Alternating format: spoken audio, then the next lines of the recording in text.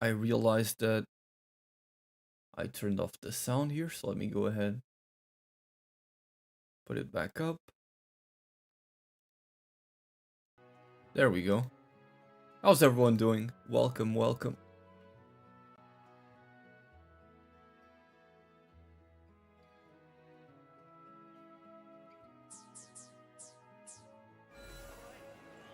I was working on some YouTube videos, which is why I was late to the live stream. Hopefully you guys don't mind that too much.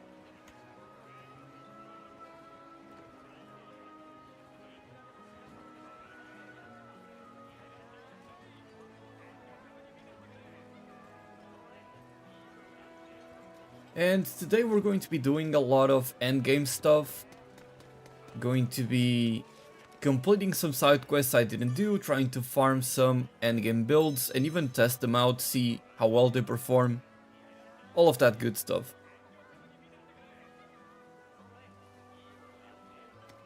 Oh, I can already complete this quest. I almost have all the characters in game as well. I think I only have one more to unlock. So I advanced a lot. And I'm just having a blast with the game.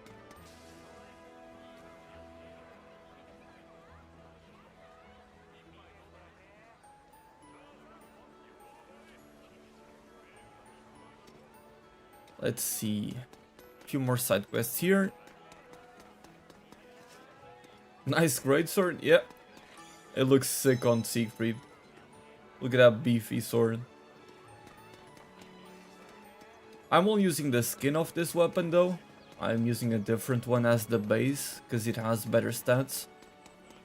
But it's cool that they let you use each weapon as a skin. Pick these up.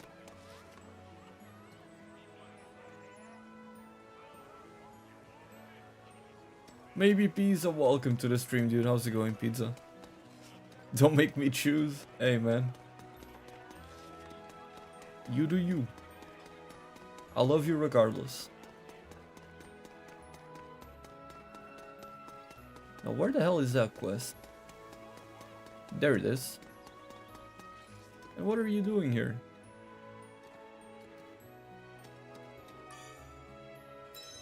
Fire shard, that's a very good item. I need to defeat magma worms, okay. What else do I have to do here? Guess I'll head on over to the bar and see if there's anything there for me.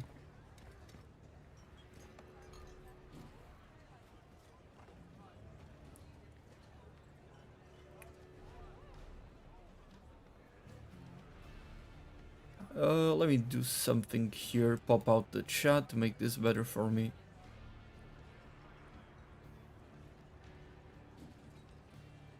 I finished the YouTube video just a moment ago, so I will be uploading it very shortly. And whenever it is done, I'll post it on chat, so you guys can see it. So excited to play this game on PC. Is Cagliostro well done? Oh yeah, she is awesome. Cagliostro has some nice combos in this game. And I've been running her as a support for a little while now. And she's great. Do I have new skills for Gran? Oh right, I unlocked this. And a new skill for Vayne as well. Right, I didn't even try out Vayne. So yeah, we're going to be building some of my stronger characters. I want to make... Hopefully by the end of the stream, I'll have a solid build for Siegfried, for Percival, and Vazraga as well. Those three are the ones I want to work on the most. And then probably Narmaya, Cagliostro, and Catalina. We do be grinding here. Welcome, Ray. How's it going? So let's go ahead. I'll just teleport to the quest counter.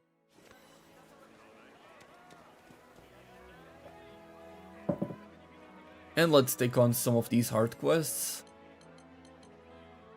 Have I finished the quick quests? I can do one more. So these quick quests is something that you only unlock once you reach the end game. It's something that the game makes it so that if you play online with other players, it gives you a bunch of rewards, and it's just a random quest. So let me look for a lobby. Call him Tony Hawk, the way he's grinding. I have not played a lot of online yet. I've done a couple of these quick quests online, but other than that, I've been sticking to pretty much solo. But again, it's early access, not a lot of people have been playing the game yet. Not a lot of people have certainly reached the end game yet. They're not maniacs like me. So let's hop into one of these. I'll go with Siegfried. Do I have the right gear? I do not. Nope, not that one. This one.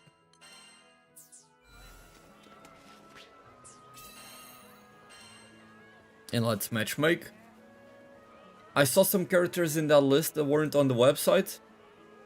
There may be one, which is a little bit of a spoiler. I'm very happy that I was able to get that character. But other than that, all the ones are from the website. Only one of them was not there. How is the game so far? Is it worth buying? I love this game. If it weren't for Dragon's Dogma 2, it would be Game of the Year for me. Oh, we got a Griffin.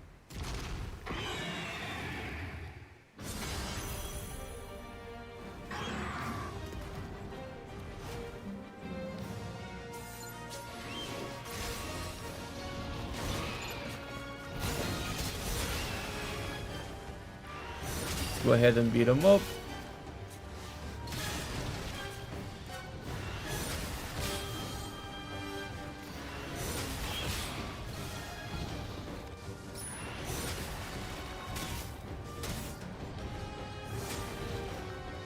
Griffins are kinda annoying unless they go down.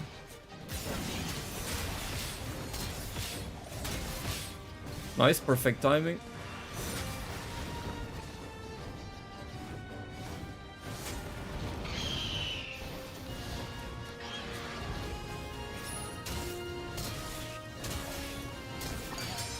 Nice.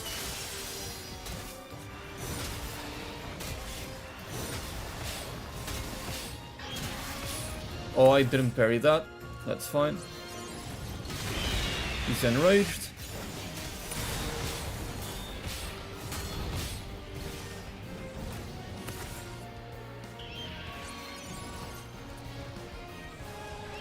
He's going for me, so I will parry that. Nope. The skill was on cooldown. Dodge that. Don't pull me away. Get out! Shit. Okay, we're fine. Big damage. Oh, perfect timing. Nice. Didn't mean to do that.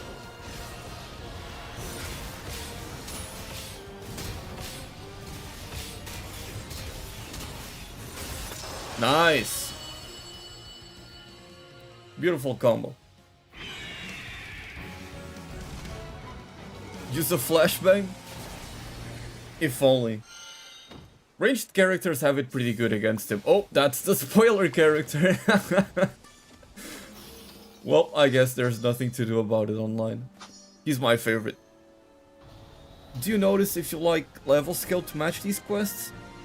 You can set it so that it scales you down if you are over leveled. I think that by default the game does that, and you can opt out of it to make it so that it is not scaled.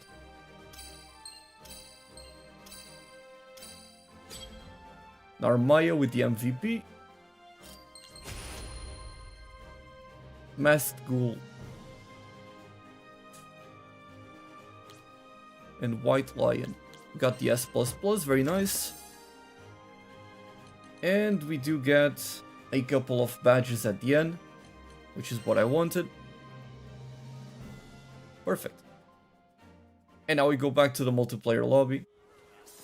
I mean, I'm guessing if they're on a different town, they're not even gonna see me here.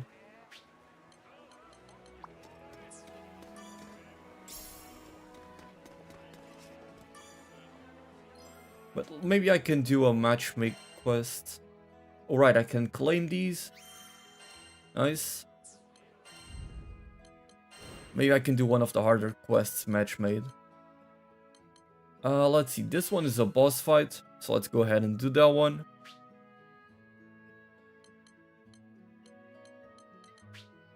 Yeah, it's this here. This here you have power adjustment. Actually, it comes with this turned off, so you don't have scaling. You turn it on. It's kind of like a rubber band. If you are over leveled, it will level you down. If you are under leveled, it will actually level you up. So let's go ahead and do that.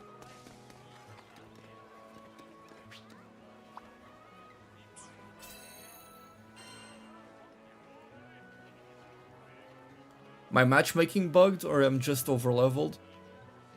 Yeah, I think that's what I've been having as well, where I go into online lobbies and a lot of people are running level 20s and level 30 characters, and I have my level 50 or level 60 character.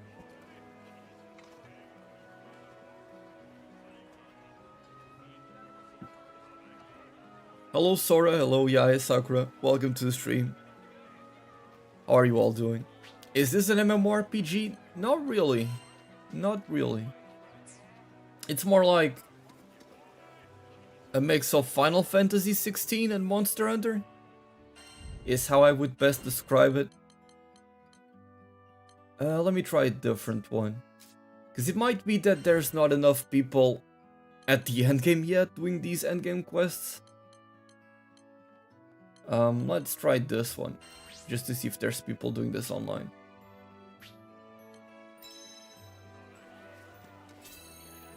So you can do this entirely solo, you don't need to play with other players. I'm just trying to test it out.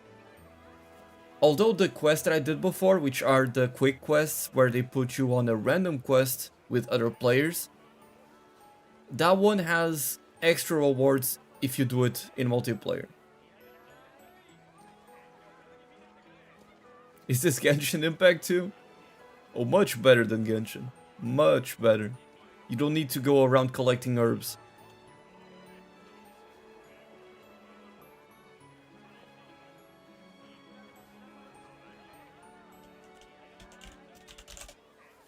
Are there any options to remove these special effects from party members? No. At least I don't think there are. Not that I've seen. But I haven't had any issues with that. Most of the party effects you see are like from triggering certain things. Okay, so it seems we're not fighting anyone doing these quests right now. I expect that not a lot of people are at the endgame yet. No, the game is new. It just released into our... Like, it had a special release on PlayStation. And it's releasing on PC in a couple of days, I believe.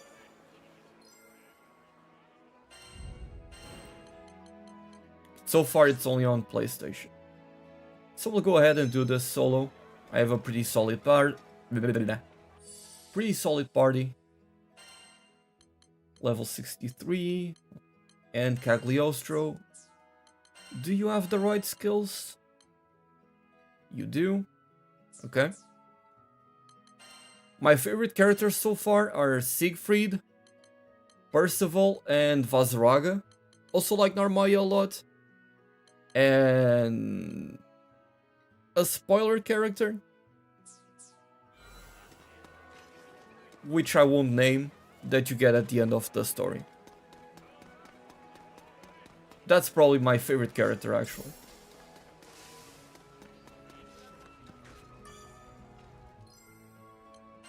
I can forge a new weapon. Ooh. Oh, I can make the fish weapon for Gran. That's cool. Can make all of these. How's Vayne? I haven't tried him out yet, actually. I'll have to get into the practice with him, see how he feels.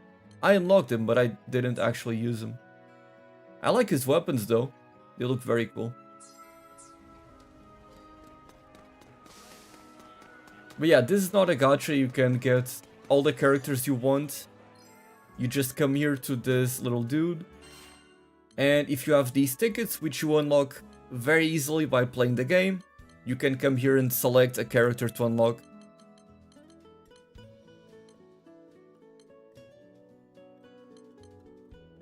So I still don't know which one I'm going to unlock next. I'm thinking Zeta. Or maybe Lancelot. Maybe I'll post... I'll make a poll for you guys later on to decide. But let's go ahead and start this quest.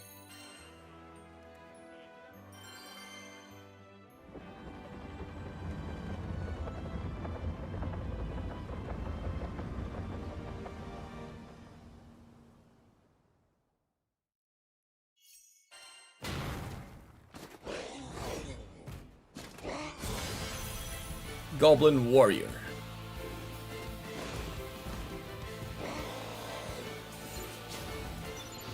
Let's dodge that and boost the damage.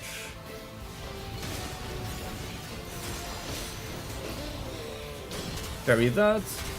Beautiful. Nice.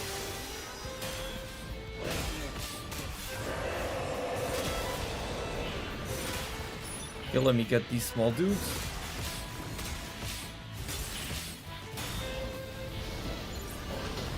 Dodge that.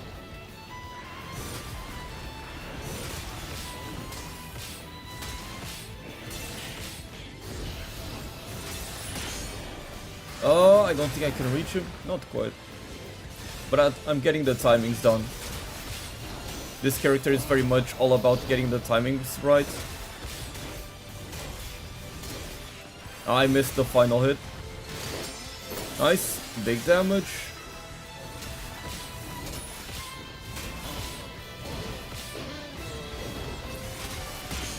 And the big finisher.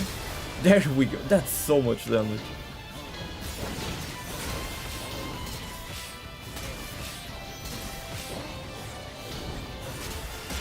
And the big finisher. That is so good.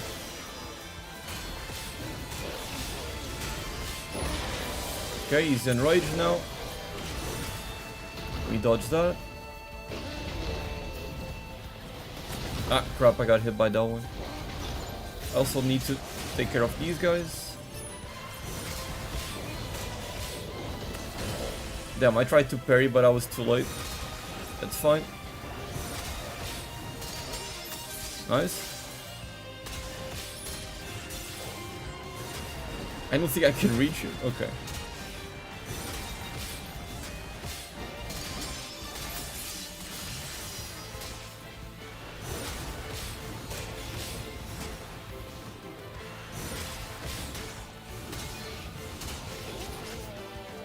He's almost dead. Okay, now time to go back to the big guy. Okay, that's not the big guy. Let me get rid of you first. Nice.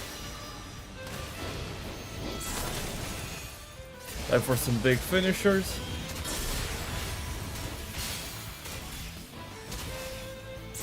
My turn. Yeah, there is a lot of customization to this game. There's a few skins and colors you can get for your weapons and your armor. They're likely going to add more, but in terms of gameplay, there's also quite a bit of customization you can make to change how each of the characters feel in play. Oof, nice.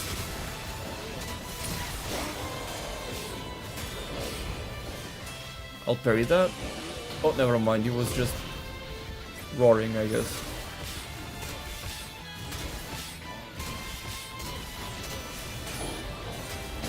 Nice. Perfect dodge that.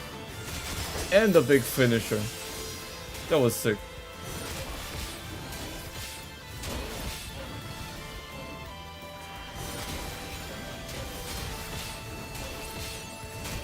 Let's keep that up. Nice. Big damage.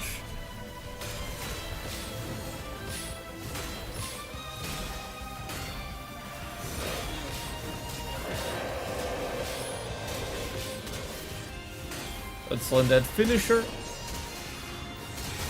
That is so much damage.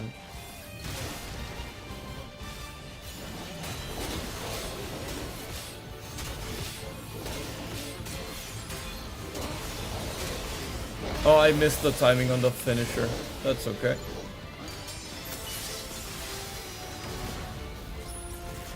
Ah, crap.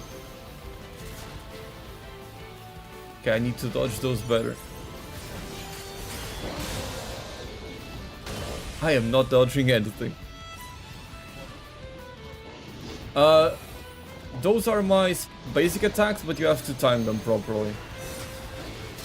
After each hit, to make sure that you deal as much damage as possible. And you don't even get these combos if you don't get the right timing. Like, you just get a very standard slash. But I like this guy a lot. He's very simple, all about getting those timings right. And he can also chase the enemies.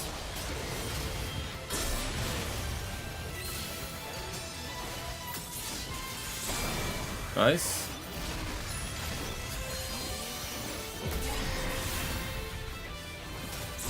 My turn.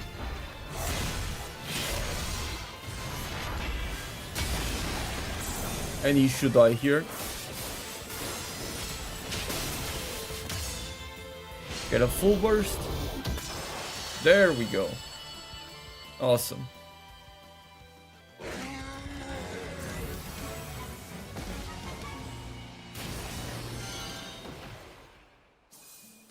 Nice.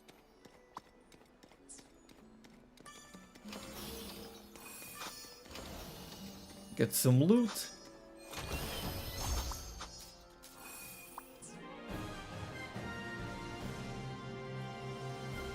So Siegfried is like Sigurd's primer knight from Grand Chase. I would not know, I'm sorry. But Siegfried is awesome. I love him. But yeah, in this game, you can have a lot of characters that aren't tied to a specific archetype. You can make a character be more of a tank, more of a damage dealer, even a support or a debuffer. You can change all of that with the masteries and their skills. Like the main character, Gran, I've changed him to be more of a support that applies debuffs and buffs the party. But you can also go with a full-on tank or damage dealer.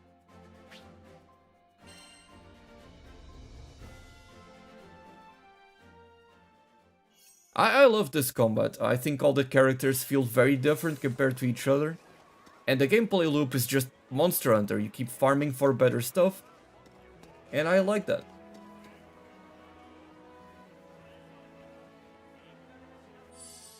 So let's see if we've got new masteries for this dude. Oh, can add a new sigil here. I'll get better defense whenever I perfectly time these. So yeah, this is, you know, a little bit of a showcase of how much you have in terms of your skill tree with each character. The circular ones are passives, but a lot of them are very important, like this one, for example. And some of them are character specific, and these ones unlock new skills or improve said skills. I'm actually going to change one of the skills here. I'll remove the parry and let's see. Do you think the difficulty is good enough to keep the game interesting like Monster Hunter? Yeah, for sure. So far I'm only on the hard quest difficulty. We're going to be unlocking today very hard and possibly even extreme, which is the hardest ones. And I'll get a better feel for how that is. Like this character that I'm playing, for example, you can have him be more of a support if you just add some of these skills. But I want to be a lot more selfish, because I like him a lot. How do the color packs work? So you do get a few from the deluxe edition, of course, but there are a few that you unlock as you play the game. Like I've unlocked, I think it's these 3 colors. No, I have unlocked these 3 colors by playing the game. The deluxe edition came with these 2. I actually like this one a lot. It's very similar to default, but I think I like it better. And you also got this little bit of change. You can have the helmet or remove it.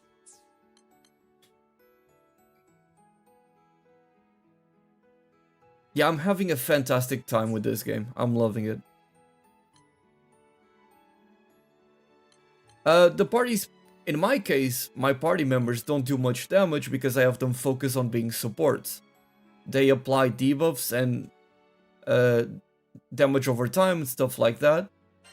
But for example, I could change Cagliostro and put on Percival, which is my strongest character so far. He's all about damage, and you know, now we have 2 damage dealers.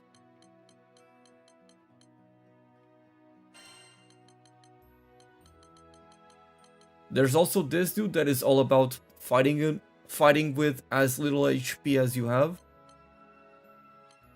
And he feels completely different.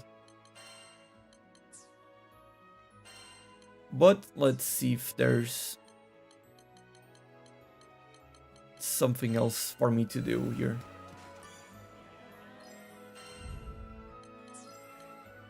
I have more quests as well, I imagine. I have one of these horde type quests. And a survival quest here. A defend quest there.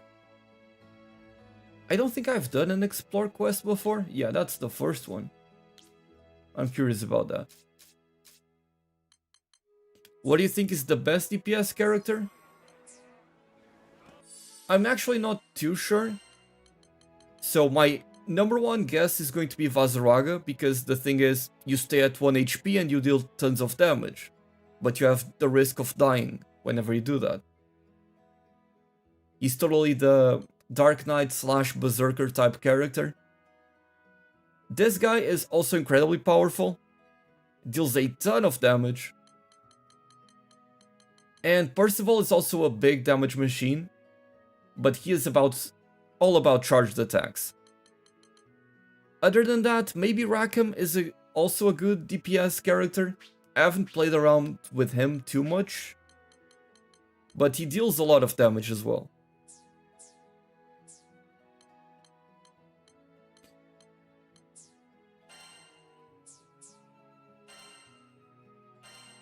Let me swap that out to Vazaraga and I'll show you what this guy can do. And you can have these party setups. Then again, the only thing that I've been changing is the main character, because I like having 3 supports on the team. But you don't need to do that. You can have more damage dealers if you want to. You can even have 0 supports. It'll be totally fine. So let's go ahead and put on Vazaraga.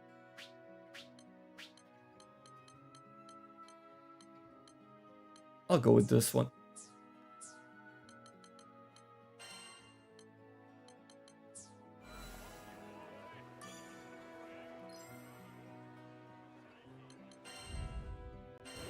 And let's do the survival mission.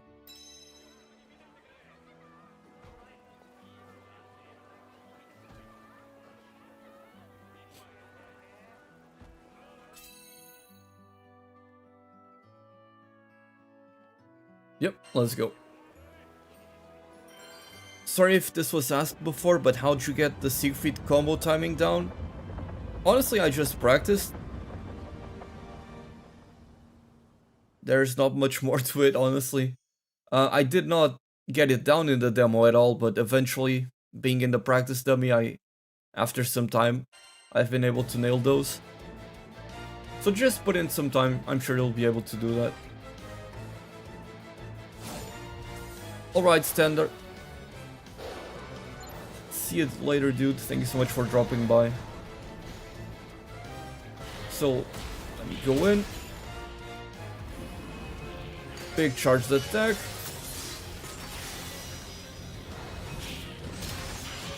Now let's spend some health. Look at that damage, 14k. I was not doing that damage with a character 15 levels higher. This guy is insane. What a beast. Charge that up.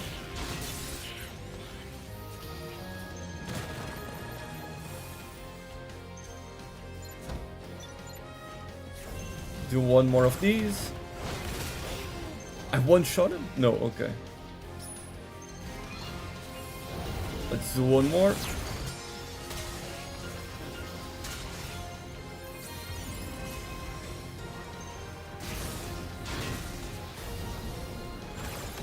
Big attacks. There we go, 16k. I should have probably changed some skills around on my party because they are constantly healing me. And that's kind of a no-no with this guy. I kind of want to be low health. I also got this big cleave.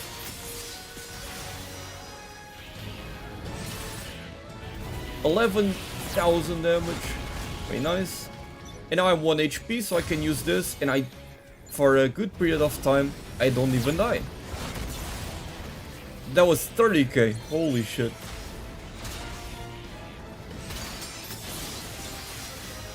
Look at that damage.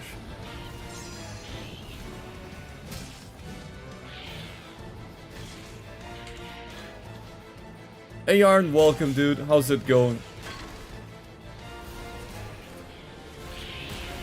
Go ahead and do that.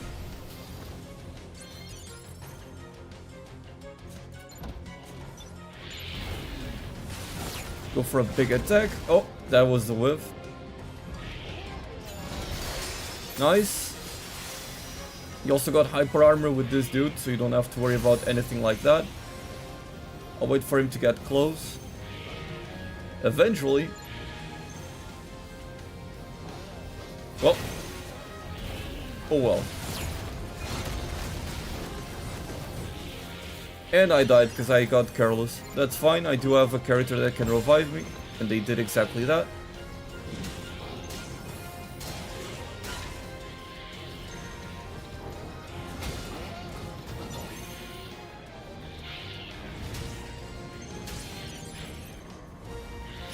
Charge that up.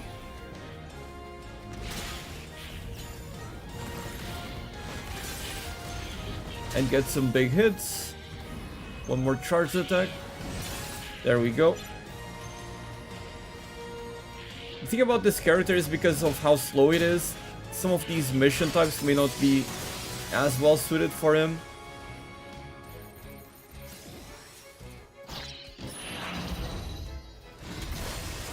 Big damage.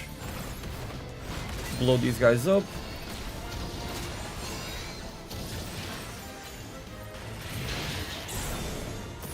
Look at that sick animation.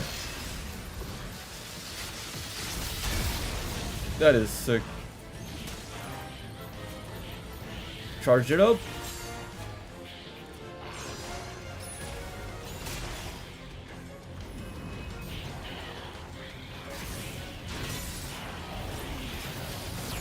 More damage. Yeah, I'm gonna have to repeat this quest with a different team. This guy is much more suited for boss fights.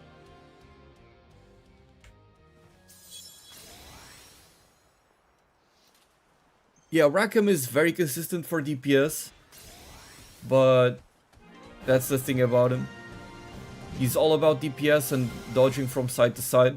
I just didn't find his gameplay very fun, but he might be one of the strongest in terms of DPS. Like, he is purely a damage dealer. So let me go back to town and switch teams. Actually, I want to do him with a boss fight to properly give him a good showcase. And let me change some skills around in the party. So Cagliostro, you're no longer going to heal me.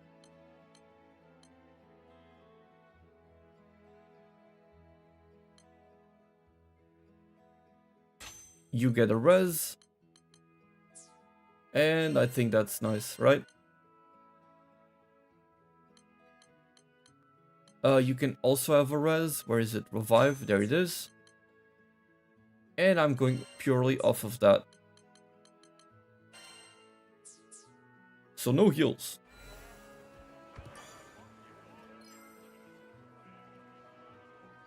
Oh yeah, you should try it out, Arn. It's such a fun game. If you have the time, of course. Defeat a griffin. Let's go ahead and do that.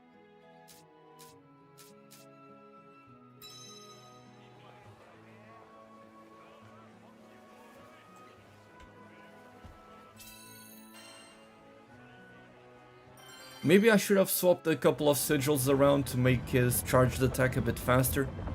But we'll see.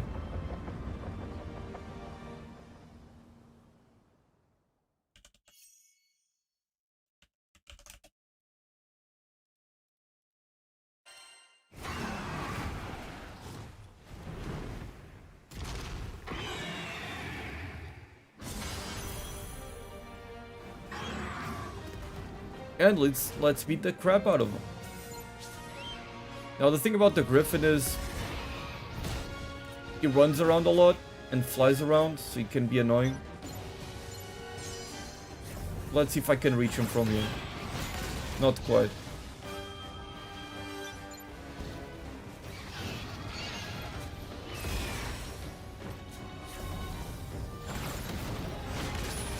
Nice. 20k off the bat.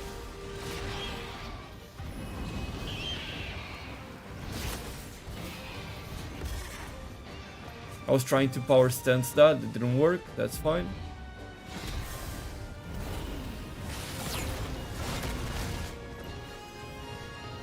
Maybe the Griffin wasn't a great idea.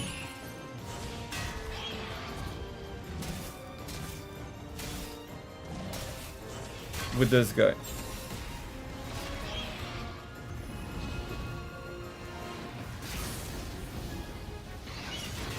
Nice, I got him there. Oh, shame that didn't reach.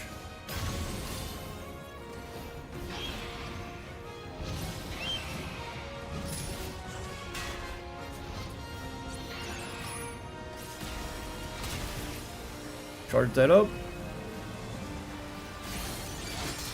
Nice, he's down now. Big attack. 35k.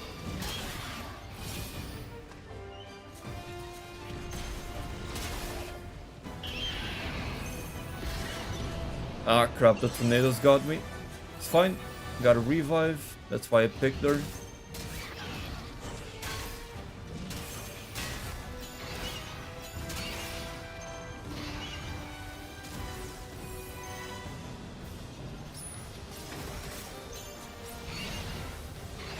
Let's land that.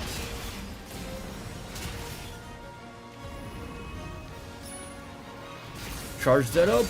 Big hits. There we go. That's what I wanted to see. Yeah, I couldn't reach there. That's fine.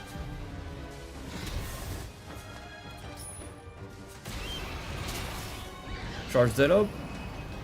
Big swing. Ah, she moved. Or he moved. Sit in rage now, that's fine.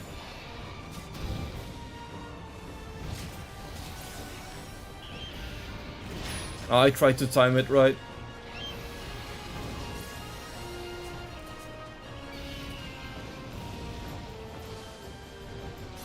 Big AoE move.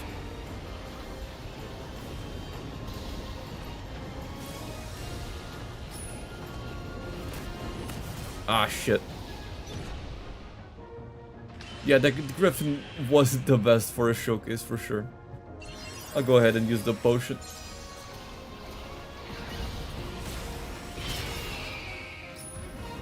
Charge it up.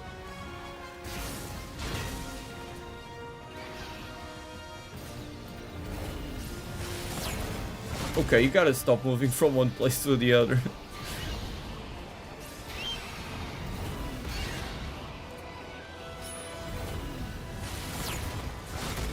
Okay, I'll just try with a different quest. Let's forget this ever happened.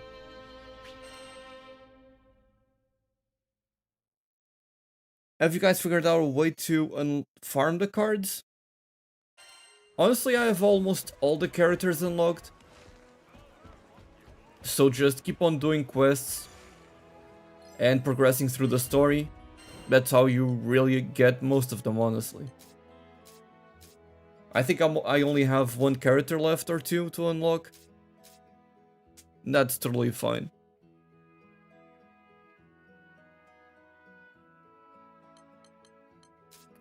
So let's pick a different boss this time.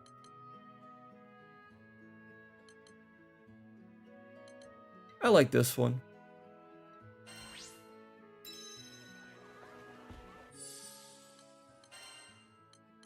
Let's go ahead and swap one of these.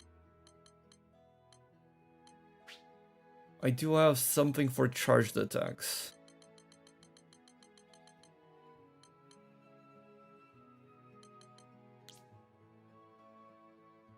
Ooh, I like this one. Reduces maximum base health in exchange for a boost in attack.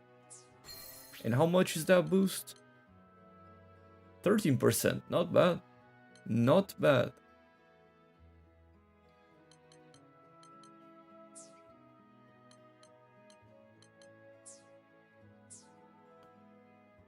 Is there New Game Plus? Not that I know of. I think it's just, you know, the Monster Hunter structure.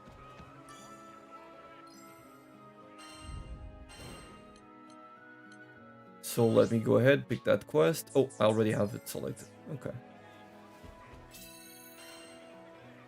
And let's go.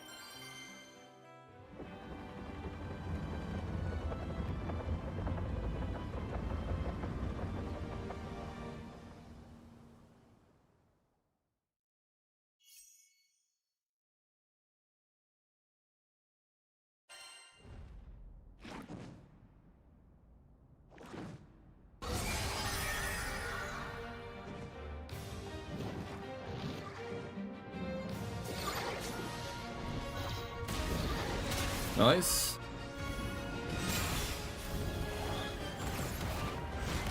Ah, shame I missed that one.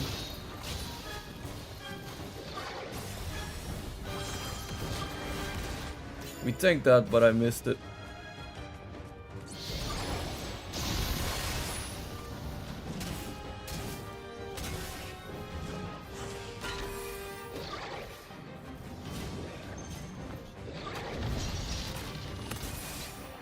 Getting hit by a lot of stuff. Nice. Followed that up with a big hit. Nice. 48k. Beautiful.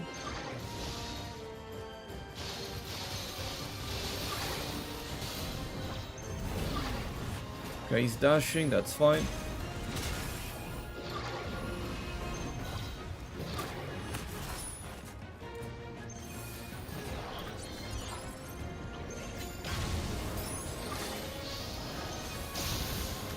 Dodge that. Big damage, 62k.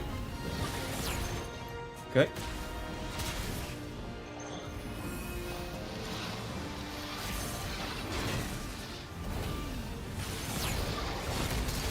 Nice, big damage. Let's one more time. I'll heal for a bit, because I am running out of my buff that lets me stay alive.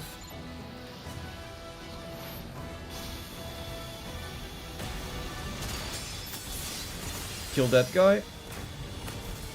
I was hoping my armor would make me allow me to not freeze.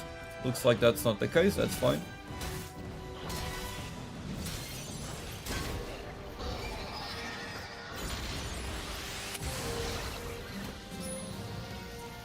Dodge that.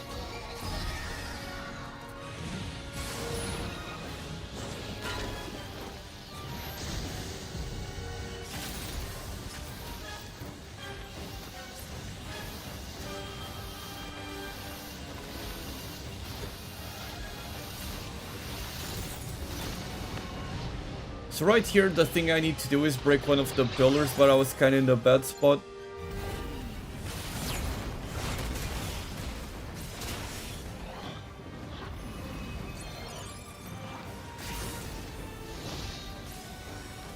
Come here. Nice.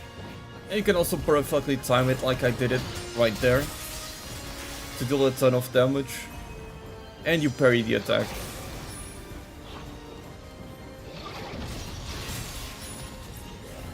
Like I did right there as well.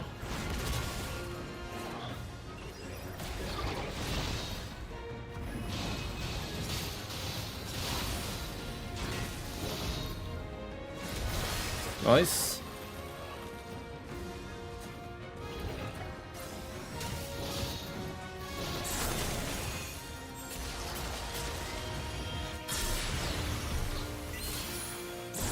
My turn.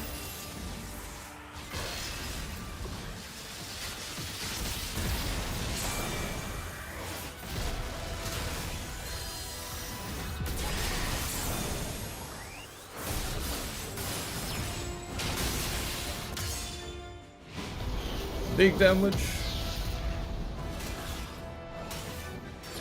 Get a break as well.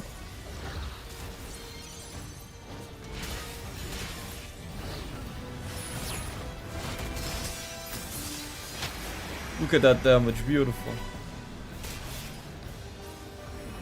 Big charged attack. 50k. 30k.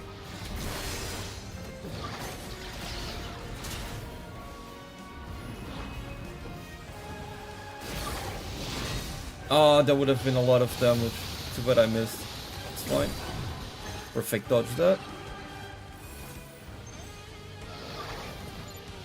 Now I need to stay here behind the pillar and try to break it.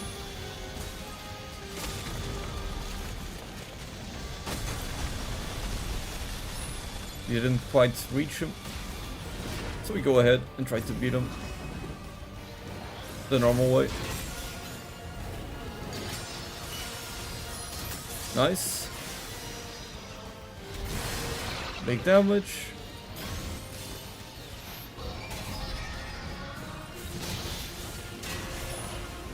This is definitely one of the characters with the highest skill ceiling. There's a lot that you need to master with him.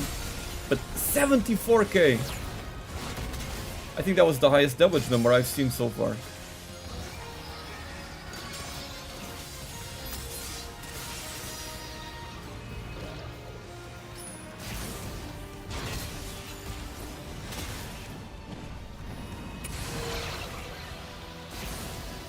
I need to dodge that because I do not have my invisibility anymore. Let's kill the small one. This is where I need to break the big pillar. Let me try to do that.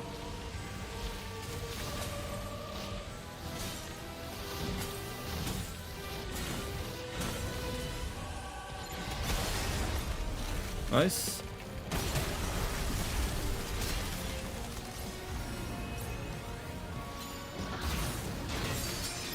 Big damage. One more. Ah, that was a whiff. Too bad.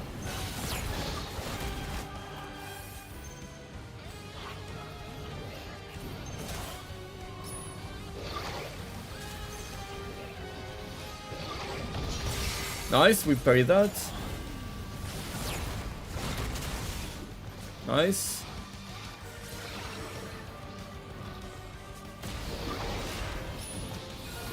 I'll dodge that. Thank you. I thought I would be able to parry that. I missed the timing.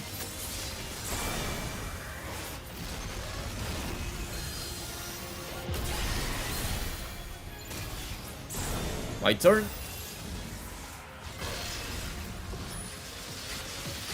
That attack is so sick. Charge that up.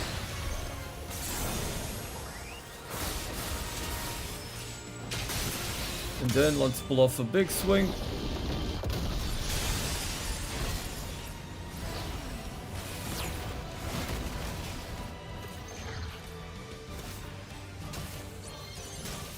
big damage, and he's just about to die. There we go.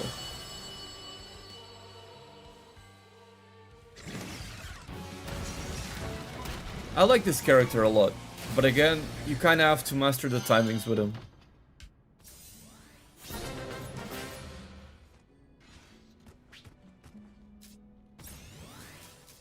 And making sure that you don't get hit by things when you are low HP definitely takes a lot of skill, and I'm not quite there yet. Then again, the game's been out for a couple of days.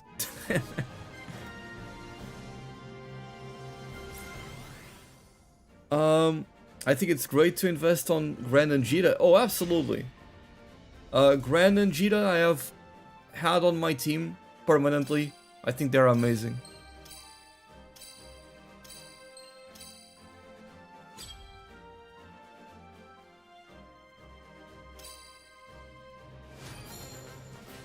What a fun character.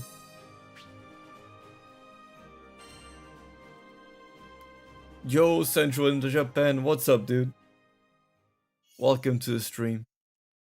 I've watched your Storm videos quite a few times. For a long time now, actually. I think I started watching your videos about Demon Slayer. If the mission ends and you don't open the treasure, do you lose the loot? I think so. I've never not opened it.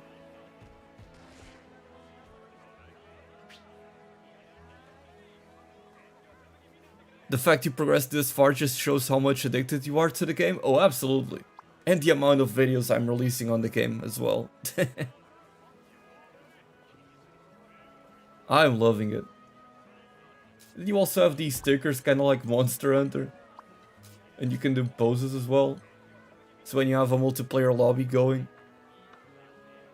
Oh man, this game is so fun.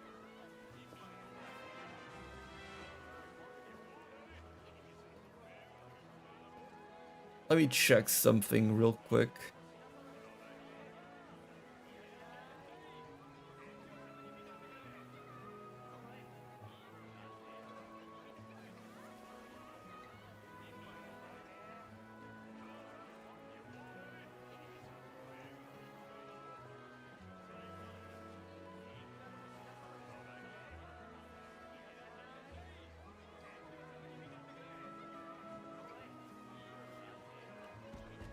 Okay.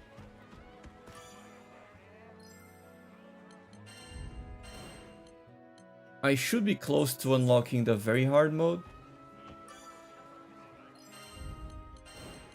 I need to do... Right, I need to do this one, which is a griffin. I'll take a different character for that. And what else?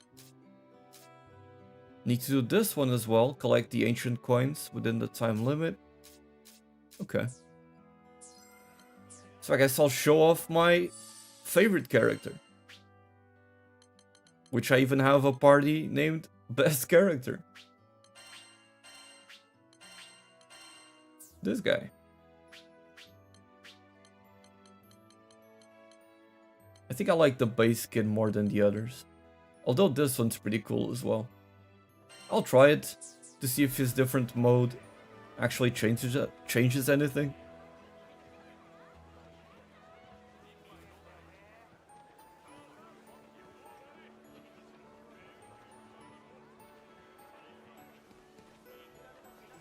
Yep, it is actually playable. Yep. And he is probably the best character in the game. He is absolutely insane. Let me check. Ooh, I can unlock a new slot for him. Let's do that first. Yeah, I'll show Narmaya's colors real quick. Where is she? Narmaya. So these are all the colors that I have. This is the default. We got this one with the brown hair, white hair, blue hair. And these two keep the pink hair but change the outfit. Can't wait to use Lancelot when the game launches. Dude, Lancelot is amazing as well. I like him a lot. I haven't unlocked him yet. I do have some tickets to spend.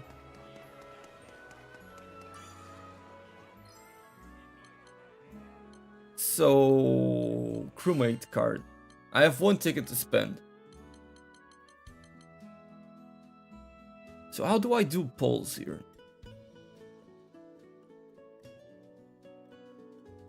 How do I set up a poll? Let me figure this out.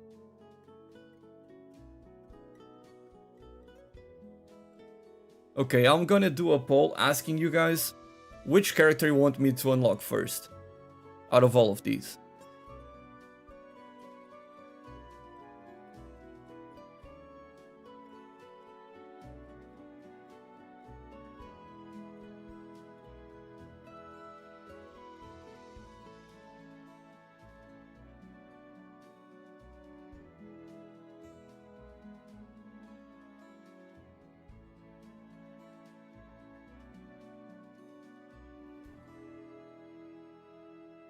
So I am posting the poll on YouTube now.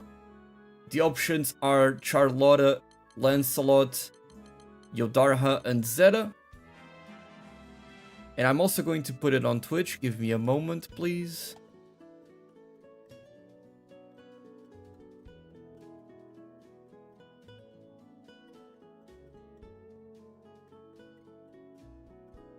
If I can figure out how to do polls on Twitch as well.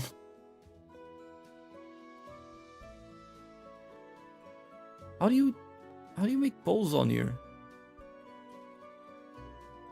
/ polls maybe? Okay. There you go.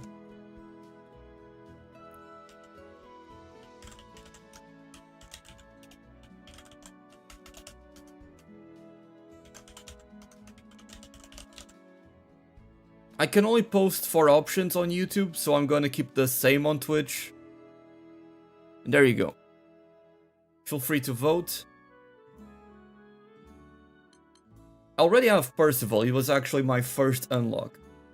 I like him a lot.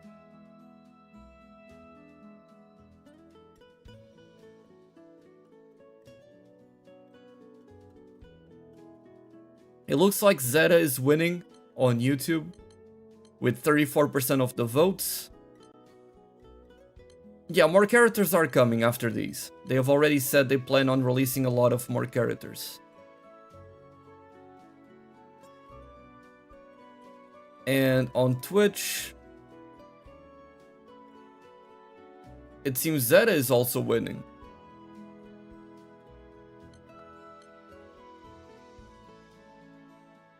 Let's see, the vote is about to end.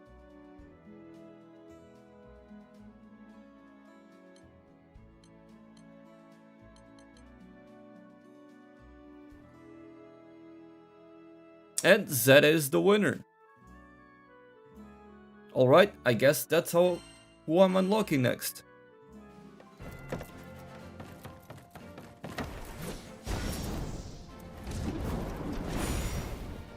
She's awesome.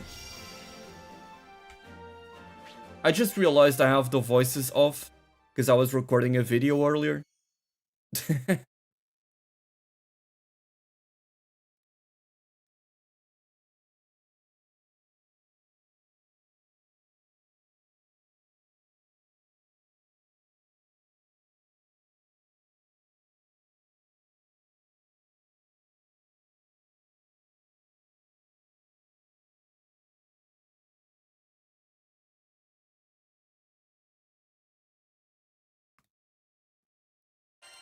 So, I don't even need to be in practice with her, because this was the character I played the most in the demo. So what's the button for the... is it this? So you see when it's flashing red right there? You kind of just need to time it.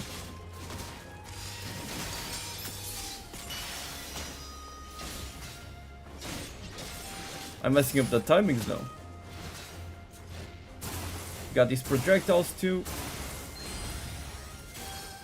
Oh, that's new. That wasn't in the demo. I did it too late. Damn, it's hard with a training dummy, it's too small. Guess I need to wait for the skill to come back.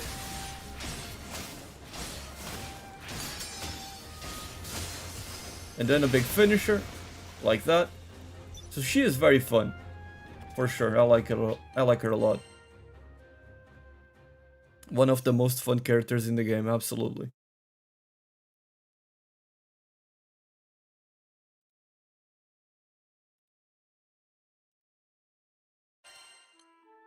So let's go ahead and also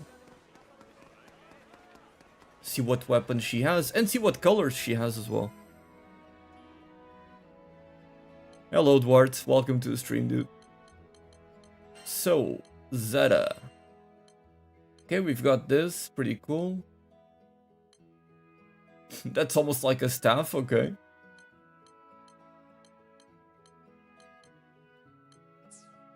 What about Zeta's colors? Not this guy, hold on.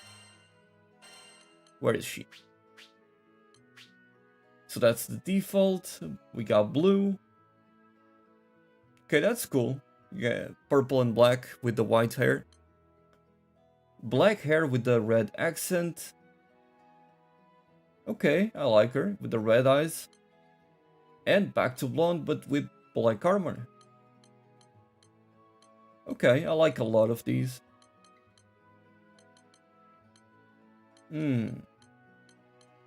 Which one do I like the most, though?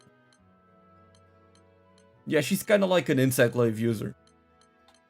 Very much the aerial character of this game.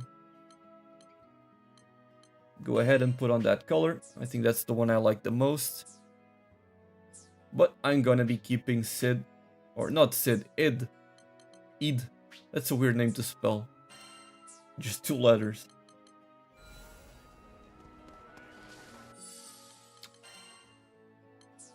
Actually, let me see.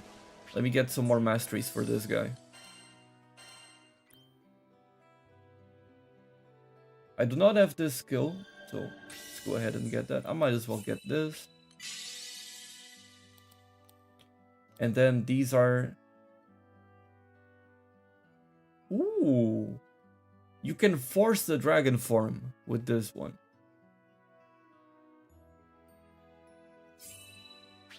That's a cool skill. Okay.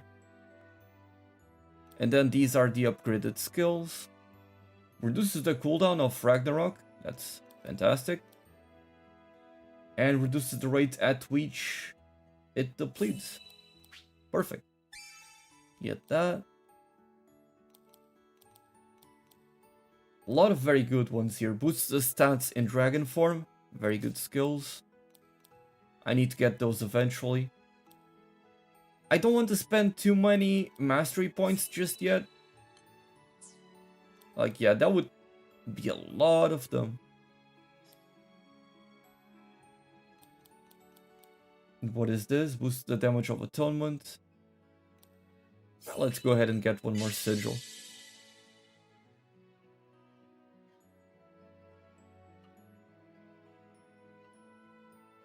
Because why the hell not?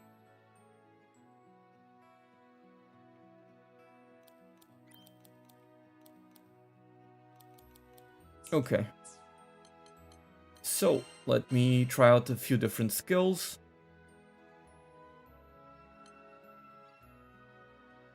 I like this one, but sometimes it's a bit hard to land with this sword hit.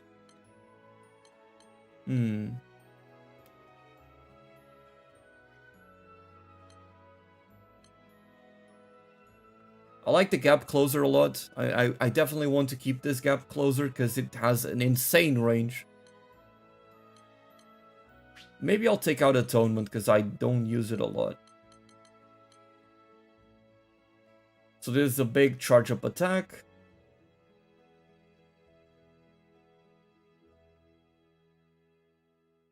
Okay, and what about this?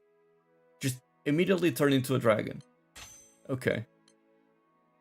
I guess we'll go with that one. I hope they add Zui and Six. Dude, I love those two characters in the fighting game, so yeah, I hope they add those two as well. I was a Zoe main for a good while, before I started playing Siegfried in the fighting game. And Shix, I think is how they spell it, is also a very cool character. I think they could do a good job with them. Can I upgrade your weapon? Not enough. I need a dragon scale. Okay, good to know. I can upgrade this.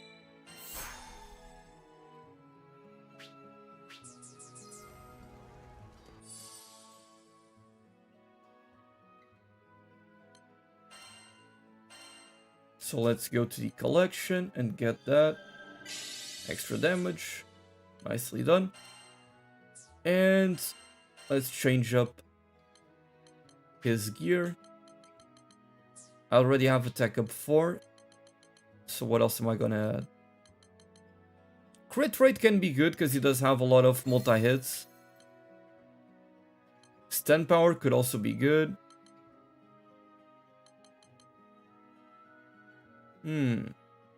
So many good options here. I guess I'll go with stamina maybe, because that's a lot of damage. And he has some lifesteal as well. Oh, combo finisher can be a good one. I'll go with combo finisher. And let me save the party setup. Save current party.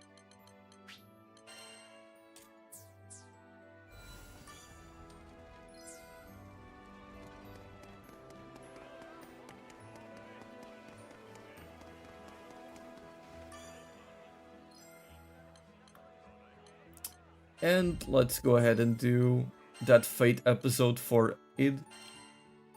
Is it one of those where you play solo? It's not, okay.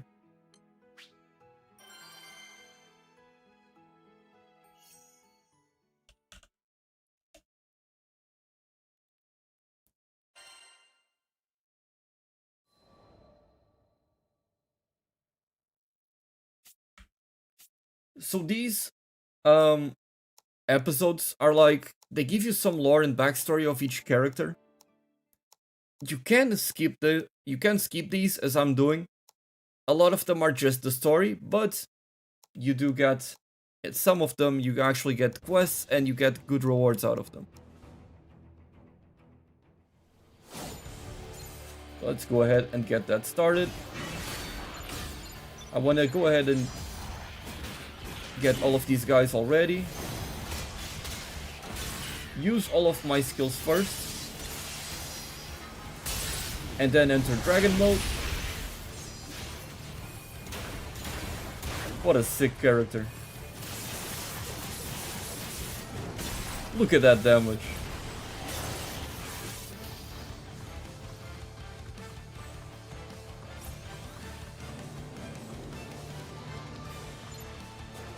I like him so much. Also got these that applies debuffs, and look at that. Insane. And as if that weren't enough, you can throw these. And you still got a laser beam. I love transformation characters always, and this guy is sick. Not what I meant to do, but we killed him, so that's fine.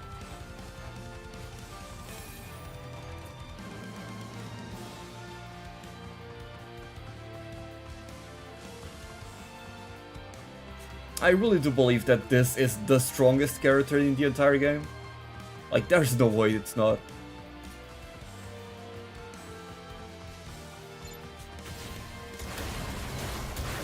With how many tools he has available at his disposal, like, he's crazy.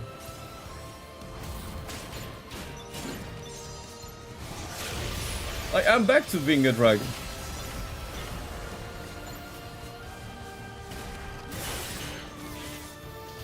You can just be permanently in dragon mode.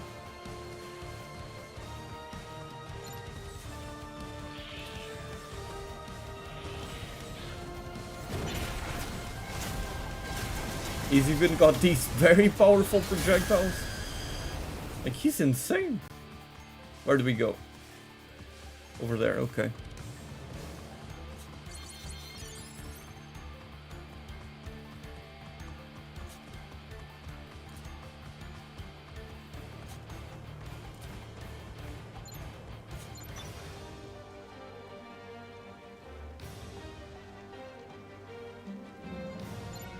Let's go ahead and get these guys out of the way.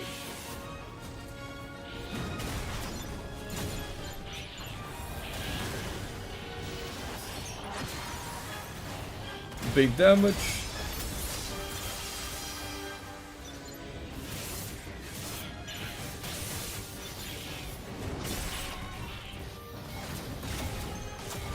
Now these are ranged attacks.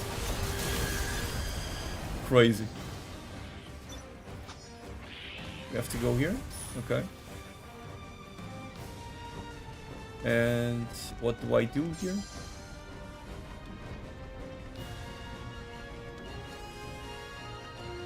Hold on, maybe I should add the voices back. Okay, there we go. Ruby asks what you're maining. I'm torn between a lot of characters. I like Percival, Siegfried, and Id. These are probably the ones I like the most.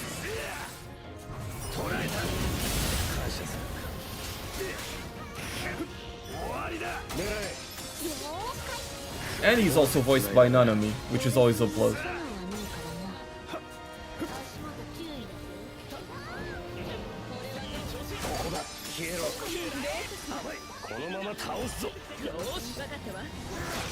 And back to being a dragon.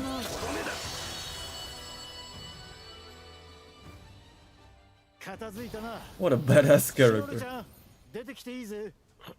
I hope this character never gets added to Rising. He would be a menace. And I just noticed that the skin does change his look in the dragon form, and that's very cool.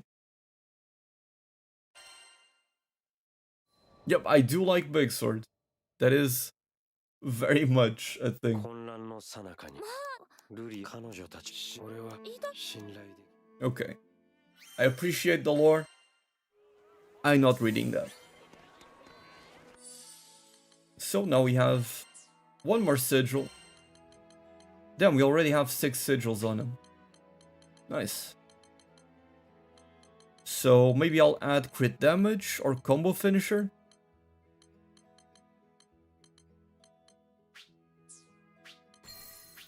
Where is combo finisher? I have combo booster.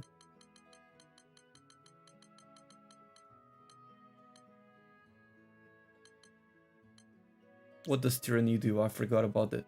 Reduces base health in exchange for a boost to attack. Right. Oh, combo booster. Yeah, I think combo booster is gonna be awesome on him. I also have quick cooldown. I'm not quite sure how much you need it, but it is a nice buff.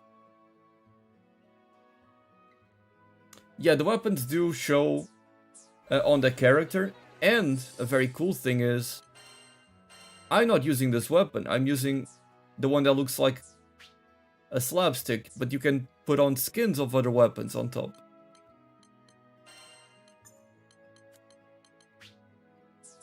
So that's, you know, very nice.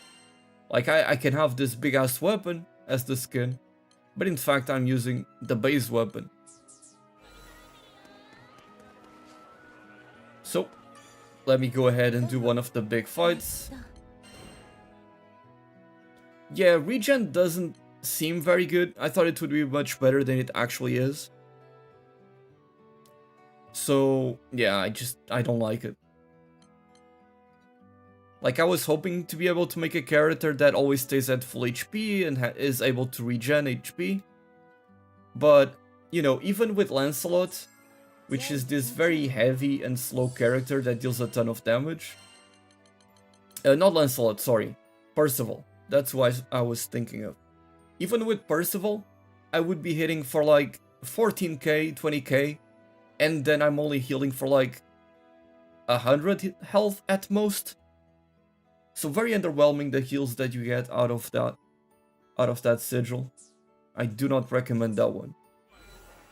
Maybe in the end game you can have better sigils that actually makes the difference once you have a fully decked out build, but so far doesn't seem very good.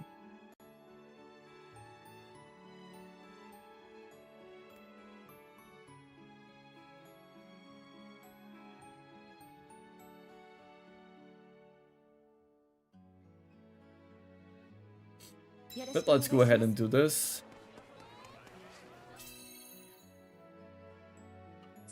Actually, I'll keep on improving his masteries because he is my favorite character, so he deserves it. I do want to pick that up.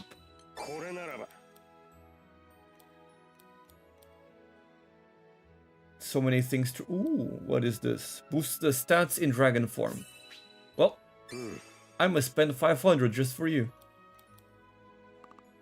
And this costs 1,000 more. Yeah, the masteries are very expensive later on. But I guess that's fair. I mean, this one is insanely good.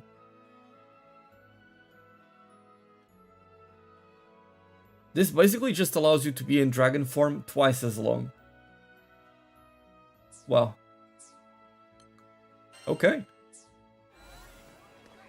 I'll try a different color now, just to see how it looks in dragon form. I'll go with this one, sure. Why not?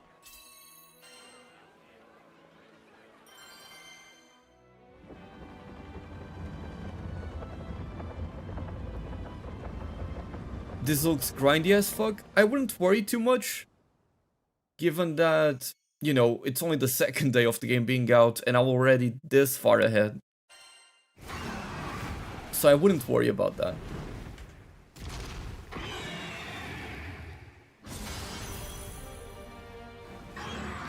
And since this guy has projectiles, this would be a much better fight. Let me just use some of the cooldowns. Oh, never mind. Oh, you can stay in the air all you want, Griffin. I'll still keep on hitting you. I need to be closer to do that. Cannot hit him with that, that's fine.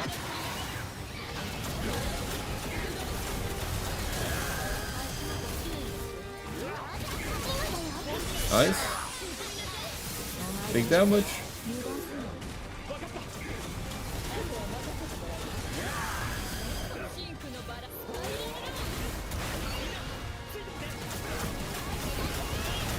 Look at that damage.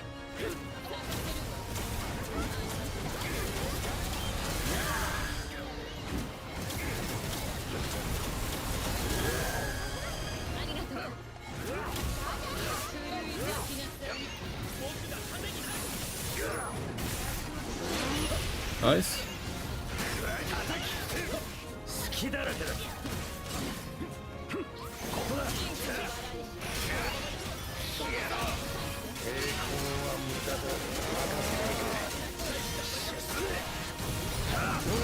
What an awesome character. This is my main, no questions asked.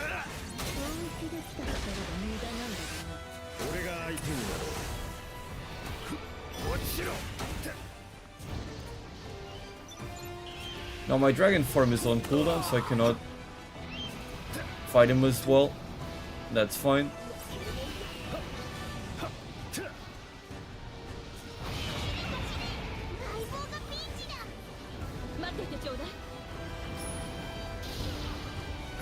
Oh well.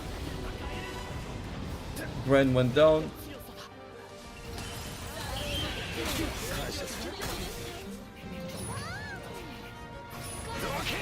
I missed that.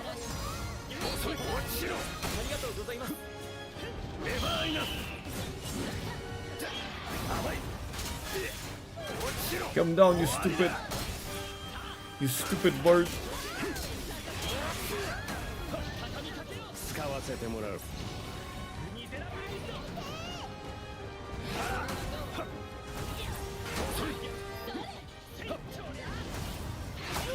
Nice, I hit him.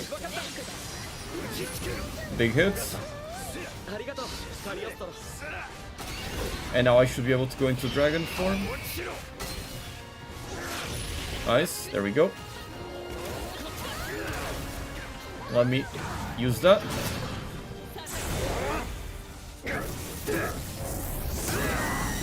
I'm so happy they actually made him playable.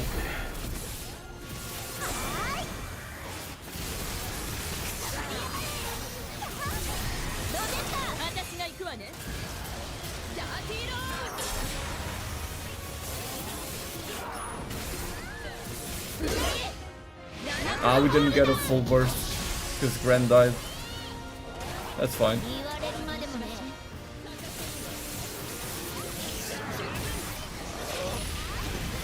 That is sick. And now I have this new gauge because I did the finisher.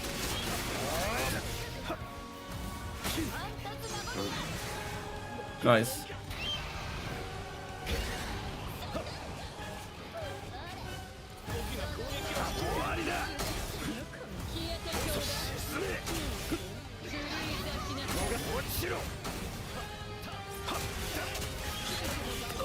I thought I would be able to dodge that.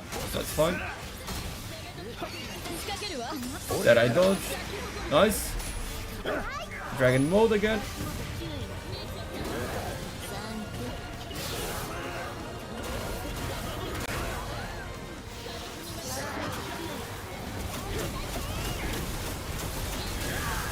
Laser beam to the face.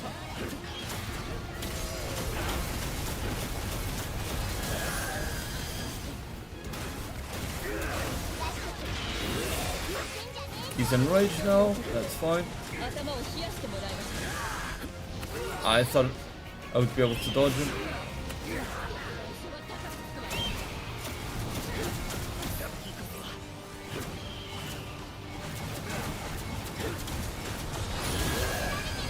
He's doing that thing where he pulls me.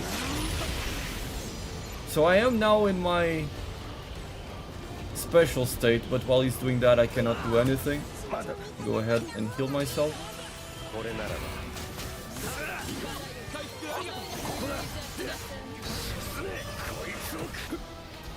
Let me dodge these.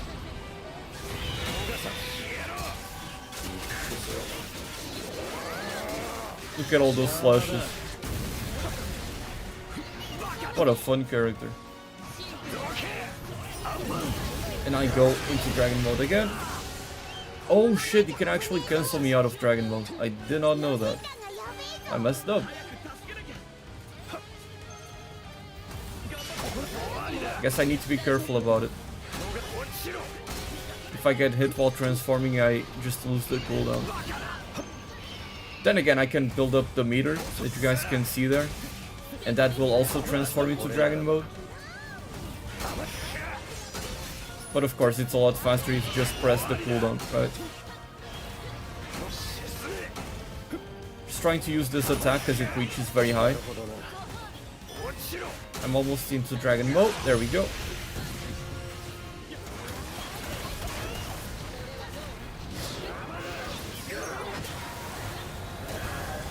Doesn't reach, that's fine.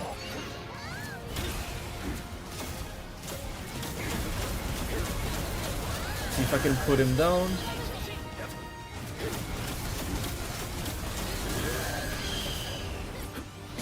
Nice, perfect timing.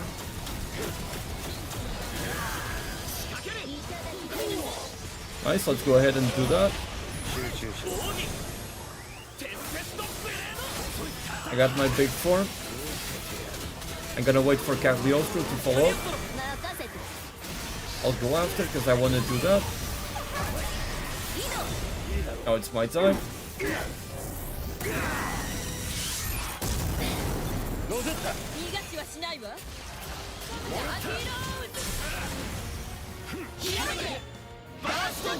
Got a full burst and a break as well.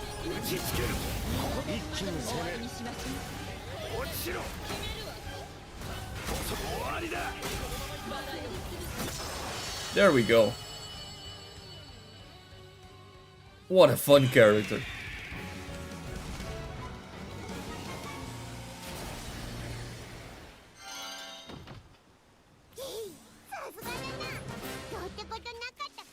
Alright. Who do you think dishes out the most damage? It's either between Vazaraga and Rackham. And this guy is also in the competition, I would say.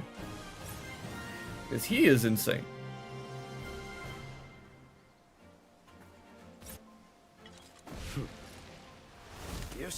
What an edgelord. I love him. I'm not gonna get S++ because Gran died twice and that killed one of the conditions, but that's fine.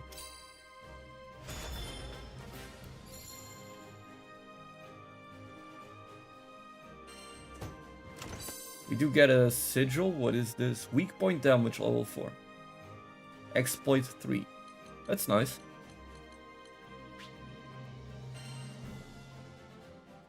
And we go back to town.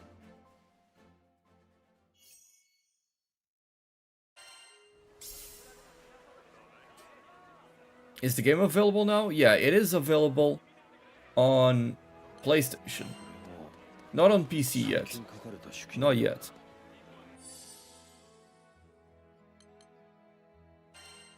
I like the level gap between Gran and id. Pretty funny. I'll go back to Super Saiyan Blue Vegeta. Oh right, you wanted me to play with Vayne, my bad. Let me hop into the training area to give him a try.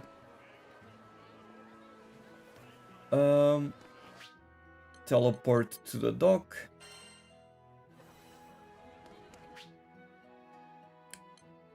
Grand Cipher.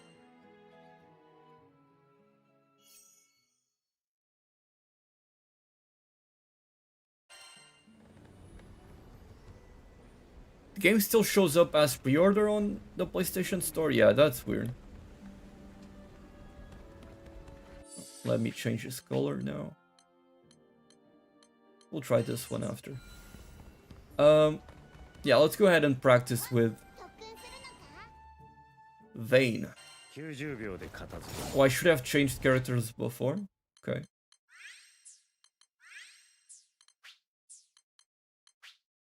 Right. Okay. I'm loving this game, dude. So many quality of life stuff. The gameplay loop is so much fun. All the characters are fun. Just... what a lovely surprise.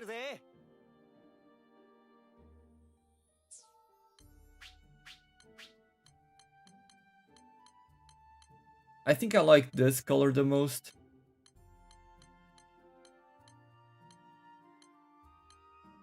Although the purple one and the blue one are also good.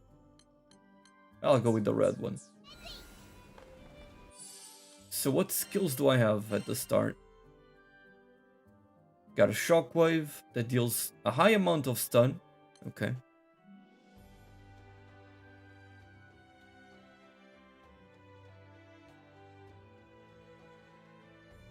Oh, I can't wait to see that, Kevin.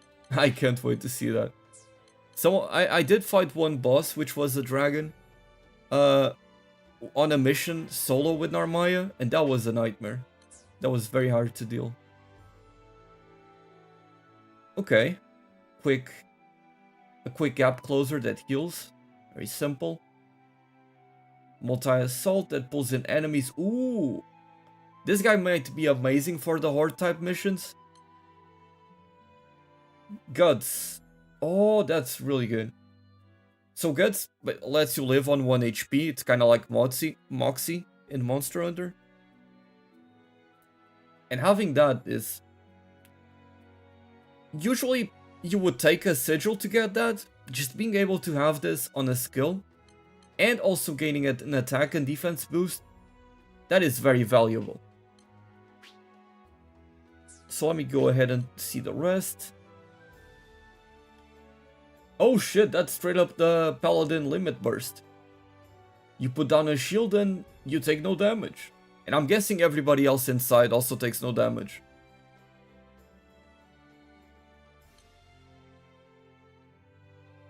generates aggro and increases attack by 30%. Yeah, he is the tank. The tank. What the hell? Fully restores Vayne's HP, removes all debuffs, also grants attack and defense. A 50% attack and defense increase? Although it can only be activated when you are below 30%. But like, you can... I think you can make a party where you basically just don't have a healer. All you do is have Vayne generate aggro and have these skills. Wow, what a good character. And Energy Destruction, a powerful sweeping attack, deals more damage based on how full Vayne's Spirit Skybound Art gauge is. Okay, cool. So it's kind of like a second ultimate. Let me try changing a few things. Actually, give me a second.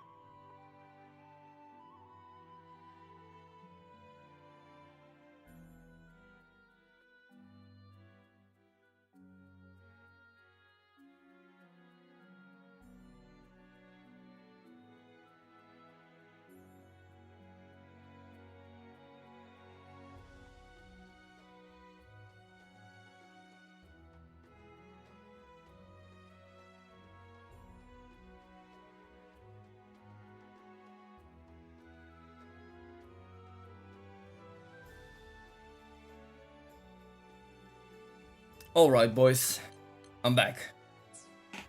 So, I want to keep the gap closer. I always want to have gap closers on all my characters. I don't know about you, but I hate not having them. Unless it's a ranged character, of course. Multi-hit assault.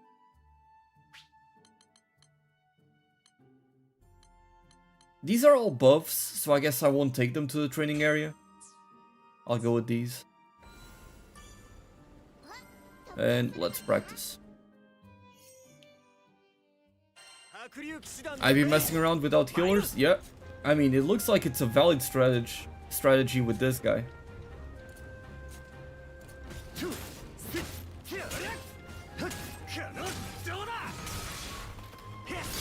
Ooh.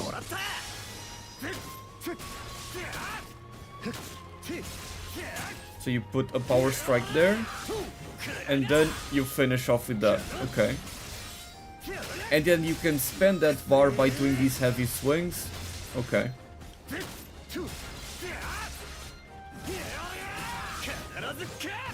Okay. What happens when it's full?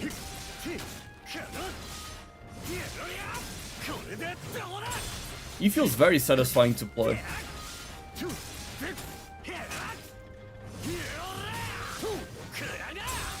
Okay. Not finished yet, but... Okay, you just keep on spamming them by doing that. Can you charge these? No, you cannot. Okay.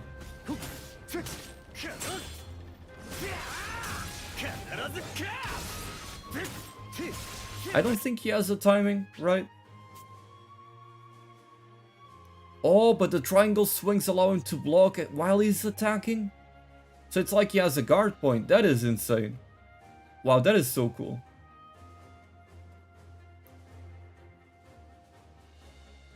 That is so cool. You can block while attacking with this guy. While doing these attacks with the blue aura.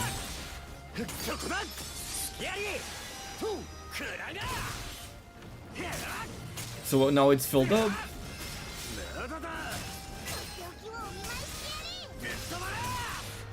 Oh, you can unleash all of that. Oh, you get that big combo. And then you get Stalhearts. So basically now you get armor. I typically don't like 10 characters. This guy is amazing. That's the projectile, I think.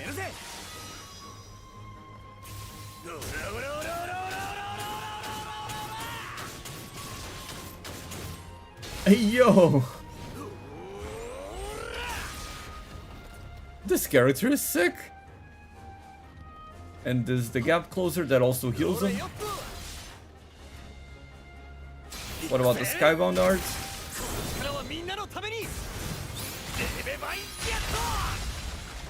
Pretty cool. What a cool character.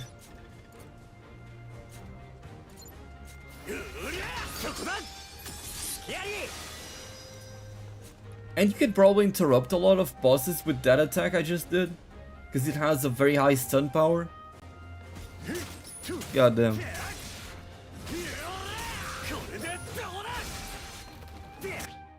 Well, done for the tutorial. Very solid character. Now let me try to level id all the way up to, what's my highest level? To 65. Because he is my main for sure. But I want to try making a team with that guy. So what characters would I remove? Maybe Gran or Jita and Rosetta. I want to make a team that is more focused on damage. So let's add Vayne. I think Narmaya can also be a good support or a good secondary damage dealer, but I'm not too sure.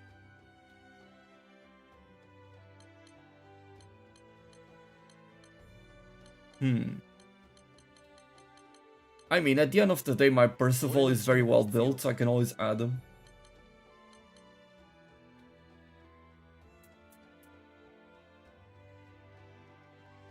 Can I showcase Percival? Well, don't worry about it. He is the character that I use the most for sure. I even have a team named King of Damage. I do have one more sigil now, so let's add that. And do I have more stamina 3? I do. So now I get 29% more damage. And if I remove it, 17. Okay, it's a big jump.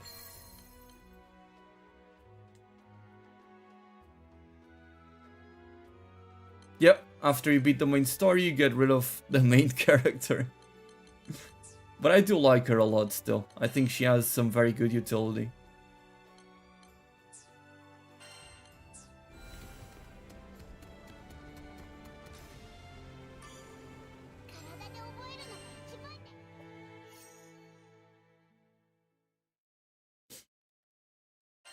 So let me showcase what Percival is all about. So basically Percival is all about charging up his big charge attack. It takes a pretty long while, but as you'll see, that's not really a problem. And the more health he has, the more damage he will deal. That's one of his masteries, and of course you can add stamina on top to get even more benefits out of it. Then you've got this thing right here that boosts your damage up to 70% more damage if you are full HP, so that's why it stacks so well. So let's go ahead and do another charged attack. 4500, very good damage. Also got this one. This is a gap closer that deals big AoE damage, and now your charged attack becomes a lot faster. So go ahead and use it. And you've also got this one right here, this flame wheel. It deals a ton of damage. It's perfect for bosses that stay in place for a long time, especially if you can have the damage buff. It was not active there, but if you can have the damage buff active with that skill at the same time, that is insane damage. Let me see if I can... Oh, skill cooldown, you can make it instant. Perfect, that's what I wanted. Confirm. Do I have to restart? Okay. So let's go ahead and pop this. 70% more damage, and then the flame wheel. Like, look at how much damage that is dealing. That was 100k damage. just from that ability alone. That you put down and you can do other things. You can just be dodging, attacking, charging up your next attack. Amazing. And then I also use this skill here, which is like a pretty cool AoE combo. And it also lets you charge up your charged attack faster as well. So yeah, he's all about powering up his abilities, making sure you're high HP, get the most out of everything, and getting these powerful charged attacks. And also, the very key thing about his charged attack, if you are holding the charge attack, you can tank anything. You will take damage, but you will armor through attacks, all attacks in the game, except for the Enrage Roar and the attacks that are basically cutscenes. Other than that, you can tank anything while you're charging. And because there's no animation for drinking potions, you can use one to get back up to full when you're about to connect with the attack to deal the damage. He's a very simple character, but he's insanely good. And insanely fun.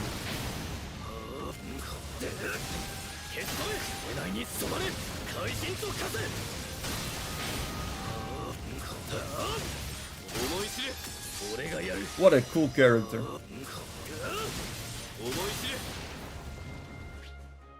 Now for the other abilities I need to get out of the training area. So give me a second.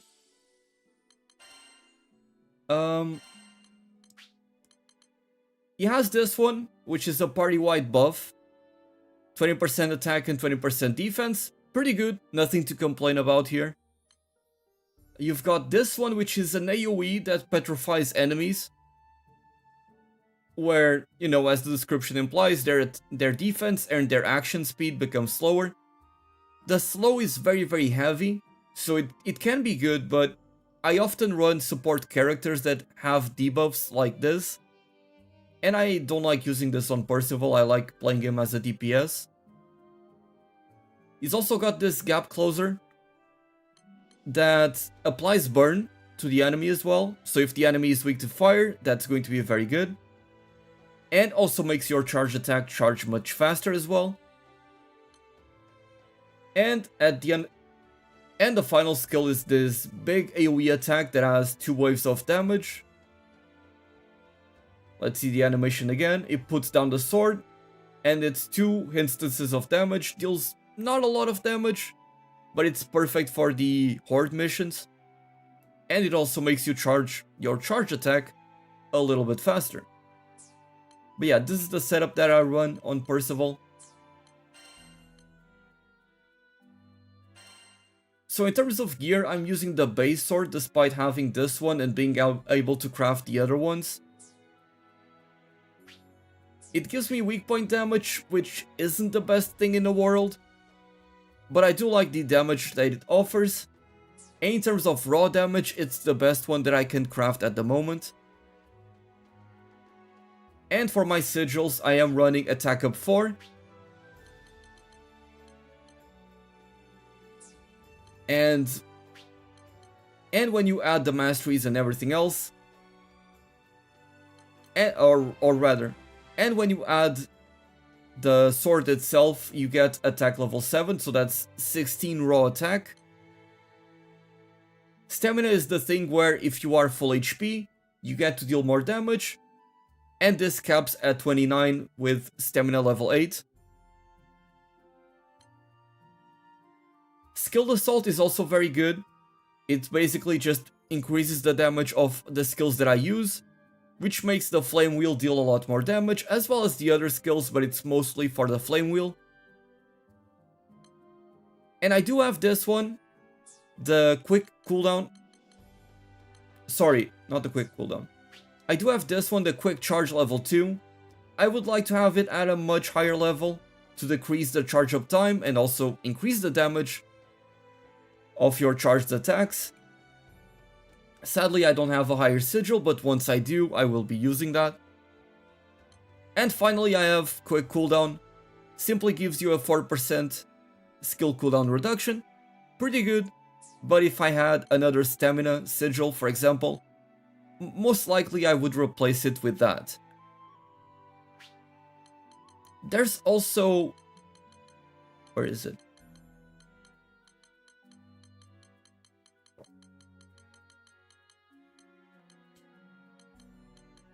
There's a very good sigil here that I want to show. Throw damage. Oh, boost the damage of thrown objects. I don't care about that.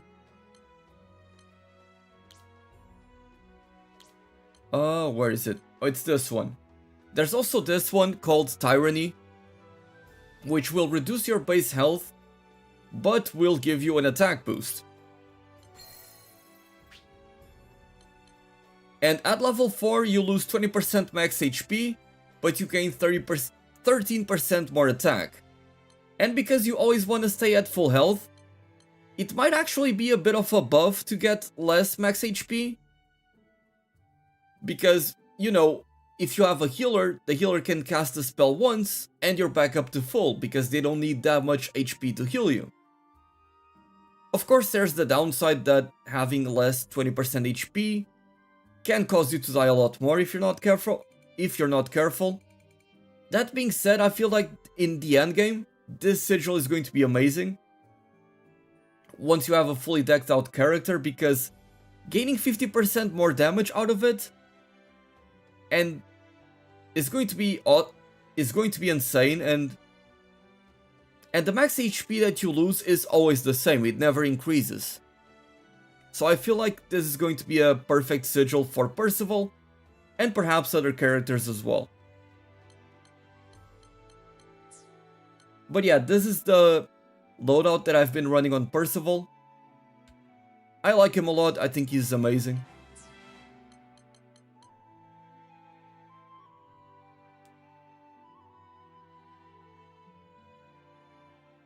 Yeah, Vazrag is the one that wants to be at low HP. I've built him just around being 1 HP and tanking as much as possible. But with Percival, I think that having less max HP can be good, because it's easier to be full HP when you have to heal less. Does that make sense?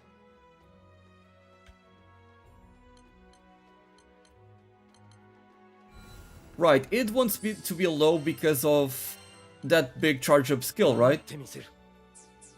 I haven't tried that skill out. Where is it? So this one, he takes damage for his allies. Yeah, it's this one. So you take damage while you're doing this, but then you do this big charge up attack.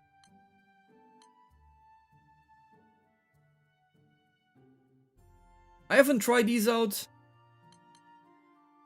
Honestly, I might give them a shot.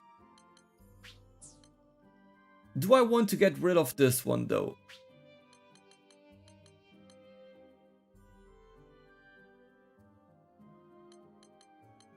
So like, I could take this one so that he tanks for the party.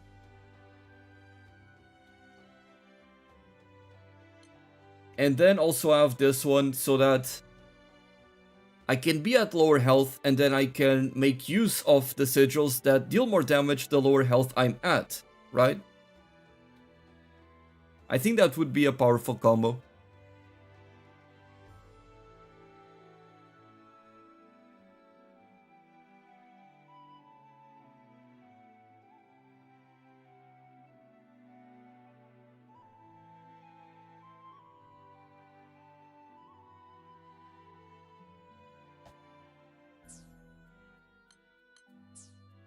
There are so many cool characters. What about his masteries? Is there a mastery to deal more damage when you are lower health? I don't think so, but it's worth checking. Not any of these. These ones are for the dragon gauge.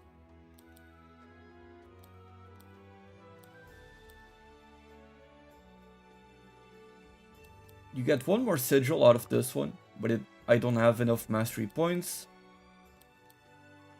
What about defensives? Doesn't seem like there's anything to increase the damage when you're low. So I guess the combo would be with the sigils that do that.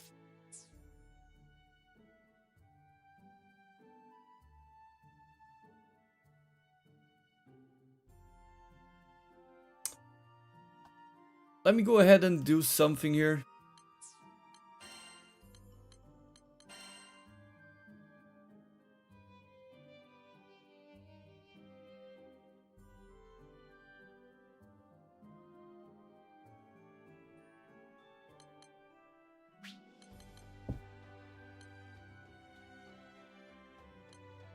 Right. So it's these two skills that you were talking about. Yeah. Makes sense. I think I can make a good build out of that. I'll make a second setup for it with those ones. Thankfully, the game allows you to make all kinds of loadouts, so it's very easy to get that done. Actually, let me do it like this, so I already come with the sigils I like equipped.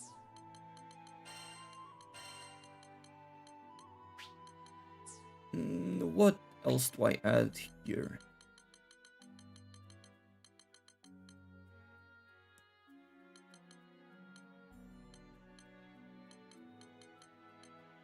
I already have combo finisher. Break assassin, not that interested in that. Critical damage could be good. I guess I'll go with that. Critical damage 3. And I'll save this as my first loadout.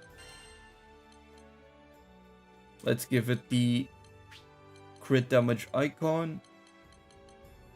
I mean, you just pick whatever icon you want. And then make a second loadout with the different skills. And I'll try those skills out. So we have this to be able to tank. And the dragon damage. Okay, and then for gear, we can get rid of crit rate maybe, because that attack takes a long time to recharge. And I'll put on enmity. I think is the one where the lowest I am, the more damage I deal. Yep. Let's put 2 enmities. And remove crit damage.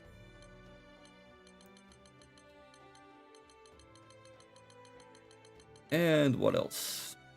Guts maybe to not die. Stay at 1 HP. Might be good.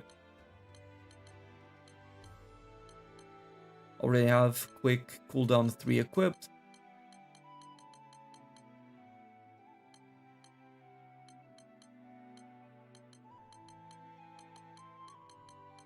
Ooh, Aegis I think might be... Not Aegis, sorry. I'm thinking of a different one. Is it Garrison? Yeah, it's Garrison. If I get a good Garrison sigil, it might be perfect. It increases your defense based on how low your health is. So, you know, for a character that likes to be low at all times, that might be the perfect sigil.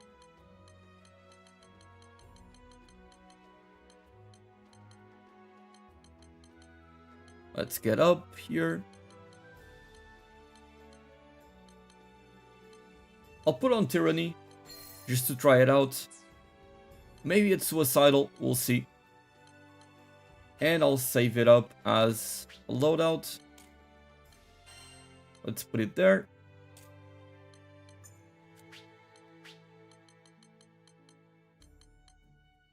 And put the dragon icon.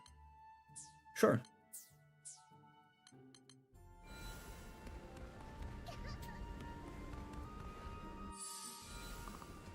Oh, right, I need to come up here.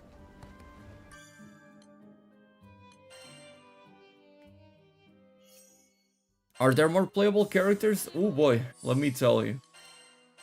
There's all these playable characters and 3 more that I have not unlocked yet.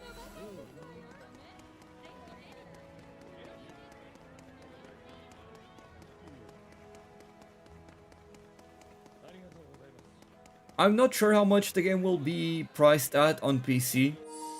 Oh, I need to recharge my controller.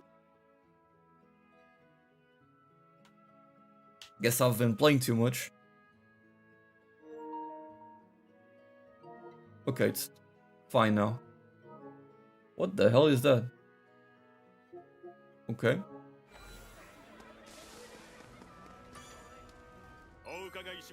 Yeah, we're getting 2 more characters at the end of the month, so... Or rather, did they confirm the release date for the new characters, or was it just teased? I can already craft these weapons. I can make him have that.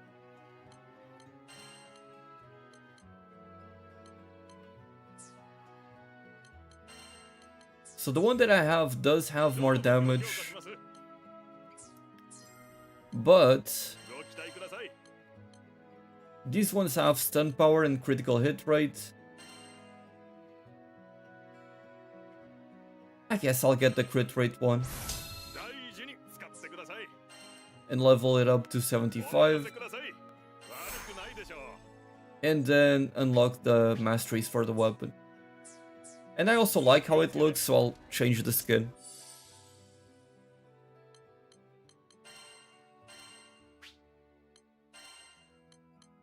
And then masteries.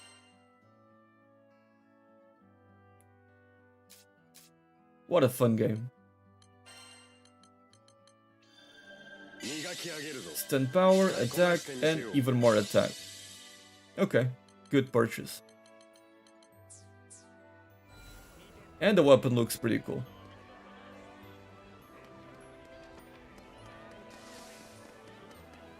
I think they said March or April? Okay, good to know.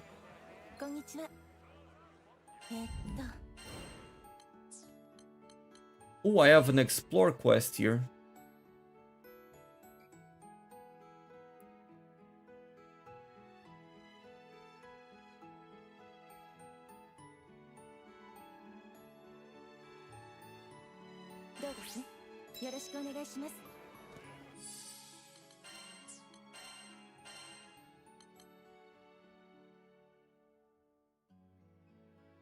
I haven't done an explore quest yet, so I'm curious to see how they go. Let me just do something here real quick, boys. I think you're going to like this.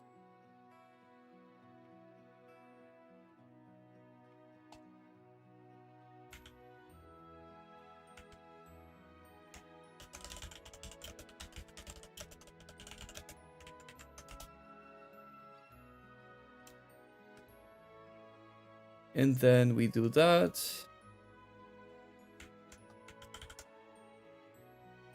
And do this here.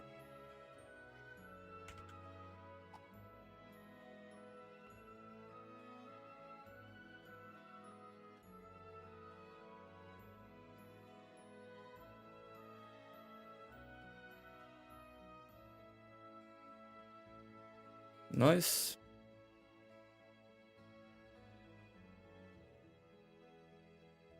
And we do this.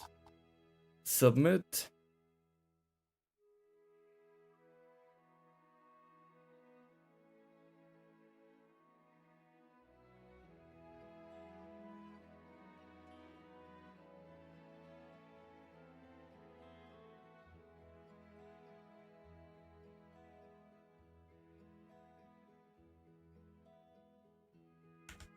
Okay, so I just uploaded a video on YouTube that I had been working on. So please go ahead and watch it. I'll keep on streaming, don't worry. I won't be going anywhere. But I'm gonna put it here as a pinned message as well. Let's pin that message. And let me pin it here.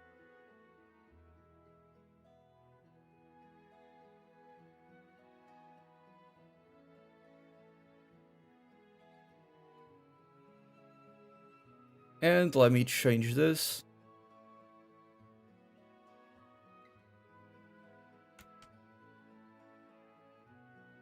Nice. Okay, so if you don't mind, go ahead and watch that video about Granblue Fantasy Relink.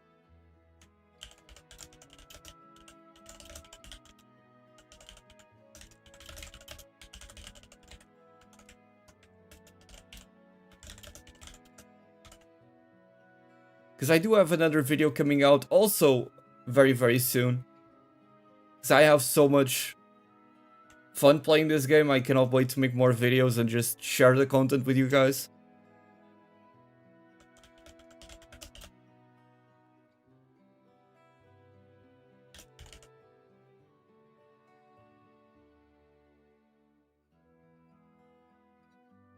Alright.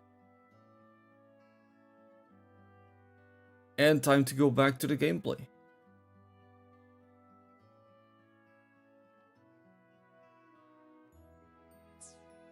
Yeah, I played the game on hard mode so far, and I've been liking it, but I haven't reached the extreme difficulty of the quest yet. I'm looking forward to seeing how well that goes.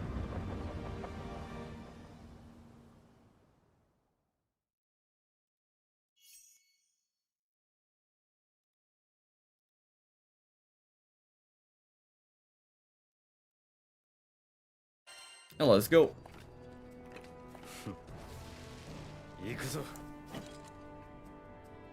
Oh, we just have to run around collecting these? Oh, that's a cool quest.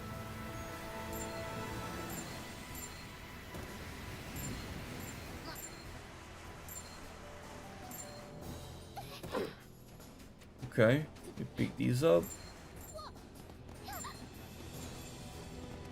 Oh, I missed that one.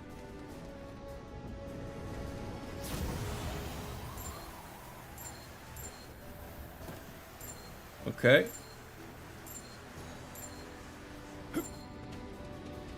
I lost the boost by doing that, okay. Come on. There we go. There was a path there. And this is not the right path.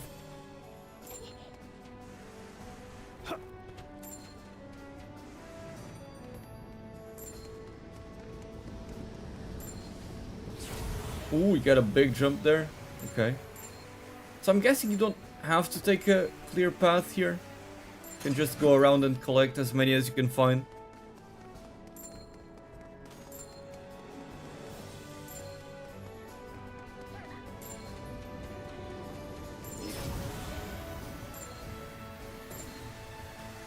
Pick these up. Oh, the character does jump for you and you keep up the momentum. That's nice. I missed that one. Ah, what the fuck?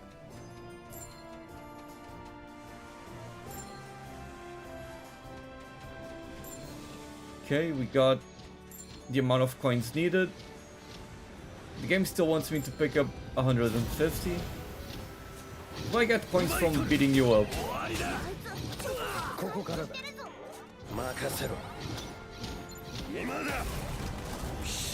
Let's charge up that attack.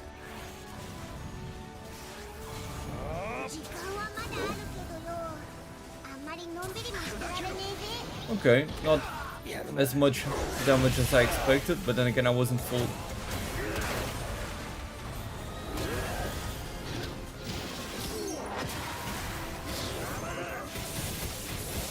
Let's beat these guys up. Nice.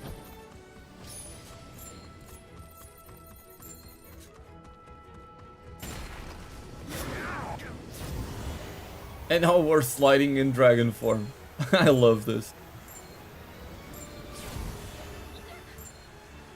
So the coins I picked up don't respawn, good to know.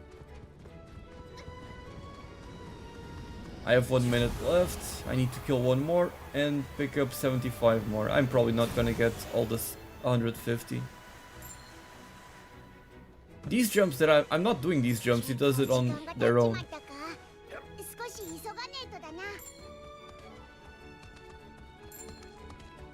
Now where would that guy be, the second one? Maybe there?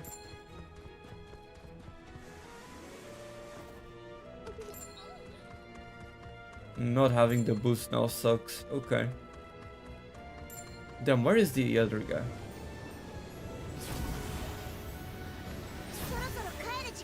"30 seconds left.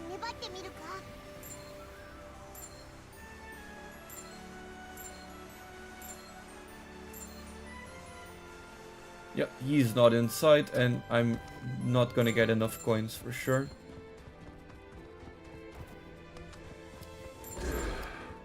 Coin-loving slimes appeared. Okay, so I needed to reach a certain amount for him to show up.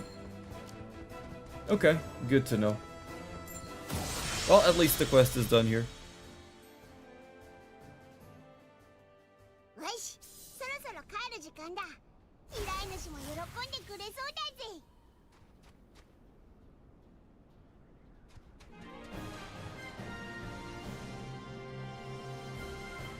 Oh, right, doing this mission on co-op is probably a good idea. You're right, you're right. Very good idea.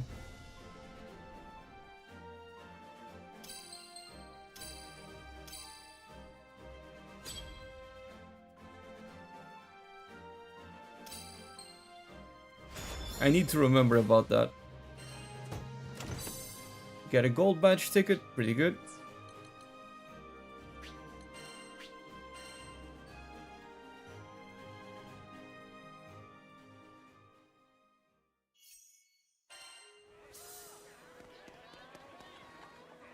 How long is the main story?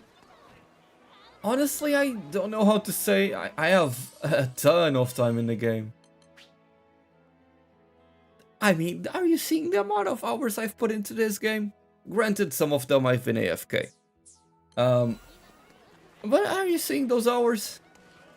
I'm not quite sure I can tell you exactly how long it takes to beat the campaign if you go straight down the path of trying to complete as many as possible. Or as fast as possible, I should say. Because I was doing all the side quests, trying to get the max rank on all of them.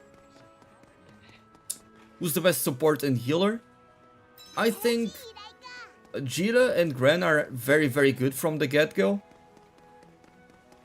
But now I'm starting to think that Cagliostro might be the best one. I'm honestly not sure yet. Rosetta is very good as well. Because she can put down plants that heal you, debuff the enemies while poisoning them.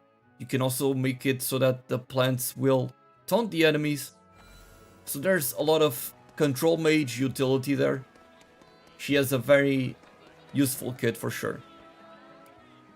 I would say it's more like preference based. Do you prefer having more of this type of character over this?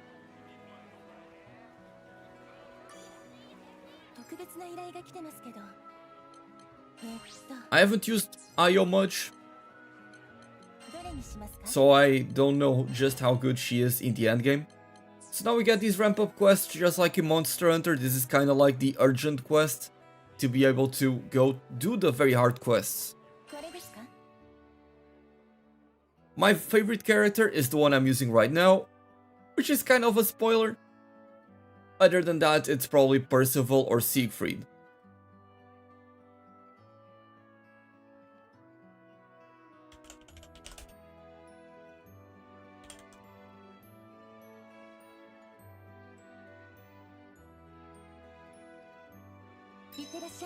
So Rurikan asked me what was my favorite character on Discord. And I'm not sure if he has beaten the story or not, so I just told him spoiler.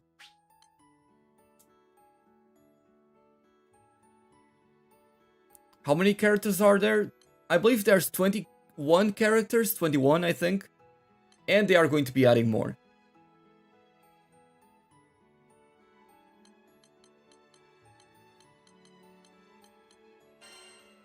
Let's try that outfit. Ooh, it combines well with the sword.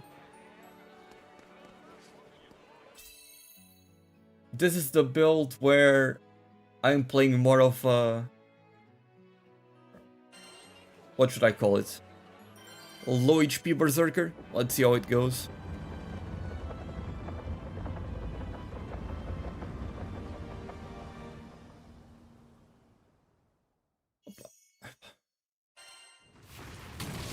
Oh, we do Rathalos.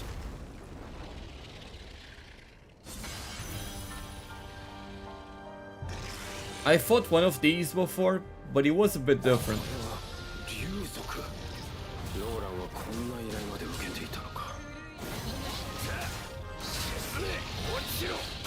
Big damage.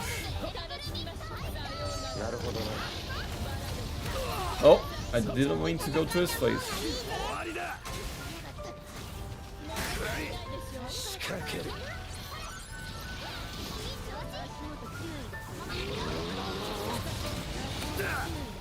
I missed. Okay.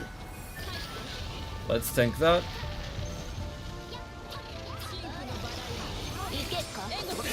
If I just straight up tank the damage for my team with that, that's pretty cool. Dodge that. Need to be closer. Dodge that. Nice. And then let's apply some debuffs as well.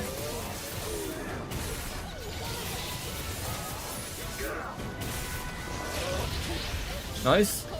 And now I can do this.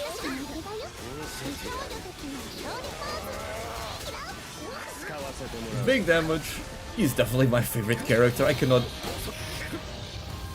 pretend that he's not.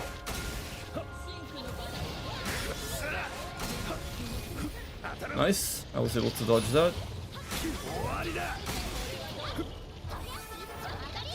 But I'm not able to quite properly make use of the low HP stuff with him. But I think that's also because I have 3 supports. I need to change my party around and get rid of some of the healing spells. And back into dragon form. There we go. Big damage, get closer. Then we apply this. Such a good character, dude. Nice. Let's go ahead and do this.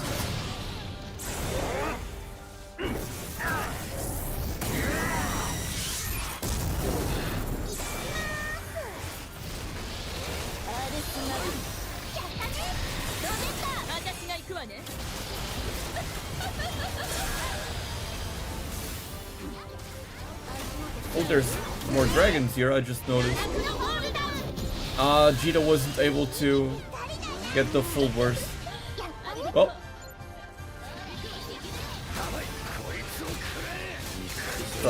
Time to spend these skills. Nice. Dodge that.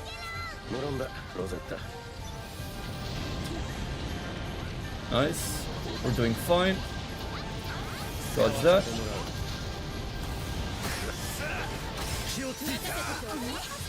That guy's dead.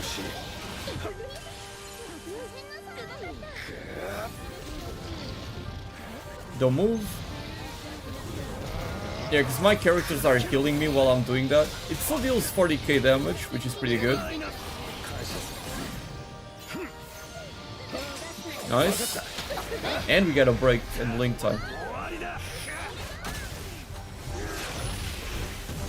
So let's go ahead and do as much damage as possible. Oh, we didn't get break, never mind. We only got link time. We're about to get break though. Get break. Go to the face.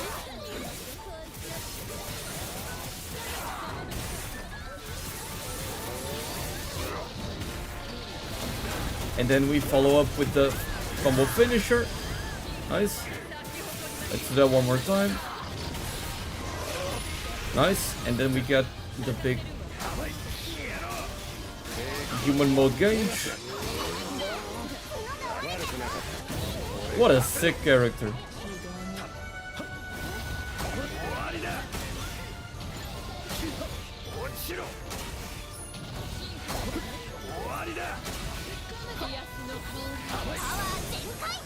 Nice.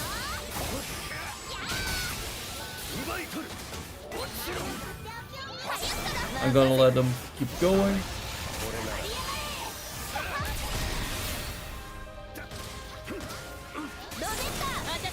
I'll go last.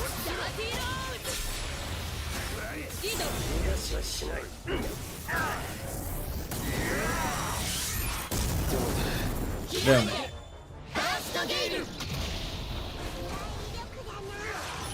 Back into dragon mode. Let me go to the face. Big damage. And then One of those finishers. Nice. Apply some burn and slow. Oh, I hit the wyverns as well with that. Nice, nice, nice, nice, nice, nice. Oh, I'm in human mode while doing this. Fantastic.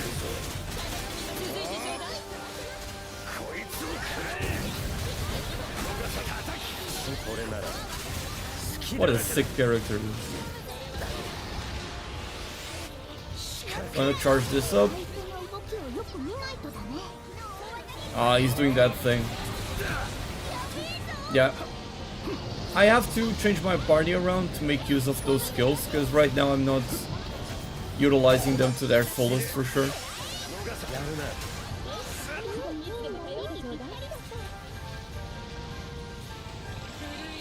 Let's go ahead and do this. So I take the damage instead of the party while this is happening, and then I just do that damage. Okay. Back into dragon mode. We dodge that. Nice. Do that.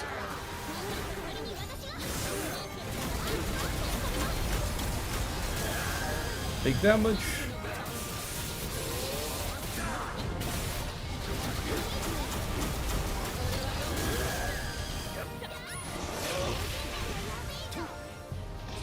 Rosetta will get back up eventually. I do have a revive on Cagliostro. Goddamn. The dragons came in and started fucking shit up. Okay.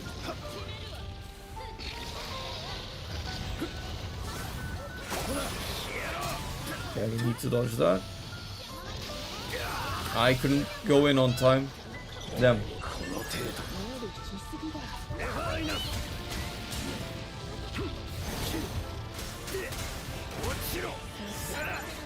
Good finisher. I got hit by a stray fireball. Damn it.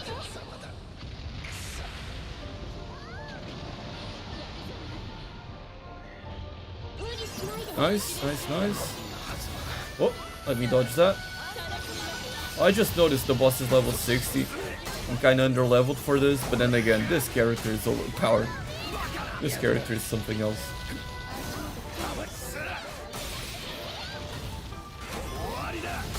Let me try to kill these dragons, because that's what have been screwing me on the latter part of the hunt. Nice, back on dragon mode. We should be able to kill him now.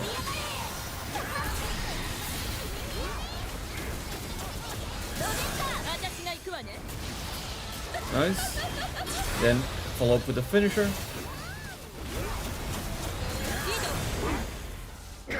Continue with this.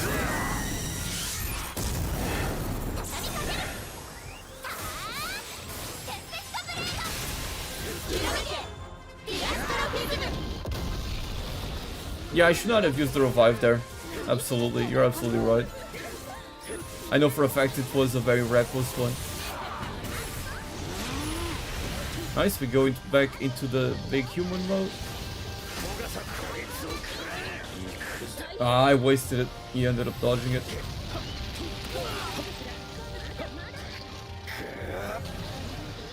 Let me see if I can land this. I think he's close enough here.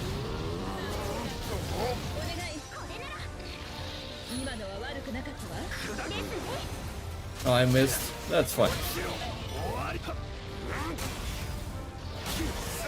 I cancelled out of that finisher because I thought it was going to do something else. Get a break.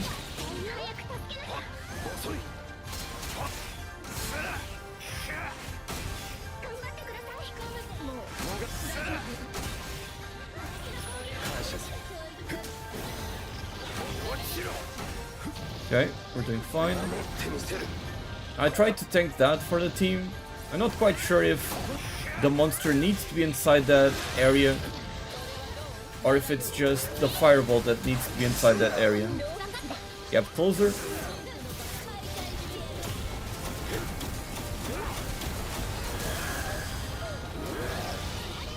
Dodge that.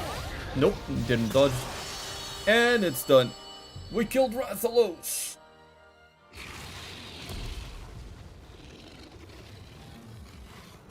GG! What a fun game.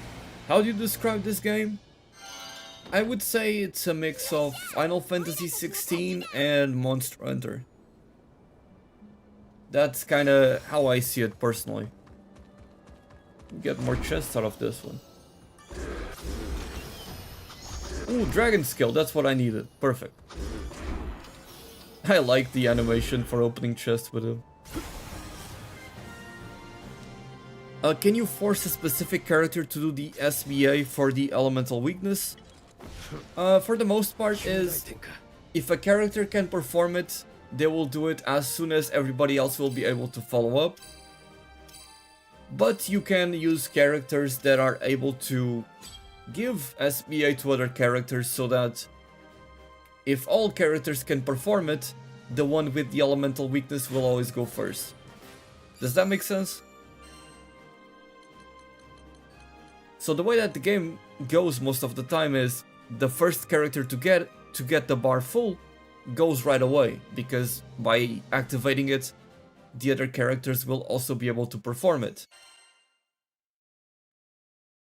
But if you just want the one with the elemental weakness, you kinda just have to hope that that character can build up their meter first, or you donate the meter to those characters. Oh, I don't need to read any of this. I guess it's wholesome to see character development. Yeah, I do change some settings in there. In the SBA. Monster Hunter and Lost Ark? That might be a good idea, yeah. That might be a good way to describe it. I'm using id, aka spoilers. We get a crewmate card. Nice. How the hell did I miss this item this whole time?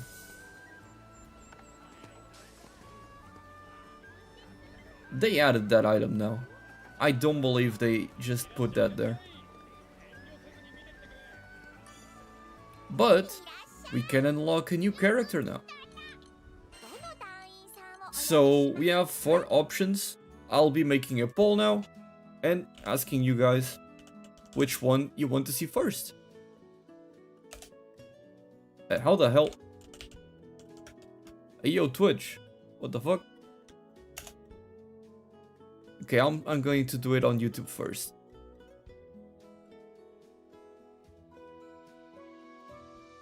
But the options are Yodarha, Lancelot, Gandagoza, and Charlotta.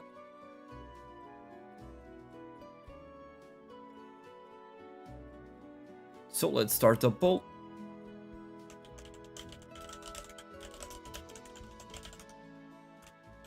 Lancelot, Charlotta, add option,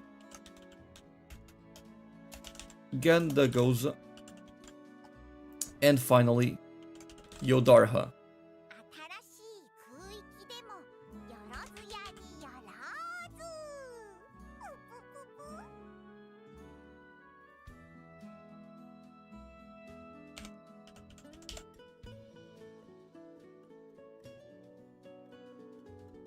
And let me do the same on Twitch. Lancelot, Gandagoza, Yodarha, and Charlotta. Although I do think I know which one's going to win.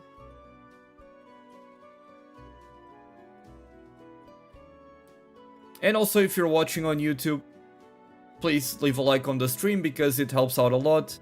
YouTube does see it as kind of like its own video.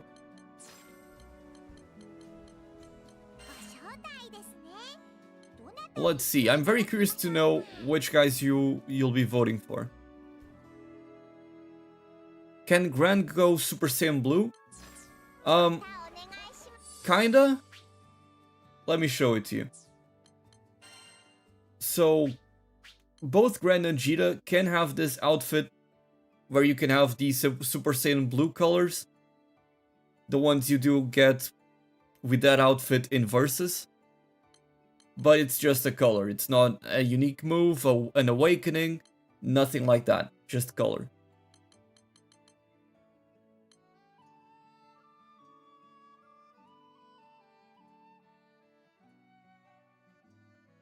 So it looks like on Twitch we only got a few votes for Gendagoza, whereas on YouTube Lancelot wins with 38% of the votes, so we're going with Lancelot.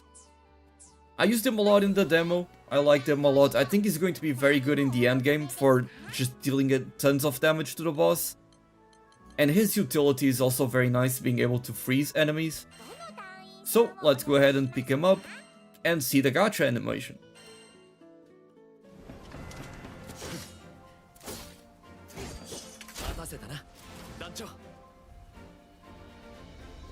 There he is.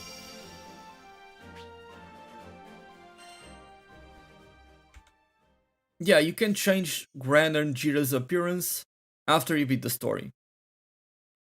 Until you beat the story, you're kinda stuck with that outfit, which doesn't look amazing. Yeah, I kinda know about him already. So you can do these where you just keep smashing the attack button, and you just keep on dealing damage and damage and damage. If you are a masher, this is the guy for you. Of course, you're not going to have a lot of chances to do that. So you can do these triangle attacks where you actually dodge the enemy while using them. So I really do think that he's gonna be a really good character in the endgame. Just his base kit without any of the skills already is very solid. Then you've got this, which was also in the demo, where you freeze characters and of course the rest of the party can dish out damage against them. Yeah, it is my favorite character now, for sure. You've got these ranged projectiles. Same thing as in the fighting game. Got these big finisher jump and a gap closer. Very simple character, but very cool.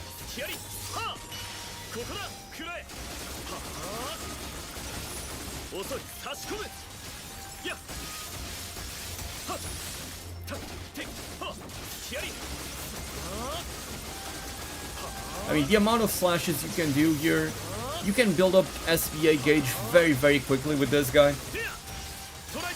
And then you've got this. Just a really solid character, very fun. How is Rosetta? She is an amazing control mage that can also be a good support. But at the same time, I don't like playing as her. I just don't enjoy her playstyle very much, to be honest. Let's check out Lancelot's colors. Let's pick him up. And also the different skills he has, I want to see that.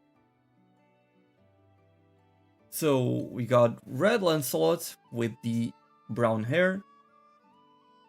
Okay, we got the rusty Lancelot.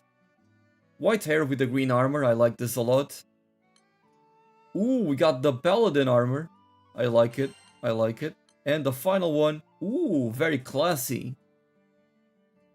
I think I like that one the most.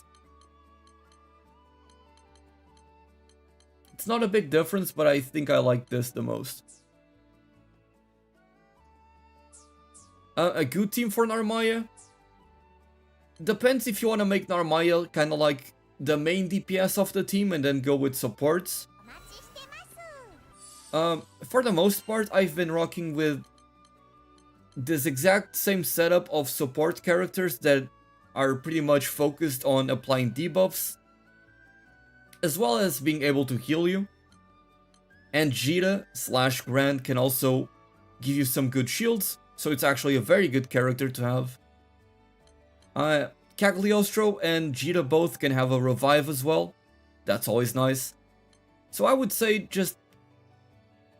Ideally you would go with this team and maybe remove Jita or Rosetta and pick another damage dealer like Percival or Lancelot. Lancelot might actually be a perfect one, since he can also freeze the enemies. Yeah, I think those would be good options.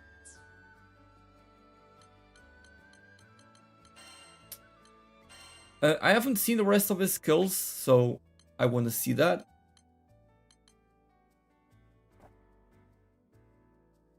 So with this, you get... How much damage is that? Hello, game? Please tell me.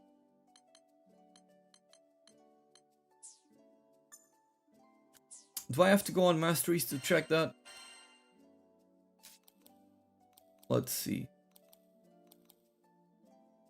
Oh, you've got a skill to redistribute SBA gauge among allies. This skill is very good on a lot of characters.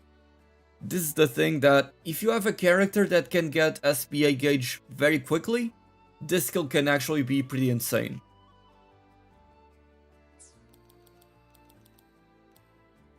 This one was in the demo. You get a mirror image. Basically, you are able to tank a hit.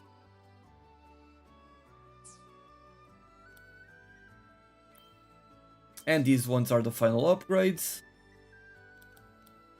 This is the aerial attack, or the ranged attack, sorry. Yep, you got this one. It counts as a dodge, which I didn't think of, so that's very good. And then you can go from this into the square attacks. And... Ooh, that's a really cool one. Do it one more time. You go from that into the square combo. Okay, that's cool. Okay, it doesn't tell me how much damage I get, but you deal more damage per hit, and because he hits a lot, that's a good. What in your opinion is the most consistent DPS? Hard to say. So maybe Rakam? This dude. He's probably the best sustained DPS, like being able to dish out damage always, because he's a ranged character, and because he has a lot of tools in his kit that allow him to get more damage.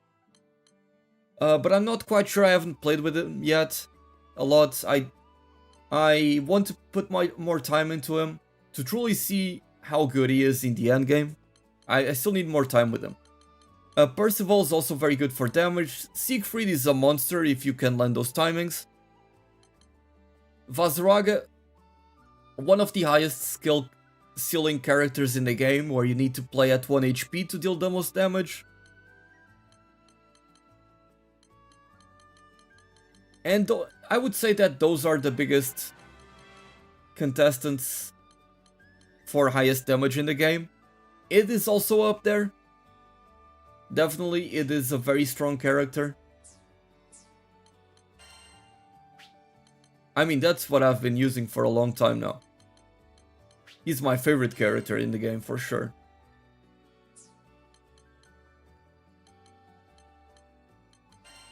So let me go ahead and... Yeah, I'll keep this playstyle. I think I do more damage with it this way.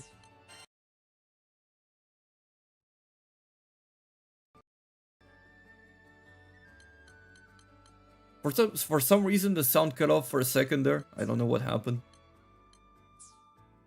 But yeah, let's see if I can upgrade this weapon as well. He's definitely the character that I'm going to be focusing on the most. I just unlocked very hard. I'm not in extreme yet. About to get into it. I should be able to get there today.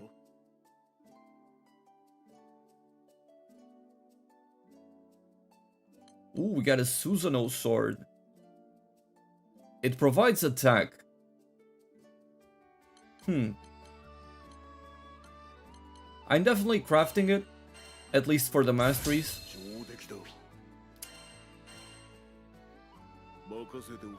Let's go. Put that on.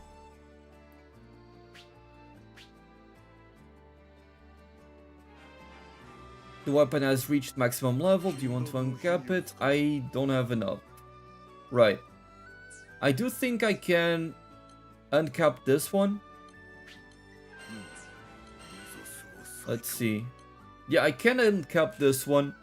It gives you more HP, which I don't care about HP that much. But I'll go ahead and do it. It's the one with the highest raw damage, at least. Yeah, you get a lot of attack out of the trait here. With this one, once you upgrade it. But I can't upgrade it yet, so I don't think it's worth using right now. Ooh, I don't even have enough to max level. I need more materials, I think. Right? Yeah, I need more materials. I can probably exchange a few here. Let's go over to this guy.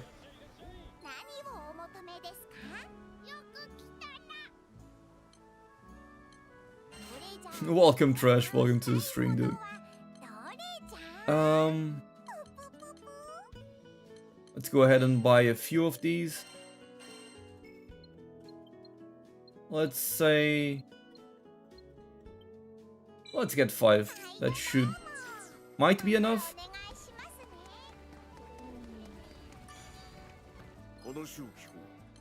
Let's see. Upgrade Ragnarok. And it's level 95, not 100 yet. Goddamn. These are expensive. Then again, I need to be farming more. Totally fine. You unlock it after you finish the story. Yes, he's kind of like the hidden character, if you will.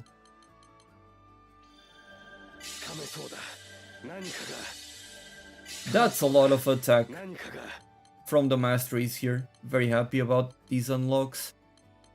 I need to reach level 100 to get plus 50 attack, so I'm gonna try to get that done.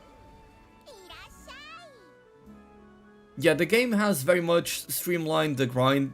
They allow you to do pretty much everything you want to do. I still only have level 1 transmutation. Okay, that's fine. And we have 2 characters left to unlock. Okay. Ooh, I can buy a tech power 5 now. Ooh. Oh, I need more silver badges. Okay, that makes sense.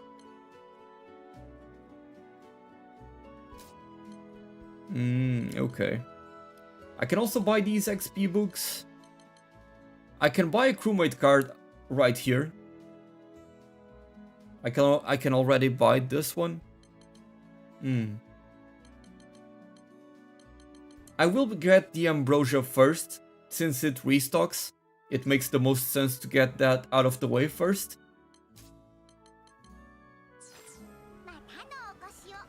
Check the forge, let me see. I will not spend the gold medallion there to get the ticket.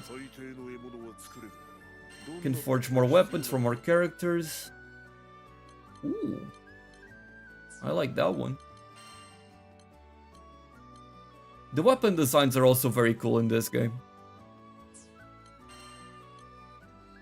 Very, very cool. The ambrosia, I believe you traded for mastery points. Or rather, I know for a fact you traded for mastery points. But the thing about it is that where most of those items are limited, so you can buy them only once, with ambrosia, you can simply keep on buying it because it restocks every week. So it makes sense to buy the thing that restocks first and then buy the thing you can only buy once later. Okay, the whips don't have a lot. Actually, these look very cool. Eugene got some crazy guns, dude. What about Narmaya? Ooh, that is a beautiful weapon. I crafted this one with critical hit rate because I think it's going to be a very good weapon for Narmaya. Some weapons are 75. Oh, you can craft them at 75? I don't seem to have that right away. Ooh. I like this weapon a lot. Looks fantastic. How is Fairy? She seems weak. Fairy is a pretty good off. I would say she's a pretty good support and the DPS at the same time. Ooh. That's an awesome sword. Sorry, I lost my train of thought there. I think her build, you're most likely going to end up playing her as someone that applies debuffs and also is able to heal the party and give you some attack boost as well with her summons, but she's not going to be dealing a lot of damage. It's mostly like a secondary DPS. At least that's how I've been playing her, and that seems to be the best role for her. Oh, that side is amazing.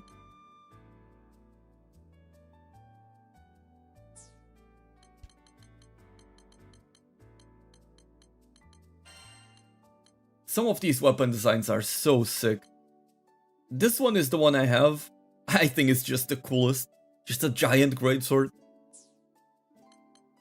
Oh man, I love these characters. Like, most of them I keep thinking like this is my main, but then I try a different character and I feel like, no, that is going to be my main.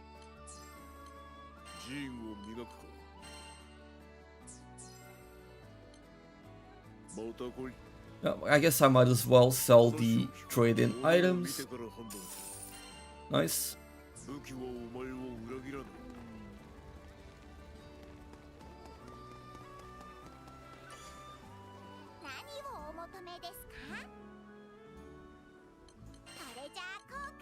Any good items here to craft?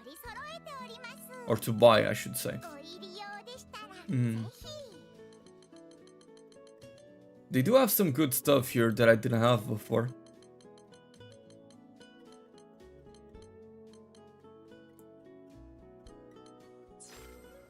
Yeah, the devs did a great job with this, and I think that they made sure that they tried to get as many things out of the way for you to enjoy the game as much as possible. They tried not to make the grind boring. Like, anything you do lets you get things that you want to get. So the game is very liberating in that sense.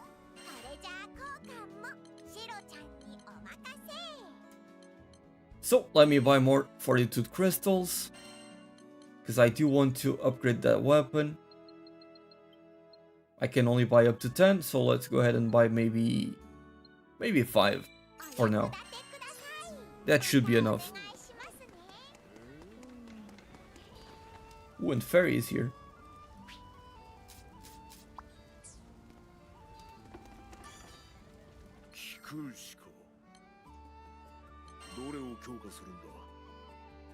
Don't worry about that, Kevin. Don't worry about it. No issues. No problem at all. 97. I still need a few more. I'm gonna go broke for this boy. And I don't care.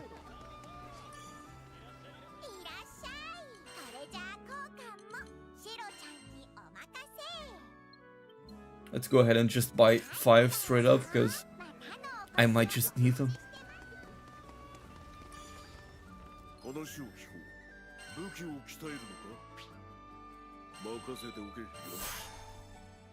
$99. I'm 1 level off. God damn it. Oh, I'm so close.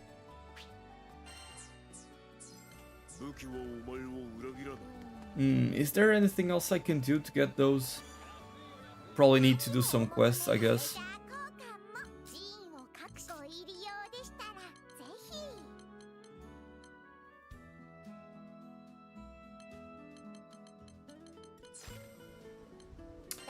I don't want to spend my badges to get more of these, although it might be a solid investment, but I kind of want to save up for these sigils. Do I get this now? Ah, screw that. I'll get one.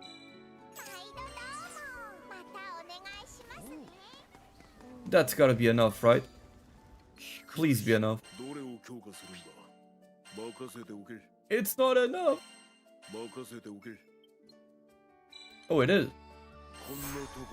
No, it's not. Okay.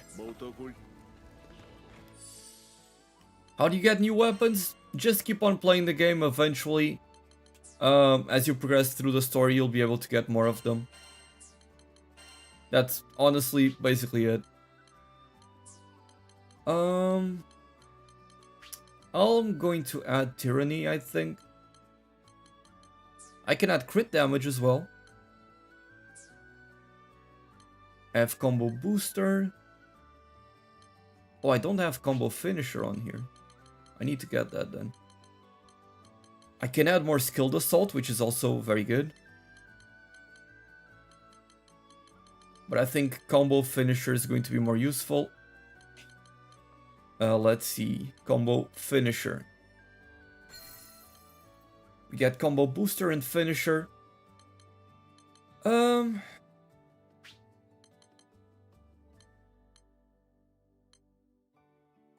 Yeah, I think that's good.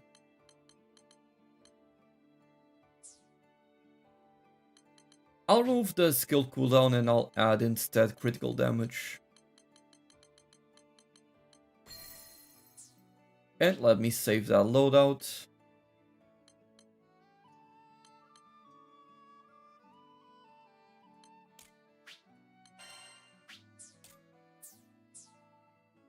Let's go over to masteries, collection.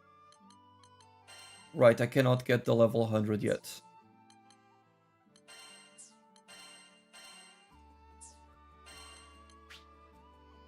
Swap over to Ragnarok and I'll put on the Susano skin. Looks sick.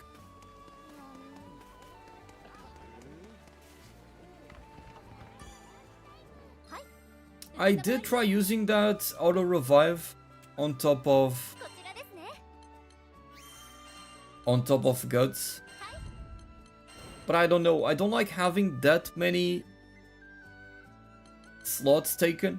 Oh, you can get another one, another crewmate ticket. Okay, that gives me regen 3. Okay, let's go ahead and do these.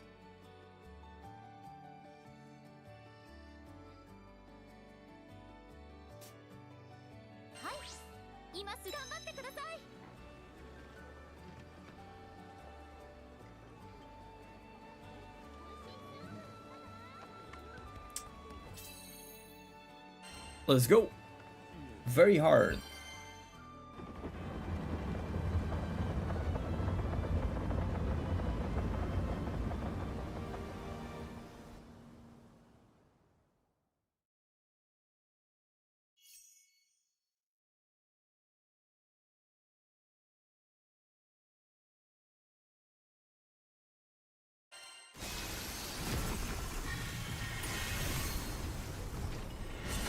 Oh, I like this boss fight a lot.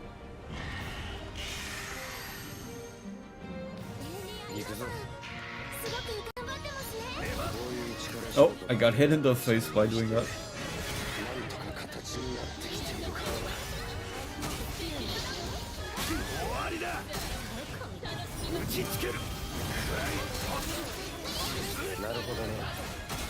Nice. I thought I was able to dodge that. I wasn't. So let's go into dragon form.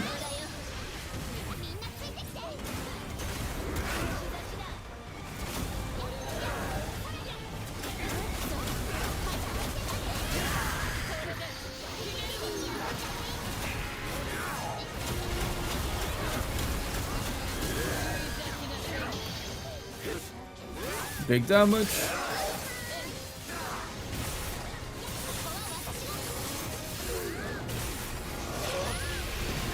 Nice. Dodge that.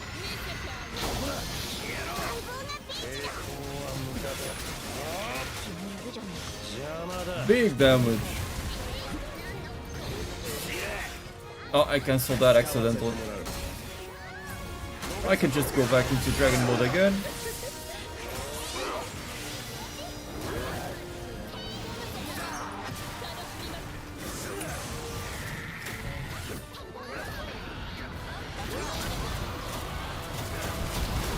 Ah crap, I need to watch out for the ghosts here. Oh, nice, we dodged that.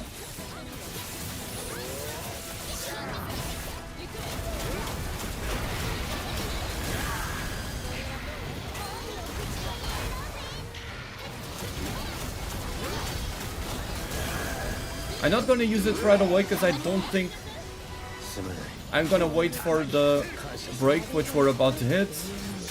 Now we get break.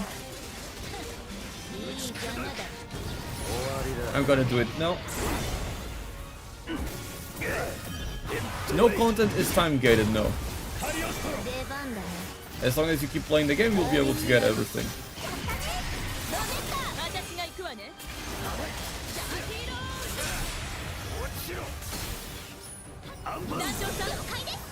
The game is very much structured like Monster Hunter. You go through high rank and then unlock G rank. Pretty much the same thing. Except you don't really reset any armors or anything, you still keep them. Dodge that. Back on dragon mode.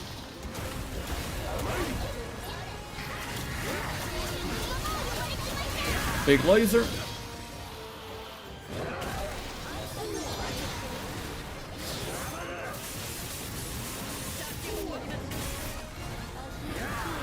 Big damage. Nice. And we got the big moat.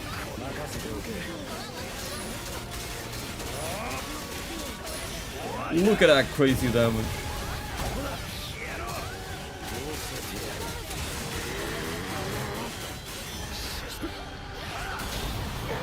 Oh, shit. Okay. I need to dodge these. Okay, we're fine. I got hit by that. That was a one shot. Okay. I need to be careful about that. Yeah.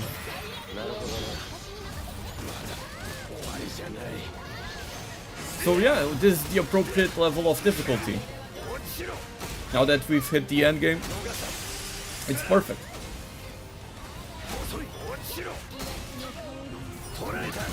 And then we go into dragon.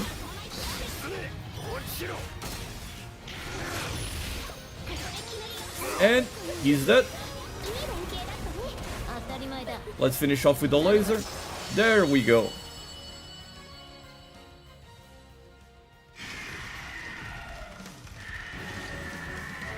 This game is so fun. I'm having so much fun with this game, dude.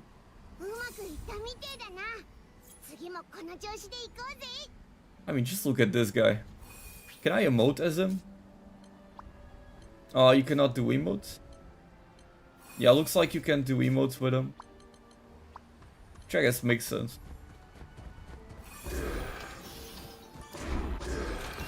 Open those bad boys. Ooh, we already got some level 4 sigils. Pretty good. Very good.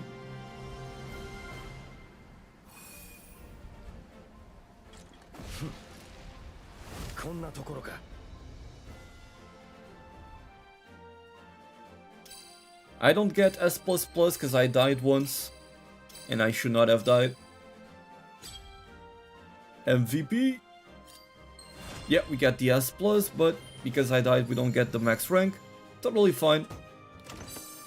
And a very nice quality of life feature that I keep bragging about this game having, that Monster Hunter needs to add, is if you see on the bottom left corner, I can simply press square here. And now I simply repeat this quest without having to go back to the hub or anything. That's it, I'm back on the quest already.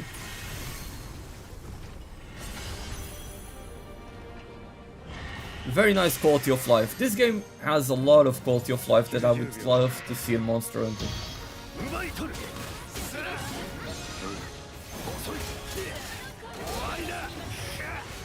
Nice. Big hits, big hits. Dodge that. And I'm gonna be Dragon Mode now. Ah shit, I got frozen. Okay. Dragon Mode.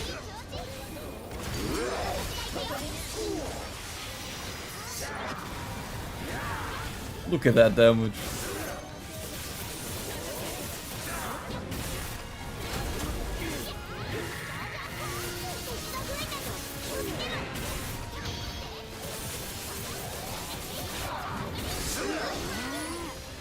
Nice, and now we're back on the powerful human form.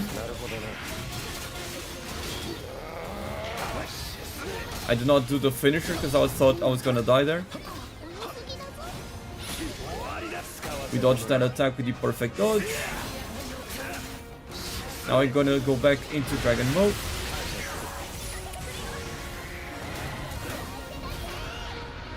Now he's gonna do the big waves. That's fine.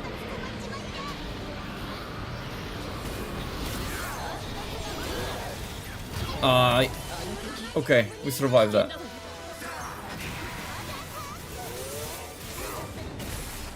And because he's slowed, you can even see his animations become a lot slower, something that I love about this game. It's not just that he has less cooldown on his skills, no, he actually becomes slowed. Back on the powerful human form. I'm gonna activate this now, because I want to break him. So this should probably break the overdrive bar very quickly.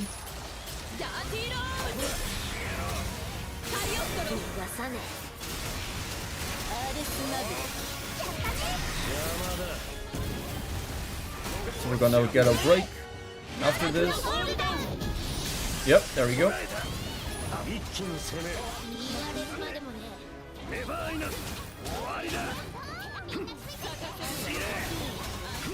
Very nice. Need to dodge that.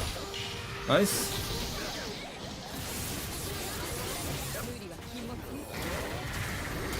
I've been doing pretty well so far. Ooh, I hit the skeletons as well with that. Was not my intention, but I'll take it. Let's slow him as well.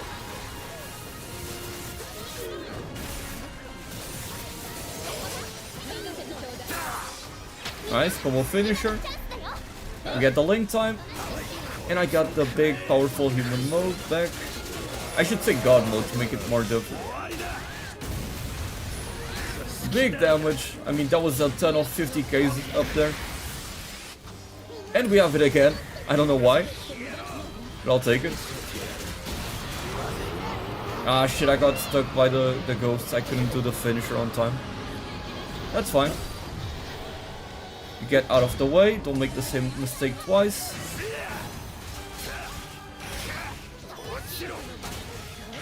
Dodge that. Big finishers. Got demon mode now, or dragon mode. Nice.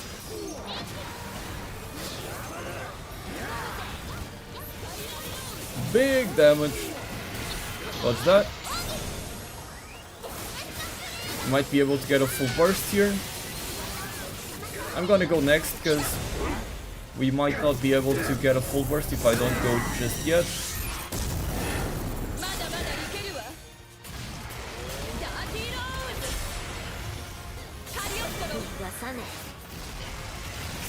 And he should die here with the full burst. There we go. Clean fights. And now we get the S++.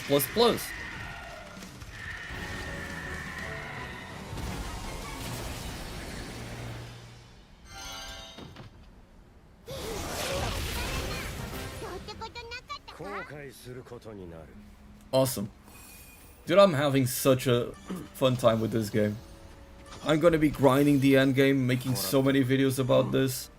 You guys have no idea how excited I am about playing this game for the next weeks and months. I'm just having so much fun.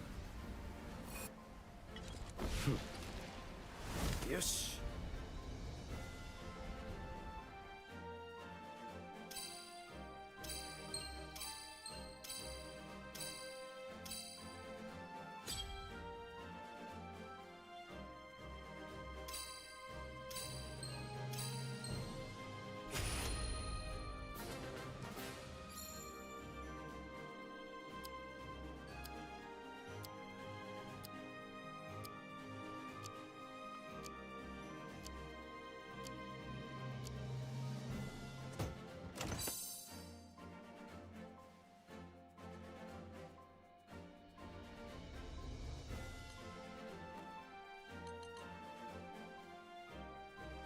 I should be able to get the plus 100 to my weapon now, or should put it at level 100. These sigils, I don't know if I'm gonna use them. I guess improved healing can be good for a healer. But at the very least you can trade them for tickets, for example. So you still have use for them. That's right, Final Fantasy Rebirth is next month, you're right. But I'll probably skip on it and play it at a later date. Because of Dragon's Dogma also. Upgrade weapon. Nice.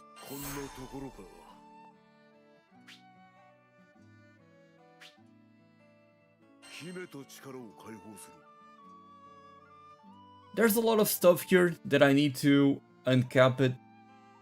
Probably won't be able to do that for some time now. Might need to get to the extreme difficulty to get some of these materials, which would make sense. I can imbue it with stun power or critical hit rates. Not too sure if I want to go ahead and do that.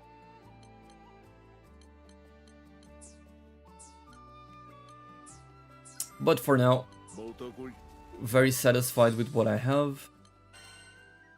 Let's go into masteries. Level that bad boy up.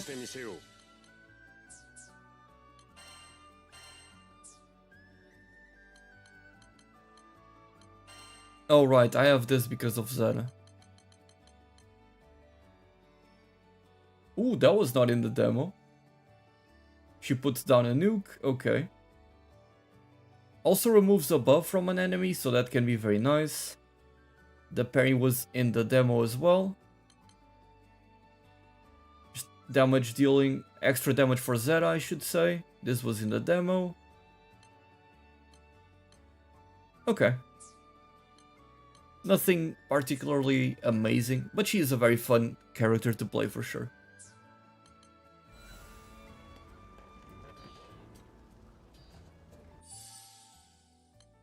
Oh, what the hell? Is my health capped? I just noticed that. Is my health actually capped? I'm gonna take a screenshot. That's the first time I've seen it. What? I mean, maybe it is, because my weapon does give me a lot of HP. But maybe it's just a funny number that we hit. It's probably not capped.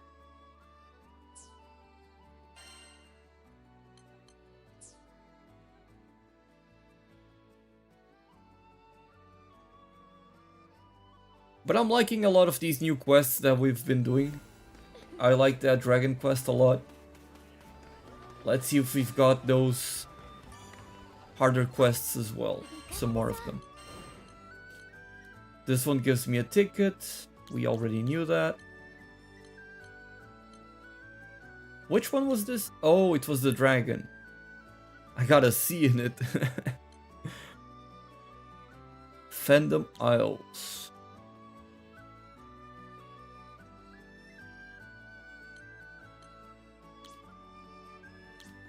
Okay.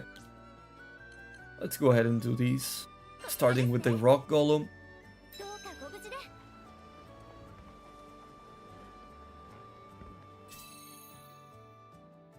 My health is actually 9,999. That's funny.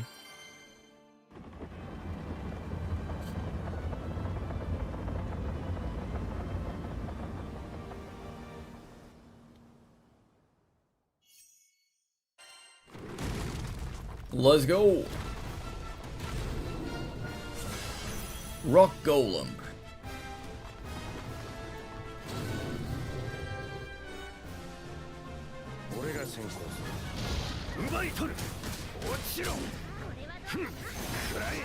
Nice, nice, nice. Nice timing. Combo finisher. Damn, already hit dragon mode. Nice. Let's go ahead and slow him. And then we get close again. And do big damage.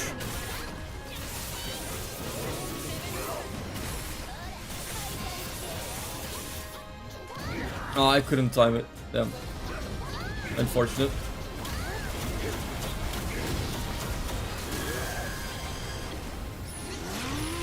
Nice. Back into God mode.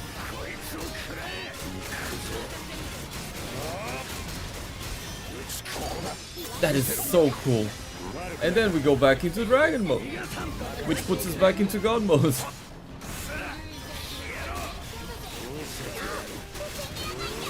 Please don't stop.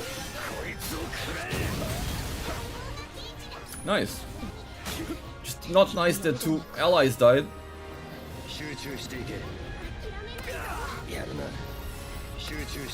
Okay. I'll throw this at the boss. Guess I'll take one of these out.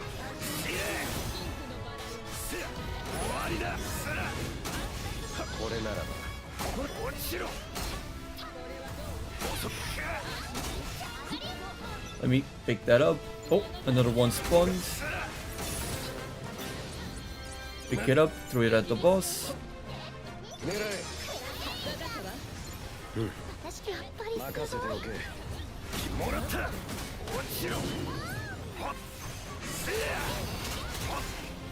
I might be in trouble here. Nice. Big dodge. Back into dragon form. Let's apply slow. Now that he's enraged. Not going to activate the Skybound art right away. Gonna wait a little bit longer so that Jita builds up her meter a little bit. Did not dodge that, that's fine. Oh, need to be careful about the stuns. I'm not being careful about the stun. And Jita is dead again. Okay, I'm going to replace Jita. What the fuck? What was happening there? Was it feeding the lava golem?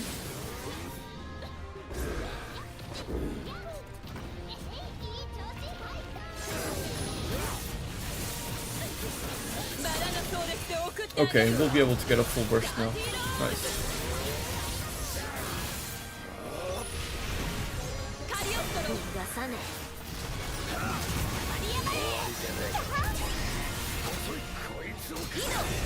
My turn. Ooh, big damage.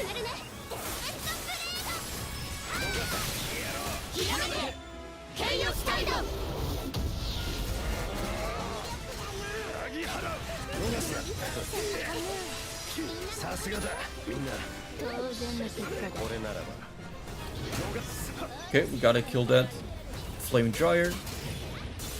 Nice. Pick that up. Throw it at the boss. Oh shit. Nice. Get a break as well. I'm about to enter dragon form. Nice.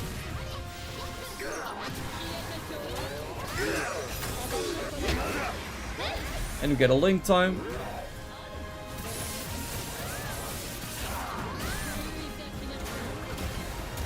Big damage.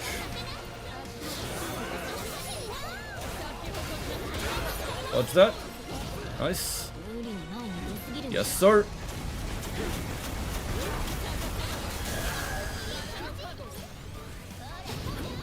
Dodge that. Ah, he jumped over. Let me go ahead and kill one of these dudes. If the camera will allow it. There we go. I'm not gonna be able to complete the quest in 5 minutes, it seems. Probably need to have my allies leveled up.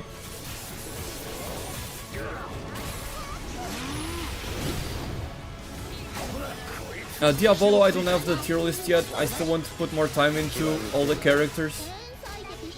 But it is in the making, very much.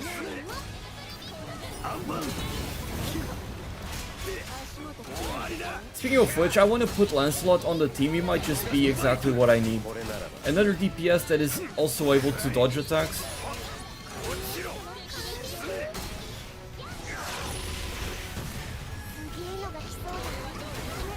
Yodarha, I had a lot of fun with him in the demo. I want to try him here, for sure.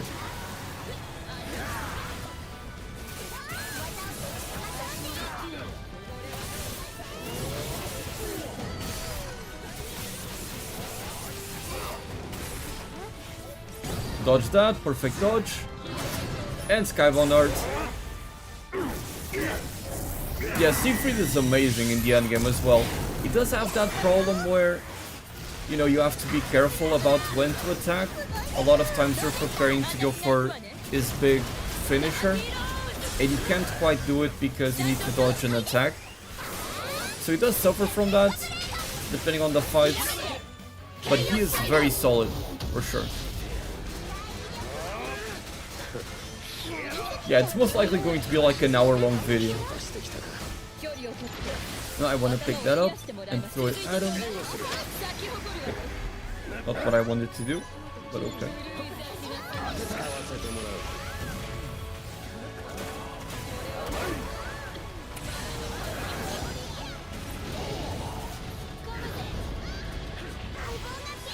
Dodge that.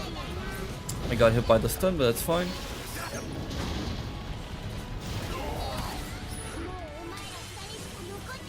Yeah, I need something, an NPC that doesn't die as often, for sure. Or maybe I'll make a separate tier list for characters as the NPCs as well.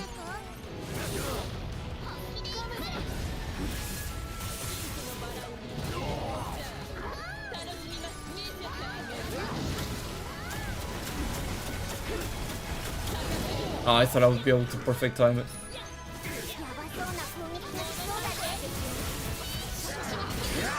Nice.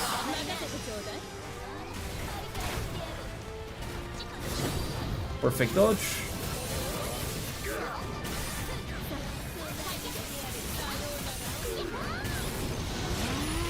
Nice. God mode.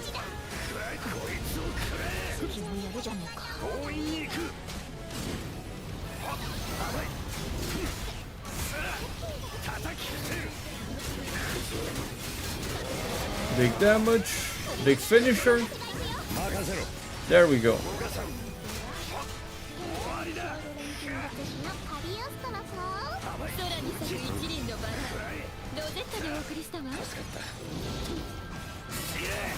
And then we go into another finisher. And I should go into dragon mode now. Nice. Let's apply the slow. I'm gonna get a Skybound Art here. And I should be able to kill him. Try AI with parries. That might be a good idea, yeah. Hopefully the AI is good at using the parries, and if they are, that's a fantastic option. I think Narmayat might be a decent support, because he does have some skills that provide her damage, but also utility to the team.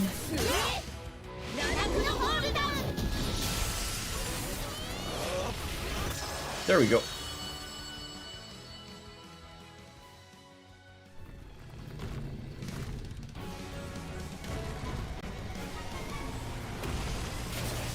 Pretty good. Not gonna get S++. No, I get God mode at the end.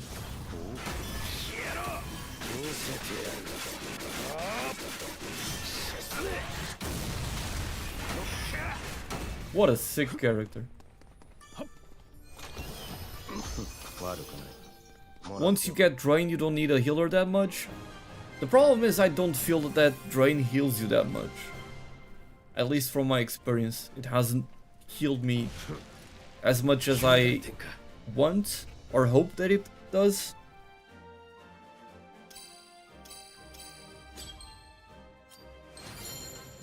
Get an A, not even an S. Damn. Okay.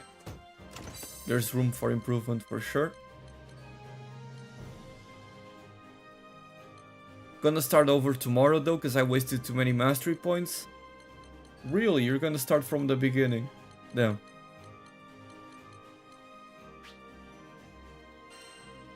Are you really lacking that many mastery points, you feel?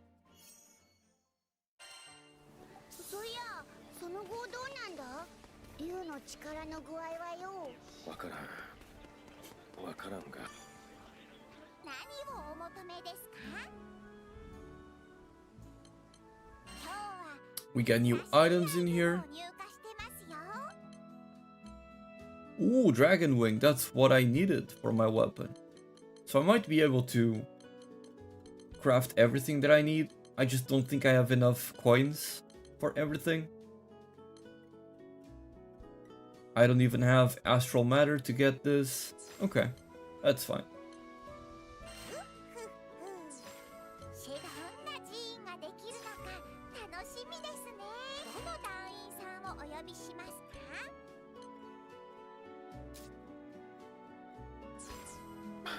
Yeah, maybe I'll get Yoda next.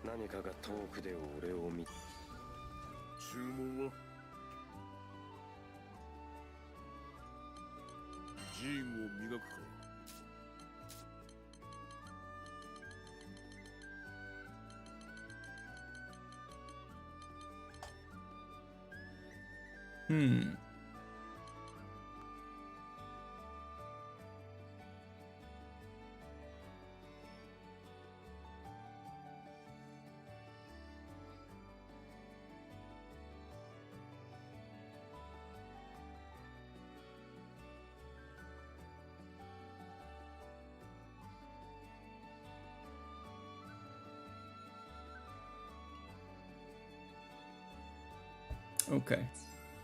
Was just checking something. I can forge that one, and I cannot upgrade this one right away, right?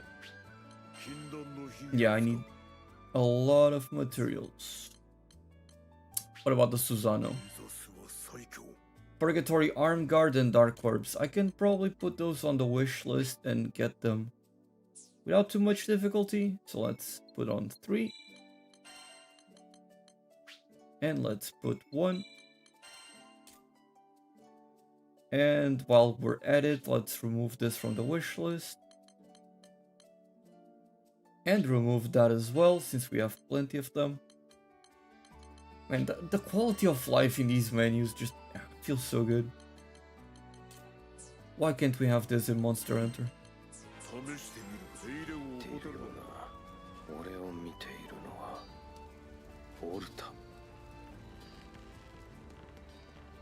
I use Vayne because he's so tanky and has an aggro buff.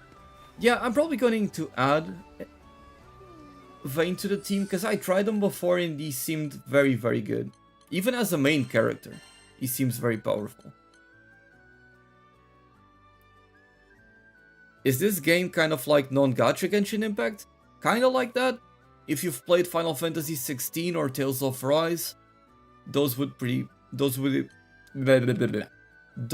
pretty close comparisons. Also Monster Hunter. A lot of the boss fights and quest structure itself is very much Monster Hunter. He is level 45, which is a bit of a problem. But my int is 60 already? I did not notice that.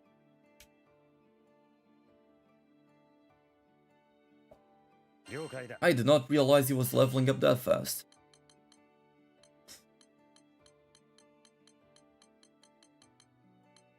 Let's see. Yeah, I'll try Vayne.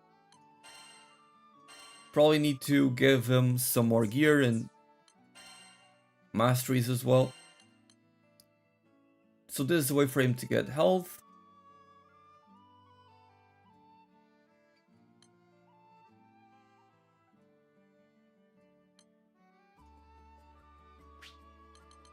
Gonna give him this.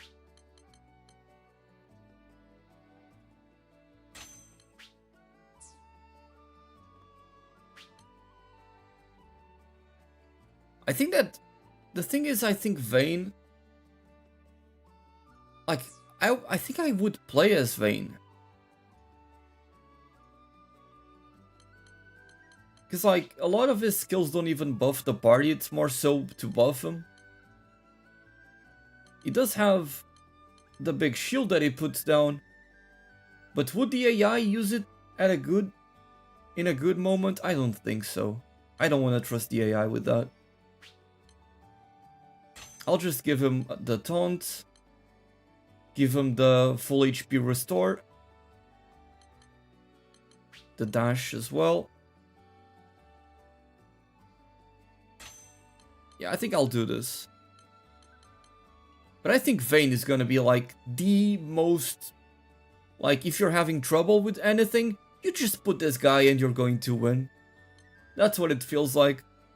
Like, yeah, he may not have the best damage, but he's the most reliable character in the game. That's what it feels like.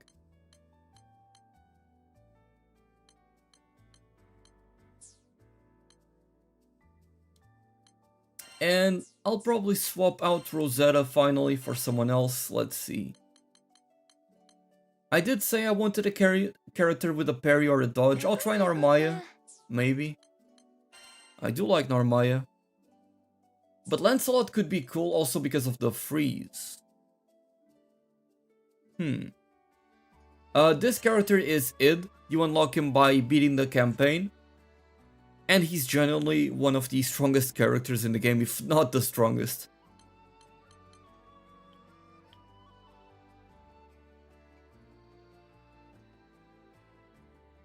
No, don't worry about talking about anything like that, Artillery. Yeah, he can. Gendagoza, the only problem that I have with him is just how slow he is. Like in the demo, you could destroy those bosses, but it took such a long time to get those attacks off. He feels so slow. I just don't like him very much. He doesn't feel like a very consistent character. But maybe if you're the one controlling him and you put more time into the character, you can totally overcome the challenges that come with him.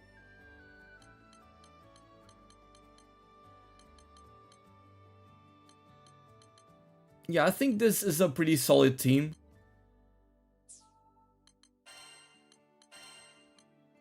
I have Narmaya with... sorry, not Narmaya. Cagliostro with the heal and the debuff. I could also put this on the revive mechanic, but I kind of don't want anyone to die.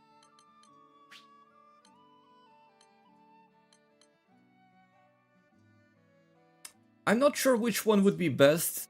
Either have the Pain Train or have the Mimic Doll for damage.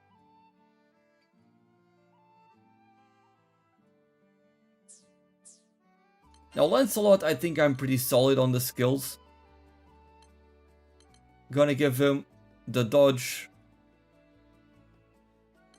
as well as the freeze. Where is it? This one.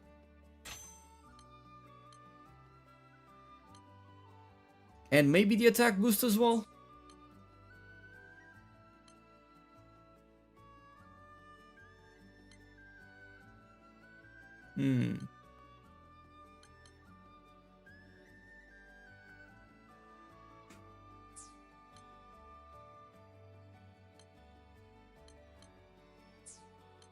But I need to craft gear for these guys. At the very least. So let's go ahead and do that. Ooh, yes, some beautiful weapons. I'm guessing for Lancelot, critical hit rate is just the best one, right? You want to deal... Or maybe crit damage with a different weapon. I don't think stun power is going to be very good for him. Maybe attack?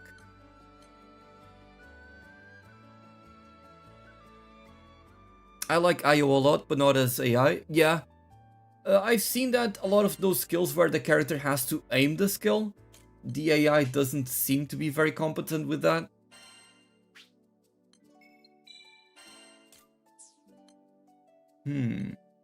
I can craft this and still have some spare materials. I can craft that and still have plenty of materials. But yeah, the one I want to get, I almost spelled it Vegeta. The one I want to get is crit rate, for sure. Is there anyone who has played Fairy? I used Fairy for a very long time as AI. And she was pretty good at applying debuffs and giving damage buffs to the party. Her damage wasn't great, but I didn't build her for damage anyways.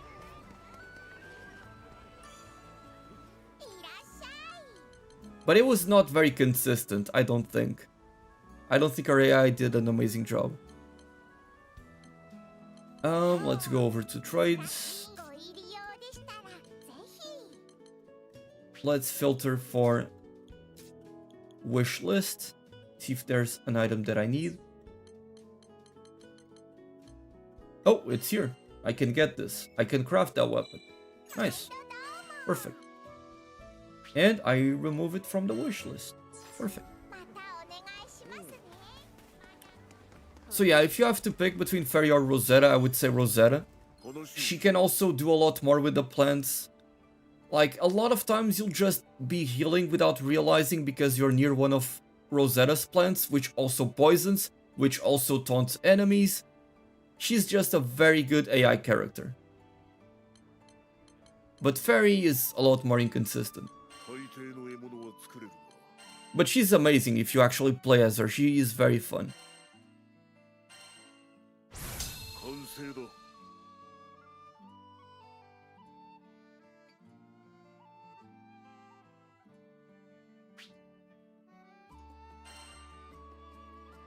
Let's give him that.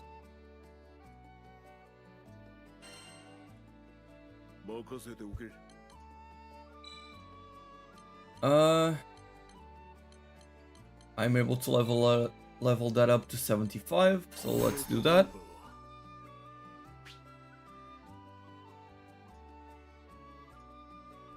Yeah, that is precisely what you're saying, Artillery B. Because it's not AI, or rather because it's not a human controlling it, they kinda end up being lackluster in many ways. I uncapped it, but I don't have enough crystals to upgrade it. That's fine, I'll do that later on. I can give it more crit rate. I'll think about it.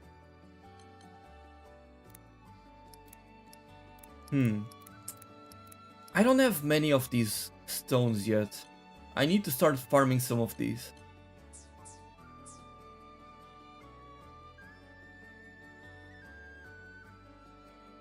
Yeah, I think Fairy is definitely a good character to main. She is very fun. And deals decent damage. I mean, all the characters I've tried feel very nice to main, except for, in my opinion, Io. But that's because I don't like the type of character she is. And Rosetta as well, I don't like playing as her very much. But other than that, I think you're gonna have a good time with her.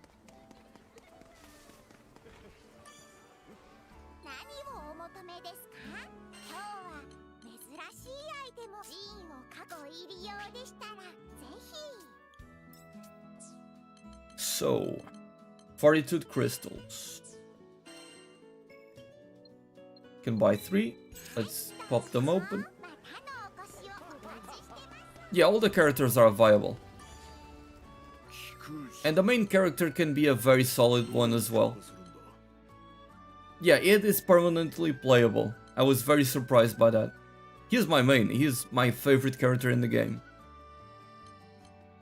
By far, he is so fun to play. We get one more level, and that's all you get. That's fine. But yeah, it all depends on your playstyle, of course.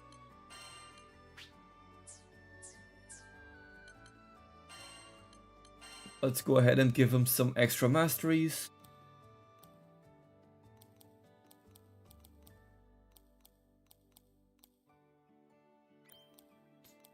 One more sigil, of course, always mandatory. And what is this? Southern Cross. Ooh, this is really good. Enhance the dodge ability. Please go ahead and do that. Yes.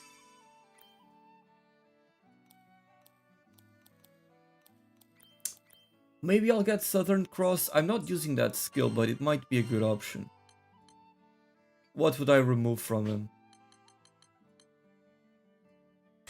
Maybe the projectile? Yeah, I think the projectile is a good idea to remove. I'll keep him like this. Let me save that up. And I also need to add some sigils to him.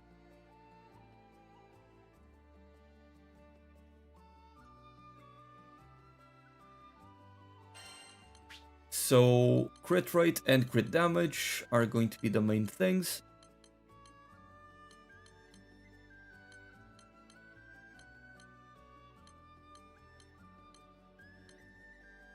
Maybe skilled assault actually. Oh, I don't have many more combo boosters and combo finishers. They would fit so well with them. Maybe I'll give skilled assault to it instead and put these on this guy. It might be a good idea. I'll try that. So let's put crit rate 3. And where is crit damage?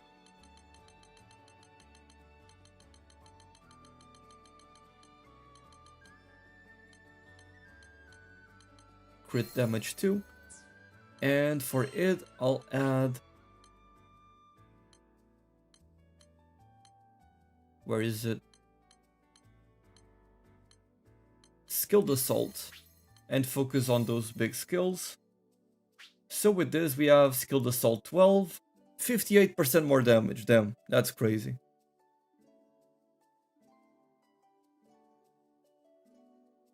Can you change armor character appearance through skins? Yeah, but most characters so far don't have skins. So like, you can have these different outfits for each character. Some of these you get from the deluxe edition, these two. But these ones you get by playing the game, and I'm sure you'll be getting even more by playing the game.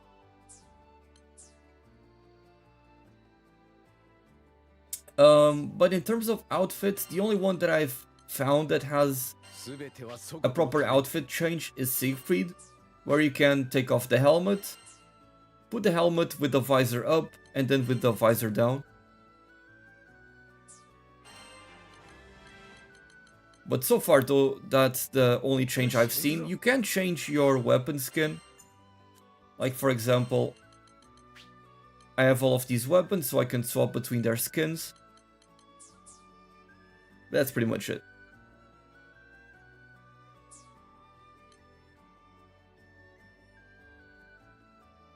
You don't need to know anything about Granblue Fantasy. You can go ahead and start the game. And they recontextualize everything you need to know. Is this the one I'm going to be using? Combo Finisher might not be good on AI, actually. What about... What's the skill that you can dodge and become stronger? Is it this one? Extends invincibility after a perfect dodge, boosts the charge of your SBA gauge, and okay, perfect.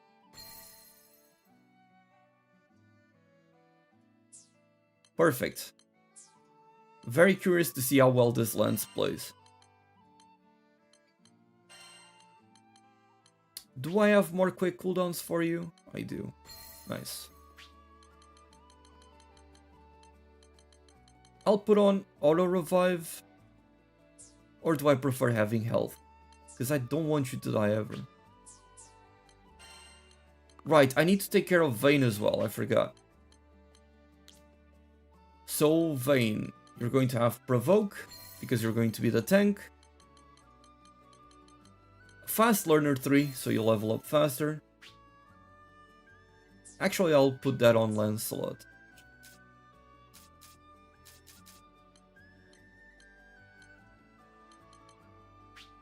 Fast Learner 3.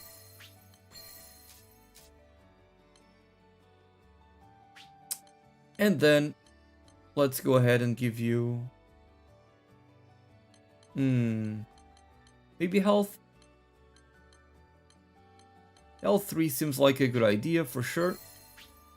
And what other tank skill might you have? Enmity and Stamina I don't like, because his HP is going to be variable.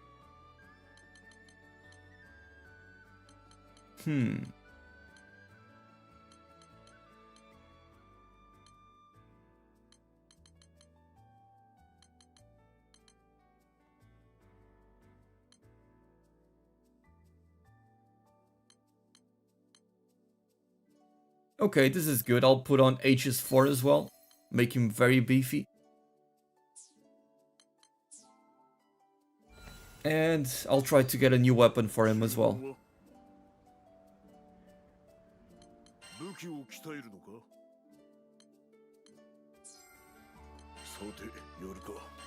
There we go. So, I'll probably just go with the base one actually, since it gives HP. But if I were to pick one of these, I maybe stun power? I guess I'll go ahead and pick this up as well.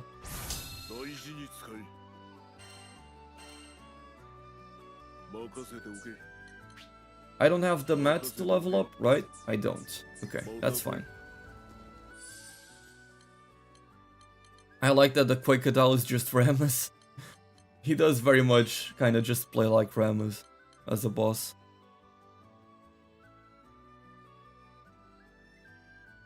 Yeah, the music does feel like Final Fantasy as well. That's why I keep saying that the game kind of feels like Final Fantasy 16 in many ways.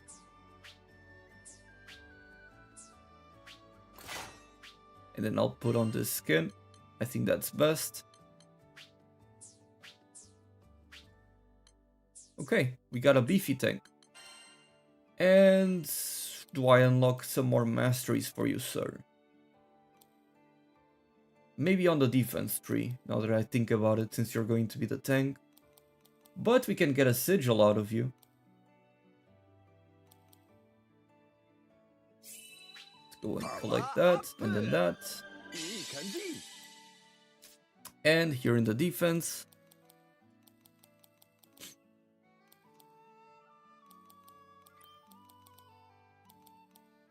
What does this do? Ooh, boosts the amount of HP drained from combo finishers. That is very good. I'll go ahead and do that. I have plenty of masteries. Collection, get these. When you complete the game, you unlock the starting skin of the main character. Yup, you do. Do I have these for Lancelot? I don't. Get these. No, this is not like Genshin, I would say it's more like Tales of Arise or Final Fantasy 16, with a bit of Monster Hunter. It's a 4-player game where you can play entirely solo or co-op. And very fun.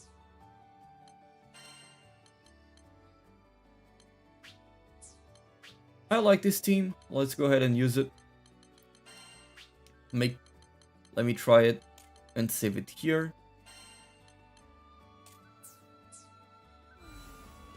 I like it a lot.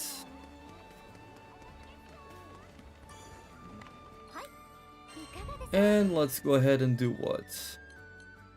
Let's do this one. Sure.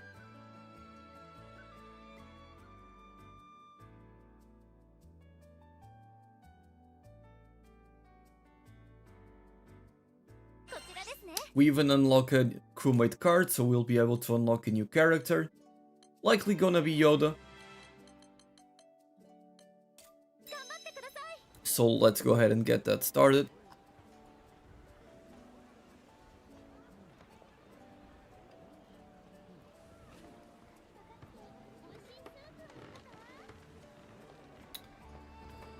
What's your Metacritic now that you've reached the endgame? For me, this is the perfect type of game, honestly. If you like action games like Devil May Cry, Final Fantasy, Monster Hunter, with a very satisfying gameplay loop, with different builds and lots of customization, this is the perfect game. I love this.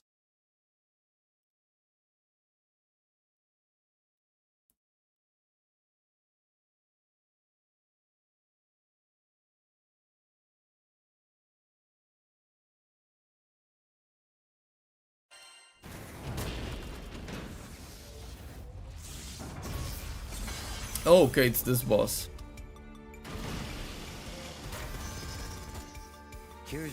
Let's go.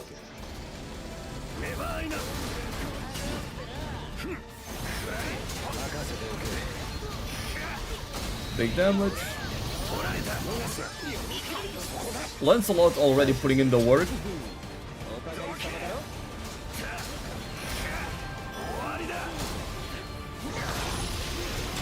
And I'm back on dragon mode. That missed. Oh, it still hit. Nice.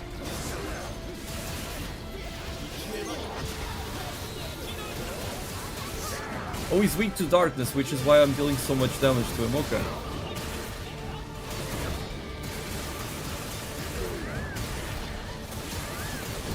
So you gotta break those legs.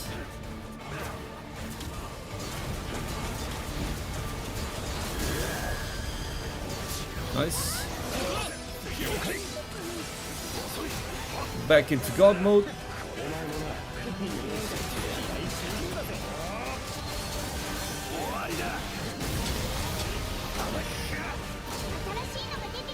And back into dragon mode. Let me just kill these robots first. This should be enough. There you go.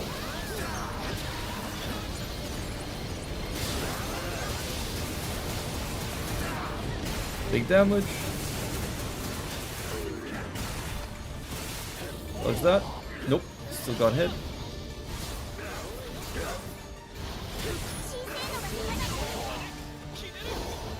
Guess I'll have to take care of these guys. Oh, I'm stunned.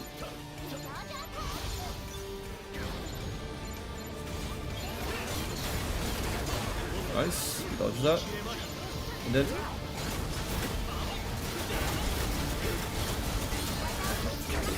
nice, we dodged that. God mode, and I'm gonna try to use a Skybound Art now. Beautiful.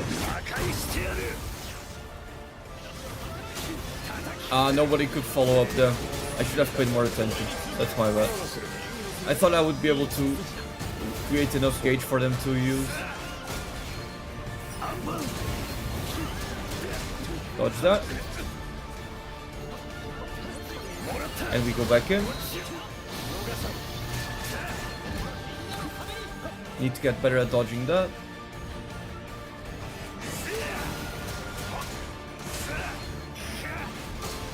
Let's break that leg. Now in dragon mode. Gap close.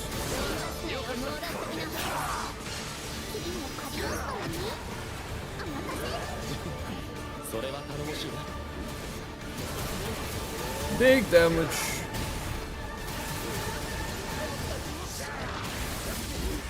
He's in rage now.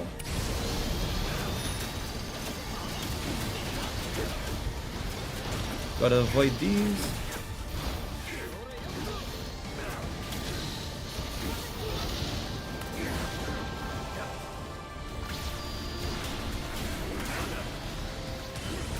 I thought I dodged it.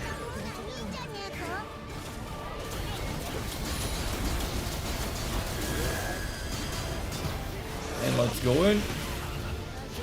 We got God mode again. So, time to deal big damage. Ooh, during a break as well. Or during a lane time, I should say.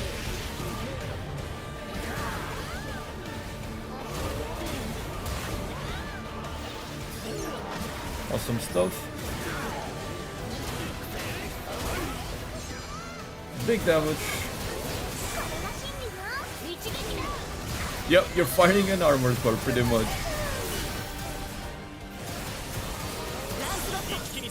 There we go, Lancelot. Putting in the good work. I'll follow up now.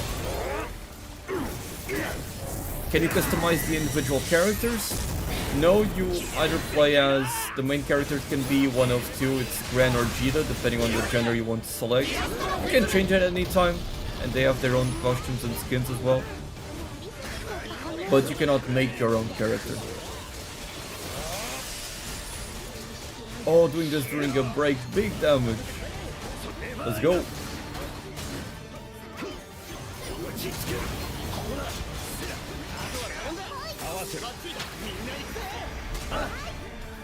And back on dragon mode. You love that.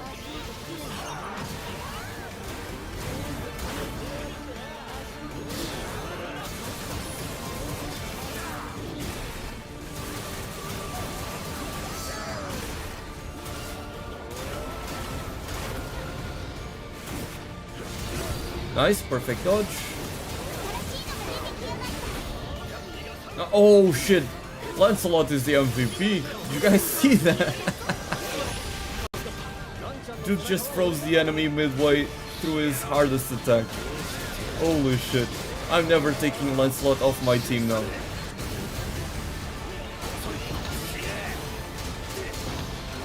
What a chat.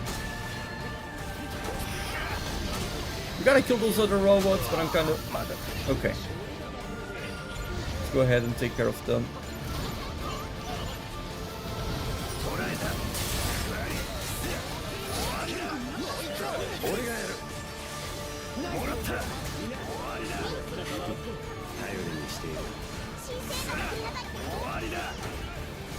Back into dragon mode.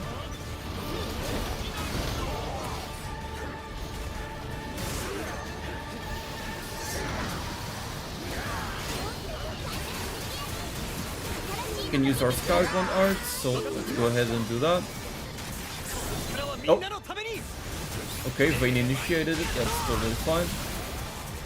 I'm gonna let them go ahead and use theirs first.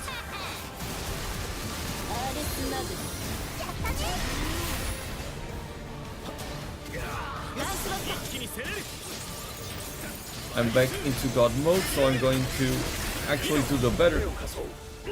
Oh, never mind.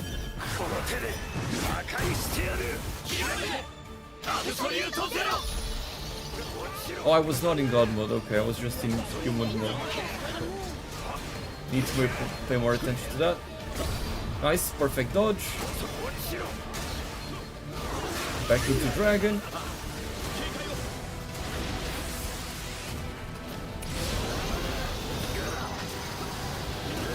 Ah, that was a waste. I tried to perfect dodge that. I tried to go in like if it was a Dark Souls game.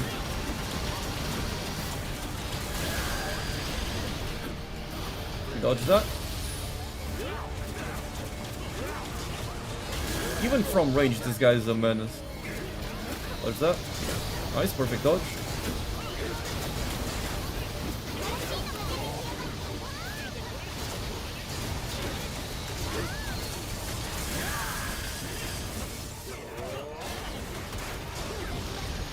And we use the capsules now.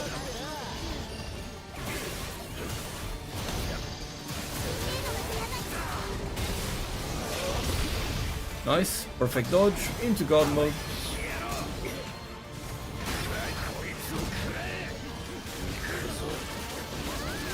I need to get up close. I'm just spamming my heals. That was a bit reckless, but I really wanted to hit with my big attack. Okay, I like that you can dodge this attack by simply being under it.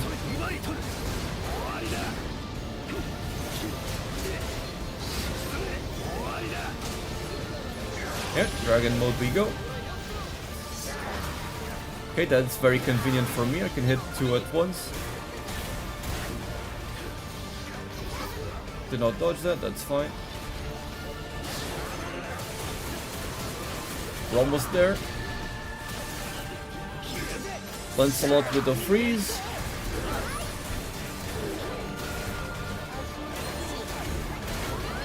I won't use it right away, I need my team to get a few more points. Nice.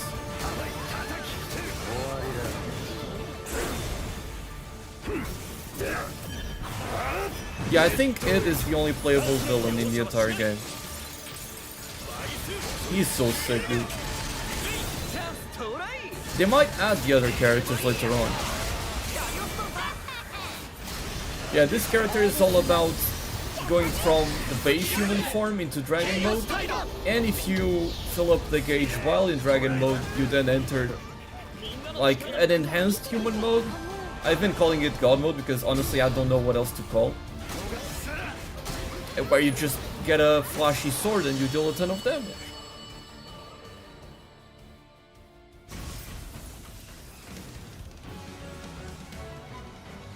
Fantastic. What a cool game, dude. Just found my main. Yep, it is sick as fuck. I love this dude. Ooh, we got a weapon out of that, I think. Or oh, never mind. It's a saw, but it's only a consumable item. Probably for an upgrade. I thought it would be a weapon. Yeah, they don't let you pre-order on PC, probably because of Sony. They probably have a deal with the developers. Oh yeah, I've used Percival a lot. It was my most used character in the campaign. He's amazing. I love him. But I like Id more.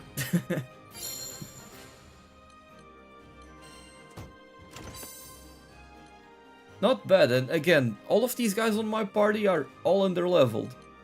I just picked them up. So, except for Id, of course. But that's a very good sign that I'm doing so well with this team. Very happy about this. Yeah, I've tried Zeta. I played with her a lot in the demo. I just haven't unlocked her yet in here, but I can unlock her now.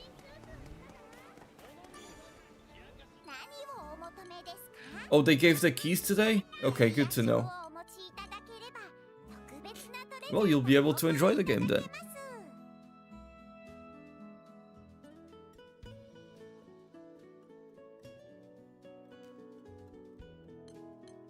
Any recommendations for newer players? In terms of characters, I think Vayne is like the best reliable, the most reliable character, is how I would say. Vazaraga, I do not recommend for newcomers. He is probably one of the hardest characters to master because you have to be at 1 HP to deal as most damage as possible. But he is insanely fun and probably top 3 strongest characters in the game. But yeah, if you want a very solid character from the very beginning, Vayne is likely the one. Like, you cannot go wrong with Vayne, and there doesn't seem like there's anything difficult about him as well.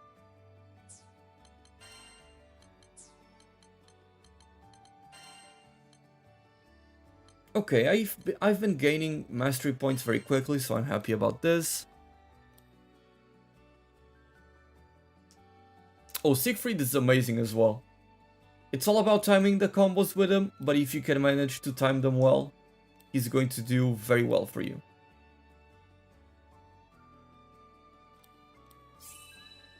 Not too expensive to get this for Cagliostro, so I'll go ahead and get it.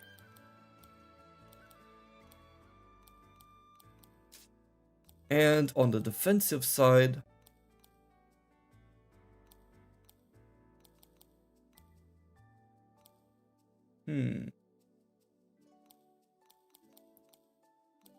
let's get one more sigil. Okay, that's expensive. So now we can go ahead and unlock a new character.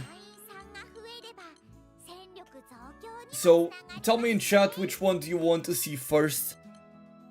Yodarha, Charlotta, or Gandagoza? I won't even make a poll since it's only 3 characters. Let me know which one you are the most interested in out of these 3.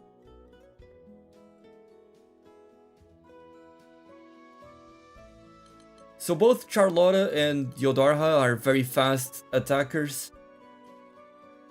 with Yodarha being more focused on dodges and Charlotta having utility for the team. And then Gandagos is just the big, bulky, beefy dude that deals a ton of damage once you fill up his gauge. Let's see in chat. Charlotta for the win. Charlotta has my vote. I'd go with Yodarha. Yoda sounds cool. Charlotta. No votes for Gendagosa. I find that funny.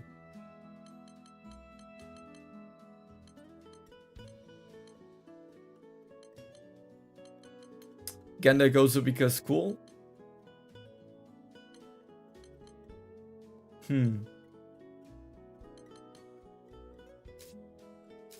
I'm very torn between these two.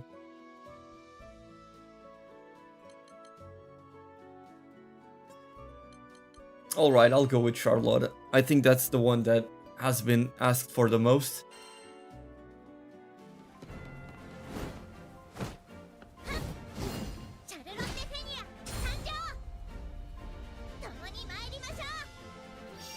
There she is. Little Gremlin. Picking up this game on Steam tomorrow. How is Percival, Yoda, and Catalina? Percival is one of my favorite characters in the game. All about charged attacks and big damage. So if you are fine with charged attacks and powering through monster enemies' attacks, you'll be fine with them. Catalina kinda has to fill up a gauge to be useful, but it's very easy to fill it up as well.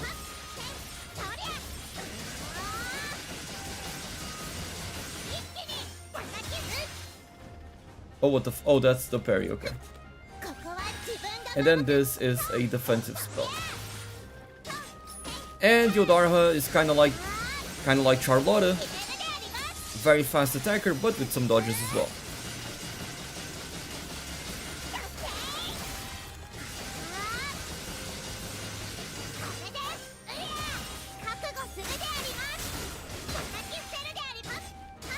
Pretty fun character for sure. The thing about Charlotta that I think she's going to be very strong is she's probably going to be one of the best characters for getting SBA gauge. So you can probably use her as just a character that farms SBA gauge, donates it to the rest of the team, and you can keep on farming, or not farming, but spamming full bursts the entire time.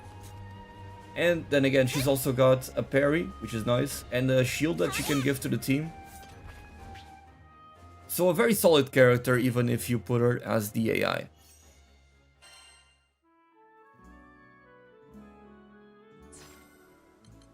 And let's see Charlotta's designs as well. Let me swap it for Charlotta.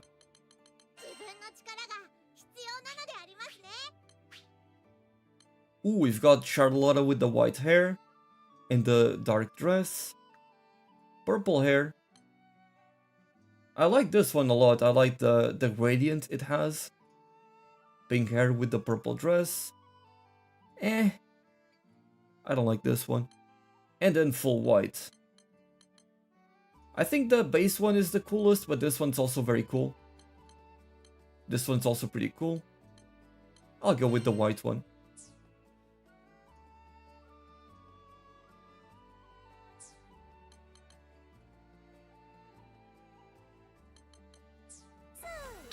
Look at her go. Yeah, that's a pretty cool color for sure.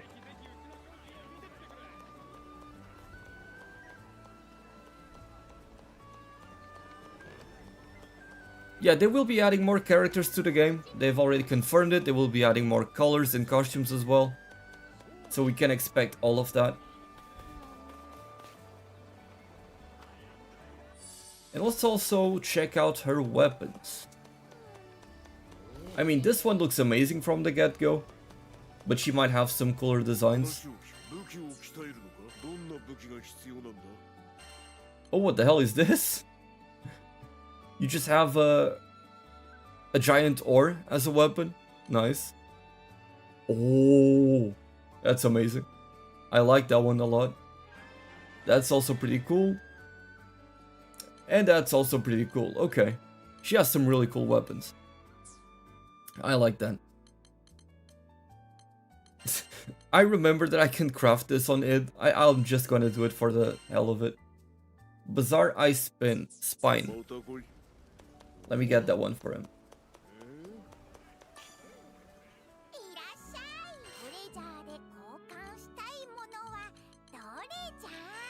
Let's get one of these. The bonk. Gonna kill enemies with a giant shrimp. With a fried shrimp. Yeah, I will be making a tier list. I'm kind of testing everything to see and get a good understanding. And hopefully by the end I will formulate my proper thoughts and make a tier list. They announced Lucilius as a raid, yes. He will be a raid type enemy at the end. Very excited for that. I haven't tried him out in Versus, but his design is phenomenal. So, kind of a shame that he isn't playable, but it makes sense because, you know, he is a big bad enemy. So let's craft a weapon. Not upgrade, sorry, craft. The premium sword, as they call it. Like, I like these designs, but I don't love them. So, why the hell not? Let's go with this one. Yeah, you have a lot of those joke weapon designs that are in Rising. You also have them here. Like, let's see, where is Jita? You can have the fish, for example. And there's some other weapons that I've seen that I have not unlocked yet. But there's more joke weapons as well.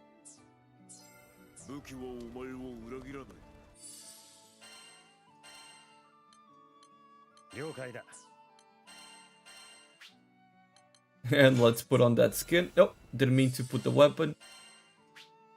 Let's put the skin. There we go. And also open the masteries. Get these from the weapon.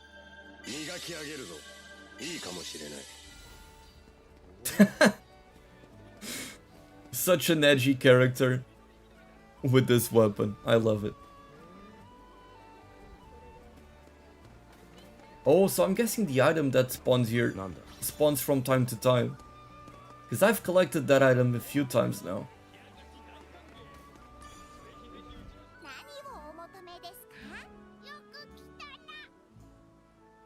Oh, it is all about doing damage, but you can also build them as kind of a tank. You can... Not really a tank, it's more like a berserk type character where you take damage for your team. And by lowering your health, you can then put on sigils to increase the damage. I don't know what this is about. What this does. I have no idea.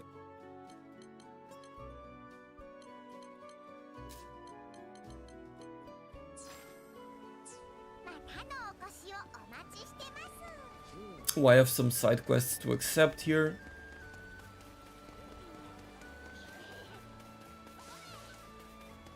Hello. Got this to pick up.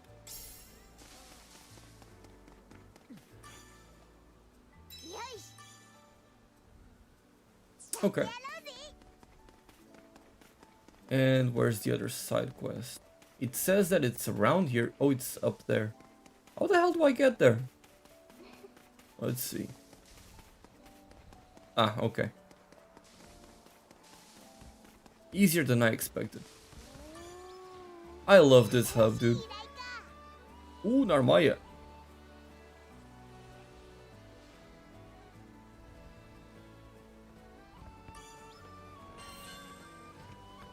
Let's go. Quest is done. Also very good quality of life that this game has. You can check which quests are already done. like these ones, they say reportable. So I'll be able to teleport to these NPCs and hand them out the quest like that. Now I need to go to their town first, so I'm gonna do that. Go to Seed Hollow. And now I'm in the same town, so open up the side quests. And we fast travel to the NPC. Easy.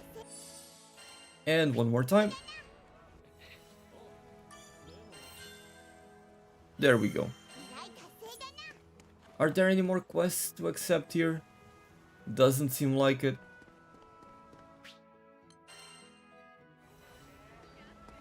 Yeah, they have plans to add more characters, and they've already announced a new raid boss that they're going to add to the game. Very excited about that. Let's see. Oh yeah, I haven't checked all of Charlotta's skills. This one was the one I was using. Okay, we know these ones.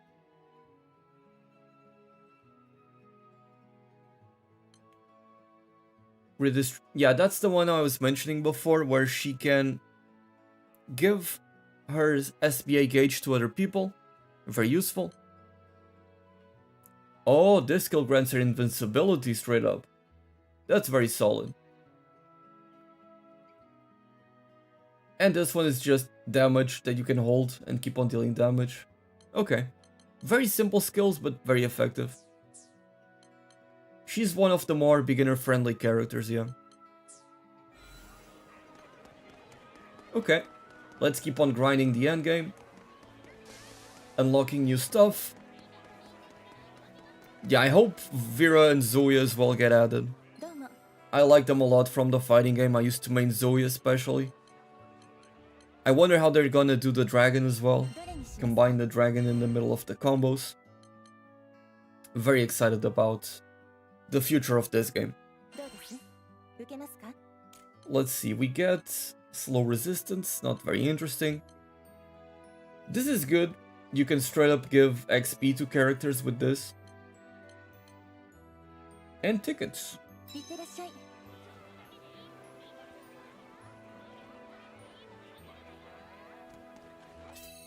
Let's go ahead and get started.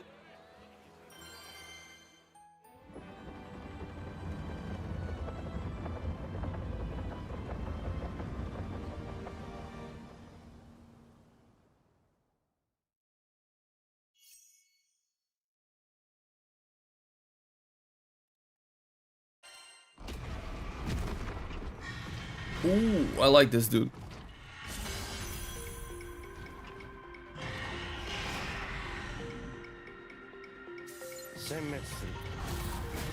Let's go ahead and punch him first. Perfect way to begin a combat. Lancelot already putting in the work. I'm loving him as the AI. Thank you so much for the suggestion. And dragon mode we go.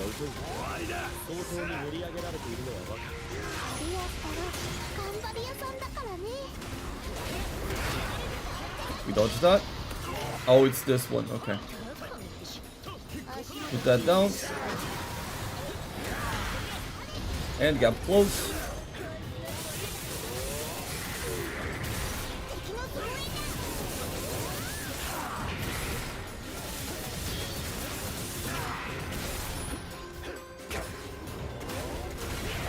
Their skeletons are attacking, that's fine.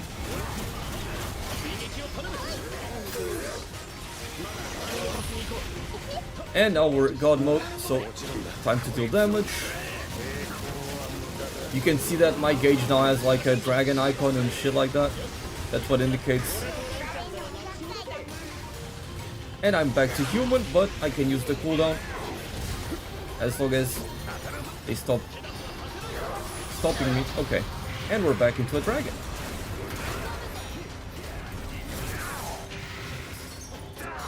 He slowed me. I should have not gotten hit by that. That's fine. That's why you kind of need to defeat those skeletons. Nice. I was going to dodge the attack, but We got a big hit in. Perfect dodge that.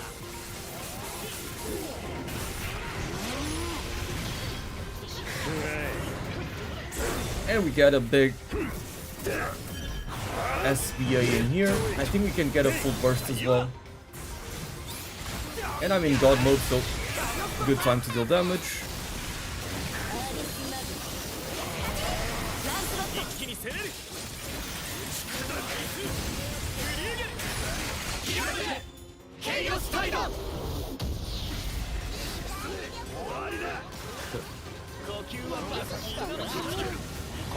Big damage.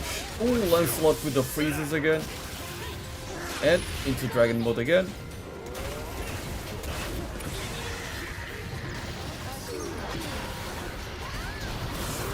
Let me dodge that.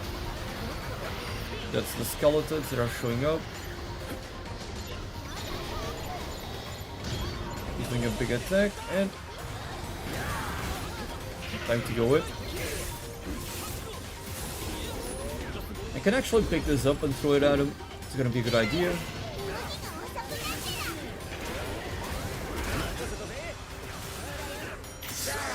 We break that guy first.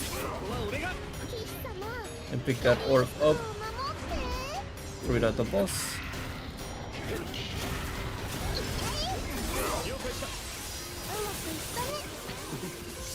I'm starting to see that in the endgame having a cleanse is going to be more important, so I'll probably add that. I think that Cagliostro can have a cleanse. Perfect dodge that. Let's go.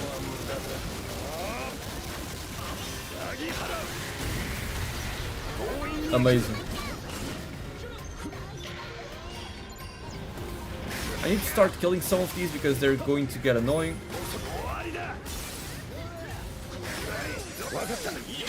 That being said, if we get a big window of opportunity here, I'm gonna use it.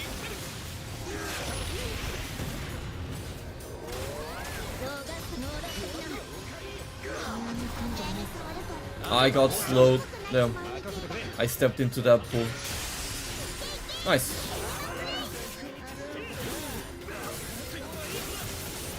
Get a big break. Time to deal damage.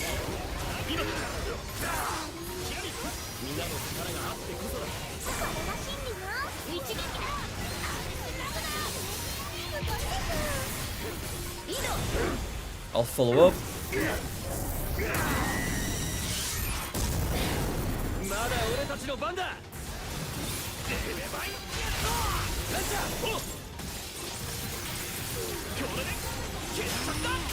And I'm in God mode now.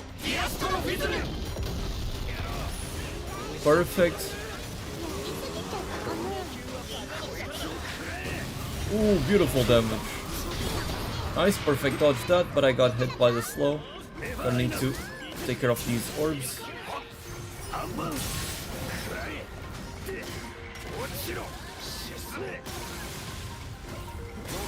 There we go. Throw these orbs at the boss as well. Might as well. They help with the break. And they also inflict slow right there. And I got hit by the slow because of the area. Yeah, I'm going to need to get a cleanse for sure. It's going to be a big part of the endgame, it seems.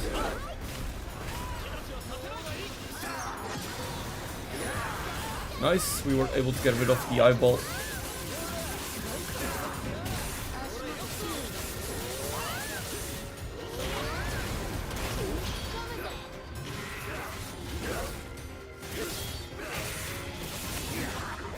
Okay.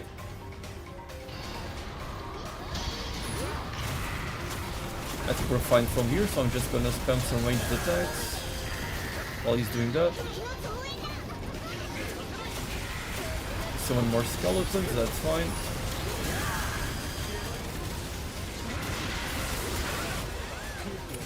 Gonna go ahead and do that. Oh, I thought it would reach. Oh, we are in dragon mode now. Not in dragon mode, we are in god mode now. So got a perfect dodge there.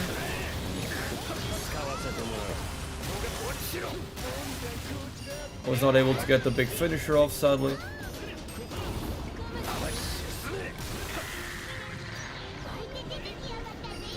Hit him with that.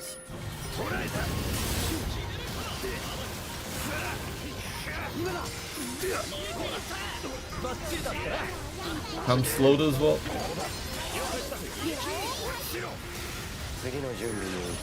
Back to dragon mode.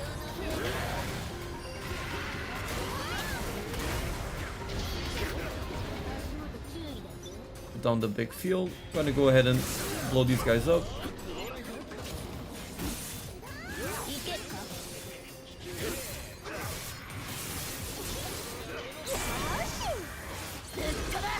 The slow can be very annoying. And let's blow him up.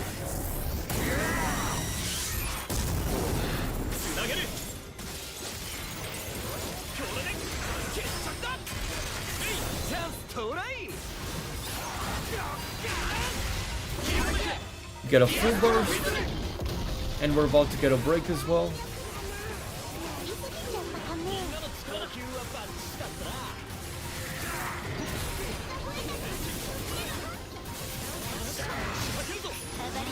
Nice. Back into God mode.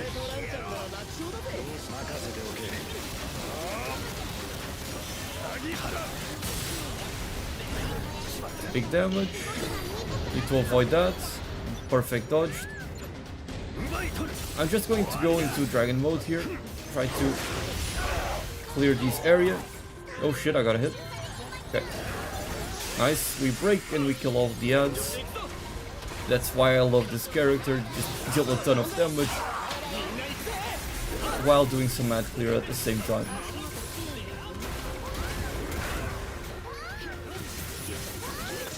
And there we go.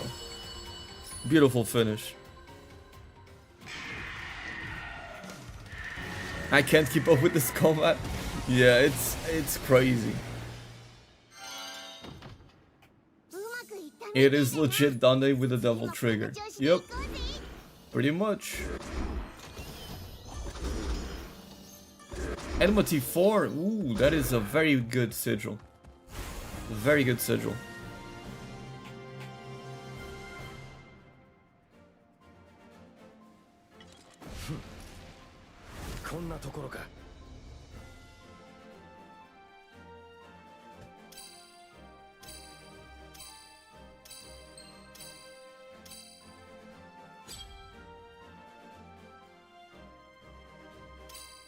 Do we get S++? No, we get 8. Not even S+ or S. I guess I need to level up my characters more. I mean, they are kinda underleveled for this part, which is fine.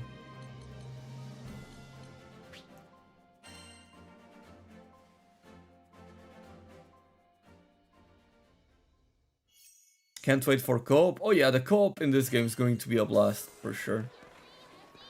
We have a bunch more side quests to accept. Let's go ahead and do that. There's an icon there that I don't think I've seen. Oh, it's the appraisals, okay. Never mind.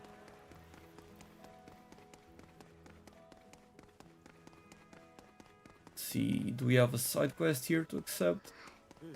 We do. I can already finish it, nice. That's perfect. We jump down here. Nothing in here. And I'm guessing... Yeah, it's here, okay. We get Flawless Prism, which is what I need by doing this. Aqua Gyre, so I need to do some ice bosses or water bosses. Open that chest. I have 9 of these for appraisal. So this is something that you unlock in the endgame. You need to beat the game first to get this. I talked about it on my latest video. But for those of you that haven't seen it, you basically just come up to this guy. And in return you'll get some cool items. So let's see what we get. We get some sigils out of that, which is nice. None of these are incredibly good. but at the very least you can trade them in. So pretty good. Just another thing that you can get free stuff from. And we have even more side quests to accept. So let's look for them. Ooh, what was that? I don't have the key for this yet. There's likely a quest that gives me that key to open those chests. I still need to find that quest.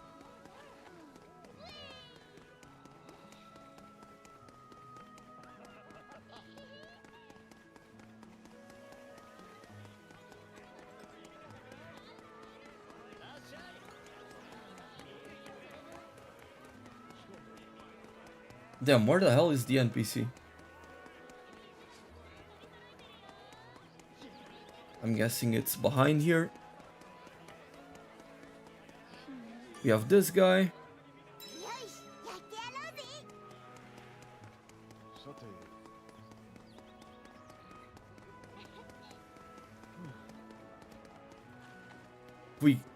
How long before we get a 2B mod? Not gonna take too long for sure.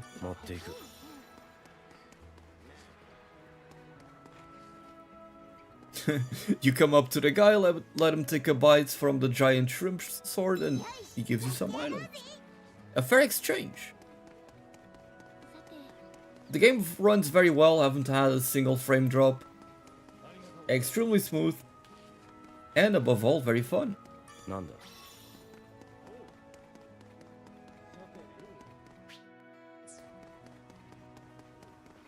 Let's go back to the quest counter.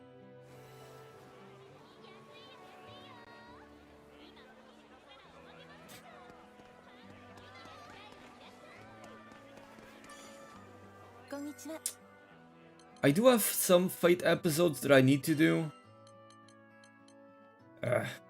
Oh, I can do all of these already. Well, if you guys don't mind, I'm gonna get these done.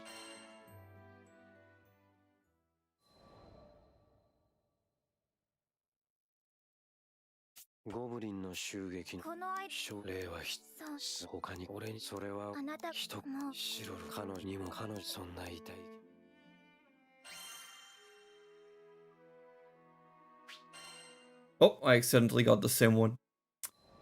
Sieg will be my first character to level 100. He's level 70, almost there. Yeah, Siegfried is amazing. What sigils are you using on him, out of curiosity? Are you using a stamina build, for example?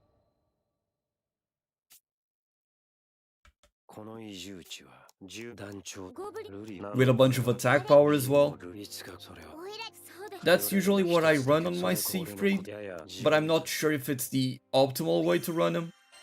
I'm kinda hoping there's a sigil that makes timing attacks do more damage. Why can't I do this?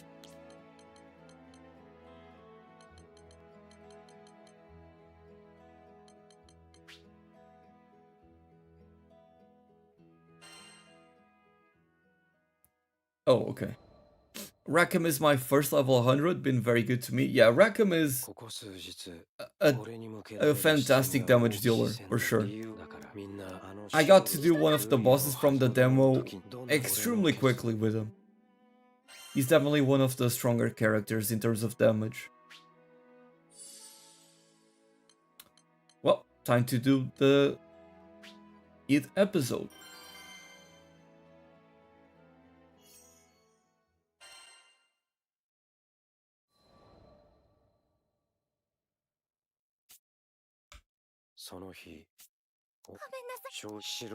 Which one is Rackham?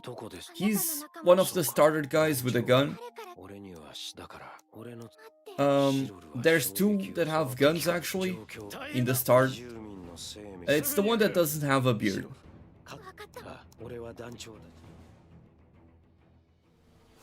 Crit attack with Aegis and fast learner? Okay, I see.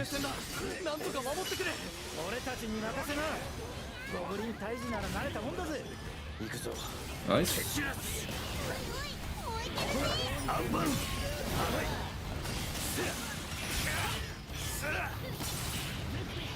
What a character.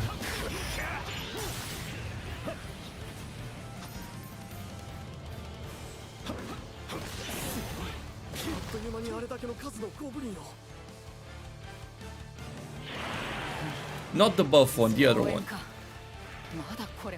That's who Rakim is. My Narmaya is going to be attack combo, booster and leech.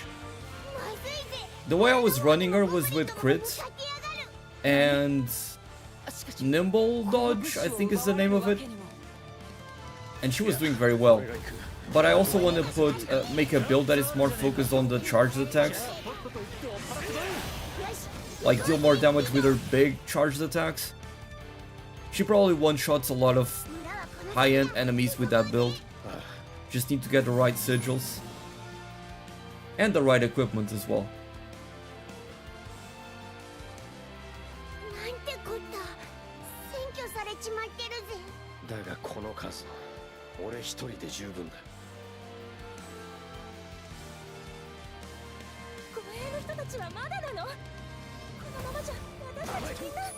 I like that he has such big range with his lunge. Might as well pick this up.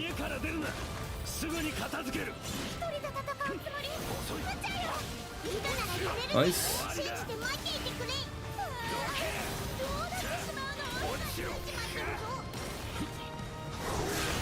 Time to go dragon mode.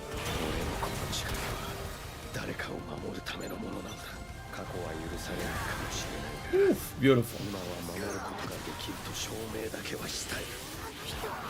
Watch your SNS video, you've convinced me. I'll give it a shot in world. Hey man, I'm just happy to know my videos have been helpful. That's why I make. Hey, very happy about that. Shrimp tempura is a weapon, yep.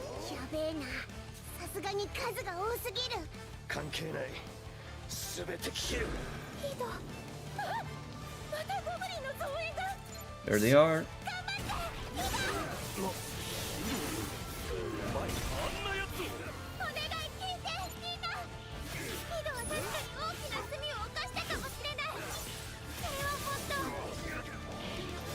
Getting some character development for Eat here.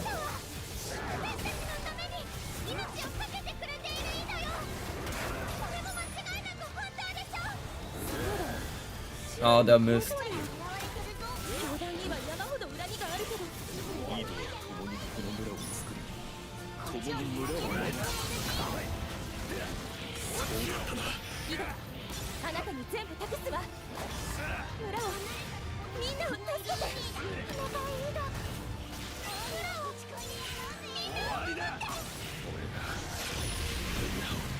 Back into.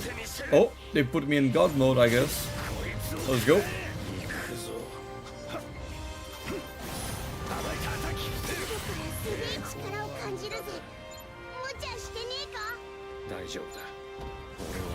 Let's beat up these guys. Oh yeah, Vazraga is awesome as well. Just need to be careful about, you know, staying low HP at all times. Because that's his thing. Ooh. Now we got the big boss.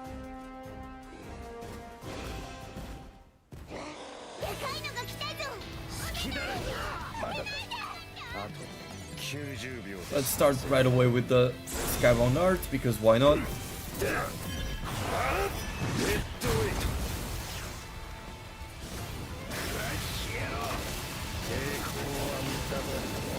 can just straight up tank this.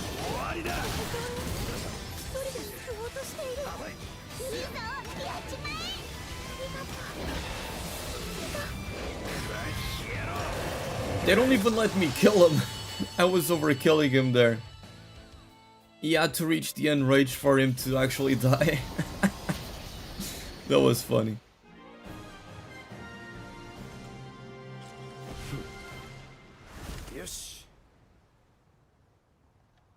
Yep. 30% of his health just gone like that. Such a good character.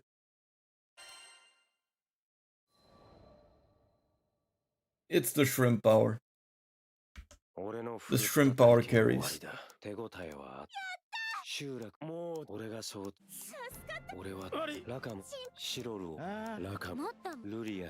What a good character.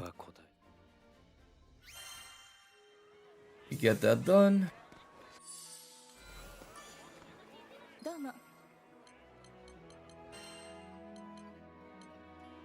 Hey Ruchi, welcome to the stream. How's it going?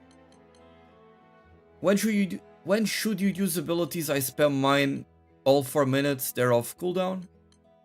Well, it kind of depends on the character, right? Some characters have very situational abilities, but if they're just damage dealing abilities, why not use them? What's the main mechanic of id? So basically, as id, you start off as him regularly in human form, but he has a meter that goes up the more combo finishers you do, or you can even have a skill that you press it and you instantly become into a dragon, and then you have your own skills as a dragon, your own combos as a dragon, and if you fill up that gauge again in dragon form, you then become even more powerful in god mode, which is crazy.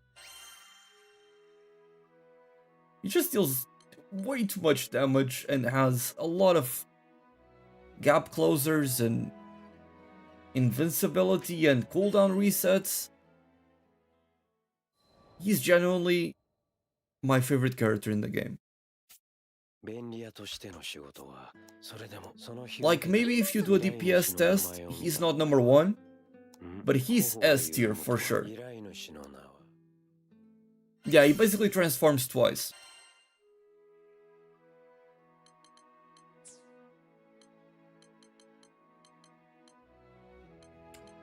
Let's see, I'll do the Cagliostro one since I am using her as my support. I also need to do it for these two boys.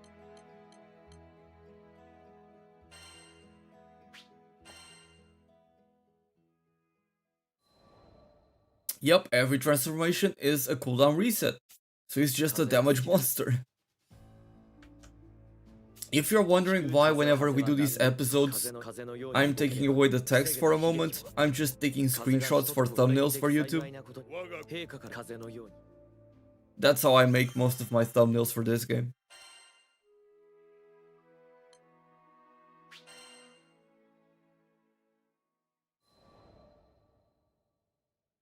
This could be an emote though, just him staring at the screen. Yeah, I'm loving Lancelot. I mean, I'm not using him as my active character, but as a support, he's been insanely good. But even as a playable character, I was doing very well with him when I played with him. But it was mostly in the demo. Oh, that's Siegfried. Might as well take a screenshot, even though it's not amazing for thumbnails.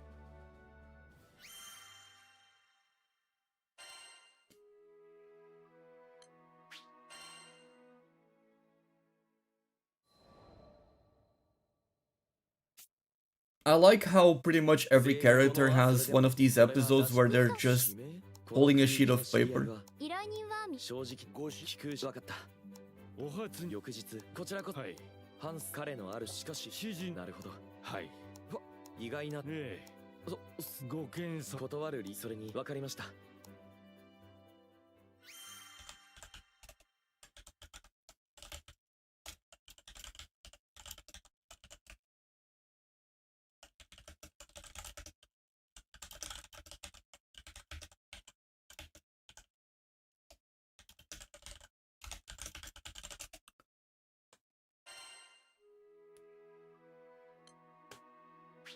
Let me get this too. Oh, it's actually a quest, right? Oh, we'll be playing solo now. Well, time to play Lancelot then.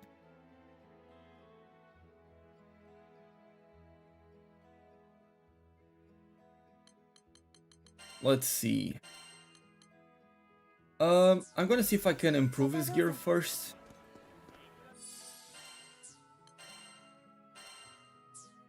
I'll just swap like this. I like this outfit.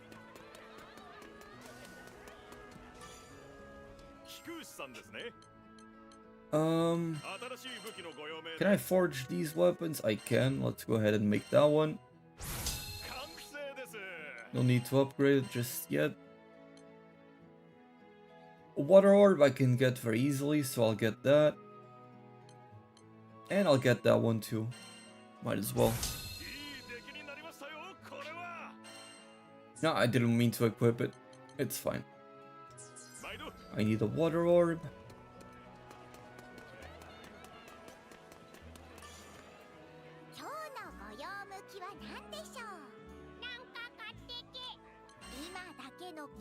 Where is it? There we go. I think I only need one, so let's buy that. And remove it from the wish list.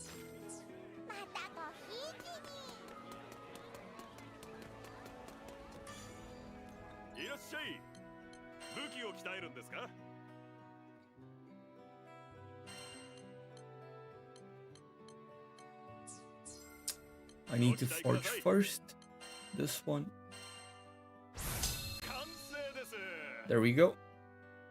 And of course I'm going to keep on using the ones that give me crit rate.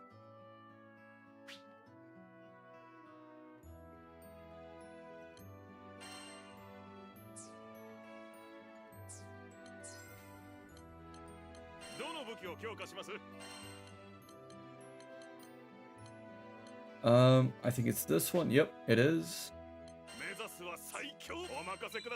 Can I put it at 100? 92. Not quite, but a big improvement nonetheless.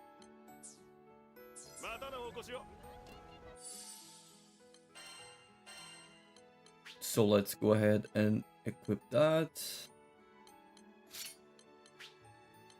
Which skin do I like the most? They're all pretty cool.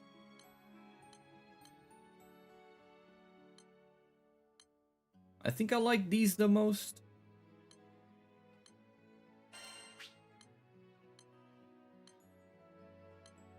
Or maybe these ones.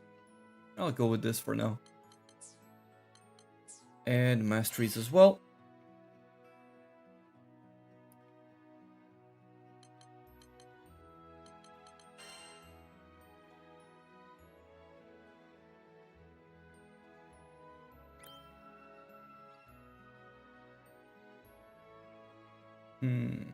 That's not amazing. Get this done here. Put this here. Put this here. And these two. And a pretty big improvement. I'm going to eventually get these. No, I'm going to get these. Ooh, 15% crit rate. And then 30% crit damage. Oh, that is very good. Maybe I'll pick a different color for him. How about green? Yeah, I think it looks good.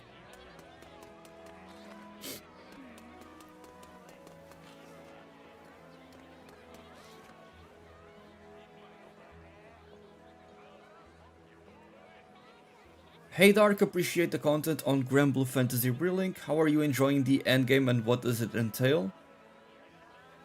How do I put this? So, basically, kinda like in Monster Hunter, you unlock high rank quests. You know, you start the game, you can only do the easy ones. Now you have the normal ones. Eventually you unlock the hard quests as well. I have just unlocked the very hard ones. And if I keep doing these, eventually I'll get the extreme difficulty, which is where some of the toughest bosses will be, but of course, that's where the best loot is. You can still repeat quests and go ahead and farm for different materials, like for example, you know, if there's a specific item that I need to craft for a powerful weapon, for a big upgrade or something, I can look into these, I can search from my wish list, right? Search by treasure and pick it here. But it is very much the same endgame experience as you would expect from Monster Hunter, where you're kinda just farming for materials, looking to get more sigils, looking to get tickets, to then trade for more sigils.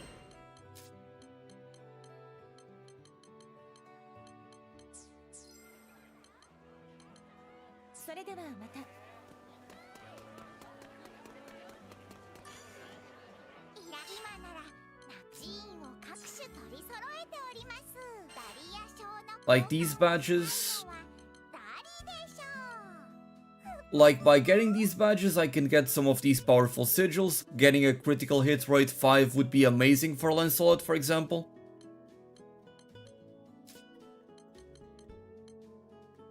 I can trade these tickets for... There's also this gacha mechanic to get some more sigils with the tickets that you can get by trading in some of the items that you've been using and collecting the entire game.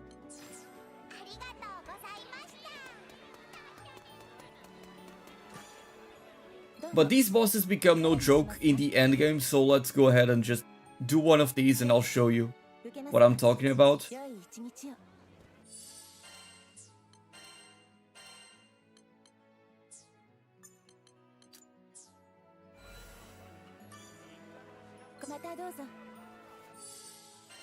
Hold on. I'll swap to a different character here.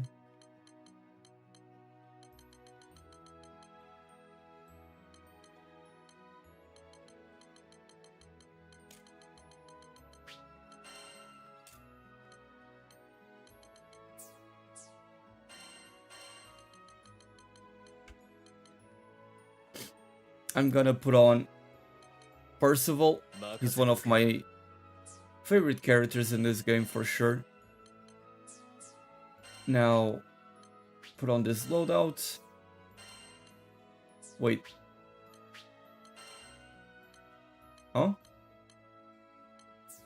Oh, I probably only saved the team. I need to add the sigils here. So let's go ahead and do that. Attack up power 6. Oh, that's 4, never mind.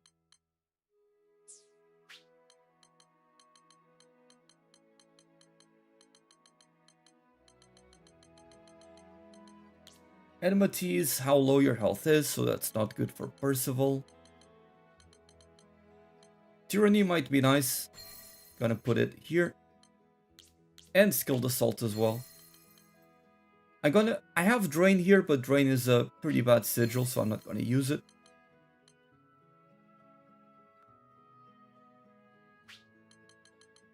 And I think I end up with a lot of damage. I just don't have a sigil for charge attack here, but the ones I have aren't great. But let's go ahead and do that.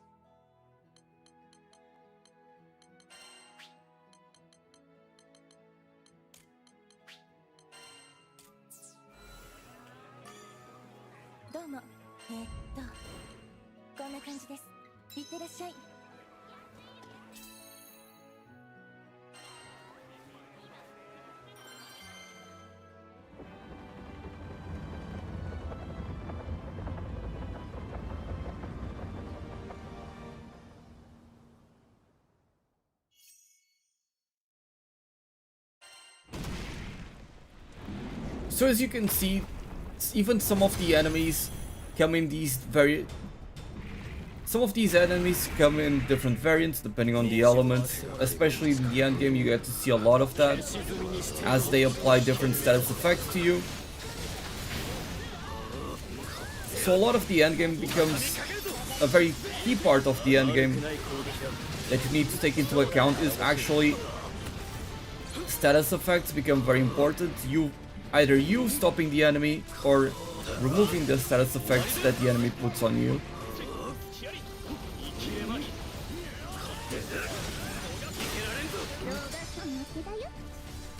Nice, we get a link attack. Big damage.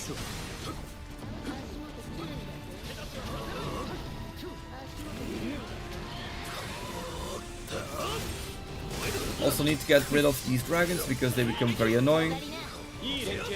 But even these small dragons are very beefy, as you can see. Like, these guys have a ton of HP.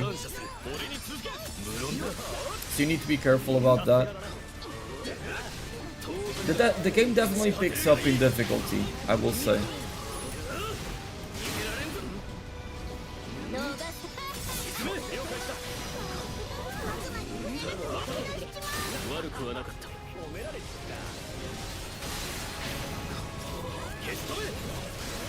Nice. Lancelot throws that guy, so we can ignore him for a bit. I couldn't connect with the second hit, that's fine.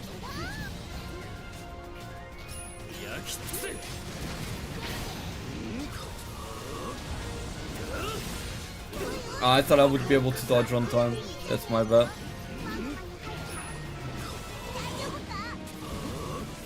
Yep, they do a ton of damage, so you need to be careful about that.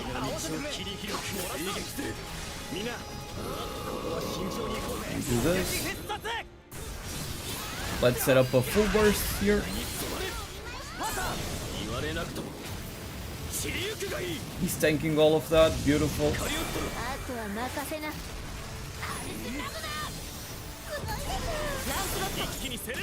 And elemental weaknesses also become pretty important in this. Of course, you're not going to have many characters built, so you won't always be able to bring the characters that have the monster's elemental weakness to the fight.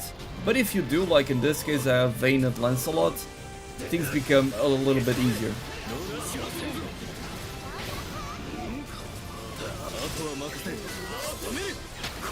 Nice, we get a link time, so get to do a lot of damage here.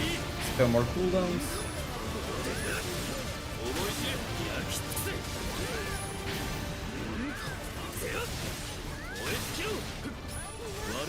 He's enraged now, it's fine.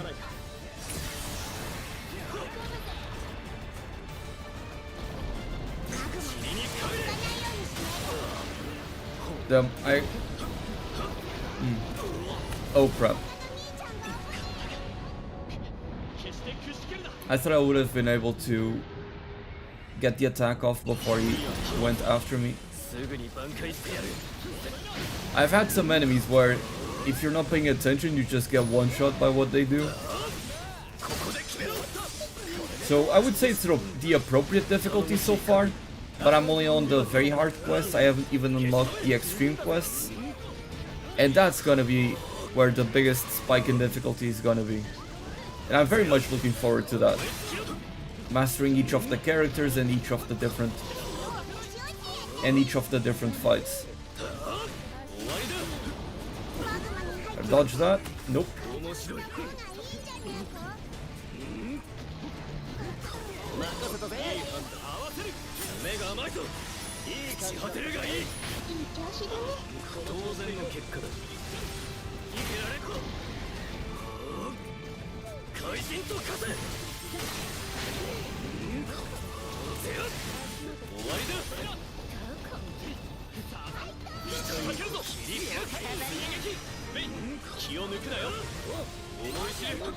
I tried to dodge that. That was almost a one-shot. I won't use my SBA right away because I need to make sure that my allies have enough to also trigger it. By now it should be fine, so let's go ahead and use it.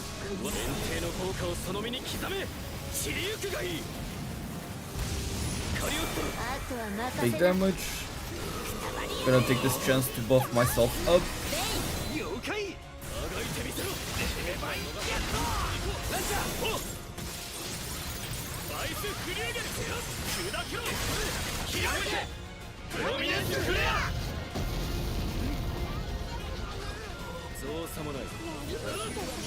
Nice, we get a break as well.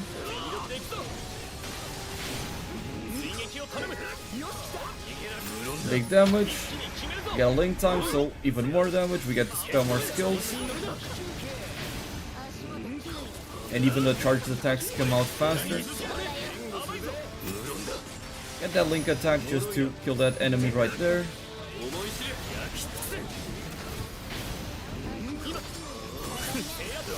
We kill that guy. Gonna walk away for a bit to buff myself up, not get hit by anything.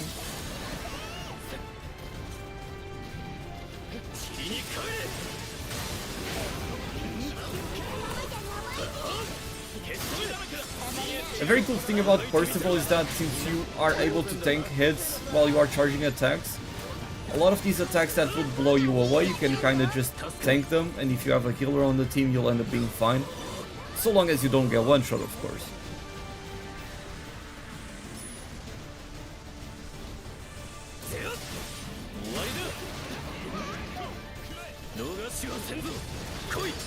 Nice.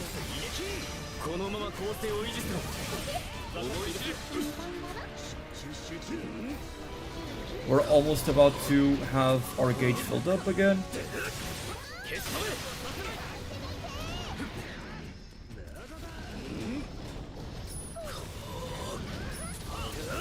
I missed that. The gauge is full, but again, I'm waiting for the rest of my teammates to have a little bit more gauge.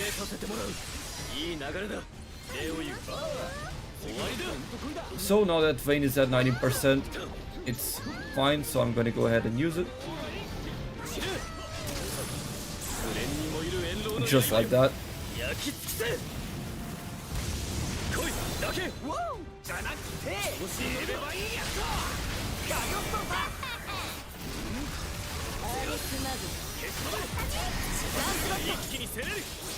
And we get all of these off for some devastating damage.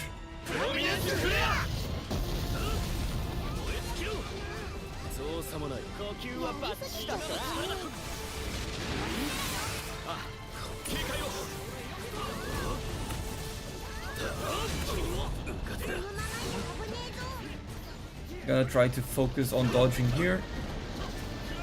We're in a pretty bad spot. Oh shit. I got hit by something as Cagliostro was trying to kill me there. I still have my revive, so I'm waiting to not use it.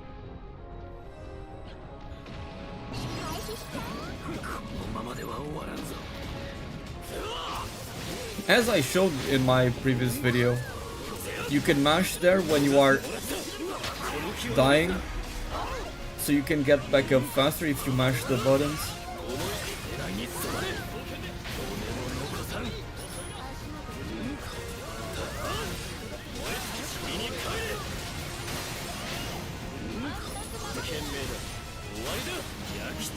Do you know if the 4 enemies are playable?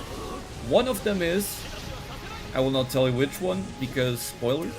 Although I've been using them quite a bit on this stream, so if you go back you'll be able to watch and see me using him. And he's my favorite character actually.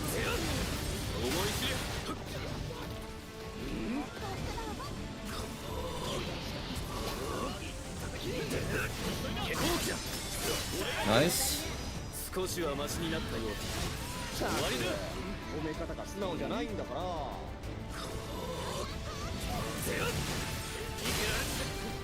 I need to upgrade my gear for sure, because this is taking a bit too long for my liking.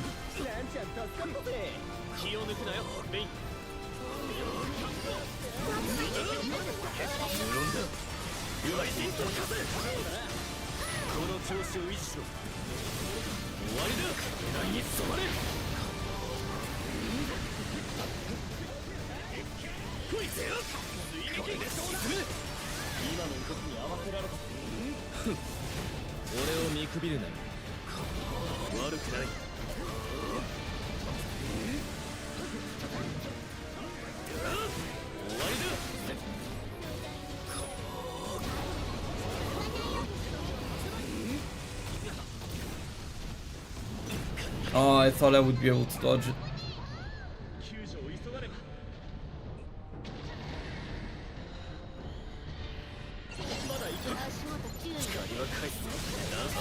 Gotta kill these dudes.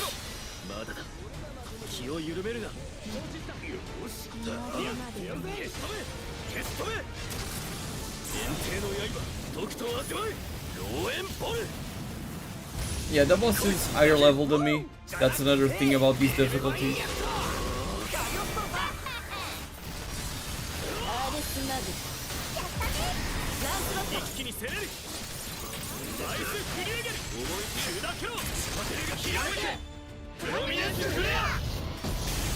We get a break, beautiful. Might be able to kill him here.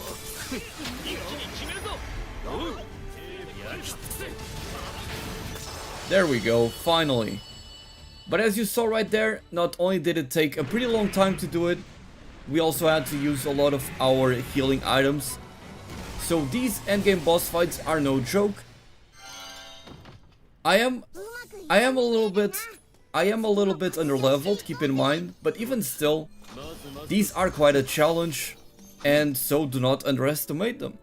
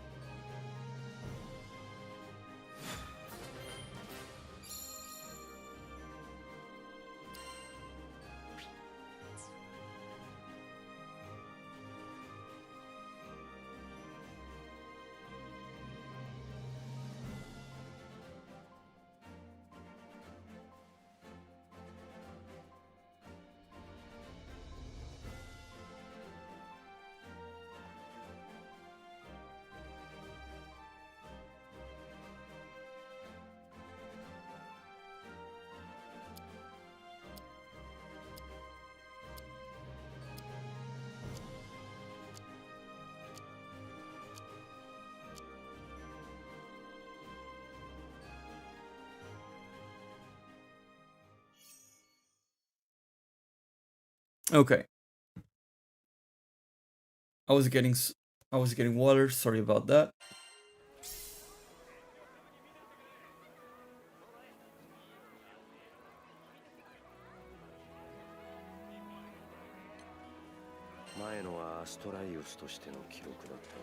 Well, I guess that answers which one becomes playable. There's more to see in the main story? I did not expect that. I thought we were done with the main story. I saw the credits. Huh.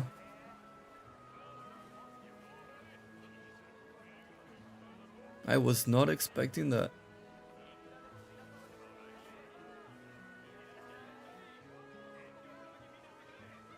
I'm not gonna do this right away, but maybe you need to do that to unlock your extreme quests. That might be a requirement.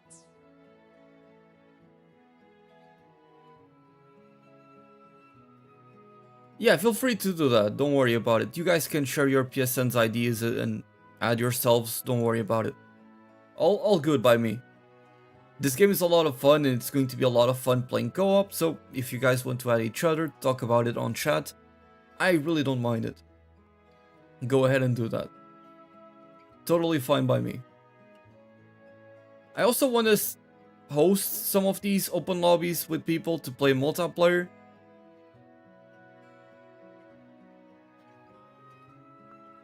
So that's something that we'll be doing in the future.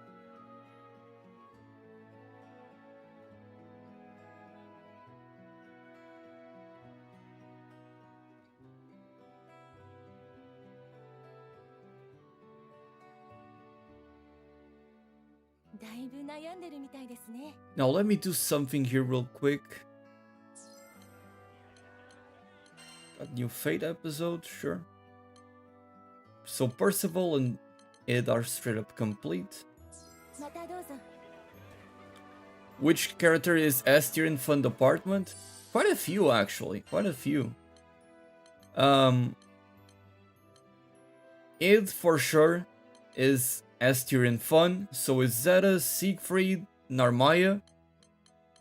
Lancelot I think is also a lot of fun, though I haven't been using much of him.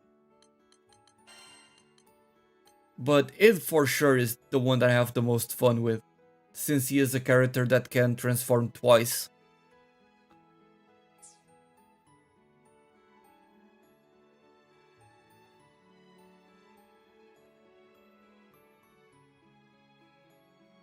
And this team comp seems to be the one that I am having the most success in the endgame with. Yeah, it can turn into his dragon form, and then he can even transform again into what I call a god mode. Not quite sure what to call it.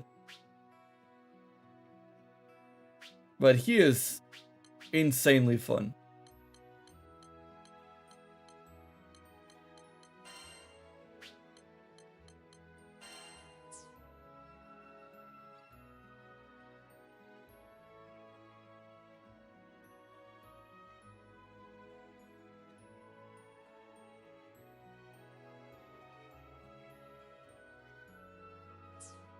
It's actually called God Mode? Am I not just making things up?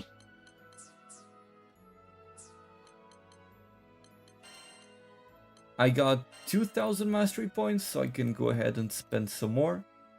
We can get another sigil for our boy Id.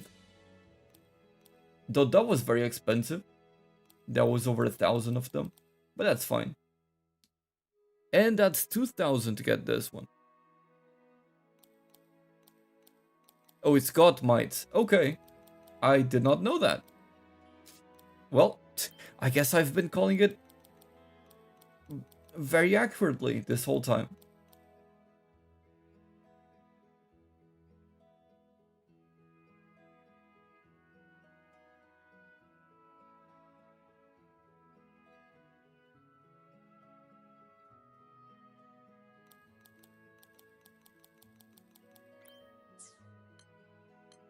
Yeah, playing with characters of each element can also be a good idea for the endgame.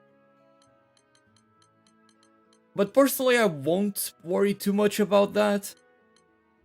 I'm just more so gonna focus on the characters that I like the most and that are also strong.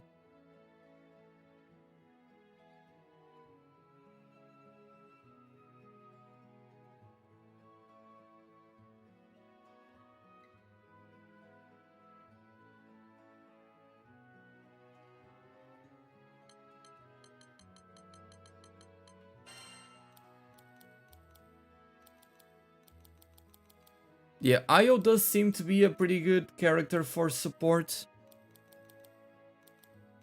Maybe she's able to complement even better than Cagliostro. I just don't want to spend all these mastery points for her, but maybe it's worth it.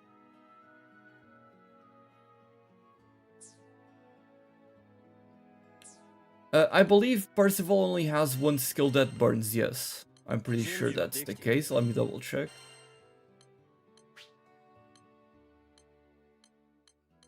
Yep, only one of those skills can burn.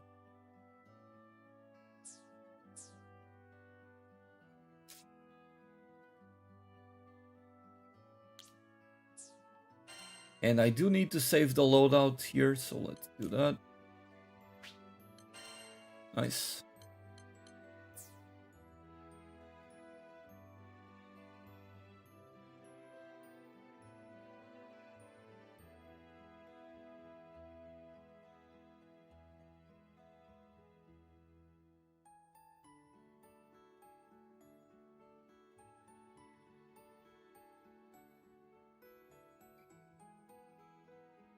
Let's go ahead and do that.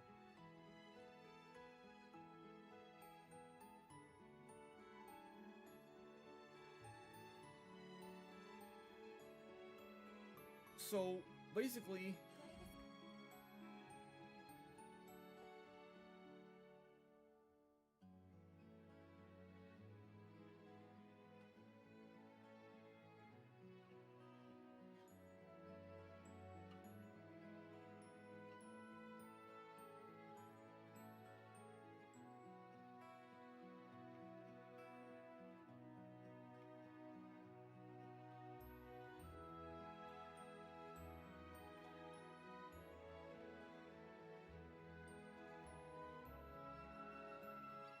I'm just checking something real quick, make sure everything is alright with the stream.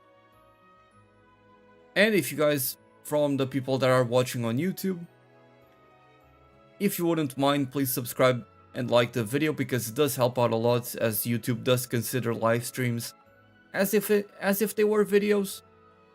So it does genuinely help me out a lot. And if you are on Twitch, you may not know who I am, but you can press those commands on the title and watch some of my YouTube videos that I've been putting out. Hopefully you enjoy them.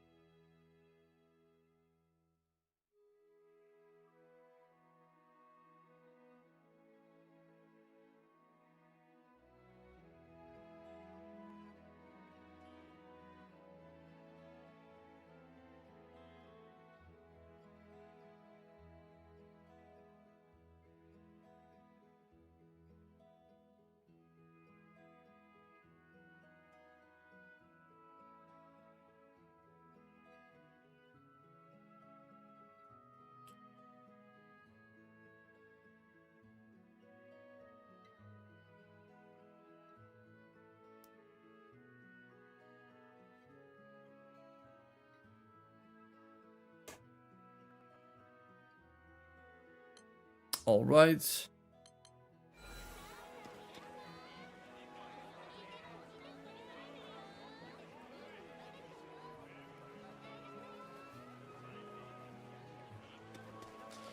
Now, I guess we'll go ahead and continue the adventure, because that's probably how you unlock the rest of the endgame stuff.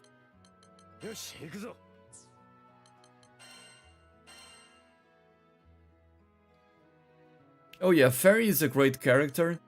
I don't think she's amazing as a damage dealer. I've been using her as a support that applies debuffs and buffs your party as well.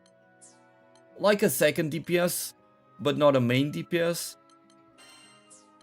But I haven't tried making her a proper DPS yet. I need to test that out.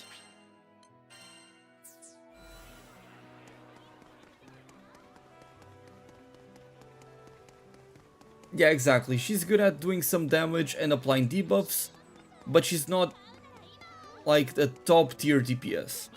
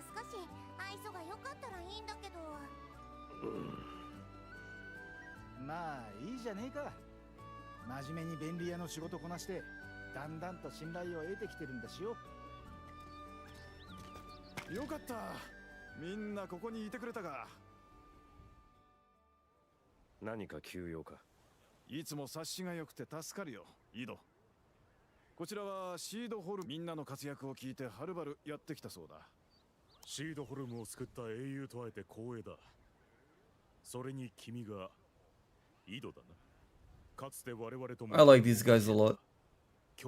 Let's see where the story continues.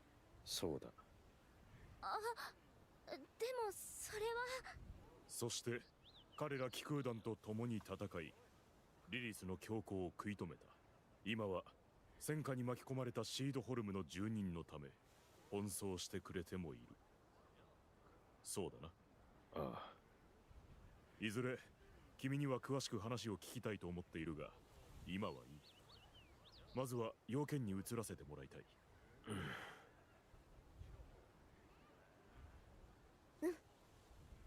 シードホルム城の上空に現れた塔のことはよく知ってると思う。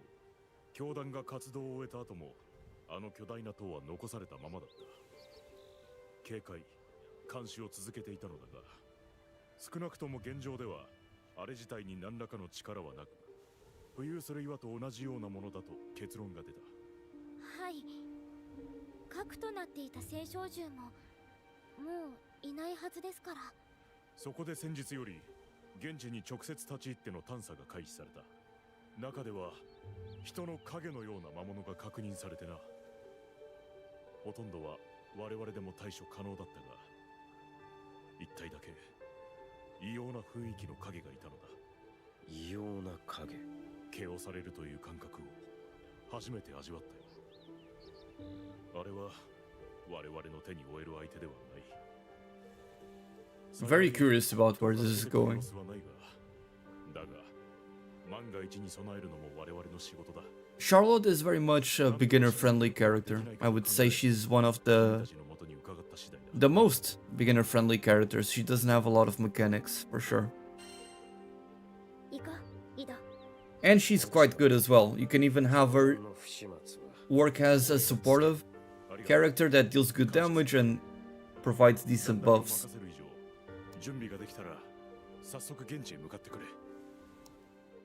And being able to donate SBA gauge, I feel like that is going to be very strong in the endgame. And because she attacks so fast, she can generate it so quickly.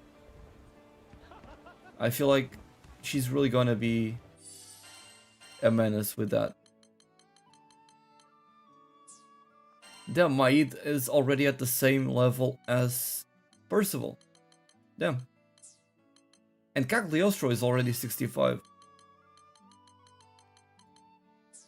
Cool.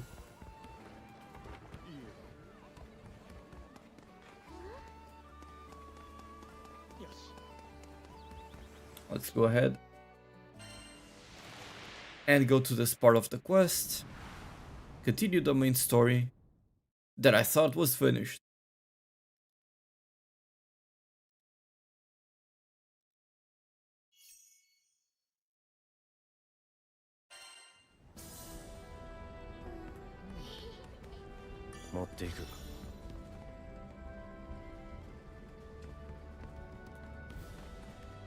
Let's pick up all these items.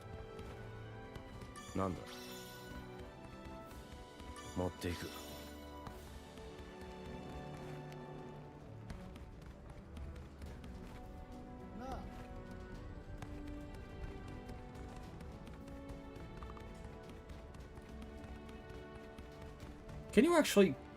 Yeah, of course you cannot go up there.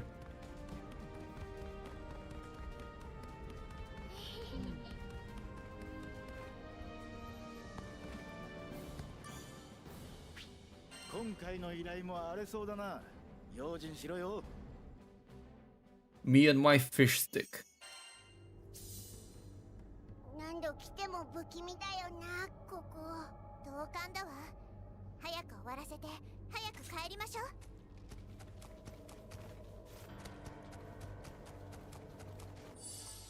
And just make sure that I have everything equipped. Oh right, I have more sigils now. How many do I have? 1, 2, 3, 4, 5, 6, 7, 8. And we're gonna fill up this entire slot with sigils, it seems. Damn, that's crazy. What else do I want to have on it?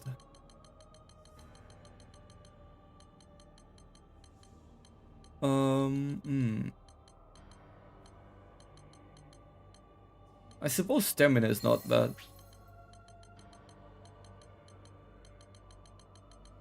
Oh, Tyranny. Tyranny is gonna give me some big damage. I'm gonna put that on. Just need to be more careful about not losing health.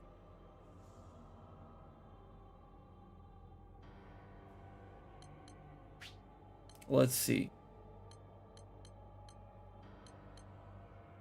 That's plus 19% attack, plus 58% damage dealt there.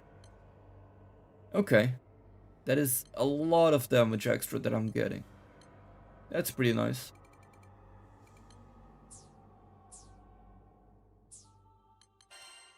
Let me just double check if I have these masteries up.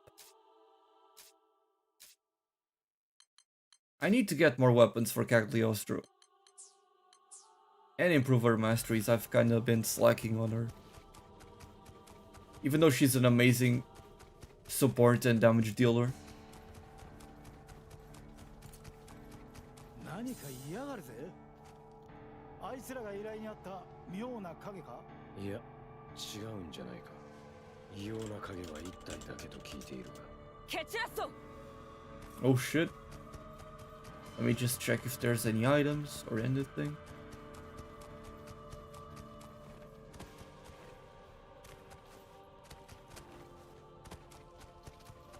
Oh, it's there, okay.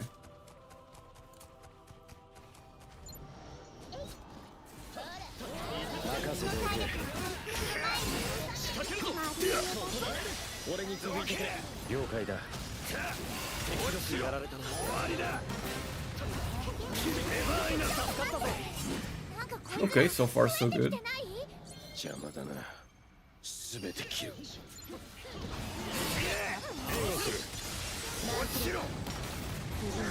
And dragon form. 一瞬の油断が命取りだ。先に進むぞ。井戸さん、なんだか元気ないみたいですけど。ここへ来ると思い出してしまう。リリスのことを。あなたは特にそうでしょうね。すまない。俺は大丈夫だから心 We 配 got a してない。 chest there. 井戸さん。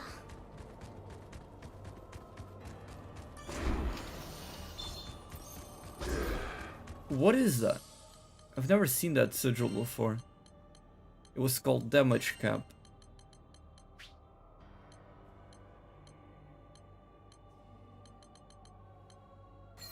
What is this?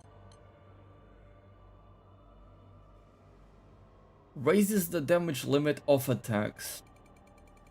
What does that mean?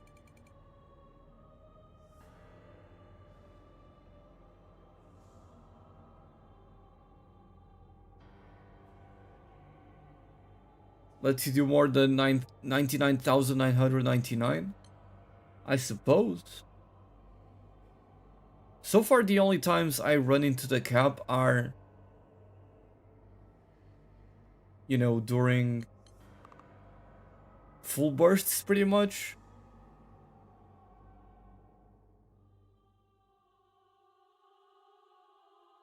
I'm gonna try it out just to see how good it is with this. Maybe it's not gonna be useful just yet. Maybe I need to play through the game more. But we'll see.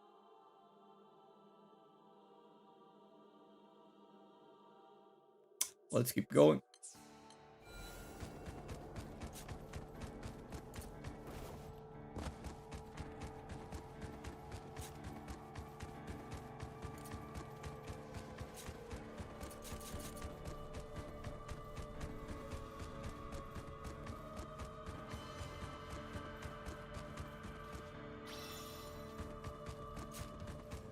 Yeah, it looks like it's going to be much better for characters that have charge up big moves, like Gandagoza, what's his name? Vazraga. That type of character, it looks like they're gonna be perfect with that.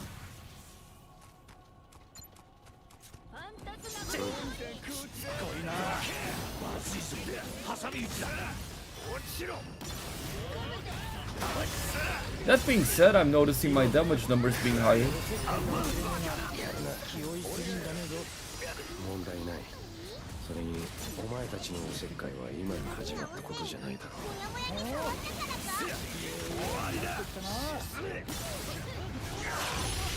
Now into dragon mode. That is so much damage.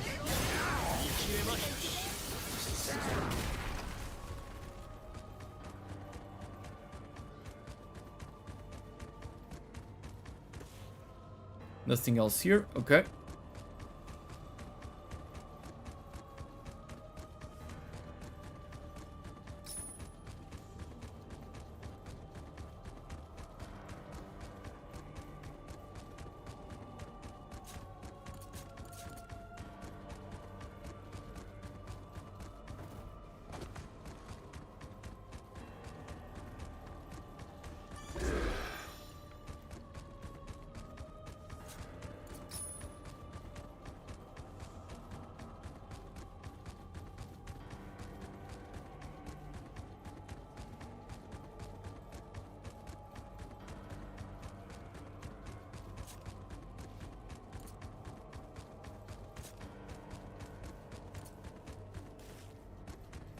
Let's go ahead and pick that up as well.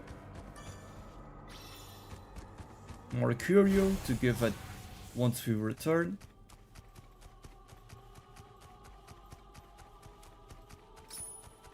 Yeah, the highest damage output is definitely between Gandagoza and 何か Bazaraga, those two for sure. 確かに重苦しい空気だ。 But it's bursts, of course, which makes things a little bit trickier.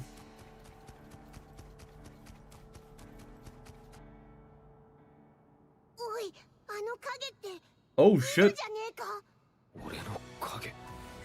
一体何がどうなっている？ I was not expecting that. ここは応戦するしかない。打ちつける。任せろ。もう一人の俺か。 Dragon mode active. We dodged that. いい気分じゃないな。何なんだこいつは。この塔の防衛機能のようなものかしら。フラカーンの影を作り出した時のような。 依頼の異様な I thought it was stunned, but he was just very slowed because of my slow. 死とやりづれが色が構わないなら手伝うぜ。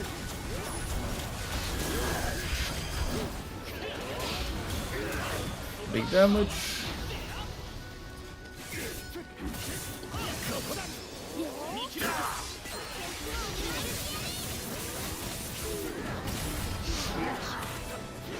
Oh, I don't have a light character here. Just noticed that.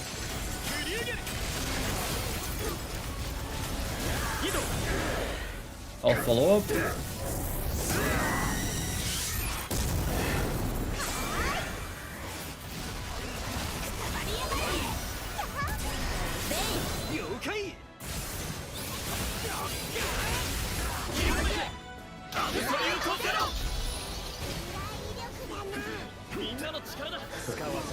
Now we're in god mode, so keep on dealing damage. Ah, he cancelled my final hit. あの技は回避に専念してくれ。長くは続かない。知ってら。たく以前戦った時を思い出す。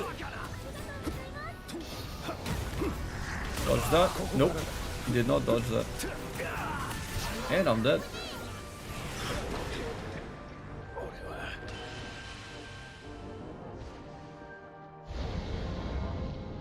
Keep on mashing. There we go. Okay.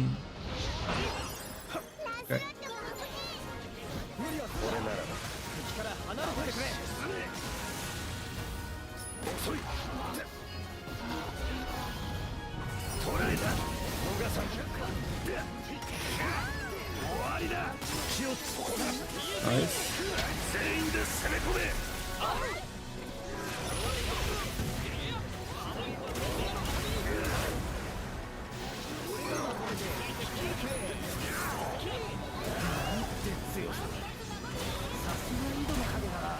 面倒なことこの上ないが。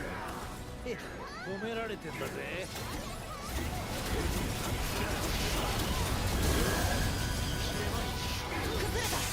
Nice, we get a break.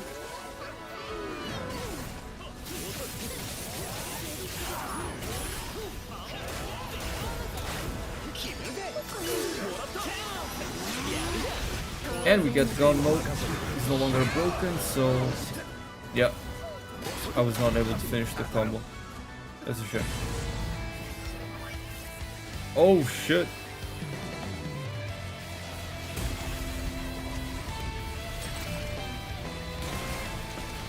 He's also in dragon mode.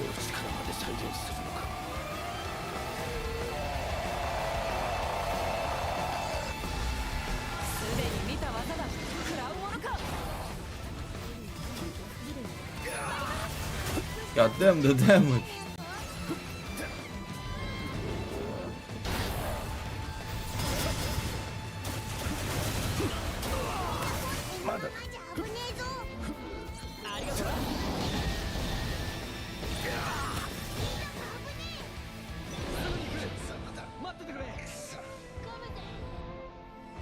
This is a ton of damage. Nice invisibility. I also got demon mode, or dragon mode I should say.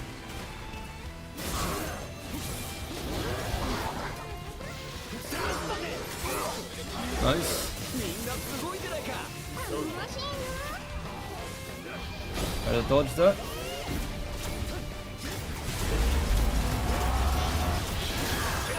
Oh shit. He really does use the same attacks.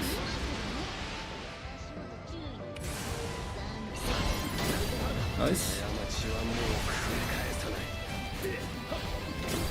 Nice.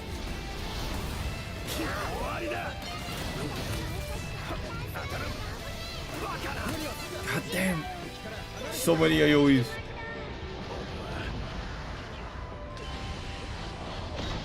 Get up!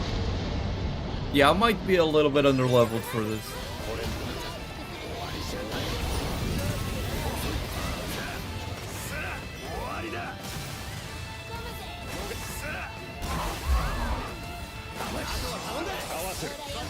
Nice.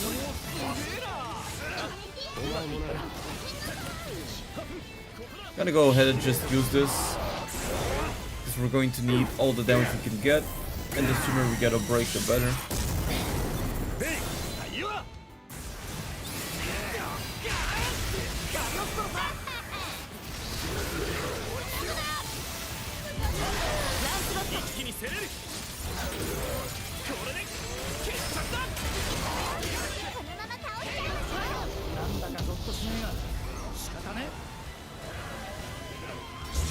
Get a break, there we go, that's what I was hoping for.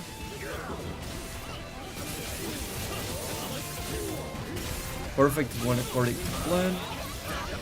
We gotta get back to dodging. Nice, we dodged the laser.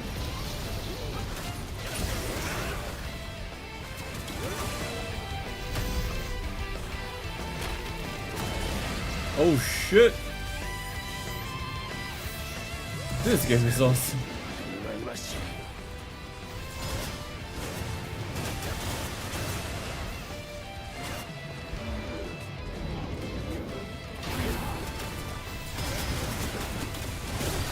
Nice.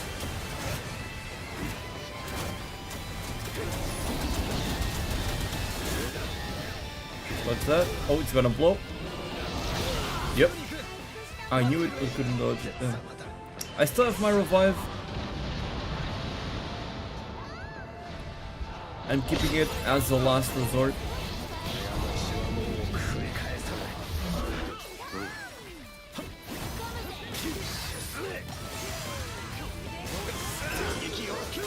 Nice, nice, nice, nice. Going to dragon form.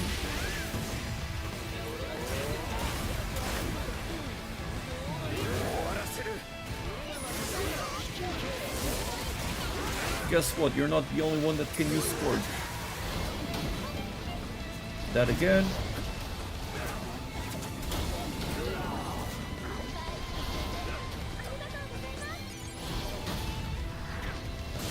Ah shit, I should not have jumped.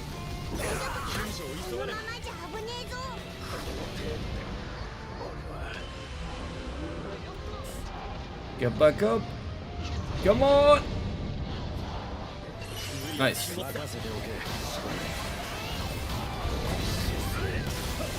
Nice, we dodged that.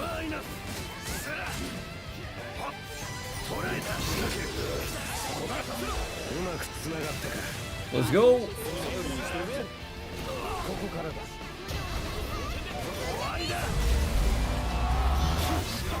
Nice. Lancelot is the MVP, dude.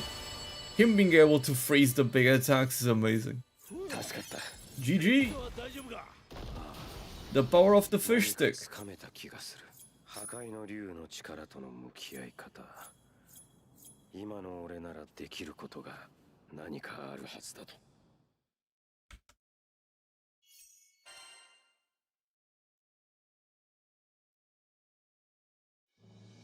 例の魔物を退けてくれたそうだな。シードホルムを代表して感謝を。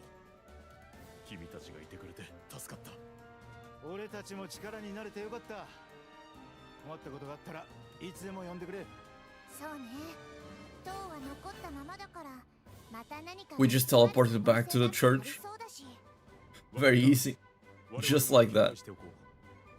有事の際は頼らせてくれ。では、私はシードホルムへ戻る。今後ともよろしく頼む。俺を連行しないの？井戸さん。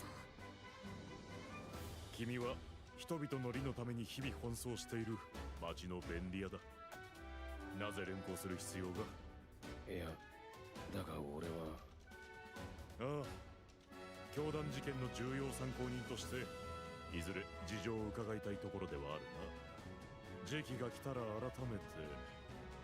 そうだな、世話になっている客人として招かせてもらった時にでも頼む。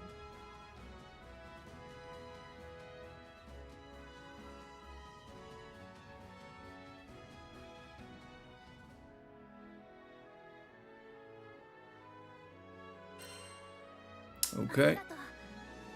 礼を言うのはこちらさ。では失礼す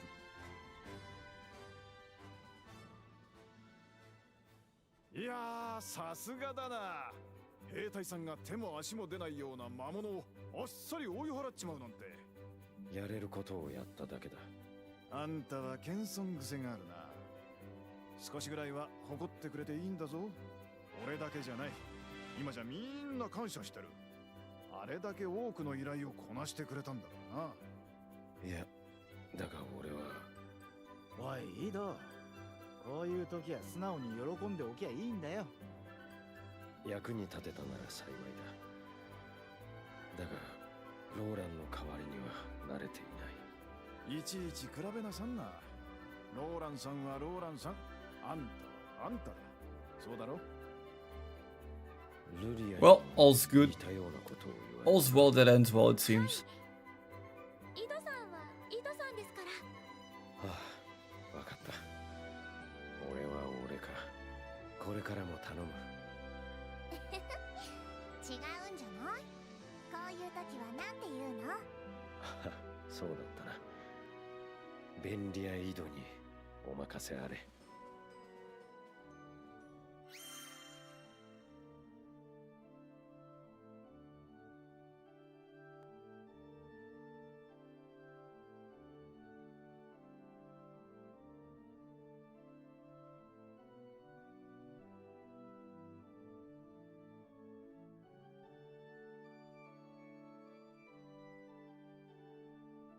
New difficulty available. There we go. Now we have the extreme quest difficulty. And we get a crewmate card as well. 受けられる依頼が増えたぜ。ああ、どんな依頼もこなしてみせよう。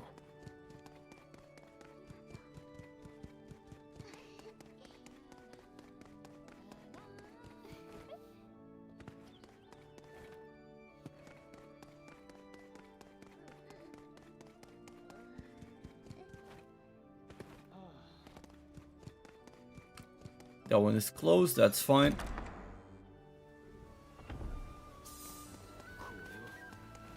What's up, Percival?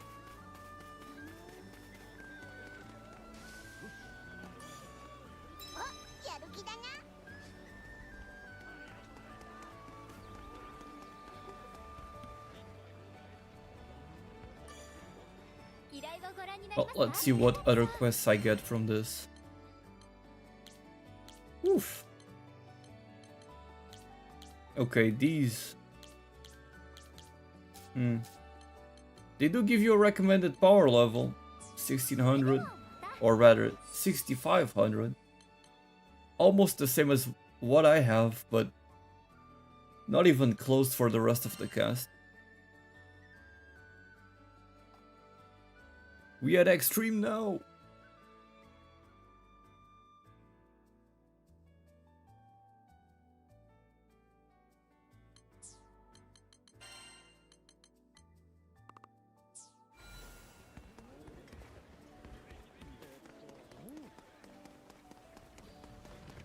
Let me see if there's new weapons to craft as well.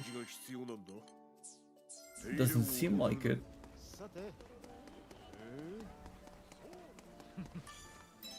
やる気だな。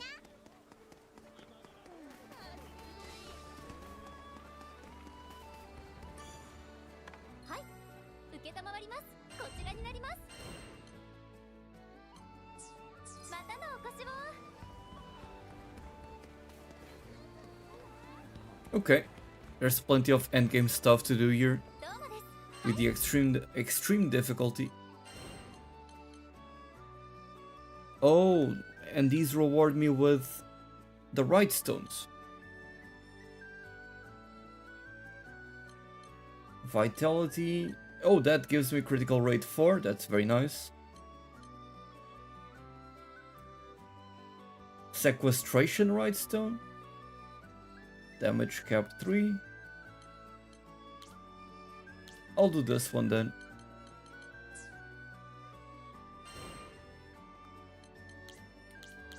Defeat Galanza. はい、今すぐ手続きをお願いします。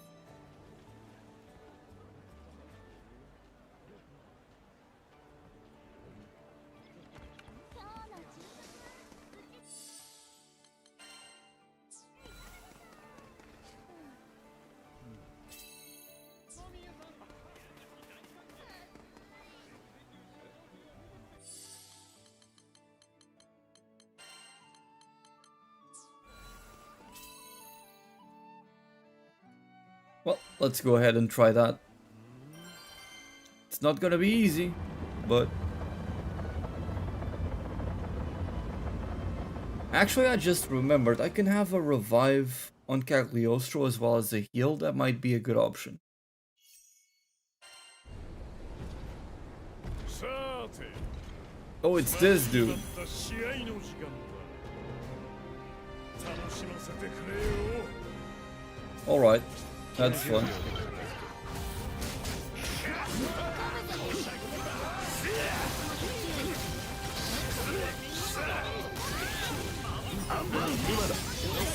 Nice. And dragon mode engage. And I get hit by a stun right from the get-go.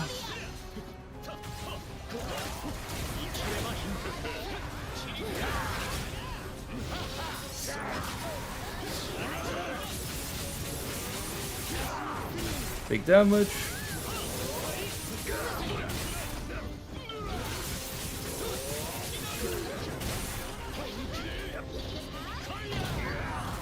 I tried to dodge it at the right time.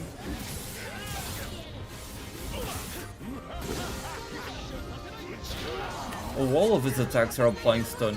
Okay. Dodge that.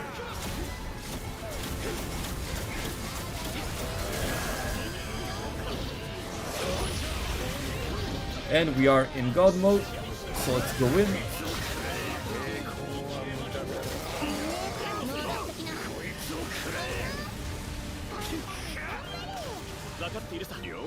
And back to dragon mode. Oh damn, he straight up stopped me out of that move. Okay, looks like I need to be a lot more defensive this time around. Nice. Thank you, Cagliostro, that's why I have you on the team.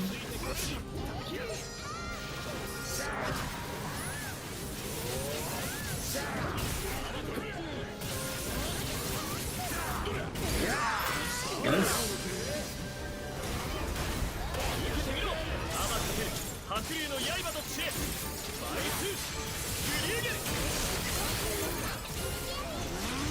I'll follow it up. Oh, he's doing it. I'll be the one for last, because I'm in God mode. Then it's my chance. Big damage.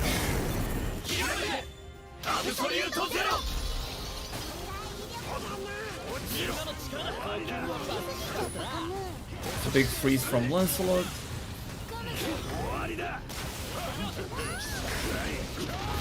He's now enraged.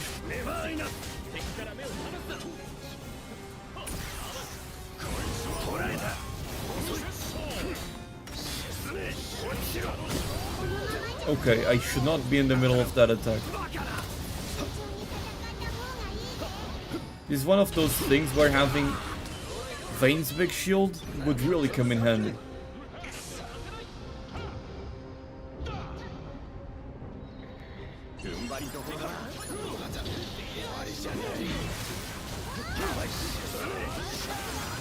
Back to dragon mode. There we go. This dude just cancels me out of my moves. Nice.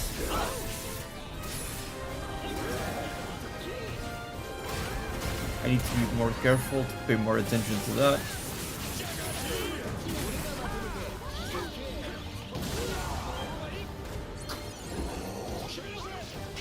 I'm stunned. Gonna get hit by that as well. Thank you, Cagliostro.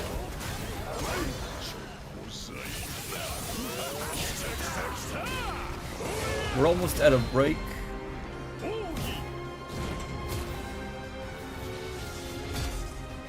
Did he do this in the actual boss fight? I don't remember it. I thought I was safe. Yeah. Well, I'm in God mode now, so we go in.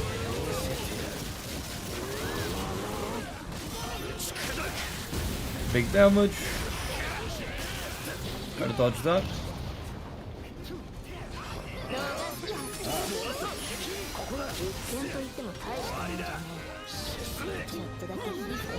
Ah, shit.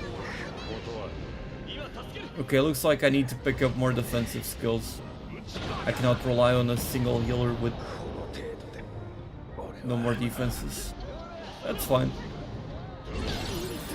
Just need to keep it in mind that in extreme difficulty that is not going to fly.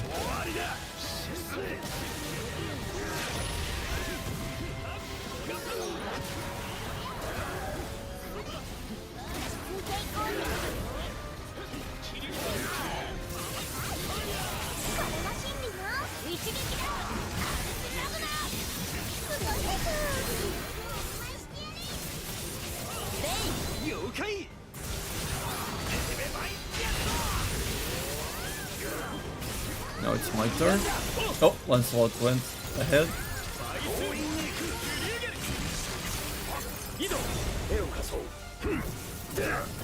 Is the pink Cagliostro from the special edition? I'm not quite sure actually. I'll be able to check after this. Nice, nice, nice.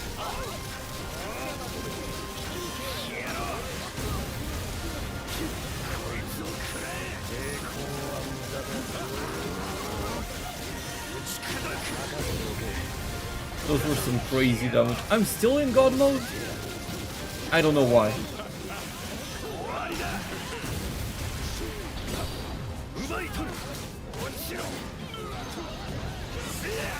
I don't know why I was in God mode for that long. I did like the combo 3 times. For some reason. I'm stunned.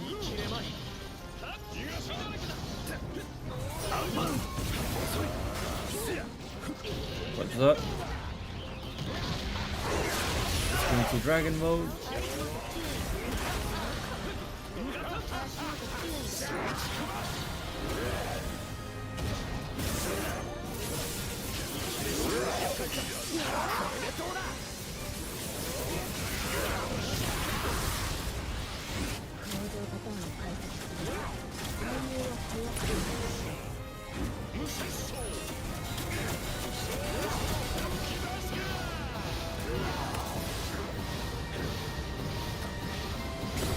Nice.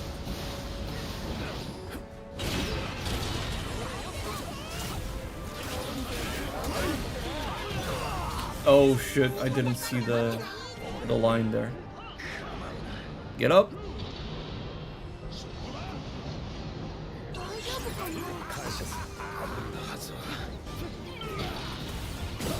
Nice, we dodged that.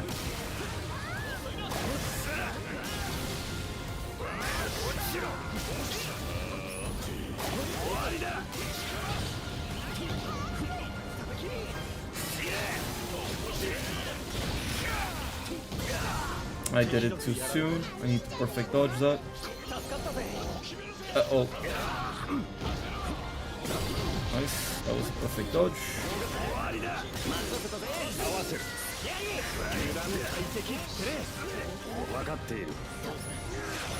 Dragon form.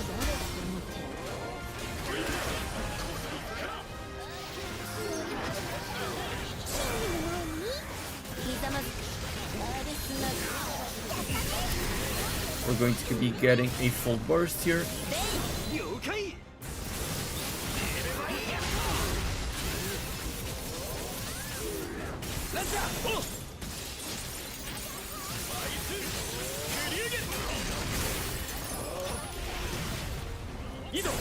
My turn.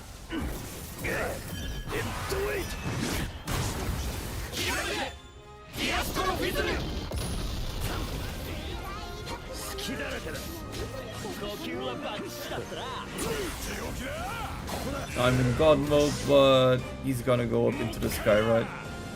Kind of a waste. Yeah.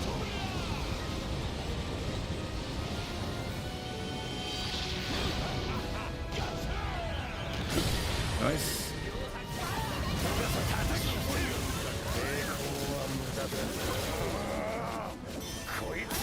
Let's land that big hit.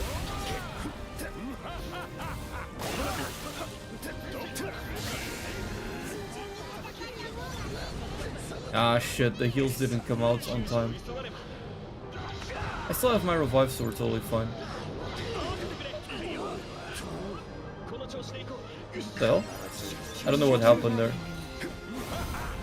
I used my revive potion, because why not?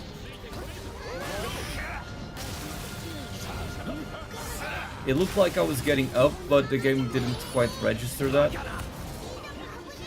And now I'm done. I definitely need to focus on perfect timing those dodges.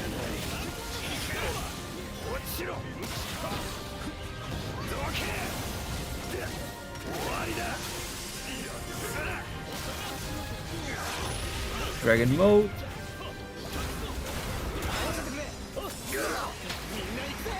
Nice.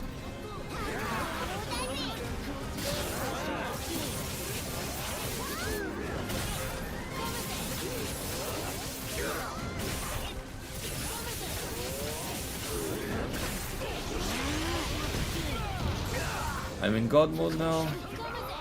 Just need to go in.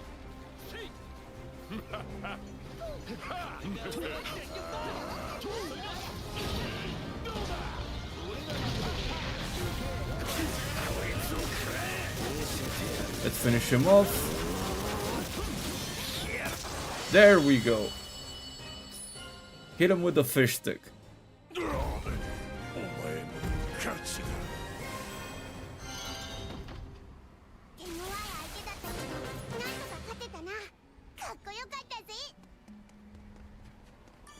Didn't get S++, but I was already counting on that. Critical damage 3, that's pretty good. On top of critical hit rate 4, I think we're going to be getting.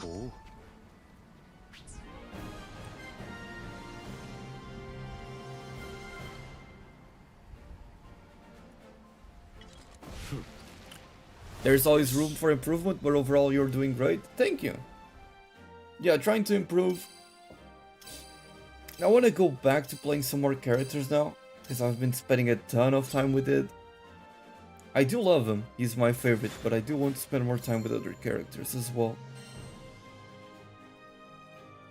Yeah, critical hit rate 4, perfect. And a critical hit rate stone as well. Oh, never mind, it's a vitality one. But it comes with substance. I didn't realize that before. Interesting. What is this though? Alpha Wolf Valor. Ooh.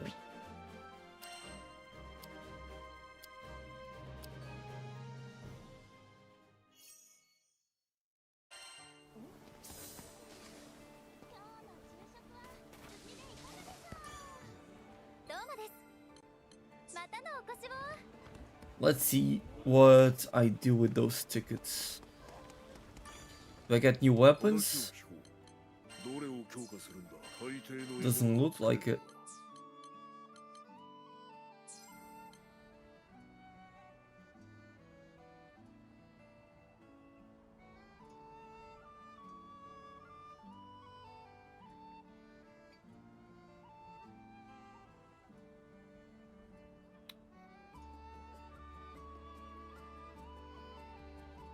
Okay. Just checking something. So we have attack up 3 plus. I'm not quite sure what the difference is. Oh, it comes with a different skill as well. Interesting, interesting.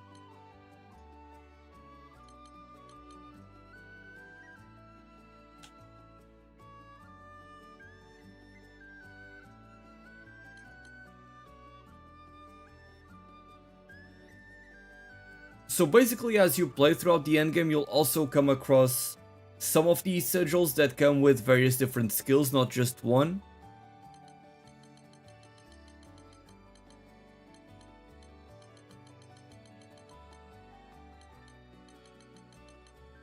Like this one comes with critical hit damage as well as steady focus. So I'm going to go ahead and lock it in. Make sure that I don't delete it on accident.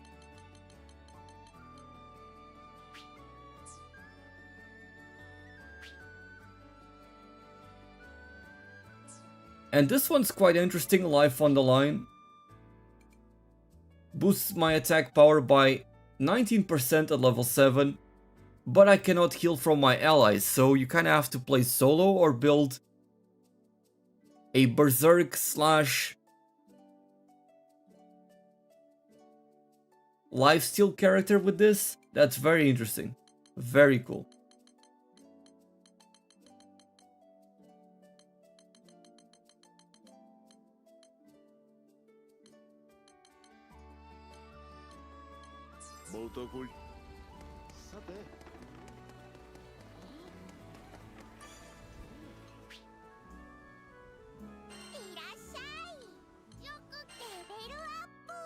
And here we can already use these tickets to farm for Rhinestones as well, it seems.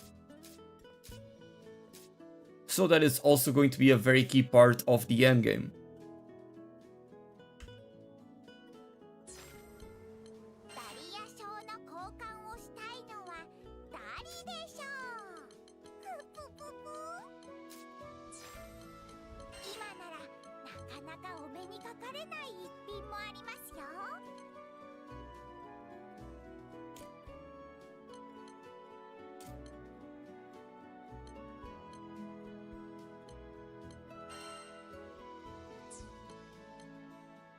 So what do you do with these tickets? That's what I want to figure out.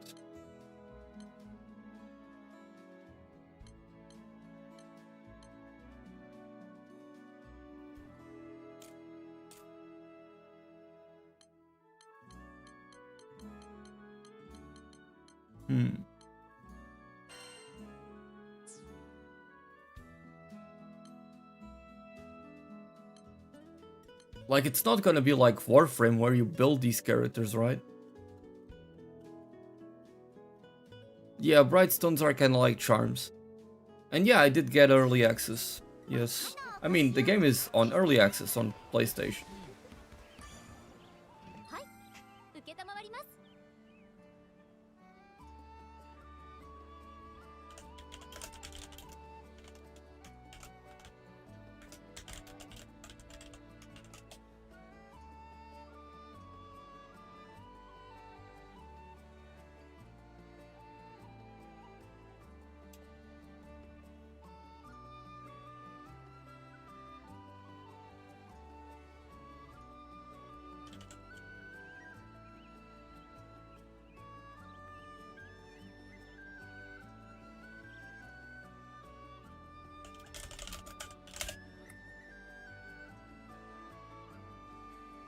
Okay.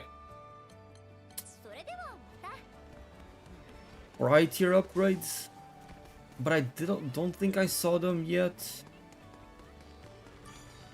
Or I'm guessing I should have my weapon even more upgraded beyond what I already did. Let's see, uncap max level.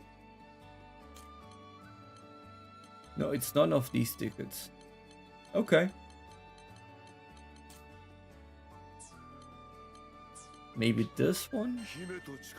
No, this one is still level 75. Okay. They're also for weapon upgrades. Okay, good to know, good to know. Thank you. Just need to upgrade my weapon further then. Any side quests that I've completed? None, okay.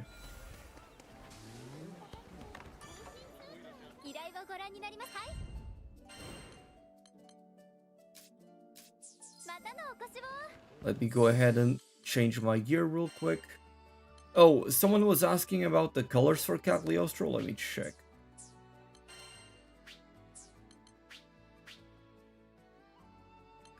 Color 2. I think you get these from the base game. You just beat the game and you get these 3 colors. These 2, I think, are the ones that come from the deluxe edition. These 2. These 3 just beat the game, the main story. And it's the same with all characters, really. These 2 are from the deluxe edition, and these 3 from beating the story.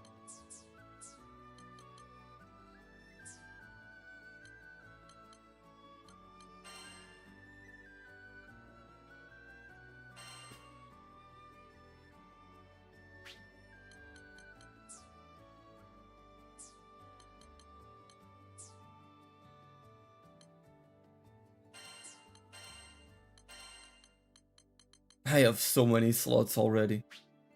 Let's see, attack plus 3, improved healing. But that's for healers actually, not for him. Critical hit rate 4. Sounds like a good time.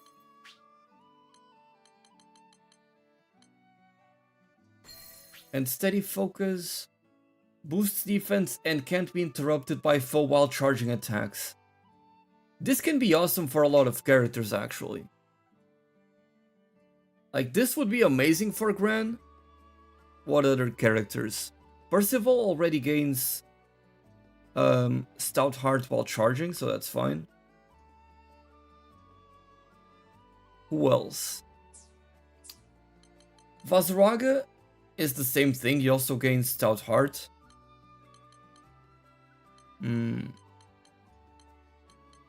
At least for Gran and Jita, it is pretty good. It might be really good for Io, yeah, that is a good idea. While you're charging up the big spells. It might be a game changer, honestly.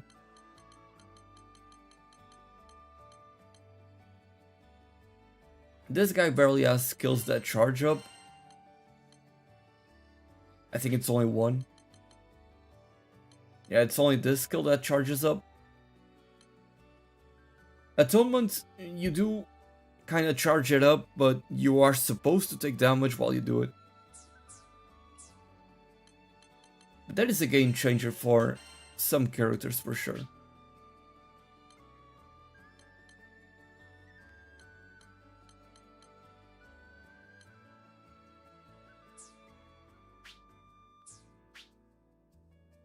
We've got damage cap here with attack as well, so I'm gonna go ahead and pick that up. Again, life on the line sounds like a crazy skill, you just need to have a lot of lifesteal. I wonder how that is going to work out. Which characters are going to take advantage of that. But the amount of damage that you can get from this... where is it? Is really good. Like, straight up, you can get up to a 50% damage increase.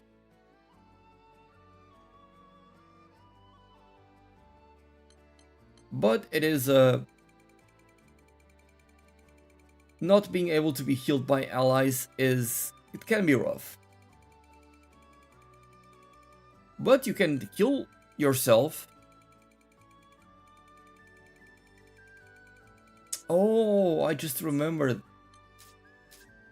I could play Vayne with that. Since Vayne can heal himself. Quite a lot, actually. I'm gonna try playing as Vayne as the main character now. And see how well that works out.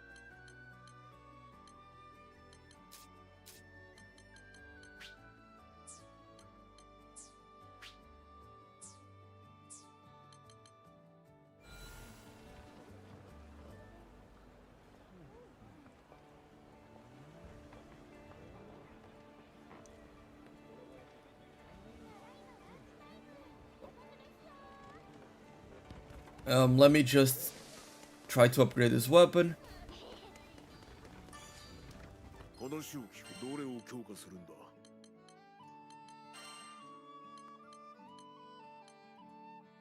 Oh, this one has more attack, okay. But it's also a higher level. I can uncap this one. 任せておけ。成功だ。 Level 75. So this one just ends up with more raw, probably.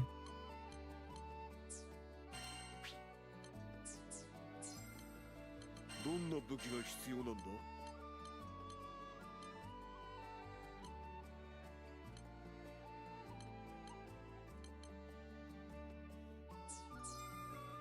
武器を鍛えるのか。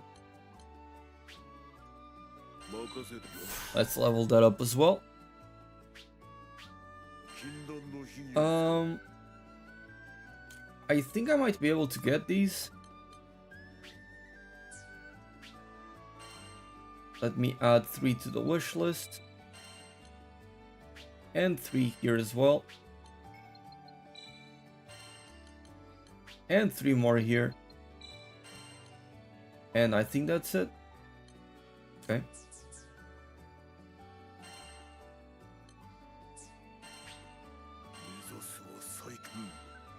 試してみるか。姫と力を解放する。また来い。さて。何をお求めですか？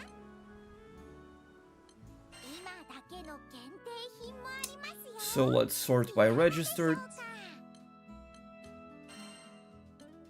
1, 2, 3. お役立てください。 Plates. 1, 2, 3. I should also remove it from the wish list and remove this as well. And 1, 2, 3 as well. There we go. またお願いしますね。さて。聞くしか。どれを強化するんだ。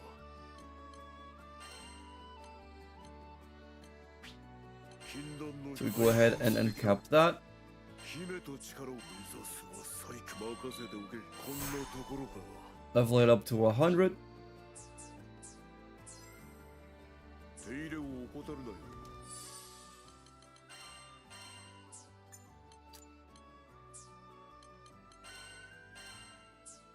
Also, I probably want to do something here.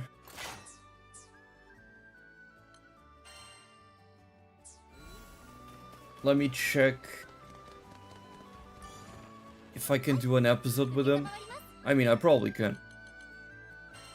Yep, I haven't done a single one. Have you played Rosetta or Fairy? Any thoughts or feedback? Yeah, I did play with both Rosetta and Fairy. I don't enjoy playing as Rosetta, but I think she is a very good support character to apply debuffs and heal you as well. Provides a lot of utility, poisons the enemies as well. Fairy on the other hand, she's very fun to play. Though her AI sometimes kind of messes up things, because she's supposed to summon her pets, and then the more pets she has, the more damage she deals, and she can also give you buffs depending on how many pets you have. But the AI will sometimes use that buff when after she spends all of her pets, so the buffs you get out of it aren't going to be as good. So you kind of have that problem with Fairy. But she is a pretty fun character, especially if you're going to main her.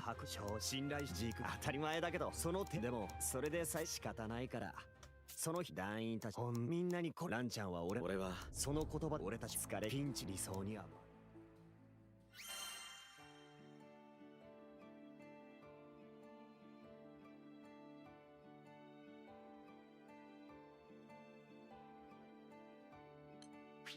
Still got this to do. 税がグランデで宝集会を俺はそういや子供の何よりでもそこで俺はにわかにもうほんと手持ちおいおい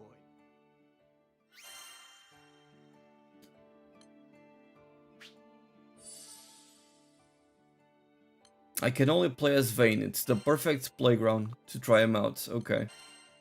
Let me go ahead and unlock a few more masteries with him. How expensive would this be? That is pretty steep. Sure, I'll get that. Any big nodes that I may want to get before? Oh, I do need these. Thank you very much.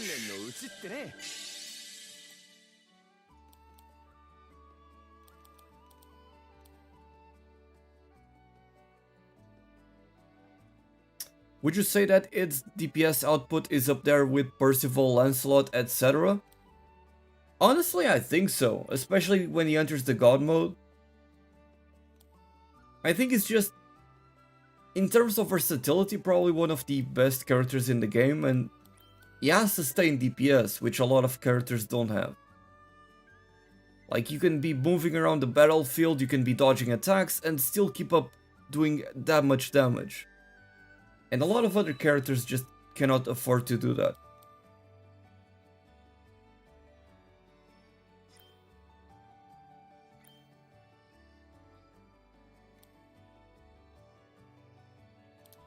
I do want this sigil, but I'm not sure which one I want from these. Soul Eruption. Which skills do I have equipped? Soul Eruption. Oh, I have both. Okay.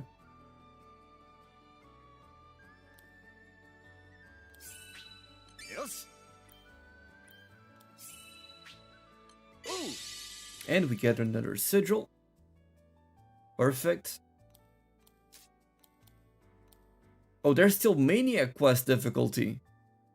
I didn't know there was one after Extreme. I didn't know there was one after Extreme.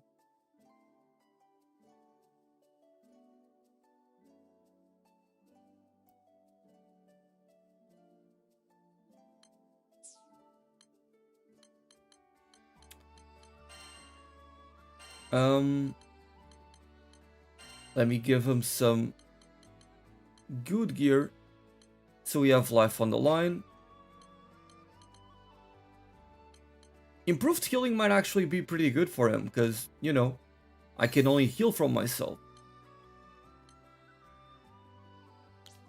Aegis raises maximum health as a proportion of your current maximum health. Nice.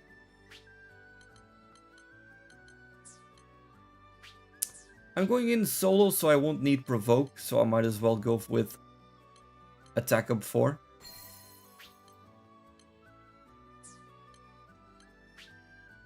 And I have attack 26. That's pretty good.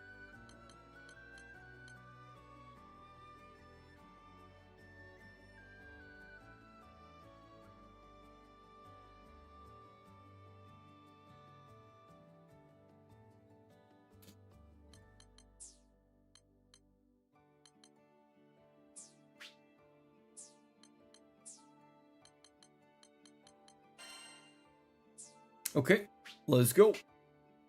Actually, let me just double check the skills. This is the lunge. This is the buff that also heals me. This is the buff for... I only have buffs equipped, I just noticed that. That's funny. So while I'm solo, this is going to be useless. So I'm going to equip that here. And I'll put maybe this one.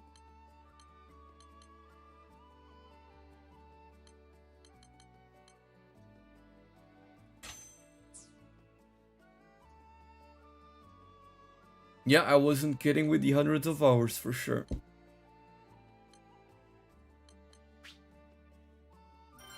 Let's go. As mastery spent cannot be respect or retire. Are you being mindful of where you are putting them? It seems like you have a lot of characters high level already. Do you pour masteries into all of them? I do into like 6 or 8 characters, something like that. I have been investing quite a bit, but I never go all the way because I'm trying to be mindful. So the skill tree, the mastery tree expands 3 different times.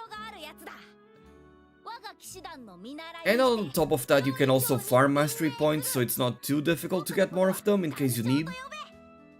But I've been somewhat mindful. But it's not like it's a gacha game where you need to be worried about it. You can totally max them out and still go ahead and farm some more. Like, if you want to have a normal progression, you may want to save some for whenever you unlock a character and want to try them out.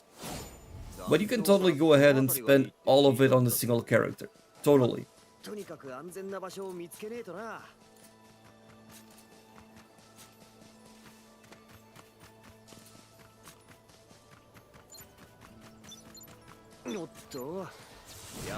That's the dash. Oh, these guys are level 18. I just noticed. Right, because it's one of the earlier episodes.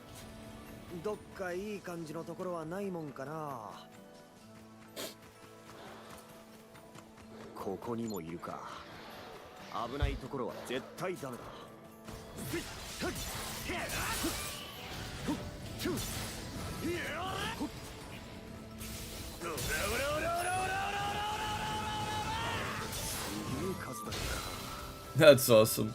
You can tank enemies with that.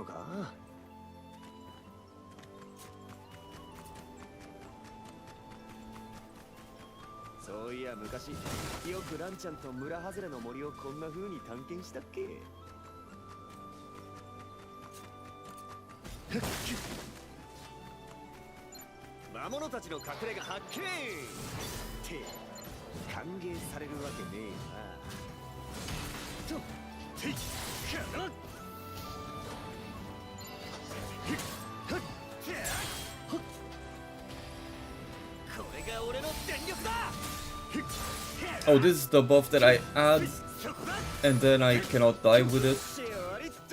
And then I also have the other buff that makes me not heal myself when I'm below 30%. Can I even use it now? I can't even use it. Okay. It's not like I can waste the skill. That's good to know. Because some games let you use skills that like, oh, you can only do this when you are below certain HP. And you use it when you are above it and you waste the cooldown. The game doesn't let you do that, which is nice.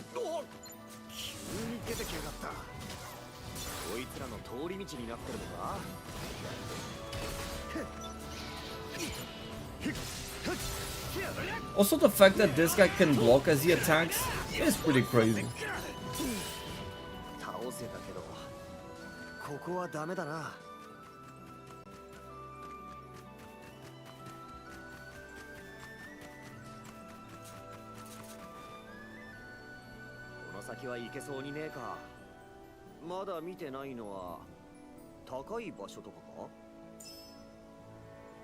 What do I do here? Nothing? Okay.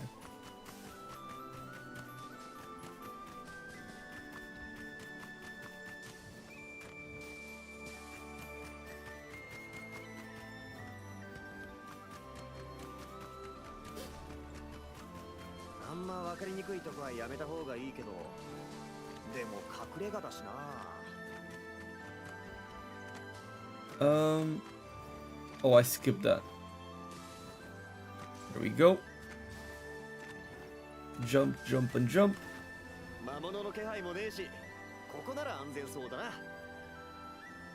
He's just observing. の茂みの奥、もしかしてフォルカの裏道に繋がってるのか。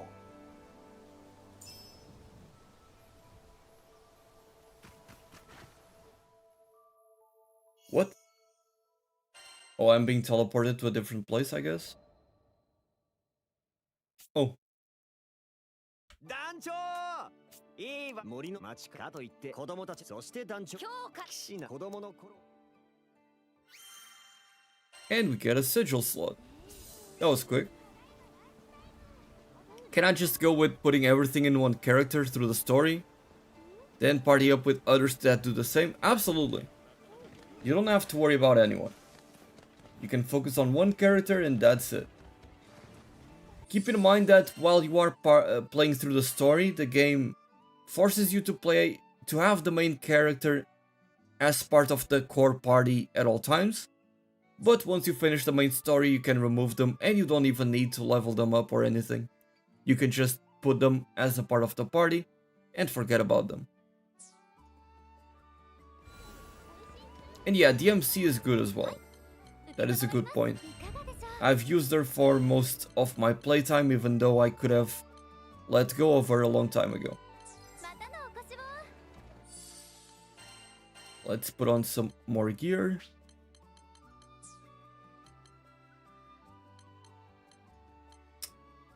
What else would I put on him? Oh, it's the provoke. That's what I needed.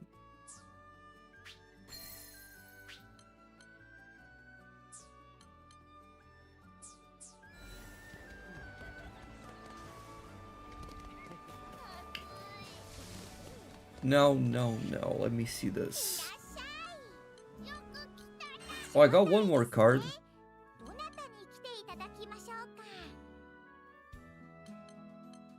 I can unlock Gendagoza or Yodarha.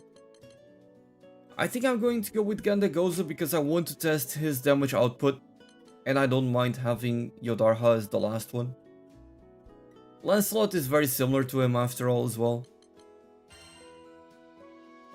So I'm gonna go ahead and do that.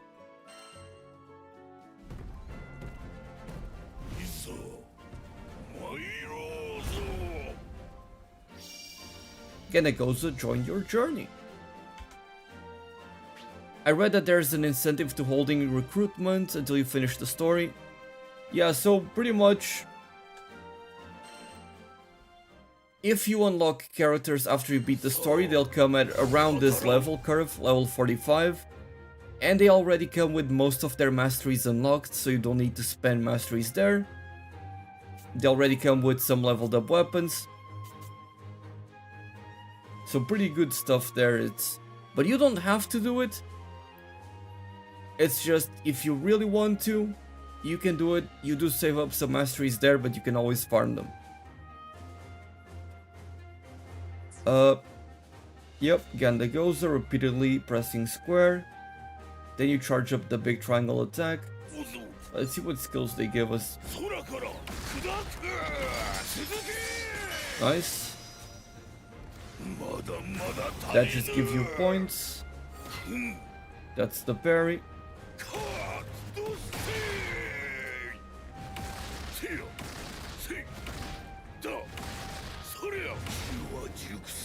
There we go.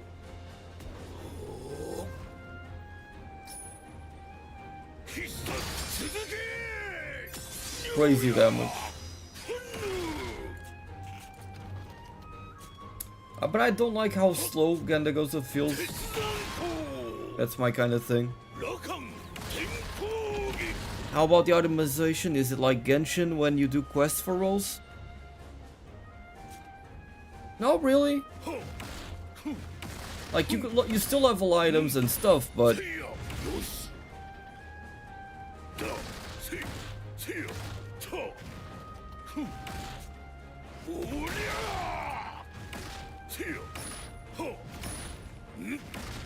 oh right, I have to time the attacks. Almost got those. Thank you for reminding me. There we go.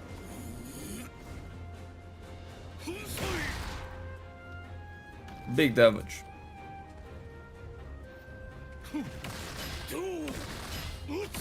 same exact timings as Siegfried as well. Pretty nice. I just don't like how slow it feels. It's like the thing about Siegfried is that you can chase after enemies. And with him you can't really.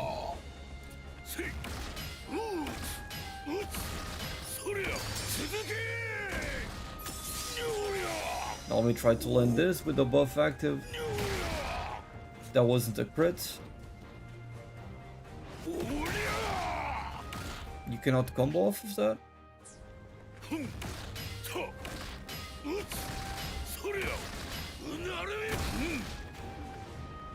It's not charged up.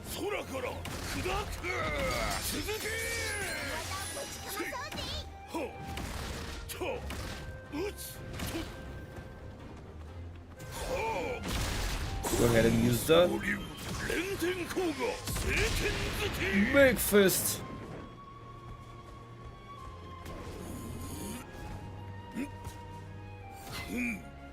Not this.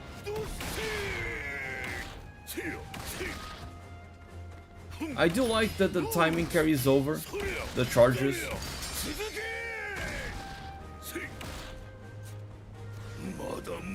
Increase the damage. Let's do that again. 18k. Pretty good. I'm hearing the localization is really bad for the game. Have the subtitles been cringy or childish at all for you? Honestly, I haven't noticed anything particularly egregious. Everything seemed pretty alright.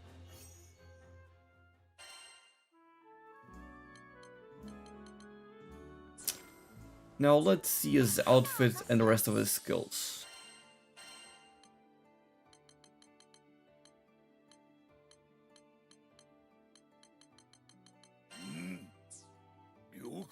But yeah, what I was saying earlier about unlocking the character later on is basically to just have all of these masteries already unlocked, which is a lot. Granted, the ones that come after are the more expensive ones, but it's something to keep in mind.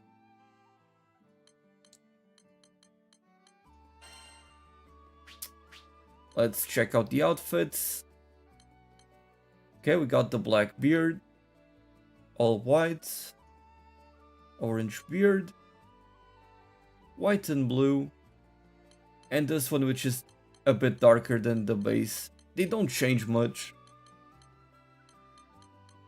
This might be the character that changes the least, it seems. Or doesn't. At least I don't notice many of the big changes. But he's cool, I like him. I don't like playing as him, but I like him visually.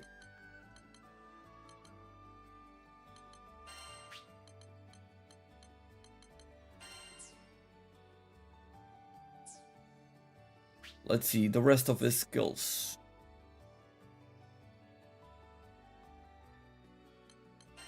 Yeah, you need to unlock a character to try them out in the tutorial. You cannot use a character that you don't already have.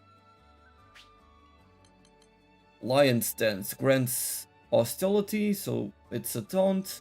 Stout Heart and Jammed. What is Jammed? Ooh, it's also the same thing as Vazraga.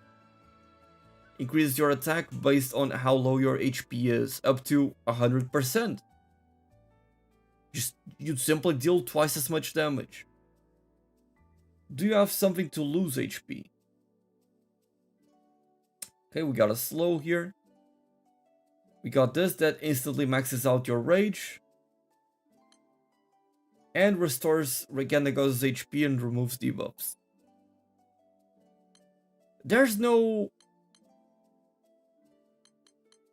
You don't get anything to reduce your HP. Which is a bit weird. When you have a character that... You know, the lower HP you are, the better.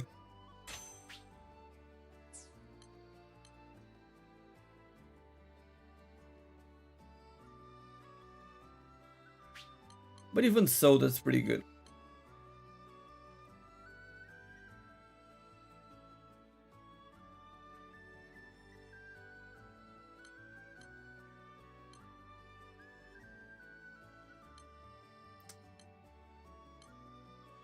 Just kind of sucks that I wouldn't be able to try out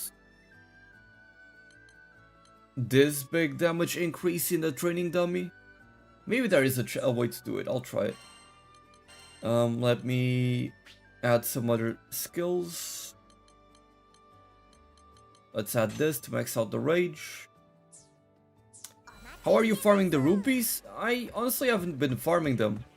I've just been playing the game, but you can come here to the blacksmith. And if you come to sell, you'll be able to sell some ores that their only purpose is to be sold. I might have some of them here. Let me see if I can find them.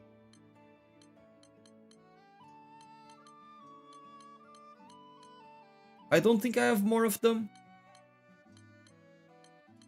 But yeah, I don't think I've had to farm anything. Yeah, the glittering ore. I haven't had to worry about it so far.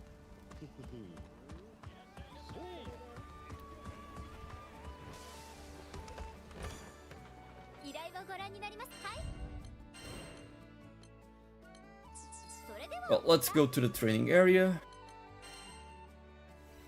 I wanna test this out. I might as well also put on some good gear just to test them. Before that though, where is Vayne? Let me save his loadout. There you go. Now Genda goes. I do not even have more weapons, so that's just going to be the base one.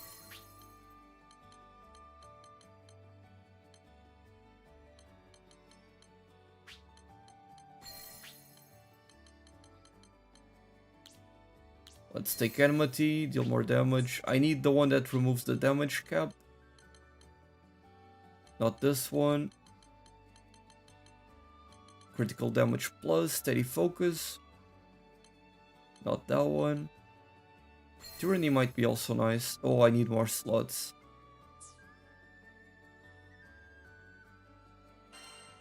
I'll get rid of attack power for now. It is just to test how well it does.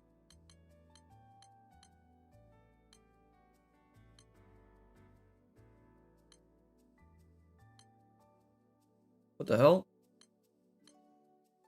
Okay, it's somewhere around here. Where's the one that removes the damage cap? Oh, there it is. Damage cap 3 plus also gives some attack. Okay, I want to see if I can lose HP in the training area.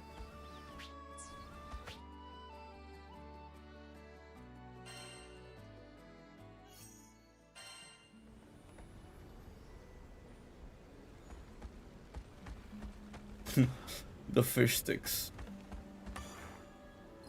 I thought I saw something there. Nope. Must have been the wind.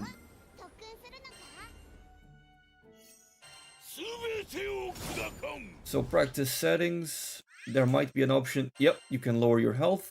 Nice. All the way up to 1. The quality of life on this game, man.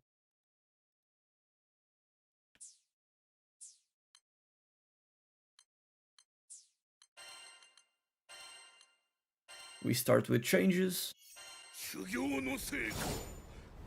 I could have also made it so the cooldowns are instant, but that's fine. So,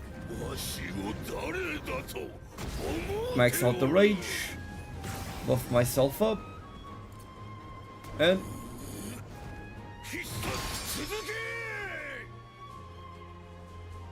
$38k. Again, I'm not maxed out, I don't have any endgame skills yet. Or any endgame gear for this guy. But that's a lot of damage they can deal. I want to try that out with Vazraga.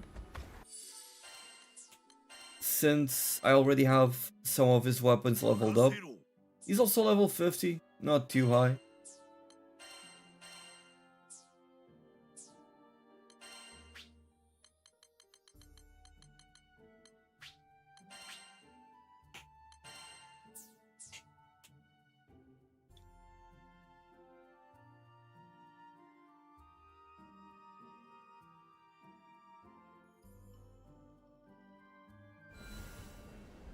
He looks pretty cool.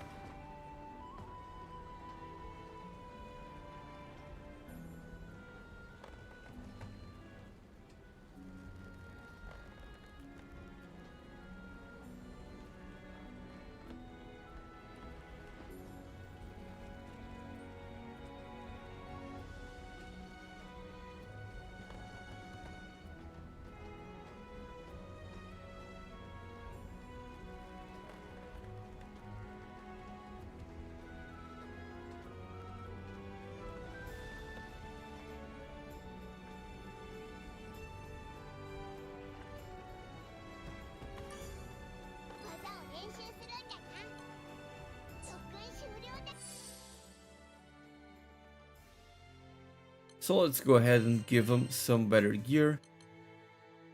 My weapon is not the best, but it's pretty good. I have enmity. I have better enmity now, so I'll have to get that. Enmity 4. I can remove guts here. And where's the damage cap? There's also life on the line, but I'll put damage cap for now.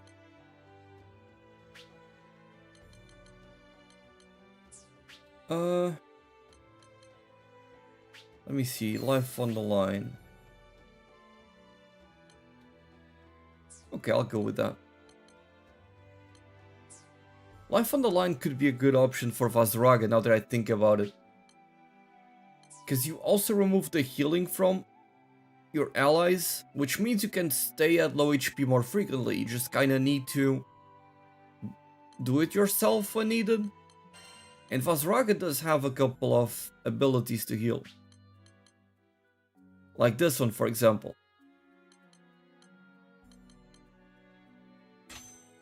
I mean, it's the only one that can heal. But you can also put some drain on him.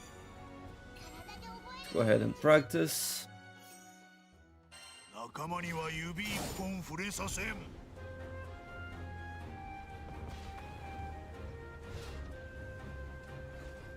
Is the stream good?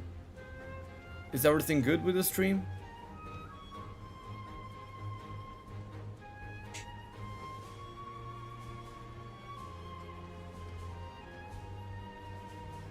Just making sure.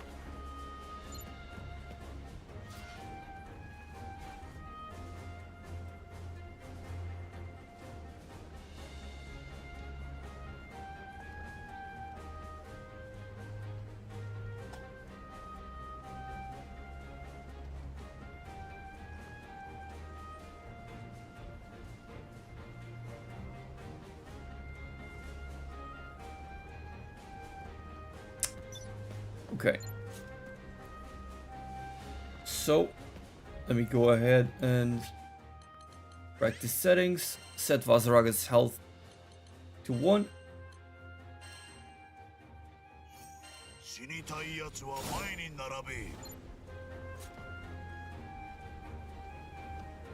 So we can do that, for example.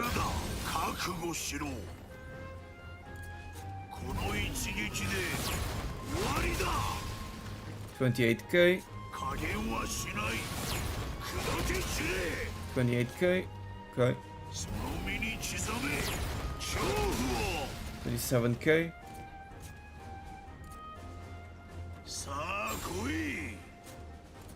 Can I instant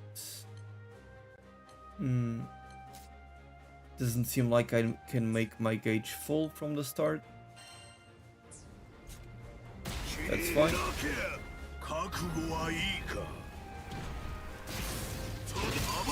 47k there.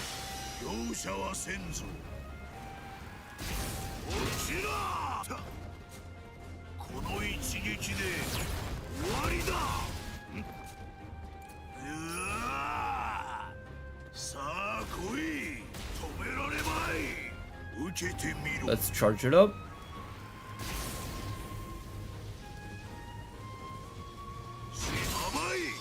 38k. And we even get a new attack increase, so let's do that again. 46k and it wasn't a crit. Okay. これならばバタリアンズ・オブ・フィア。甘い決める。 48k. Okay. 45k. 加減はしない。砕け散れ。 That's a lot of damage. 切り開け。 And how about how much HP I can regain? Oh, you do regain quite a lot of HP from this. Oh wow, it's a lot more than I expected.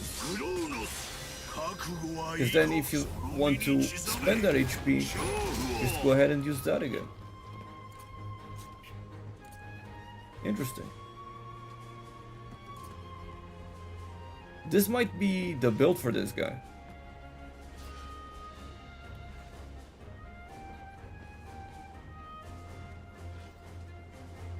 Very cool.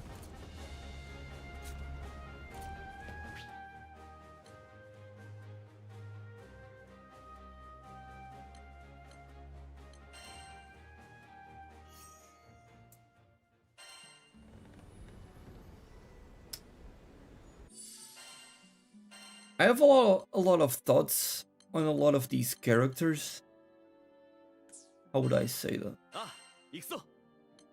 Oh, Rosetta's back. Alright, because I changed parties.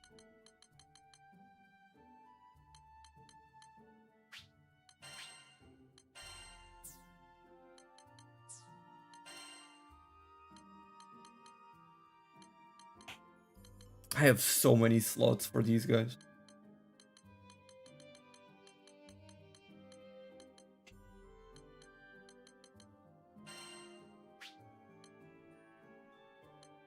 I need to start filling these up.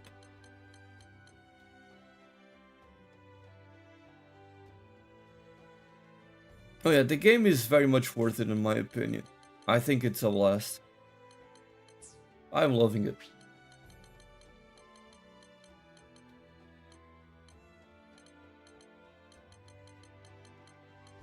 Random question, but have you been collecting your trophy rewards? I don't think so.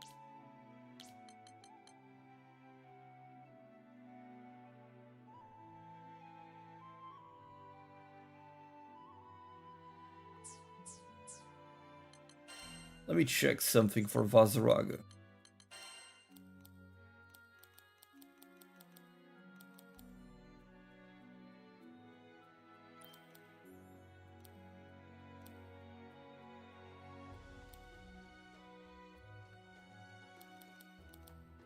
What does it, okay, that's +1 sigil, we know that. Boosts the effect granted by the gauge, okay.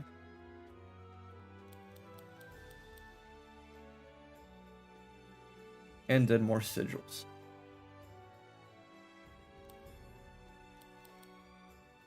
Boosts the damage by violent shadows, which is the big pool of damage that heals. Okay. Some pretty solid choices here. What about on the defensive skills? Boosts the defense that you get from the gauge. More sigils. And even more defense. Okay. Was 1000 HP, that's always nice. Cascade seems like a good sigil. Let me check. I do have some of those, yeah. I mean, my problem with it is that the description doesn't say a lot. Effect strength changes based on the attack type, so how much will it be? Will it refresh my cooldowns if I use a charging skill? The game doesn't tell me, and that's unfortunate.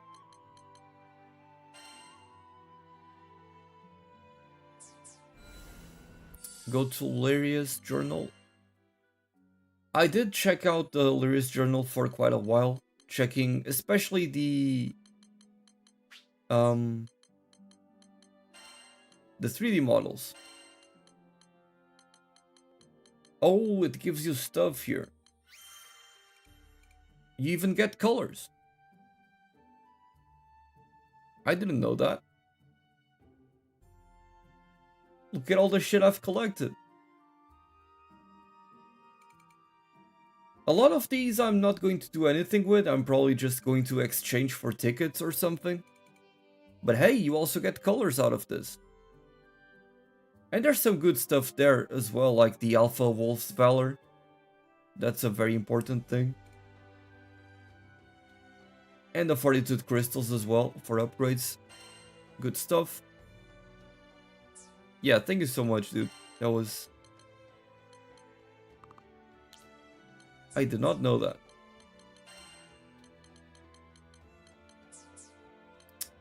Well, let me see the colors now.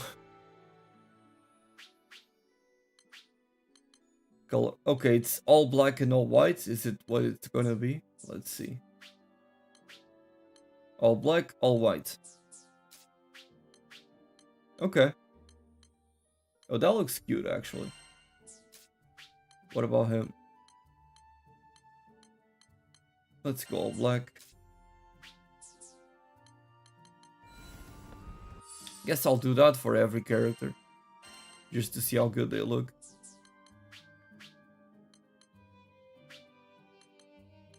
Now you're keeping the Super Saiyan blue hair.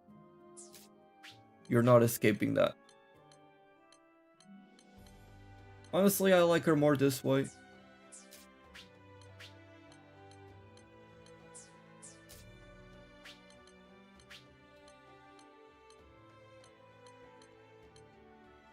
Eh.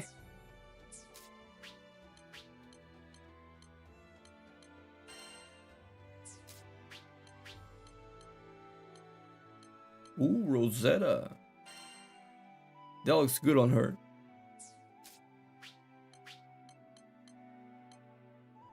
Yeah, it's just all black and all white.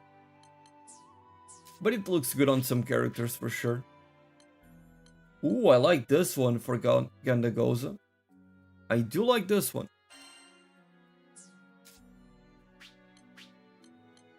Ooh, I like the black one for Fairy. Ooh, it changes the color of the horns for Narmaya. I'll put her in all black. Percival in all black. It might look good. What about Siegfried? Damn, you've got even more dark and white colors. They look cool. Zeta.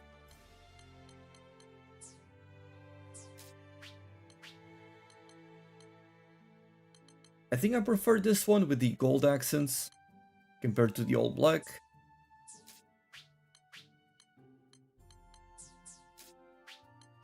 And that's all of them. Pretty cool.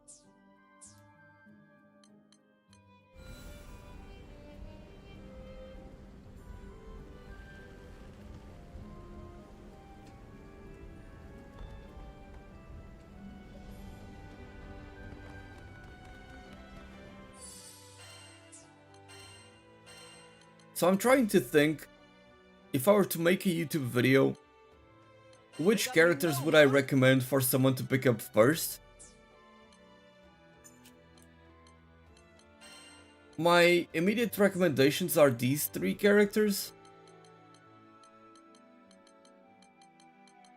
But I don't know what else to recommend. Maybe Charlotta because she's easy to play and works well.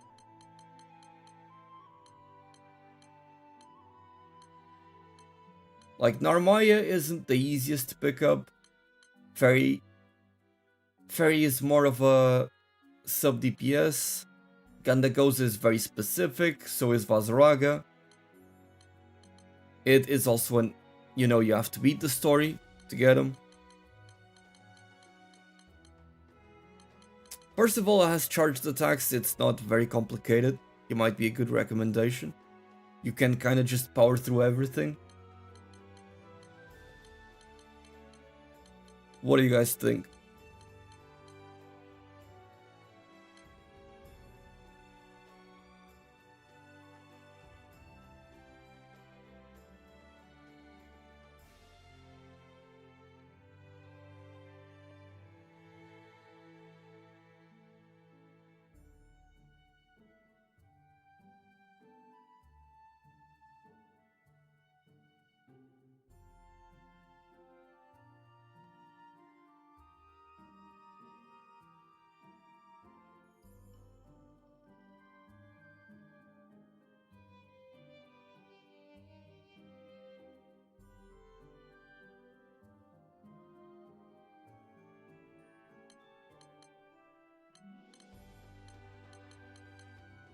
I'm loving this game, honestly. Yeah, that is a Tempura Shrimp. You can have that weapon skin on that guy. Which character uses a claymore? This guy. Siegfried. There he is. He's all about timing his attacks. And he does a lot of damage. I like him a lot.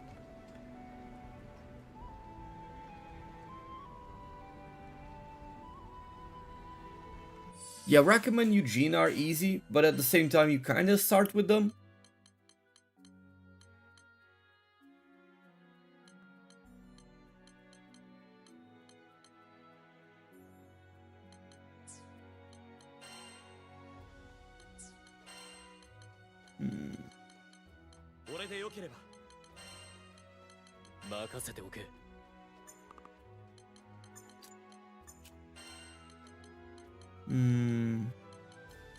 I'm thinking. What do you think of Yoda? I love this kid. I think he's fun. I've played with him a lot in the demo. He's the only character I've yet to unlock in the full game, actually. But I did like him, what I played of him. He was very fun for sure.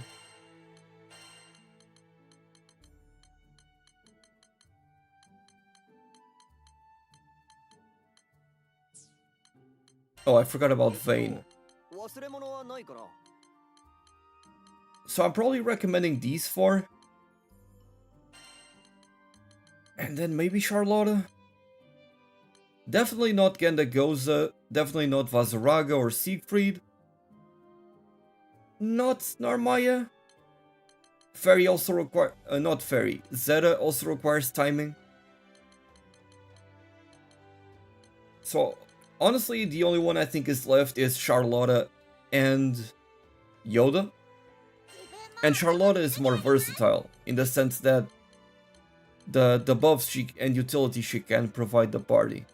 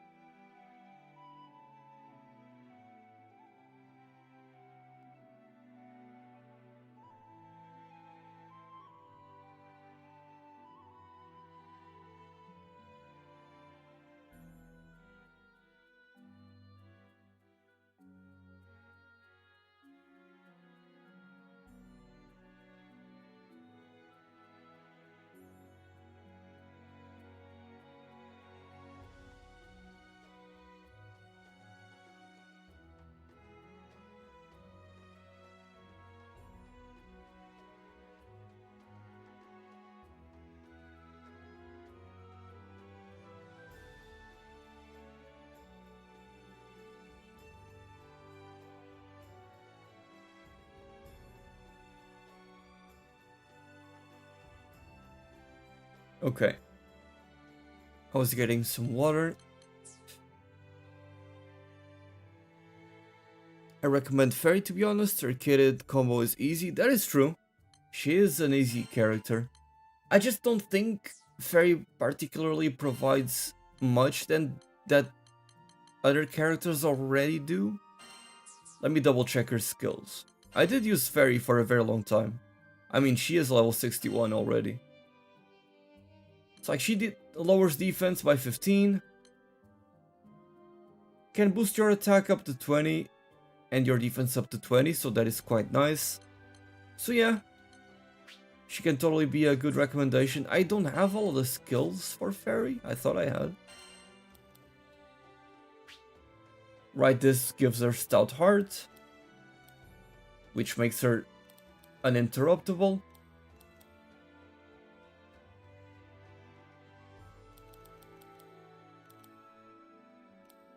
And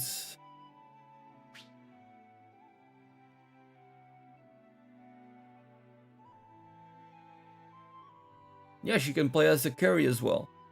Actually, yeah, I'm going to recommend Fairy. I think that is, for sure, a good idea. I didn't unlock the carry skills, the DPS skills, I should say. Which is why I totally forgot that she could be a decent DPS.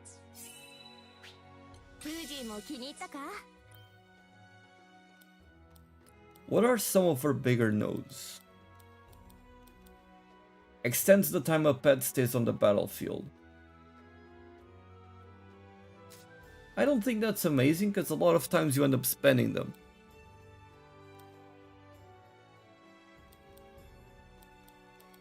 Any other big nodes on the defensive side?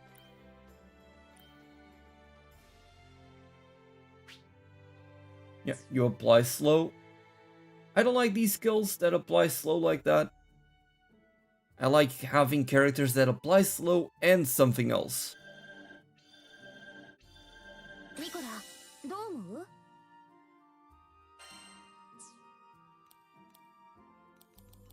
I'ma just go with Cagliostro because she's the only one that has a flashy pose.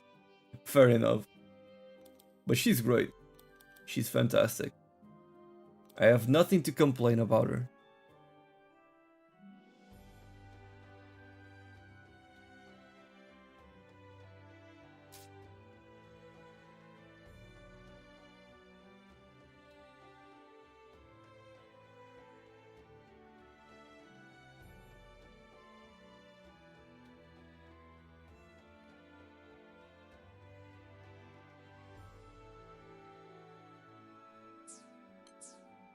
Let me set up some of these characters then. So Lancelot and Vayne should be easy to set up, and Cagliostro as well. Let me go back to base. Oh yeah, I totally forgot I had put on the black and white outfit. Oh damn, it looks really good with these weapons. Cool.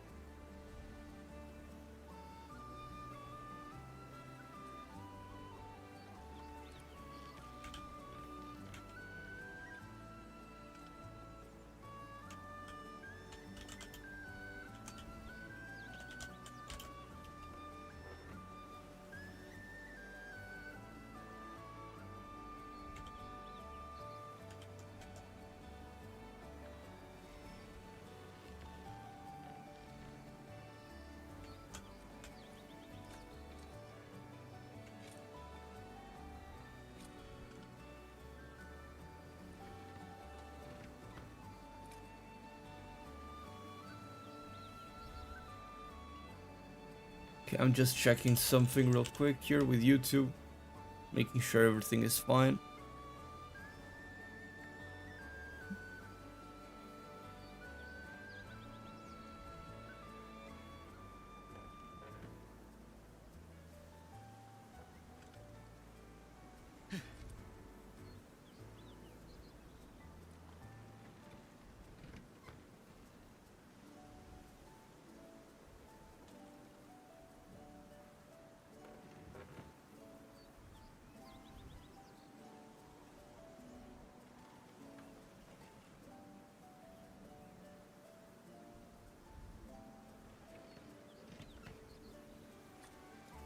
Okay.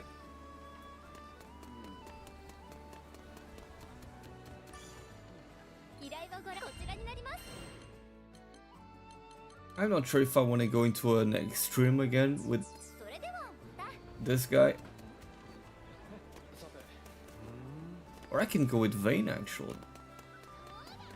As my main. Set it up like this. My Vayne loadout. Do proper team comps feel necessary in the later levels? Absolutely. Like, things become very rough if you're not prepared enough. Which is a good thing in my opinion.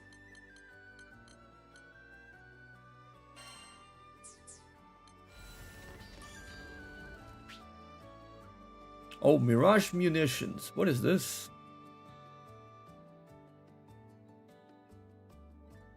A Mirage Munition raises the weapon stats when fused onto it. They can be freely added or removed. Up to 99 munitions can be fused onto a single weapon. Oh. So you're just almost eternally increasing the stats of a weapon. Okay.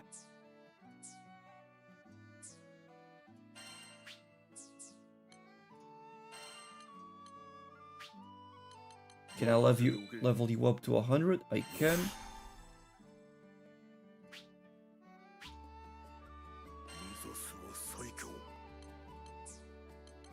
What about you, Cagliostro? I haven't given you a good weapon in a long time.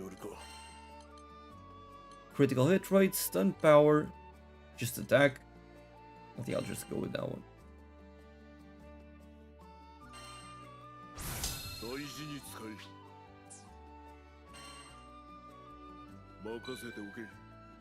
Not gonna spend those.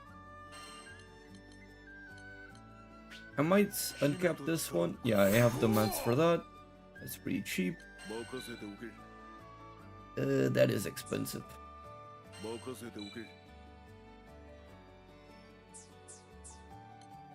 Let me check on Fairy. How is she doing? Got the level 50 whip.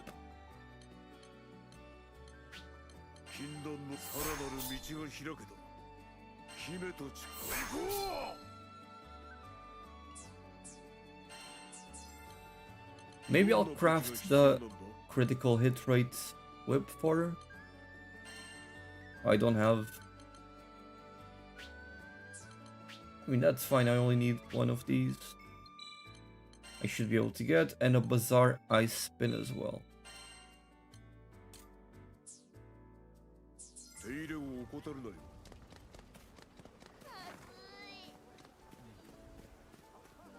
Is there a way to turn off autosave in the settings?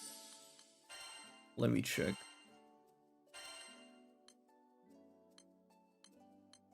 Yep, you can turn it off.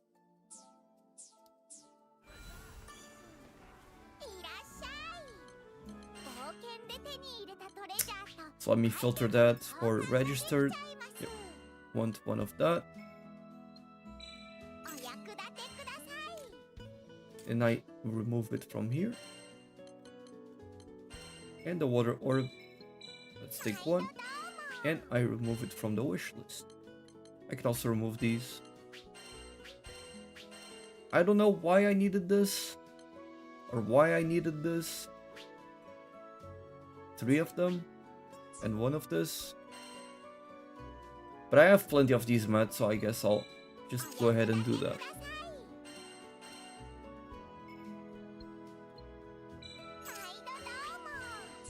And clean up my wish list. What's up, big boy?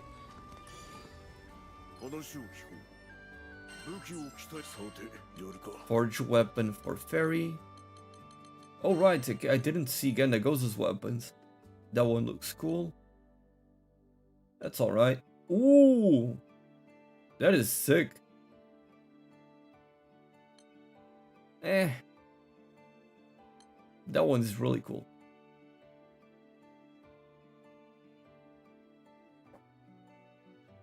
This one is very cool.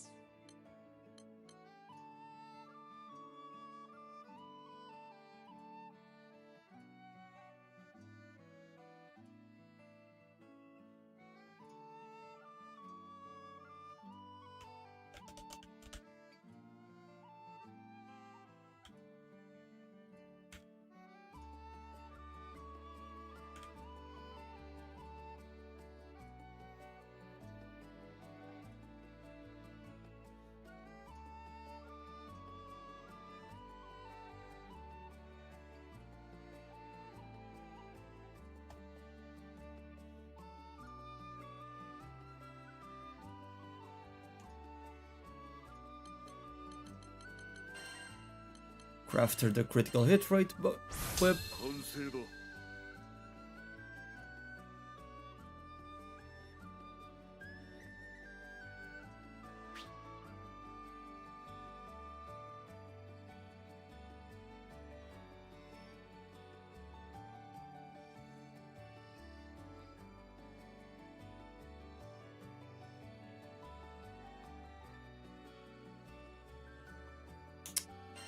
Go ahead and equip it and level it up as well. Nice, all the way up to 75. I can uncap it right away. But I don't have many of those items. I think I'll save up on them for now. What about you, Percival?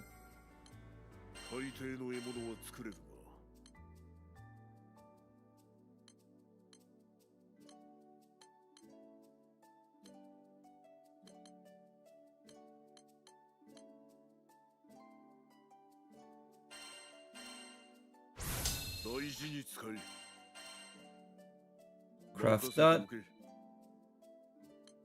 It only goes up to 67, that's fine.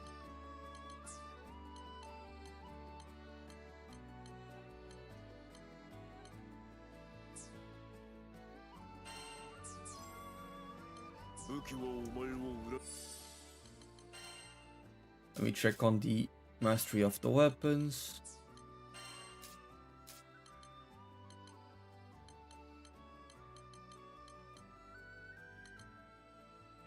More critical hit damage.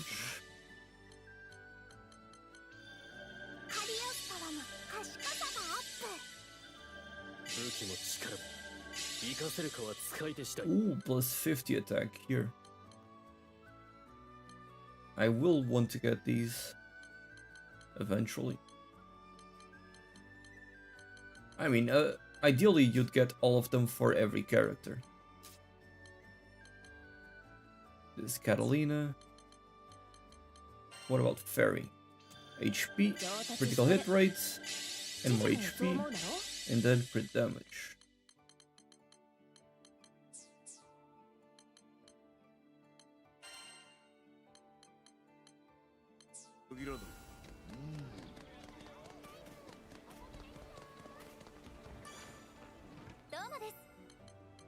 Let me go ahead and do some of these Fate episodes.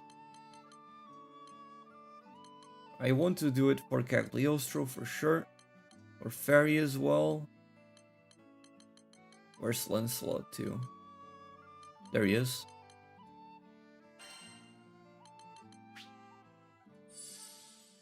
Oh, it's a solo quest as well. I have Fast Learner on him. I'm gonna remove it. Run attack power 6. And critical hit rate 4, critical hit rate 3, and critical damage 3 plus. Oh, that might be good actually. The charge attacks on Lancelot? What charge attacks does he have? Doesn't he have... Oh, his square combo probably doesn't count as a charge attack. Never mind. Probably doesn't. I got excited over nothing.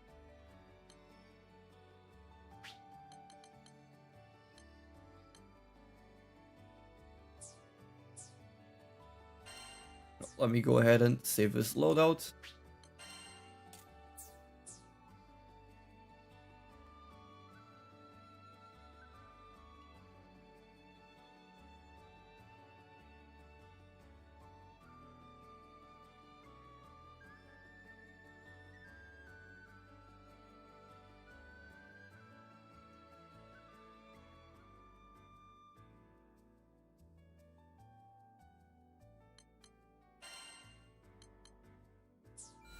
Okay, let's go ahead and do that.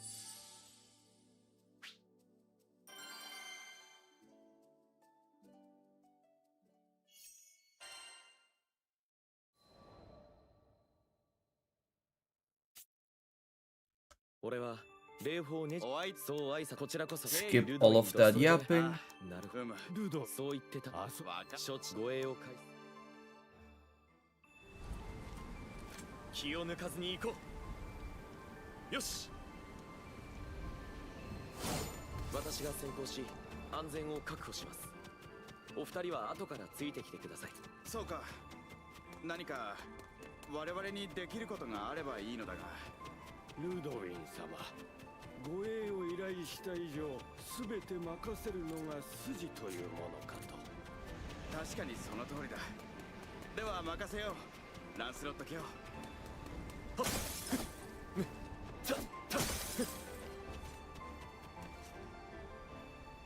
なんということだ。橋が崩れているではないか。脇道などないか探して。Gotta go the other way. 立派な山ですから、通れる場所があるかもしれません。おお、そこからなら進めそうだな。かなり足場が悪いようです。お二人とも足元に気をつけてください。遅い。せや。 I'm guessing there's no point to breaking these. あれは魔物か。退けます。お二人は決して前に出ないように。そこだ、くらえ。甘い。Oh, something that I'm not too sure is if this attack has iframes. I actually don't remember from my time in the demo, so I want to do some boss fights to check that out. Is there something there? There is. A snow pillow.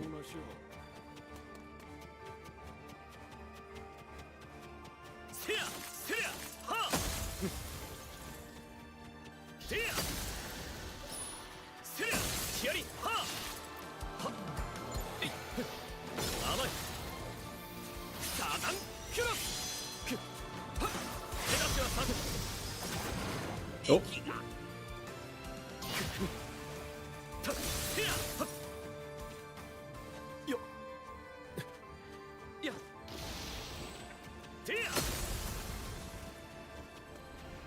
Almost fell down there.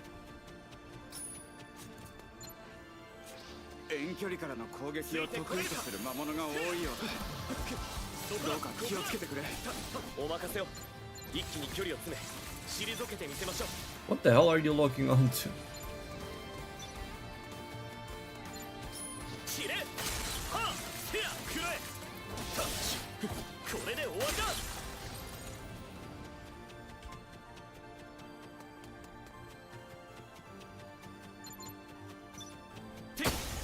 Oh, I see.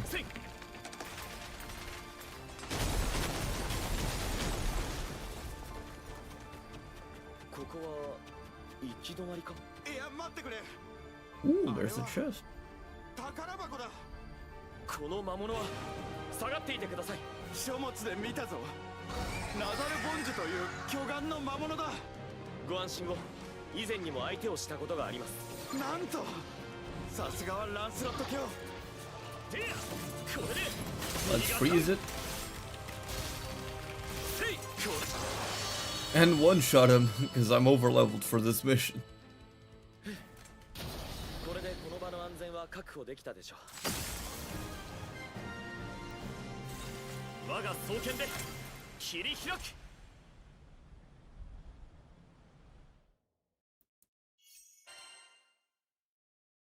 見事だ。さすがは春英の双剣士と歌われ。今日ここへそれで Go ahead and skip this. 懐かしい。次古書のページ。読めない。俺もハンスさん。いやわかりました。こうしてただそして先祖代々。Another sigil slot.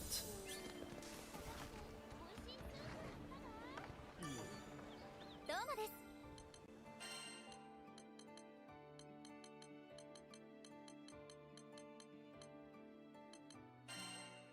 More stats for Lancelot.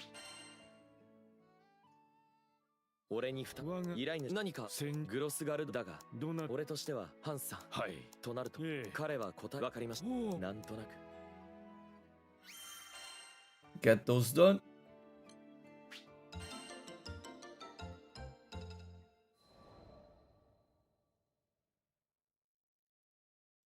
俺はハンスさんの Yo, Storm, thank you so much for the sub with the Prime, dude. I appreciate it a lot. Thank you so much for the support. 彼が治める領地の様子を直接見ることが Hope you are enjoying the Granblue Fantasy Relink content. しかしルドウィンとハンスさんはさすが詳細はその後ハンスさんのこうして俺はいかがルドウィンどうやらルドウィンとのお一人驚かれるルドウィン最も俺はそうか最初は感謝何を俺には隠し More stats. They did an option to reduce the visual display of some abilities. I get what you mean. Having the option would be nice for sure. この区域よほど彼が何を言いた私そうか俺は No problem, thanks for answering my question. I'll do my best to answer as many questions as possible. 部下を聞け執事ルドウィン殿は I still don't know everything about the game, I'm still trying to figure everything out. But I do want to be helpful. And now we can actually play with a full party? No, it's still solo. Okay. Let me just do this. What else am I gonna add to his gear? More crit damage? More crit rate?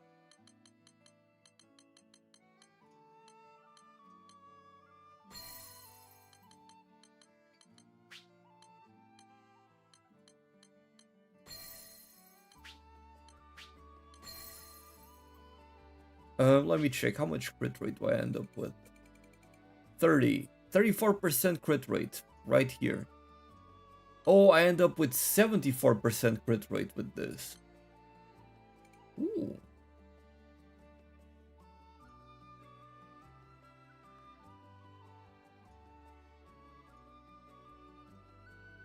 Oh yeah, I've been putting in a lot of hours into this game. I mean, my highest is 68, I think. Yeah, my highest is 68. But I probably would have been higher even, considering I kind of dropped these characters.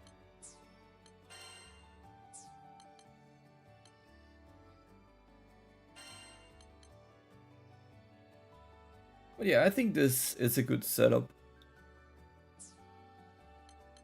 Although, again, I'm not quite sure if I get iframes whenever I dodge with the dash attack. Yeah, I did the full story right away. I mean, I didn't do it right away, I was getting S++ on all the missions I could.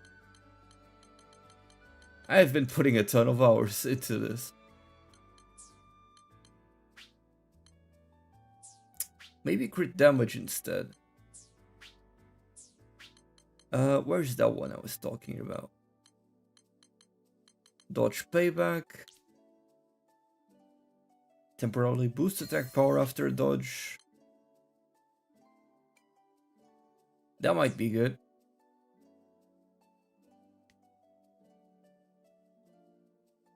how long did the story take? Honestly, I'm not quite sure. A couple of people that were on stream before did say that it took them like 15 hours. I mean, if I go here and see my time spent, you know, not a good representation of how much it takes to beat the story.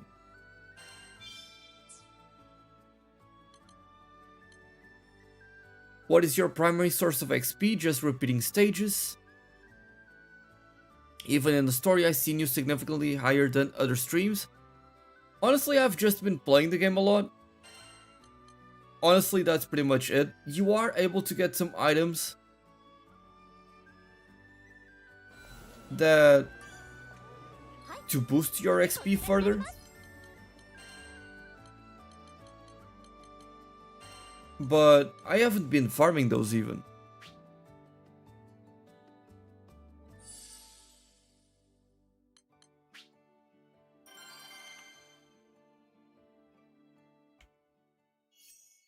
Let's start Lancelot's episode.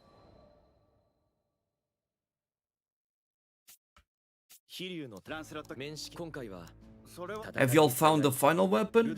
Not yet. At least I don't think so. Yeah, I have unlocked a lot so far. Yeah, I don't think I have 6 weapons unlocked yet. Oh, that's why they have me playing solo. Then they add these characters for the story. Which is funny considering that I have all of these 4 characters leveled up. All of them are very well geared. But maybe they don't use my gear because that's not the sword that I have on Siegfried. Interesting, but those are the skins that I'm using.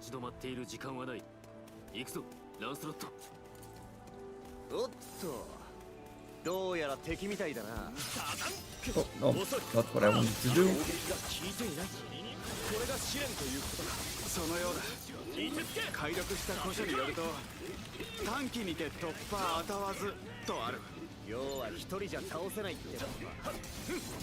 I'm doing 0 damage.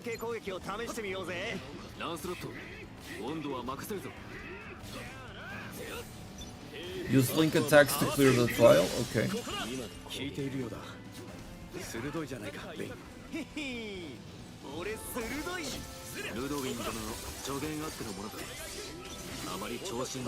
I don't know why they're teaching me about link attacks now.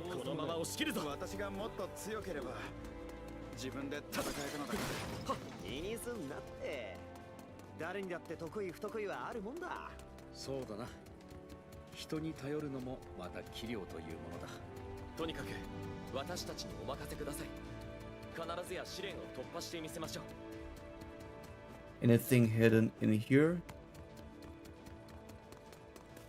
There's an item. Fortitude crystal. Nice.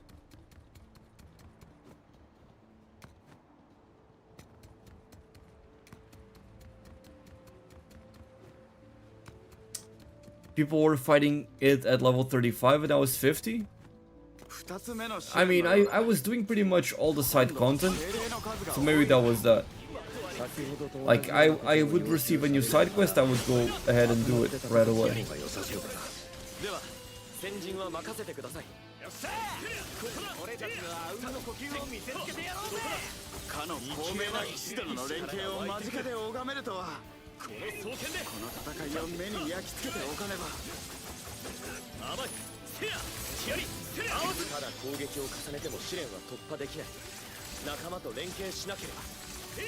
I don't know who thought about the idea to put a quest where you cannot deal damage, but whatever.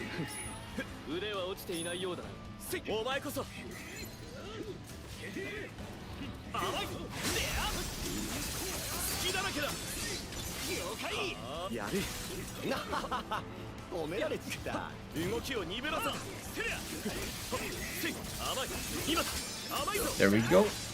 Break that up. I wonder if there will be an ultimate difficulty after Maniac. Oh boy. That would be insane. さすがはランスロット卿。私一人の力などたかが知れています。 Yeah, just the story letting me know about this, I suppose. 共に戦場をかけた間柄だからな。この程度はたやすい。 Well, we should have a boss fight here, I think.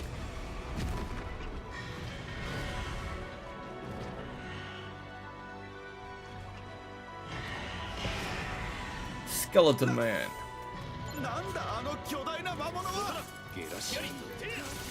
Okay, now I'm dealing damage at least. And he deals damage, okay.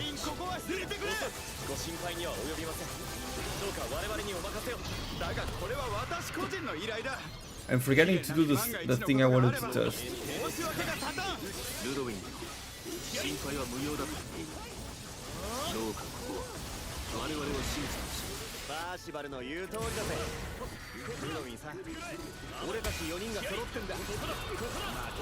Looks like you have iframes with this.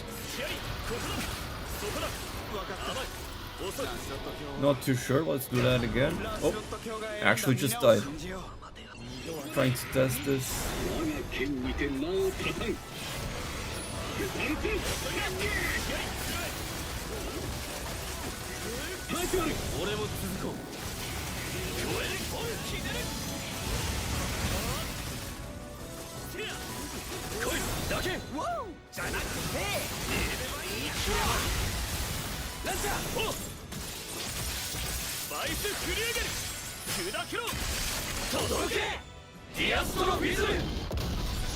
Okay, we get a break with big damage.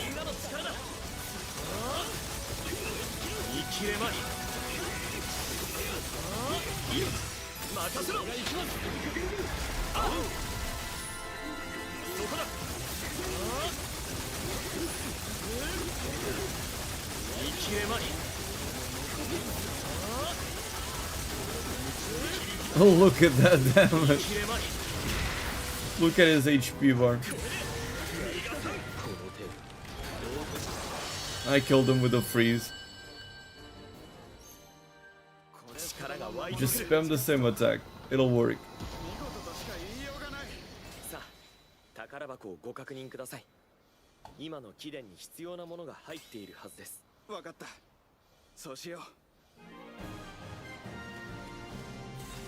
我が双剣で切り開く。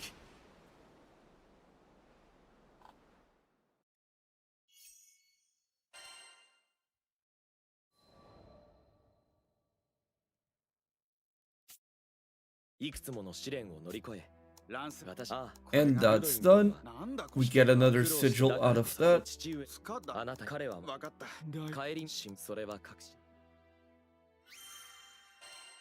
Very nice.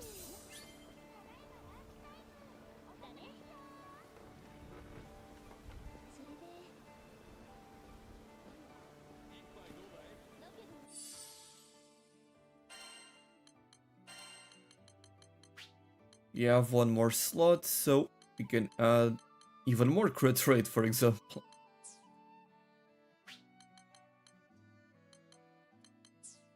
How much crit rate do I have? 70%. Combo booster, also really good. Yep. Increased damage dealt with each successive hit, so it's perfect for him. The dodge payback, I'm kinda iffy on.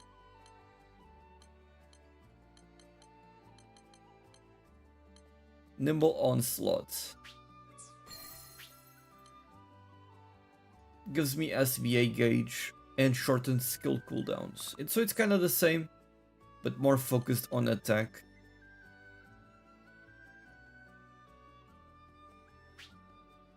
Cascade can also be good, shorten skill cooldowns whenever you hit a foe, and I'll be hitting them a lot.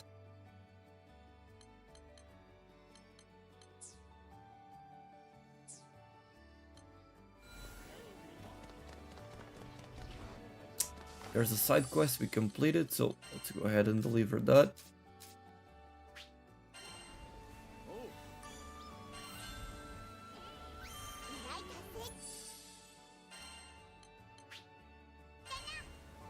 And one more.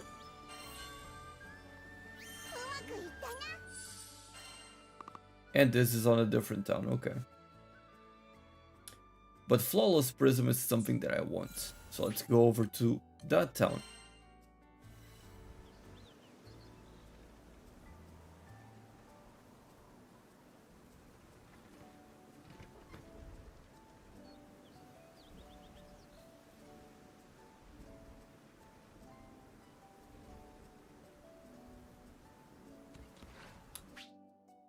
Seed Hollow.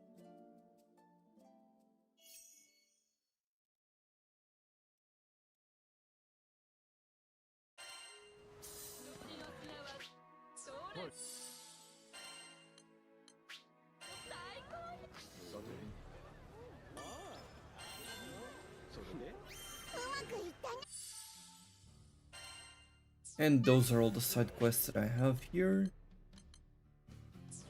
And while I'm here, I might as well do some appraisals.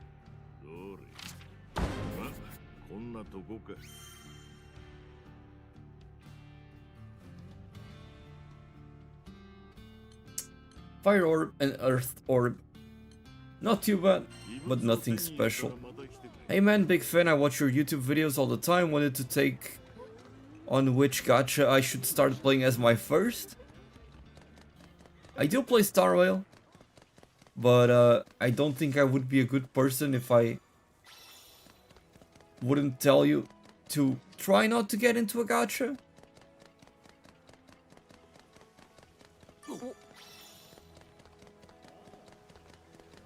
Because, you know, that can become a sinkhole very quickly. I play Star Rail, like, I buy the battle pass every now and again, and that's pretty much all the money that I spend on the game. But yeah.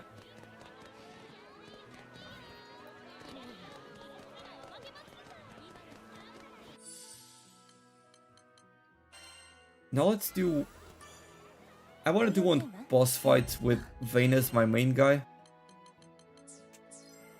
Let me just check if I can do some further upgrading.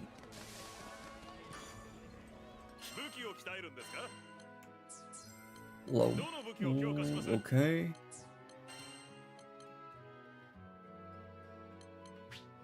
And cap this. I only have one dragon scale, so I guess I'm gonna be farming them. Add that to the wish list.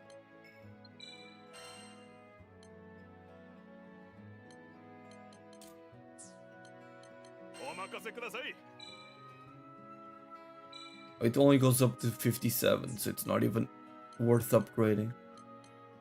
Can I farm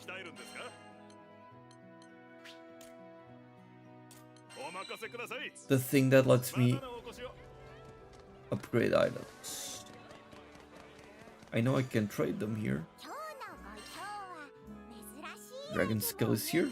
Nice. Oh, you can actually get some of these very easily. So dragon skill is no longer a problem. Nice.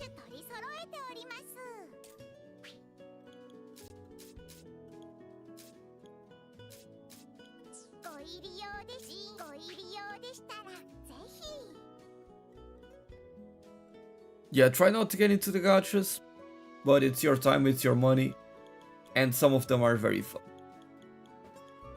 Huge investor in free-to-play, not worried about spending a dime. Nice, that's the best way to go about it. Now, I can make large ones, but I do need the raffle coins, and I am running out of them.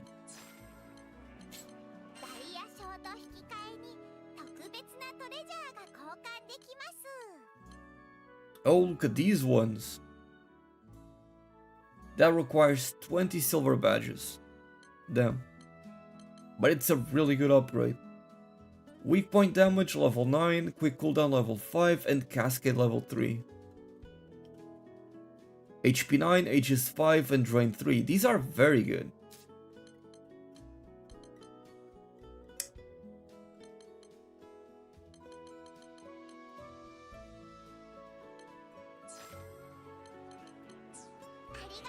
How many crew cards do you get? Just keep playing the story and you'll keep on getting them, and you'll have a few side quests that give them.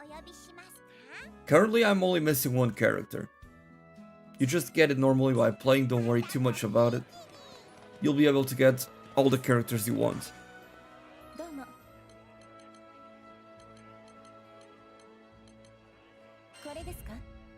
Search by treasure. No, not that treasure. Inventory. Let me add this to the wish list and this as well.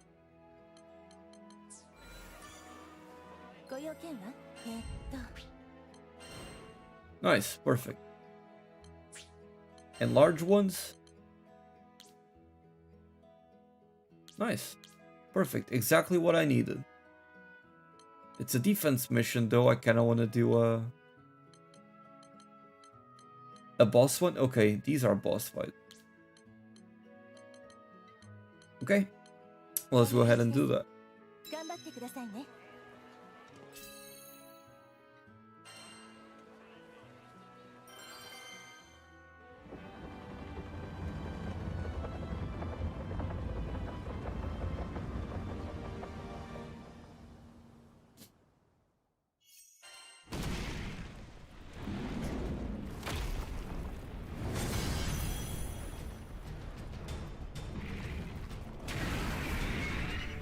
Here we go.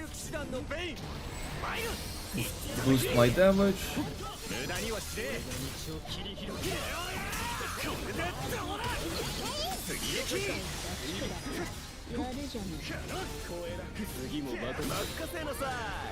And right there I was able to block an attack while attacking with this guy. That's his whole gimmick. Yep, I blocked that attack.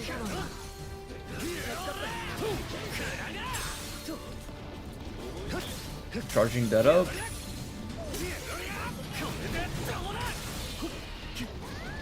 Looks like if you really just want to brute force the game, this is the character to play.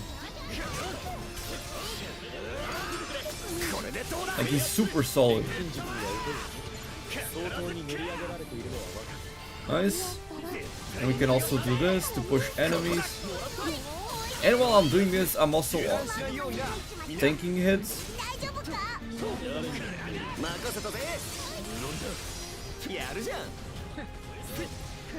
Very solid character. And then we go ahead and pop that, and I heal myself.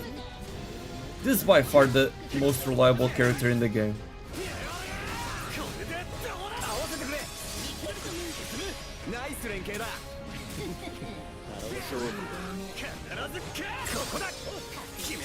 I should not have doubted Vayne.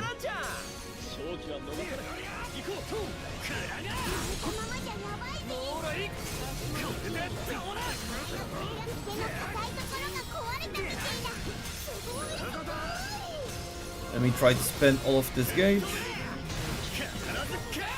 Big hits. Into the Skybound Arch. Nice. Then we follow up with this. Oh, he's not in range. Oh, I thought the others would have enough burst.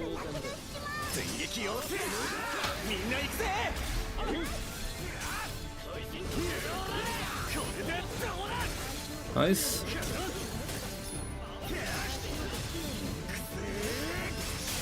You get a break as well. Big damage.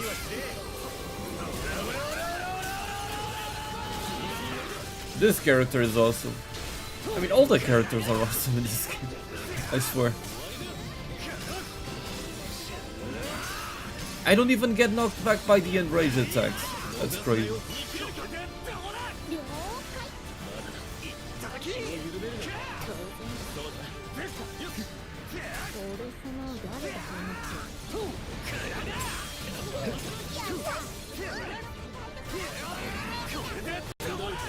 What a crazy bastard of a character.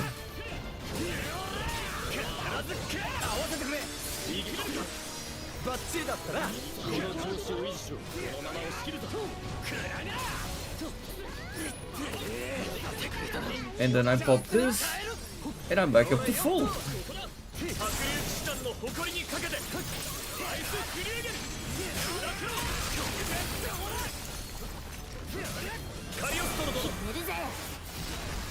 I bought only Zeta, didn't like her playstyle. Oh, that's a shame.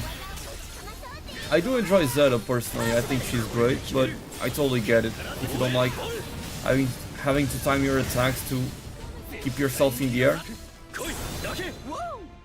I totally get it.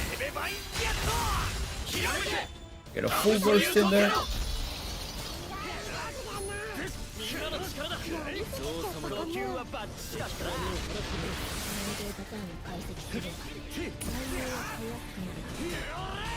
Just tanking those hits.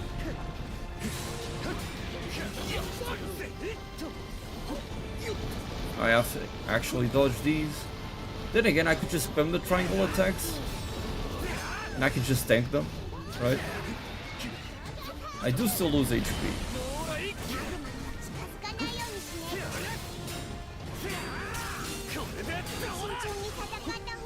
Running out of HP, so I heal.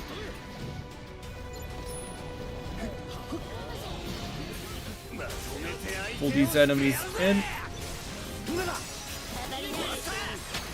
Nice. We go for the boss with the big swings.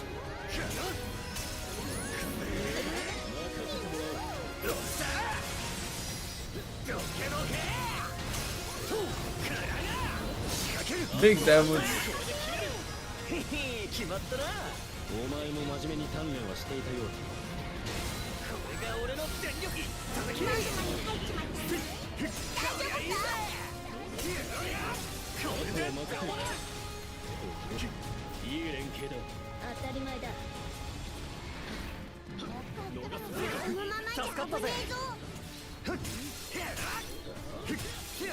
One problem that I did notice about this thing is that my healer character is constantly trying to heal me when she in fact cannot because of the sigil I'm using. So that is something to keep in mind. But that was super clean with this. I think his name is Vayne. Super clean fights with him. He's a fantastic character. S++ even. Or at least I got all the side objectives. Maybe I didn't score enough points. We'll see.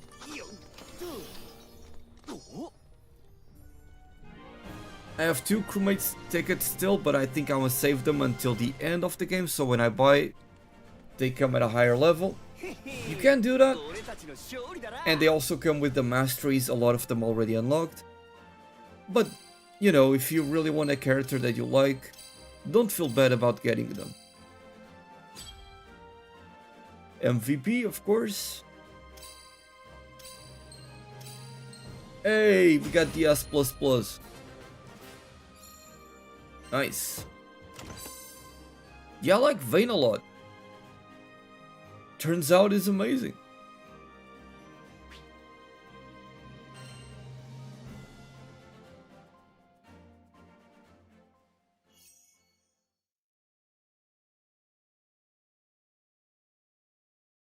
Is Vayne's damage comparable to Siegfried's? I see him dunking pretty hard and I'm a little surprised, to be honest.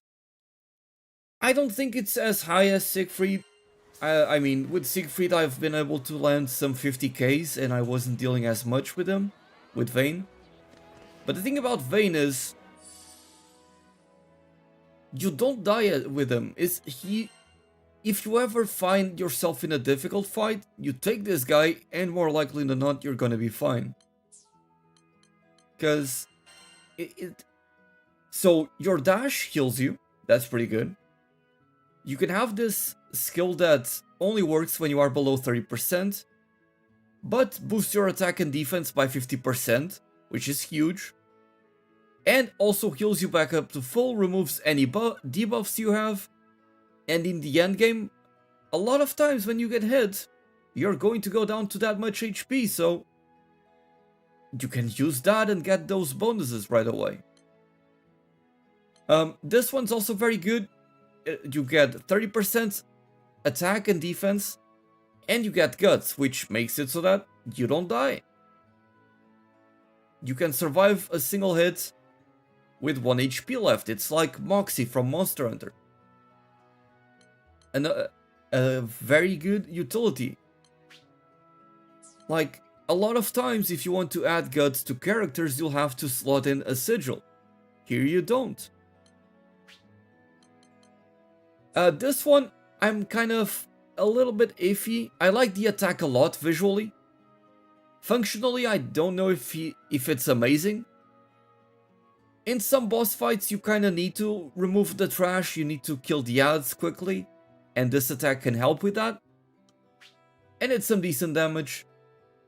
You've also got this, which is what I had on Vayne when he was playing as an ally instead of being the main character, which gives you 30% damage and makes him and makes people target him. So just a very powerful character.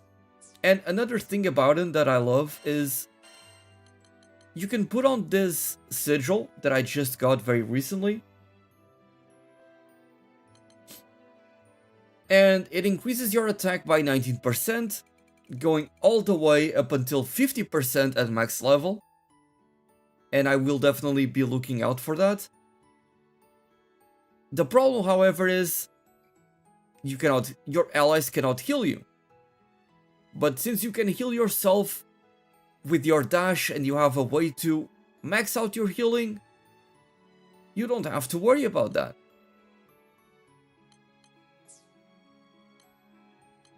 And on top of that is main mechanics that your triangle attacks, you are blocking whenever you use them, so you only take a portion of the damage you would take. So like, for example, a lot of other characters, you'll have to be very careful when enemies are doing certain attack combos. With Vayne, you don't need to watch out for anything, you can just keep on attacking. He's really good. I'm very impressed with this guy. Right now I'm maining Catalina, she's actually pretty good. Yeah, Catalina is good and pretty fun as well. I just don't know if requiring the gauge to be filled up makes Katarina a little bit worse compared to other characters. But you can fill up the gauge very quickly as well, so that may not be an issue.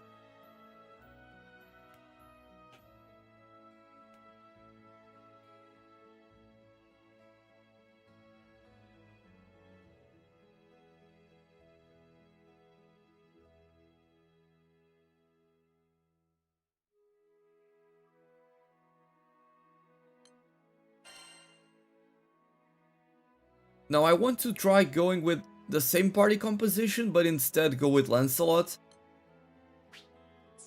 I've also geared him up quite a bit. And again, I want to test out his dodge with the triangle attack, see if it actually has iframes or not.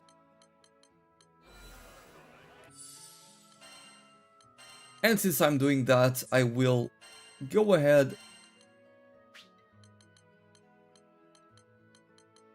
Oh, and I forgot this about Vayne. You can also put down this shield that straight up makes it so nobody takes damage. So if a boss has a one-shot mechanic, you put this down and you survive. Just a fantastic character. But I'm going to be putting in this to make enemies target him more, since he will be an ally this time, and I'll be playing as Lancelot.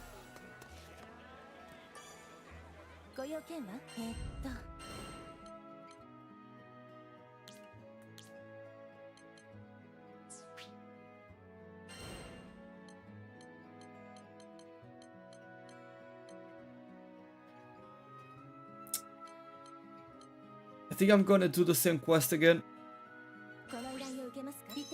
because I do want to do a boss as well.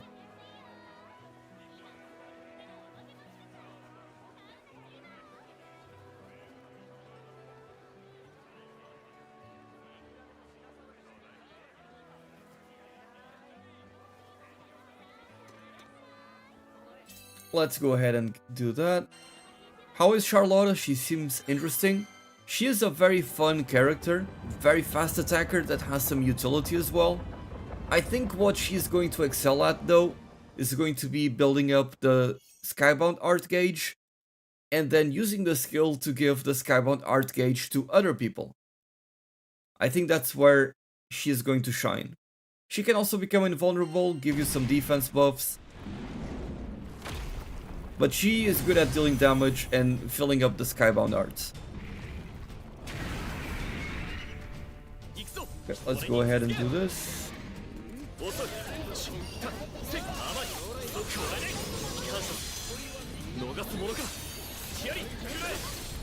You might be able to. Can you freeze him?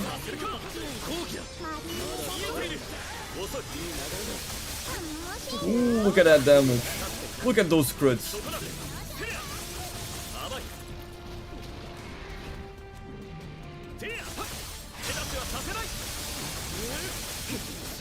I tried to dodge with the R2, I just wanna try dodging with the triangle attack.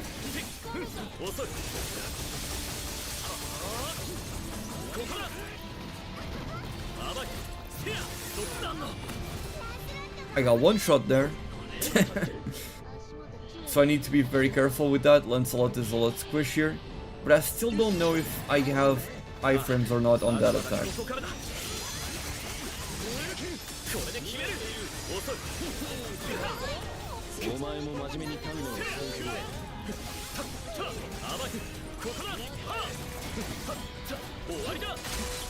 I'm just gonna go for the boss here.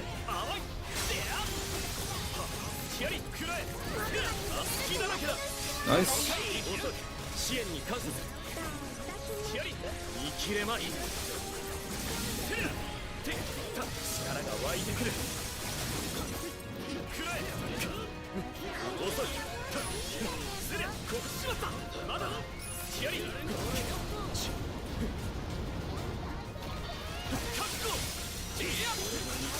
Let's keep up the aggression.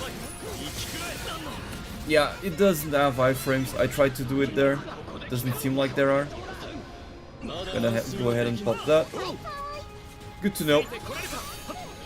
Yeah, I will be making builds on all of that. On all of my characters. Honestly, I want to try doing a build for each one of them. But I've already built quite a few, so I want to start making build videos dedicated to explaining exactly what I'm trying to do with each. Yeah, it doesn't seem like I have iframes on this. Okay. That's all I wanted to test.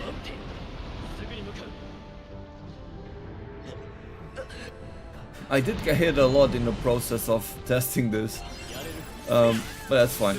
I'm definitely not getting S++ now. But that is good info. Very important to know.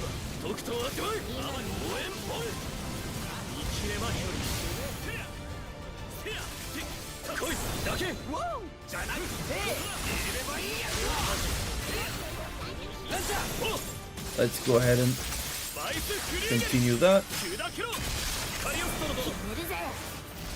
And I'll freeze him.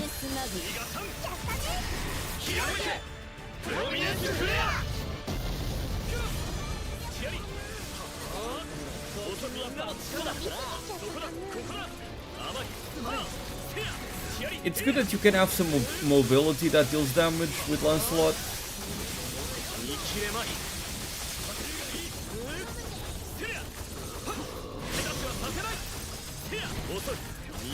But you do have a dodge with that button that I just used.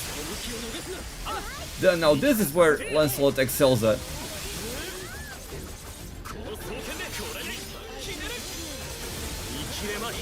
Just spamming this shit.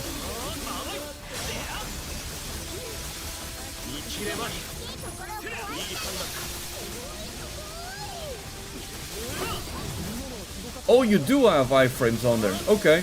You just have to time it really well. Okay. Good to know, good to know. We're learning, we're learning. And let me freeze you. The team goes over there, deals damage.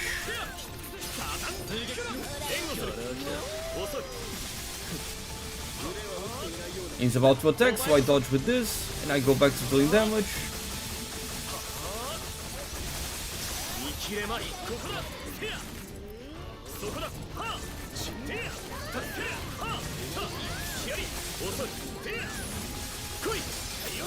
Okay. Now that I know the timing has to be perfect, I'll try to get it right.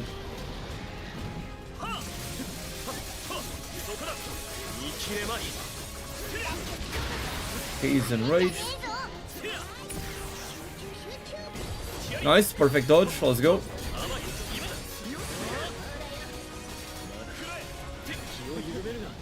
That was a perfect showcase that it does work. Oh, I didn't see him coming this way.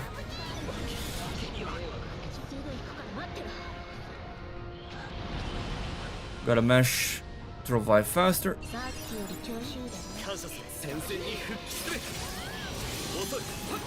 Dodge that.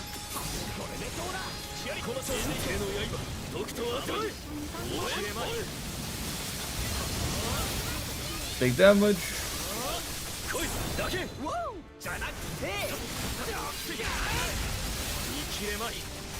I'll follow up.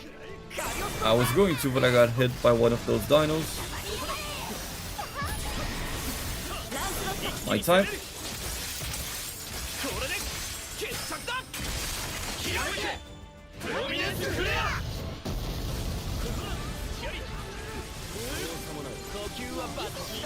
Big damage.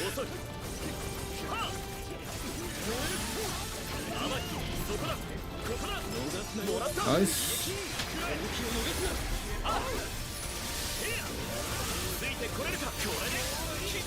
Go Lancelot. Mash the square button.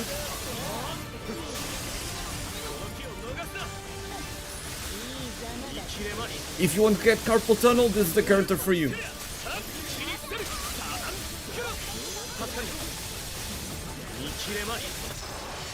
Oof. Okay. Once I figured out the timing for the iframes, things went way better. I just needed to figure out the timing. That was fun. I like Lancelot a lot.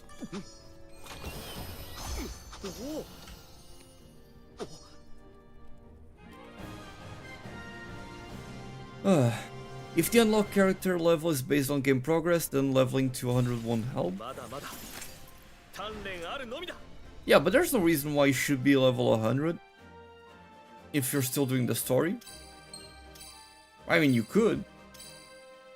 But I finished all the quests with mostly S++ and I was level 45, 50 when I beat the story.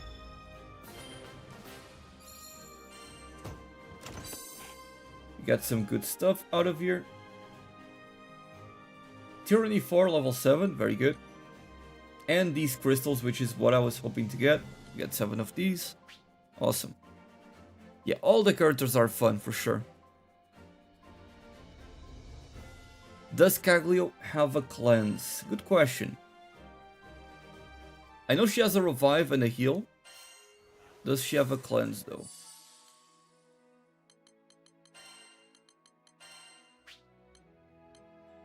So that's the thing that reduces attack.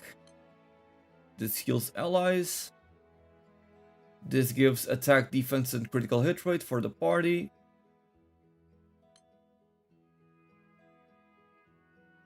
She has the Dispel, that's what that does. Nope, she does not have a cleanse.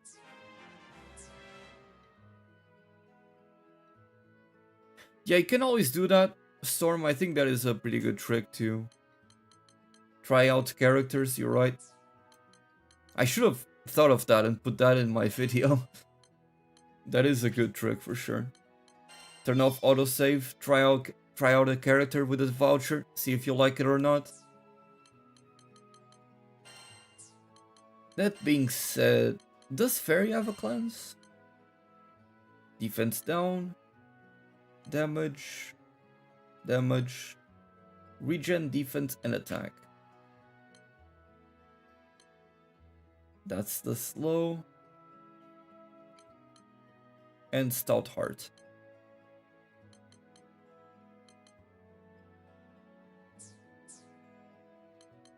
I do think Phantasmagoria stacks with the other buffs. At the very least, I get the icon for Phantasmagoria. So I do believe it stacks.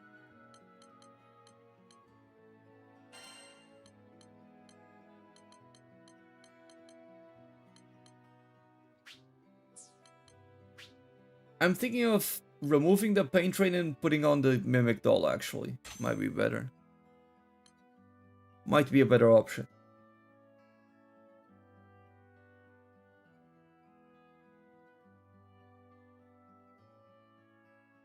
Yeah, this is not gacha, you can farm as much as you want, you don't have to worry about anything like that. Like, for example, right here I needed to get some crystals to level up my weapons, and I went ahead, did those 2 quests, and I should be able to upgrade my weapons now.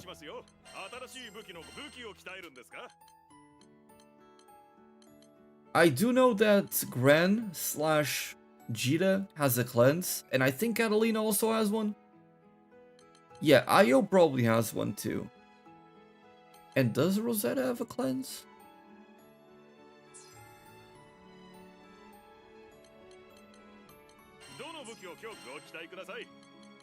Midnight Phantasmagoria. I hope nobody understands that reference.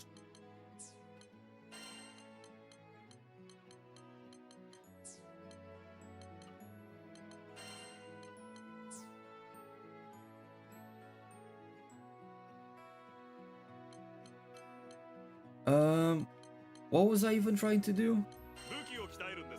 Oh yeah, I want to upgrade Cagliostro's weapon. I need more of these. Well, that's fine. We'll be farming those. What are Rosetta's skills? Let's see. I think I unlocked all of them. Let me double check through the masteries. Oh, it seems I didn't. There might be a few missing. So this, she just uses the roses that are planted on the ground to create vines that attack, deal damage, nothing special.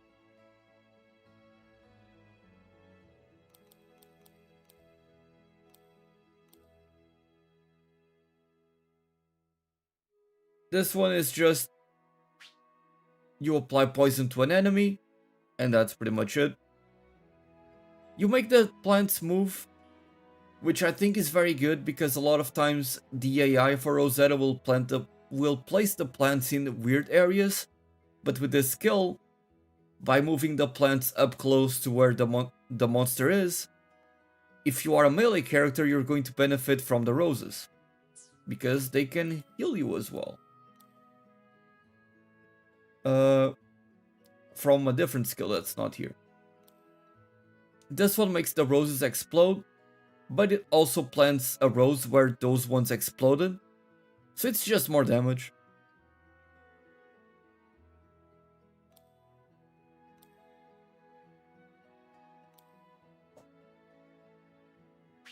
This one looks interesting, but I think it's only good if you're going to main Rosetta, actually play as her.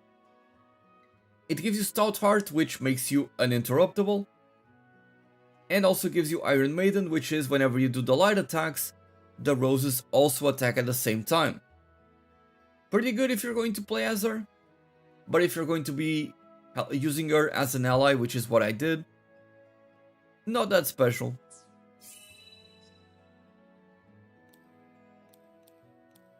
And then here are the big upgrades for her. And in the defensive skills we have this one, which just makes enemies, or rather you can taunt enemies to the roses. It's pretty decent once you have the masteries that allow you to level up the roses. They can actually tank pretty decently, but I normally don't like doing it because, again, the AI will plant the roses in weird places sometimes. So getting the monsters away from you sometimes is not a good thing. But if you play a ranged character, it can actually be good. This one puts down the just a simple shield, gives you a 10 to 40% damage reduction. Very simple, so as long as you stand nearby one of those roses. And again, with the other skill, she will be pushing the roses close to the enemies. And if you are a melee character, you will be benefiting from that.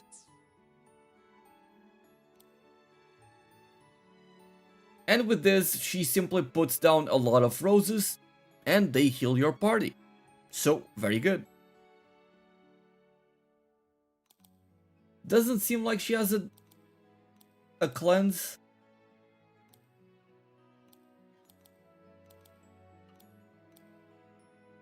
Oh, she has a cleanse. That's who I had on the team that has a cleanse. Okay.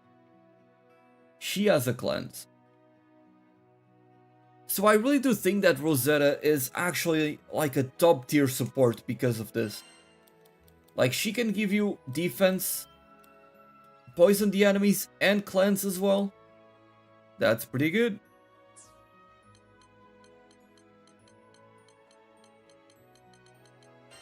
I haven't properly gone through Io's skills, so let me check that. She's got the freeze, that I believe lowers attack, it does. And this lowers the defense, yep, it does.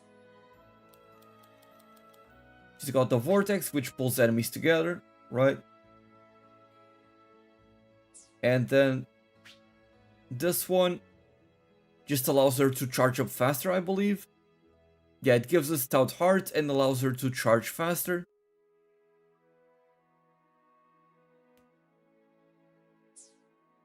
Hello, how are you? Saw some of your nice YouTube videos about this game. Great job. Thank you. I'm glad you're enjoying it, old gamer.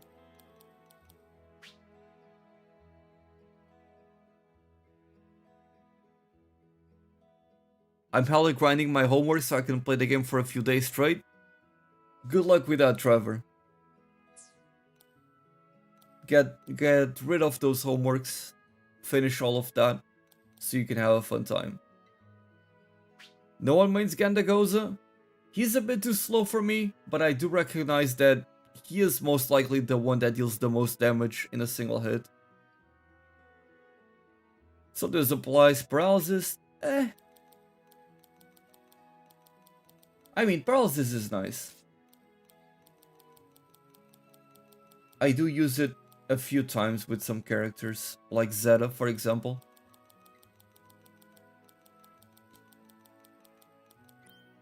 Not that many defensive skills, it seems.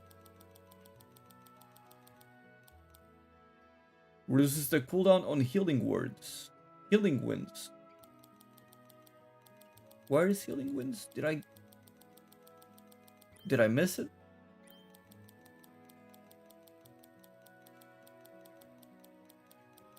Huh?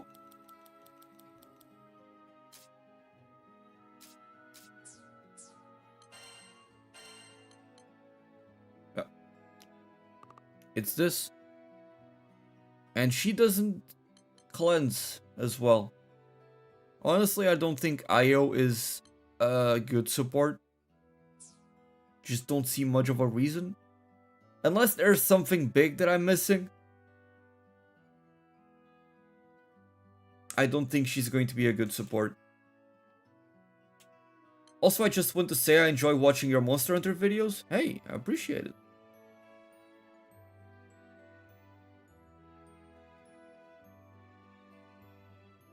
Wait, Special Edition doesn't... Oh, never mind. I'm missing one of those colors. I'm missing color 6. I do have 7 and 8. And 6 you get from one of those editions. Okay. Good to know.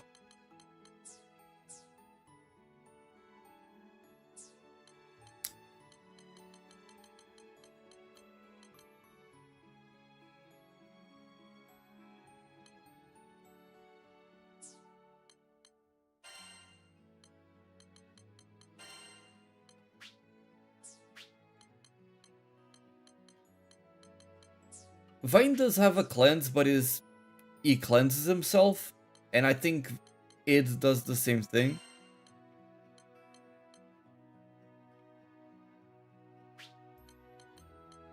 Actually, not even. Vazaraga has immunity to CC, so that's nice. Yeah, I also agree with that, Phoenix. I think that she is going to be like a secondary DPS that can also, you know, provide some utility, some CC, which is definitely good, don't get me wrong. But if you're looking for a dedicated support, I would say she's not the choice. That probably goes to Rosetta above all, and then maybe Cagliostro, and maybe like it's a competition between those two.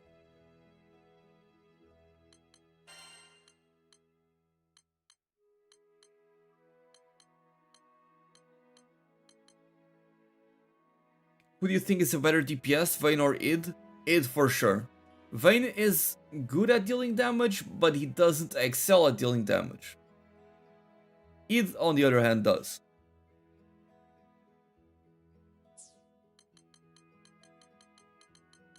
On top of having everything else he has on his kit, which is absolutely insane. He has the most stacked kit out of everyone. Which makes sense given that you only get him after beating the game.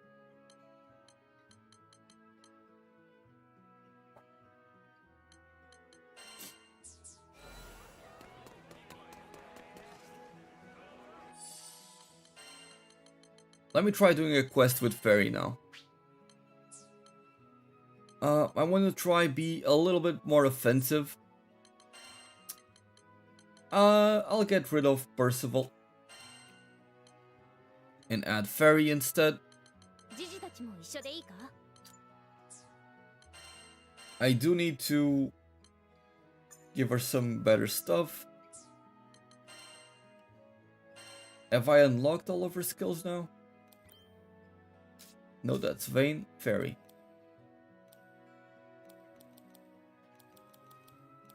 Yes, but there's still a lot of things here to get.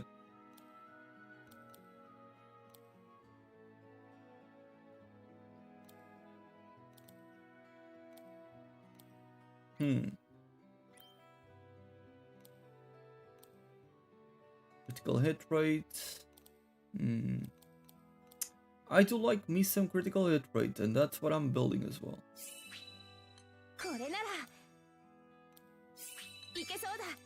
So yeah, it seems Fairy can be a pretty competent DPSer actually. And a sustained DPS as well. Thank you so much for the sub with Prime by Ghostlight. Appreciate the support, my dude. Hope you're enjoying the Granblue Fantasy Relink content. What does Id's skills do? So the thing about Id is that because of his transformation, he actually has like a secondary set of skills. So one of his best features is that you can use all of your cooldowns, transform, and you get a different set of cooldowns, which is pretty insane. The dragon form doesn't show up here,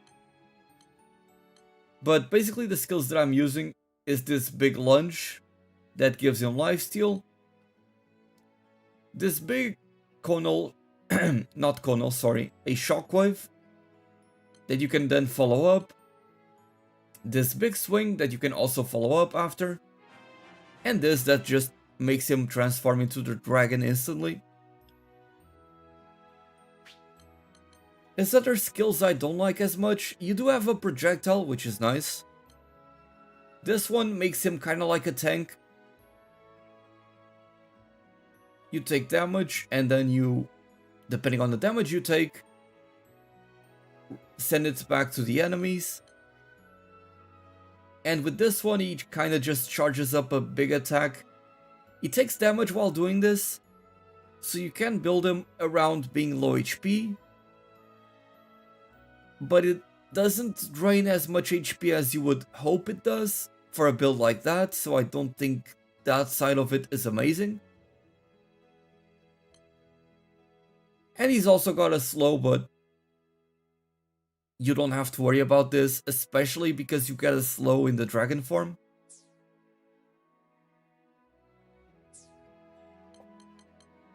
But let me change a few skills around for Fairy.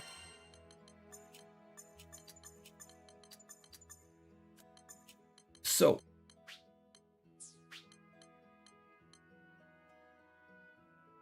this one, she puts the pets down and inflicts defense down. It's a good time. I do want to use this.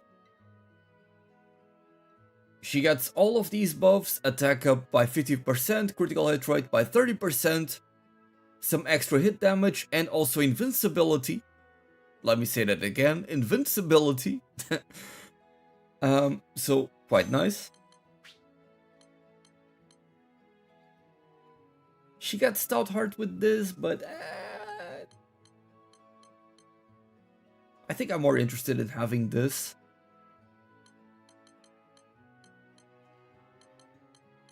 Where she can give attack and defense to the team, and also regen.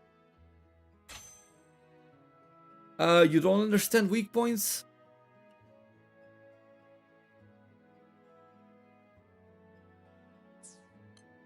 I think it's just elemental weaknesses, right? I agree. So the sigils you're talking about, I know which ones you're talking about. Let's see if I have some here. This one, Exploiter. It says damage to weak points. I'm not quite sure if it's, like, for example, hitting a monster head. Because some monsters, it feels like whatever part you hit, it deals the same damage. I'm very unsure about this as of yet. You still get the damage bonus whenever attacking from the back. That's also not very reliable. So I don't like this sigil very much. I think it's like you're supposed to break body parts, and once they are exposed, kind of like in Monster Hunter, you go after them to deal more damage. It could potentially be very good. If that's how it works, and if you can have a good uptime on that broken part. Again, I'm not too sure on this sigil, this whole effect, so I'm skipping it for now.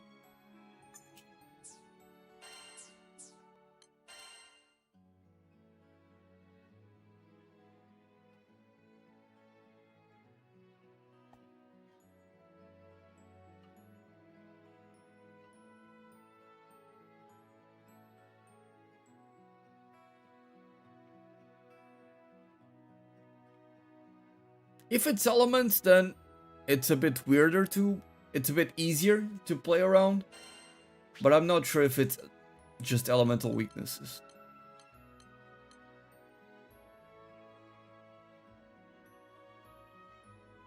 So Strafe is very good, you just summon all 3 pets and you deal damage.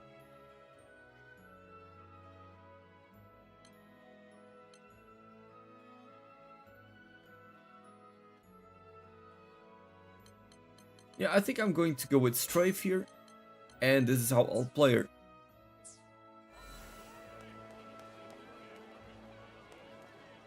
I like this outfit. Now for my gear... Actually, let me go ahead and save this loadout, because I didn't.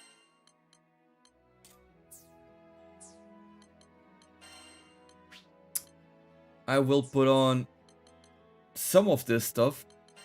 Sorry about that, Lancelot. So that will be attack up 6. Critical hit rate 4. And crit damage 3. And why not another crit damage? Although I can increase my crit rate a little bit more.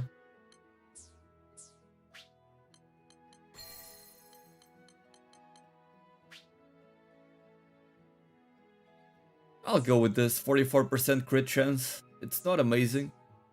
It's not a lot. Yeah, we are getting more characters as DLC. That has been confirmed. Yes. Yes, indeed.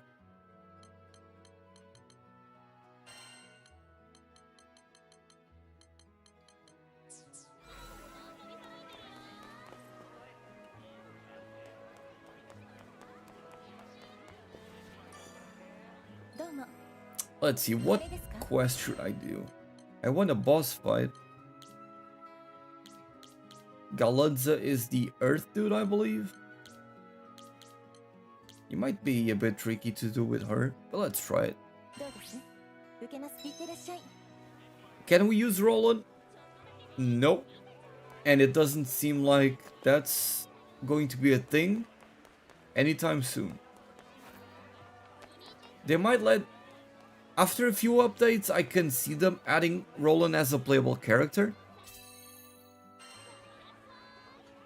But currently you cannot do it.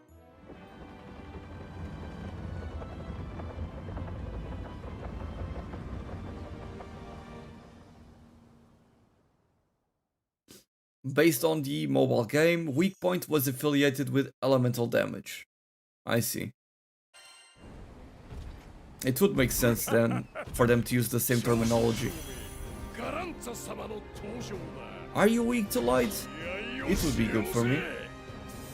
It's weak to wind. I put this.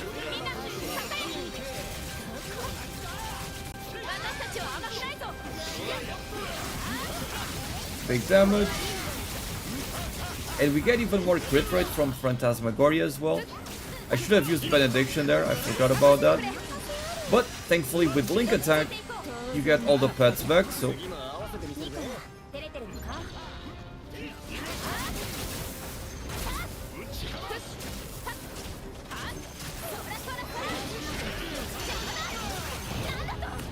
And I get one shot.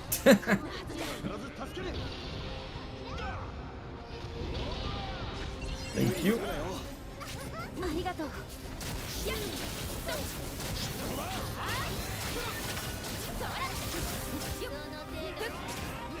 I kind of forget that Fairy has a little bit of range to her.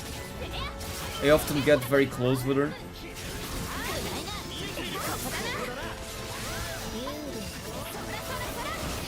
Big damage. We dodge that. Then we get that there. Oh shit.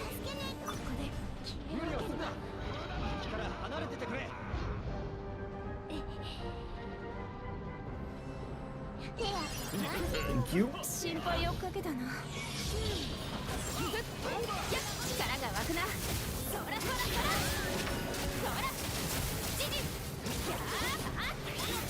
I'm definitely liking her as a playable character, especially since she has all of this range to play around with. Doesn't feel as limited.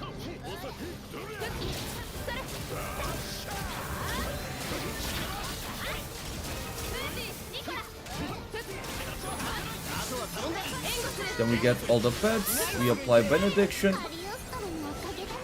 And I did that too early, I should have waited for a better opportunity. I just wasted it. I need to recognize that.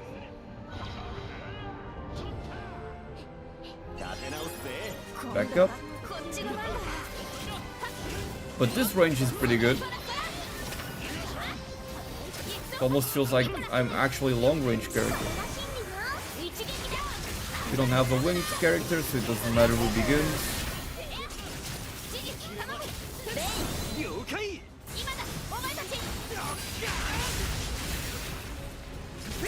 I'll go ahead and get in there as well.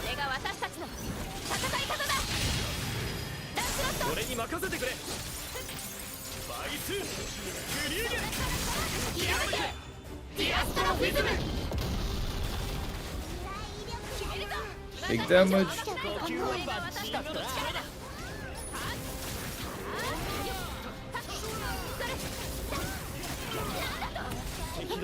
Damn, he was actually targeting someone else, but they got in the way. Nice. Take damage.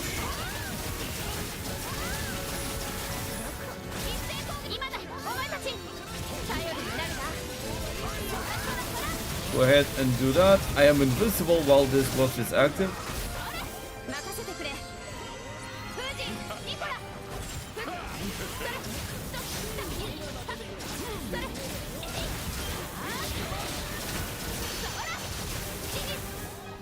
So I just noticed that.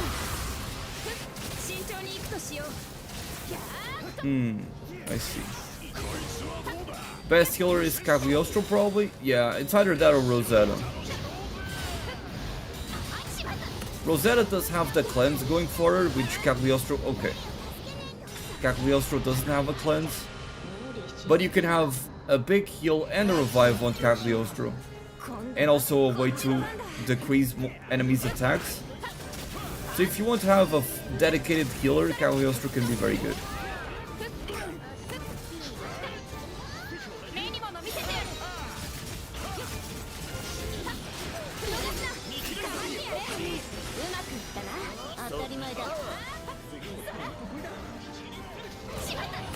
I am dying a lot.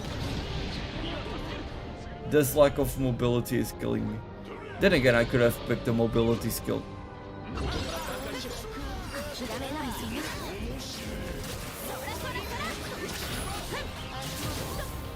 Dodge that.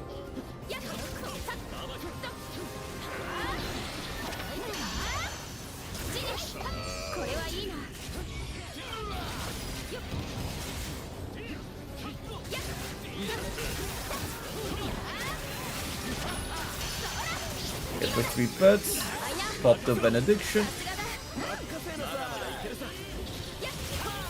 Nice, we get out of there. Big damage.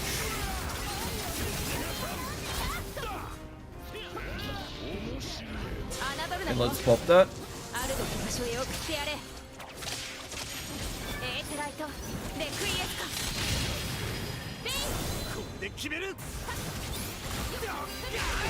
Go ahead and do that. Do the big attack.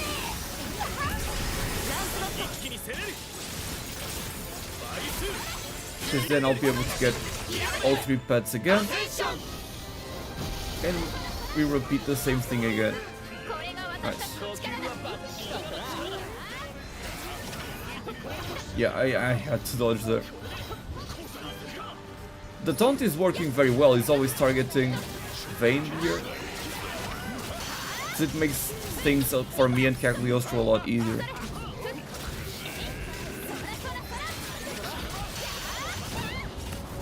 But those big AoEs, dude. You think Eugene is better than Rackham? I'll have to try them out properly. Rackham was a huge menace in the demo. He was crazy good. What the fuck killed me?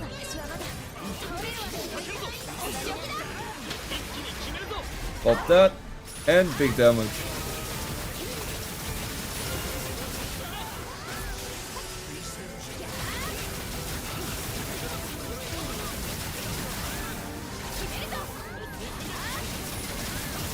Even more onslaughts. And then I have pets again, and I can do it one more time.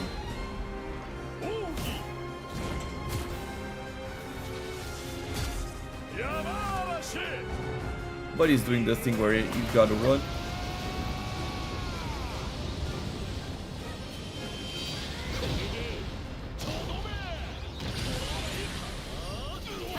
Oh, what the fuck, I didn't see something on the floor.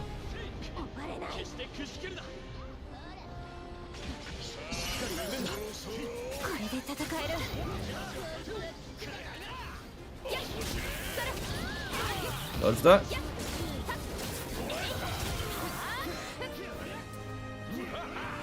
There's something about Cagliostro as well, or about Vayne, is that I have him with that sigil that makes it so that allies can't even heal them. So like, he's being controlled by AI, and Cagliostro isn't even healing him. He's just healing by himself. I could probably fit in a team where nobody is the healer. Or maybe just have some regen from Fairy. That could possibly work. I can totally see that happening. I thought I dodged it.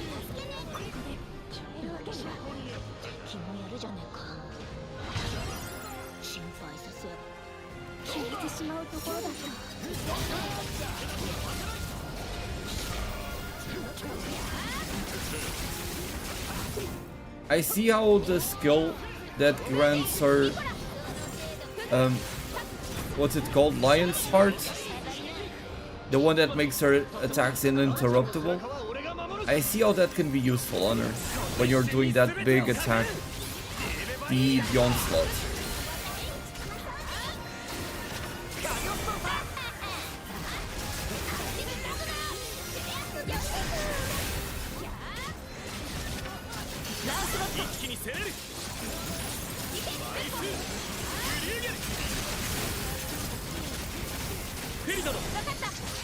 Let's go. Yeah, you can save scum on Steam as well. It totally works.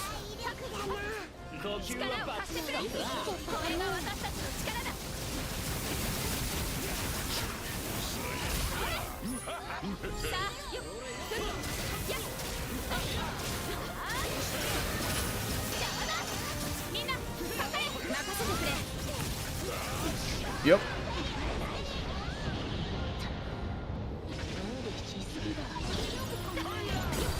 Nice.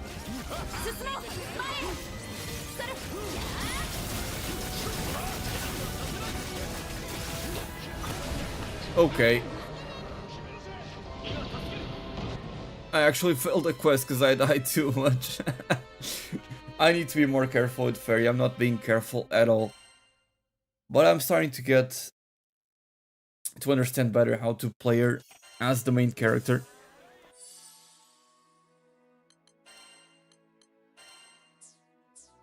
So let me change one of the skills.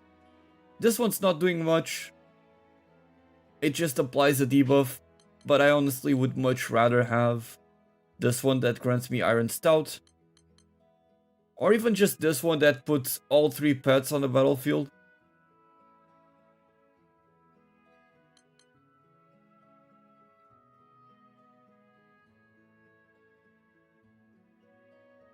Which is also a dodge, which she doesn't have any mobility. This one also puts all 3 pets on the battlefield, so it can also be very good.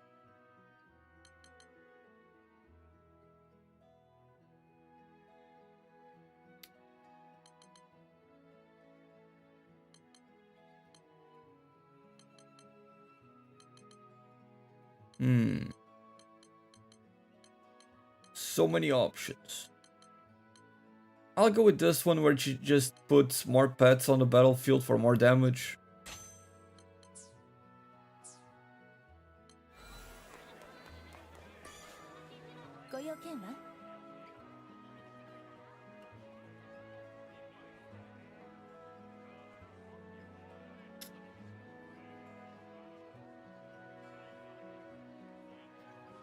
Do you know the percentages on Gran and Jita's Miserable Mist? I think you can check, maybe? I'm pretty sure you can check that. Let me see. Yeah. You lower their attack from 10 to 25%, depending on your arts level. And you can very easily get the arts level up. I mean, that's the main mechanic of Gran and Jita after all. But this is why I think this is such a good support character. The way I have it set up. You lower their attack and defense. You give regen and a cleanse to everybody in the party. You also put down a shield for your allies. And you become the tank of the party. And you apply damage buff to your party as well. Just a very solid all-around support character. You can add even more shields on top. You can add proper heals. You can even add a revive. And I've been doing this for a very long time in the story.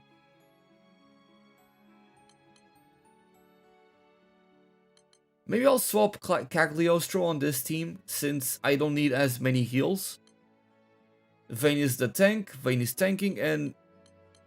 you know... why have a healer when the healer's not healing? And the boss one-shots me as well, right? So I don't need a healer, I need someone that revives me, or that gives me buffs. I mean, it's my highest level character for a reason. I've been using her this whole time. So let me go ahead and do that.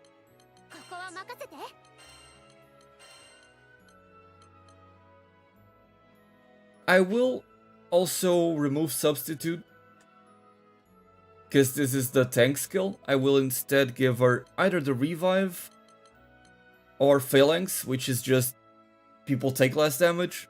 I think Phalanx is the better option here, so we can have some damage mitigation.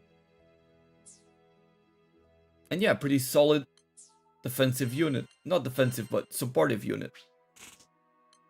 And as for weapons, I'll go with this one. 75 is good enough.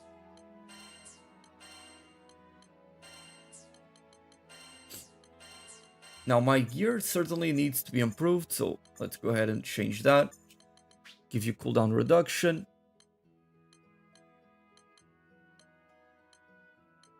Let's see.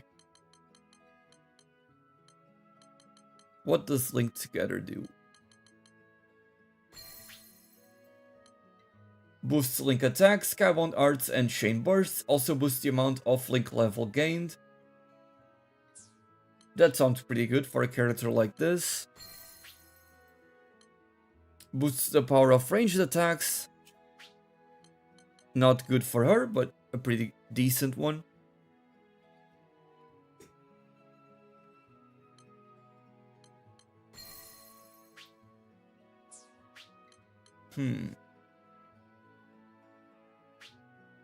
Aegis? Nah, I'm gonna keep Aegis on Vayne actually.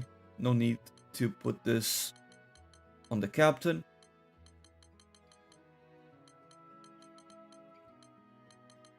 Improved healing would not be bad, but I have regen instead of proper healing, so I'm not gonna do that. Regen, however, might be decent. And quick cooldown, and another quick cooldown. Because I don't think there's really something special to add here.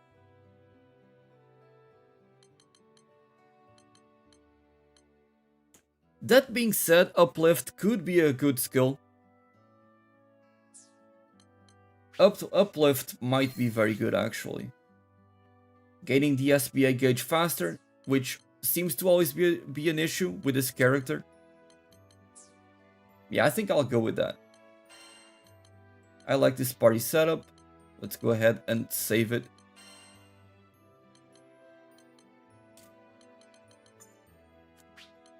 Change the icon. And call it Fairy.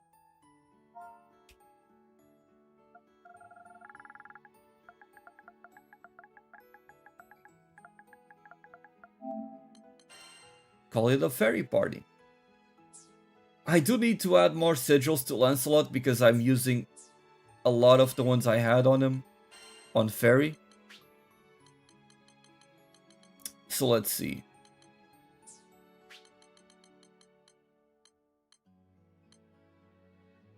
You can take still critical damage.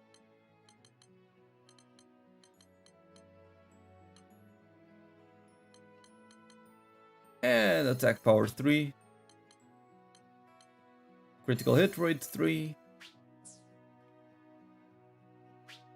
And what else am I gonna give you?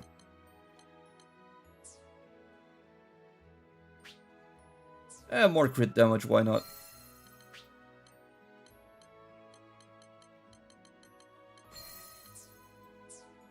Let me save the party again.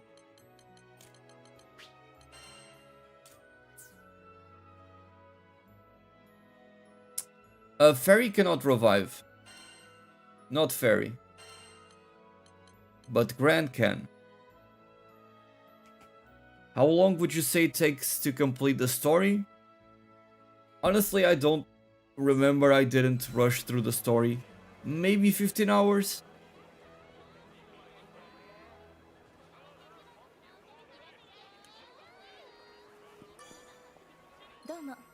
Yeah, Yoda was awesome on the demo. For sure. A very fun character.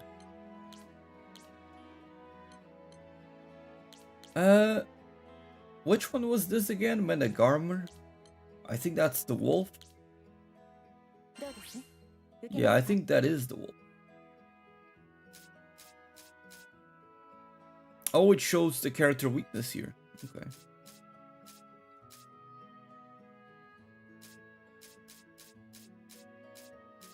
It is the only one weak to lightning. This one is. But it's a normal quest.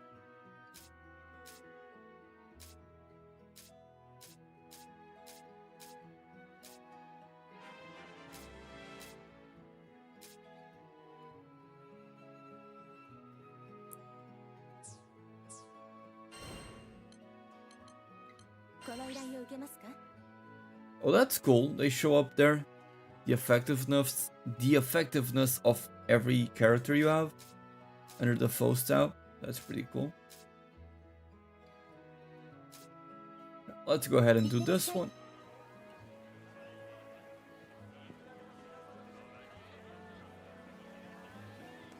Fairy, Vayne, Kag, and Eugene. That seems like a very solid team.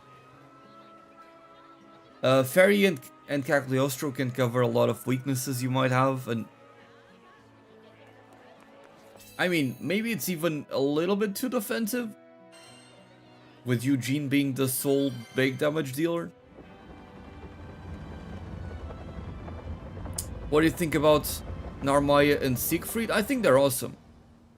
I especially love Siegfried, with you having to time his attacks and just deal insane amounts of damage. Narmaya, I like her, but I don't love her playstyle. Maybe I need more time with her.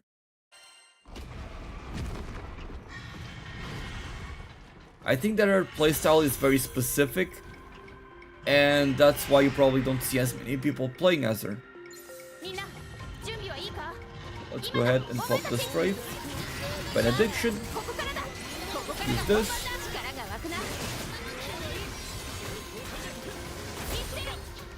Then do that.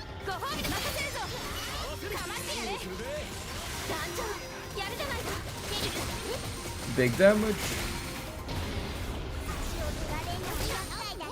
We get hit by the slow, but we get the cleanse from the captain. Coming in clutch. I'm fighting too close. Need to remember.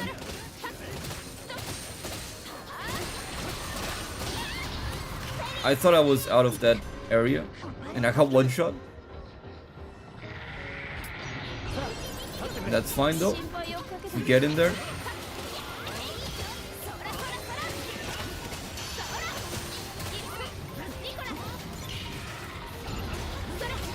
Let me kill these dudes.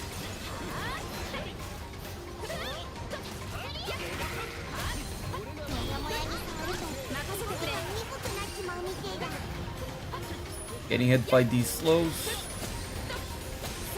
from these dudes.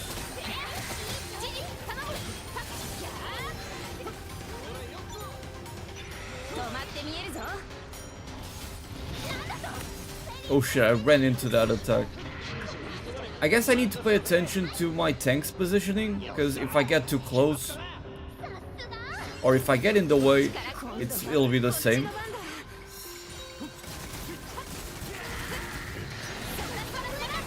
Let's do this. Big damage. And more big damage.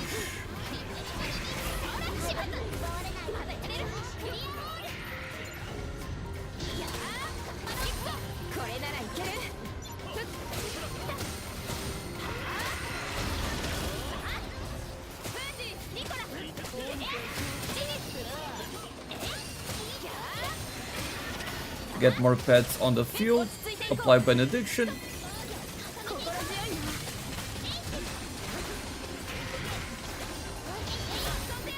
Big damage.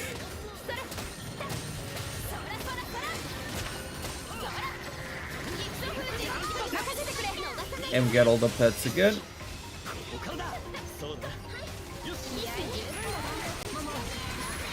I'm gonna be the one to initiate the Skybound arts, since he is weak to lightning, or to light I should say.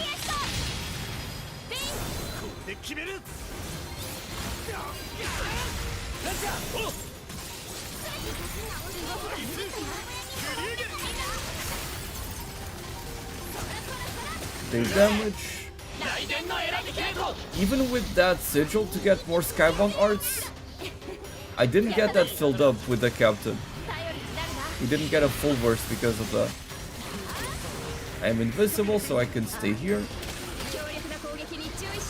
Big damage. I need to dodge these though.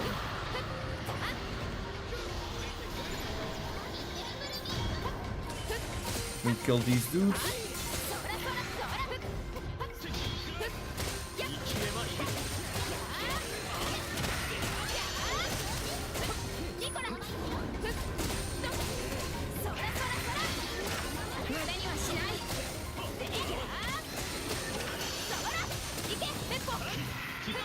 Apply some benediction. Use that. Link attack.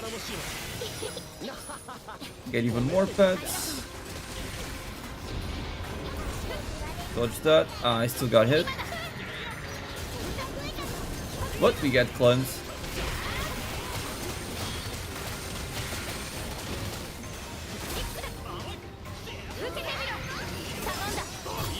So yeah, this totally works fine. This team comp. Oh shit. Except for when I get one shot because I am too close. That's really the only thing. But I guess that's part of Fairy's gameplay. You can always get very close to the monsters to deal the big damage dealer.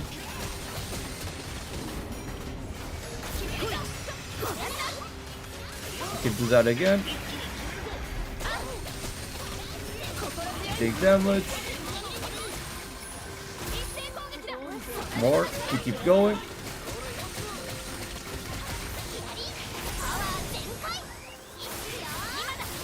Put even more pets. Apply benediction.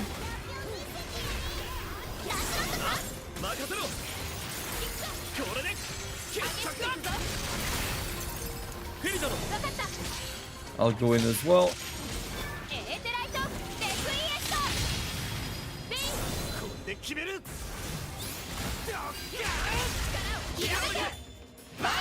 Pop this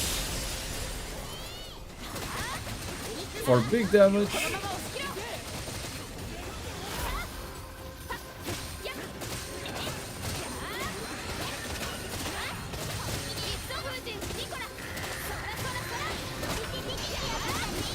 Need to dodge for a little bit. Nice, we already got cleansed.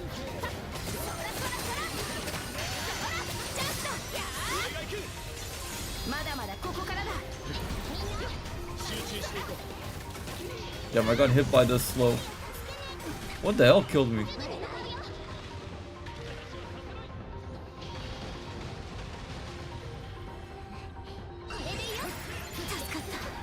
So yeah, Fairy can do some pretty good damage. I just don't think... I don't like that she has to get up close to deal the big damage. And then she can get in harm's way and get screwed by that. Of course you can be more observant, but you know what I mean.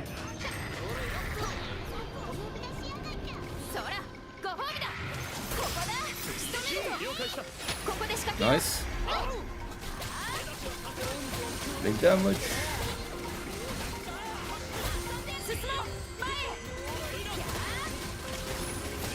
But these AoEs are fantastic, just hitting everyone like that.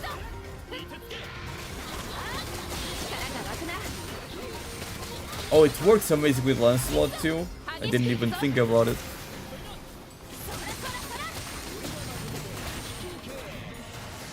But like when you have a big opening like that, this combination is amazing.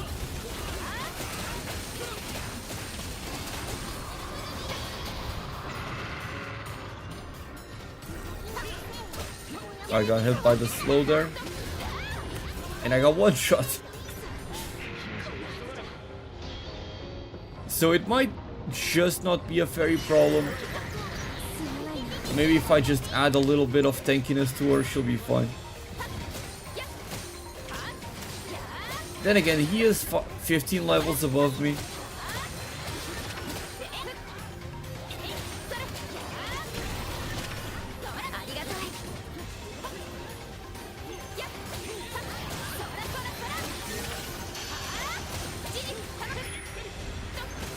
Dodge that.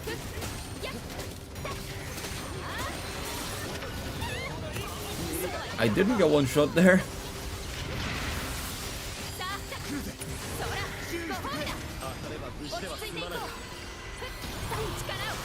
Pop the invincibility. Oh, I didn't for some reason.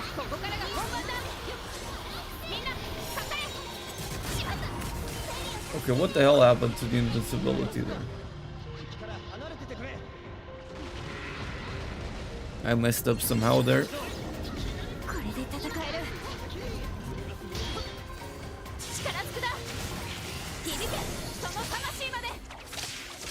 Let's go.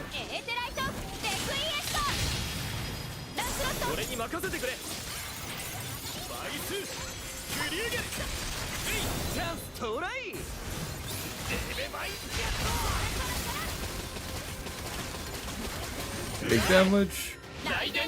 Don't get a full burst again because of the captain. That's a recurring problem that I've been having.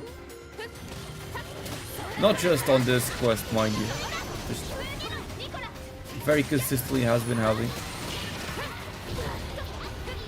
Dodge that.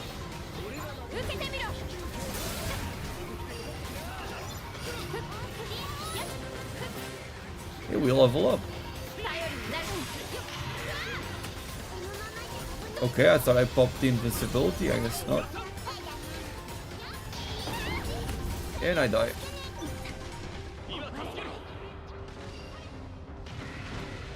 The captain has the cleanse here. Maybe I'll replace her with Rosetta, since she also has a cleanse.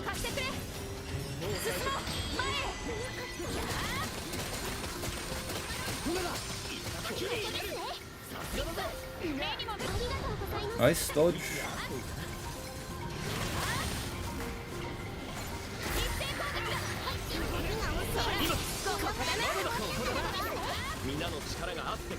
So when you have these big openings, it's amazing, especially since it's all AoE damage. But getting cleaved and getting one shot is not fun. But then again, the one like right there, it was meant to hit Vayne, and it did hit Vayne, but it also hit me and it one shot me.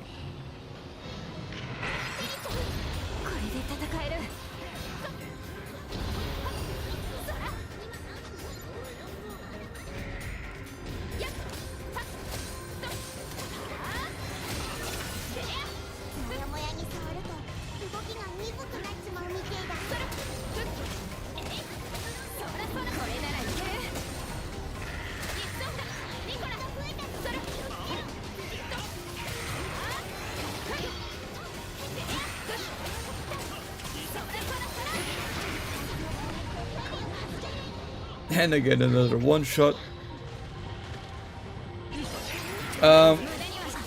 Rosetta has a cleanse too, so yeah, she is probably going to be my other option. I did get hit by that. Got cleansed.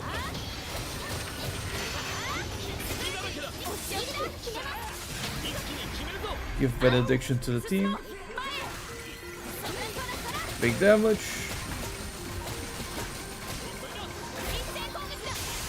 And we break as well.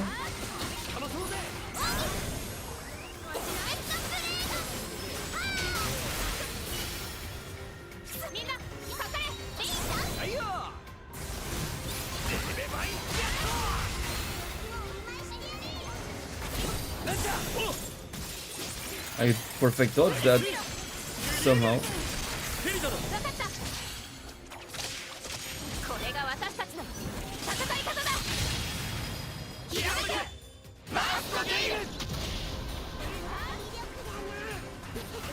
呼吸はバッチリだったな。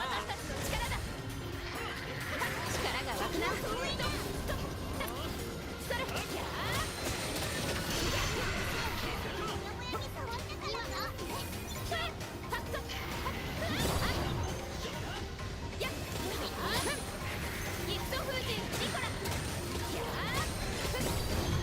Like I'm perfect dodging some of these, but they just keep going.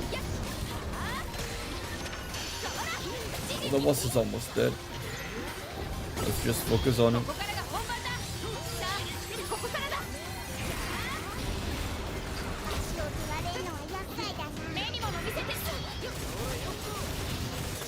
There we go.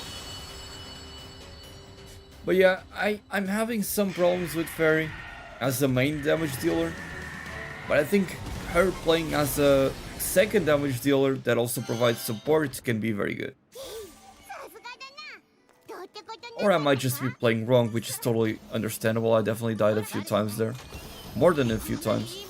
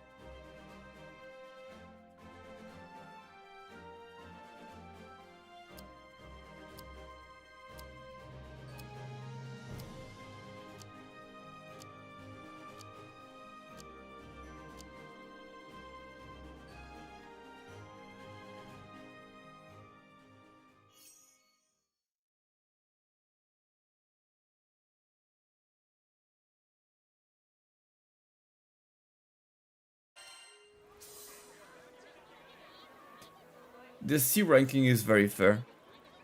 I did not play well.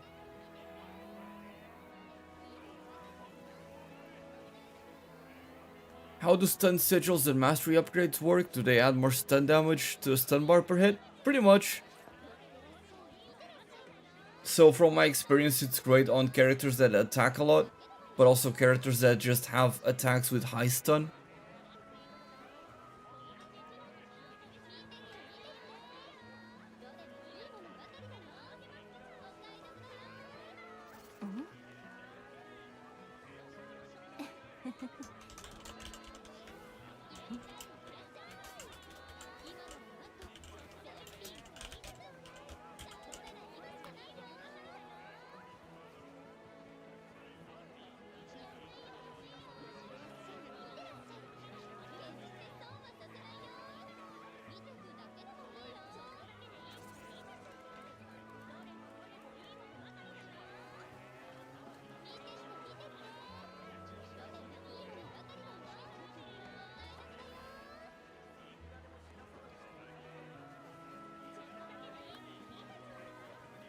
Okay.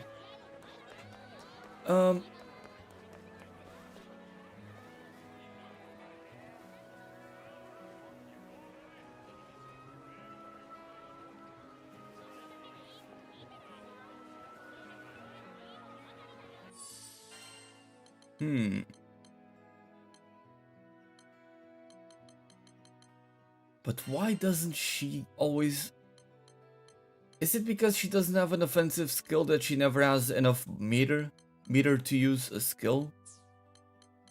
I guess that might be the case.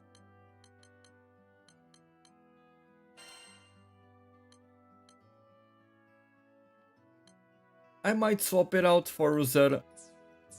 I did have a good time with Rosetta always. Make it something like this. This could work, I can see it working. I need to get more sigils for Rosetta though. More slots, I mean.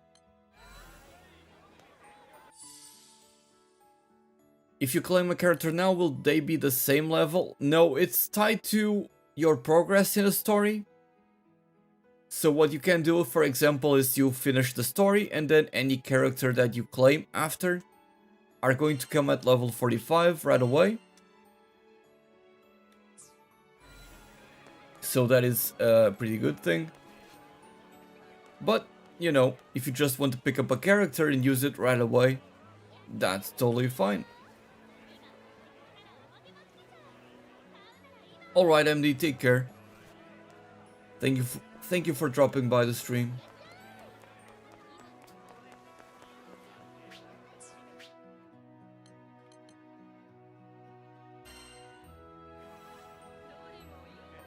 45 is not the max level, but from what I've played, it is the max level that the characters that you can get a character after you summon.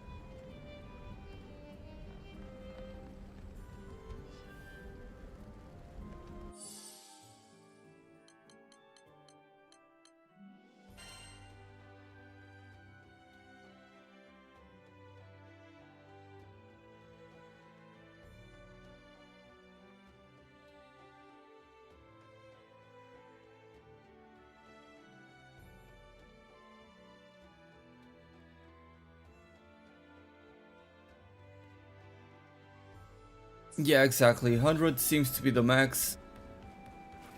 Though in the case of weapons, you are able to reach 150. Maybe the characters can also reach 150?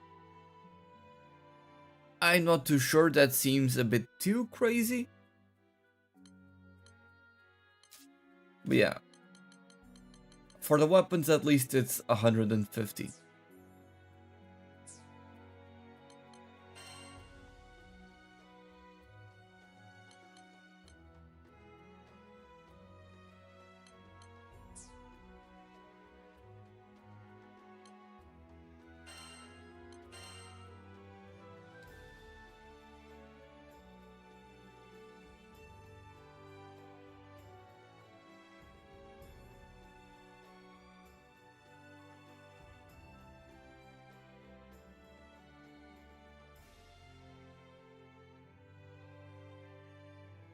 Give me a moment here, trying to do something real quick.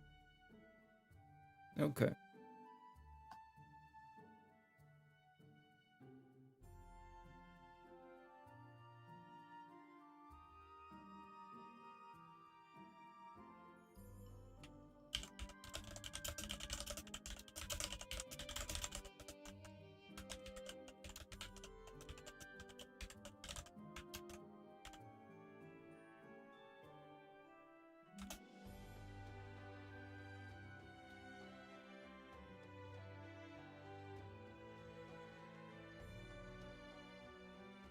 Alright.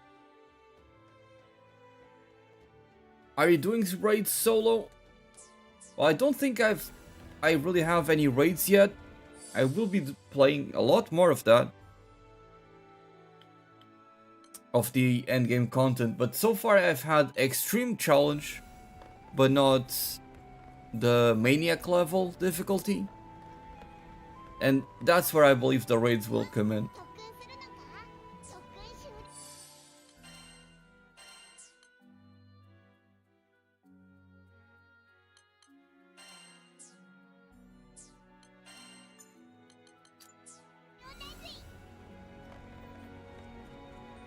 But as I was saying, I just uploaded a new video to YouTube, so if you guys would want to watch that, I would very much appreciate it. I'm going to be spamming the message on chat and also pinning the message, so that is always very much appreciated.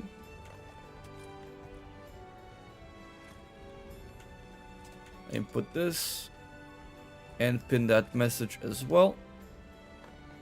Okay. And in the meantime, there is something I want to do, which is talk about some of the more enticing characters to unlock in the game.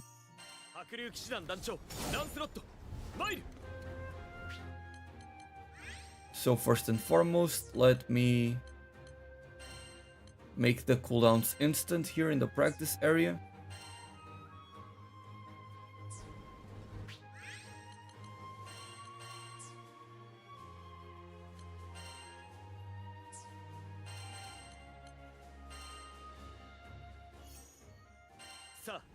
Okay.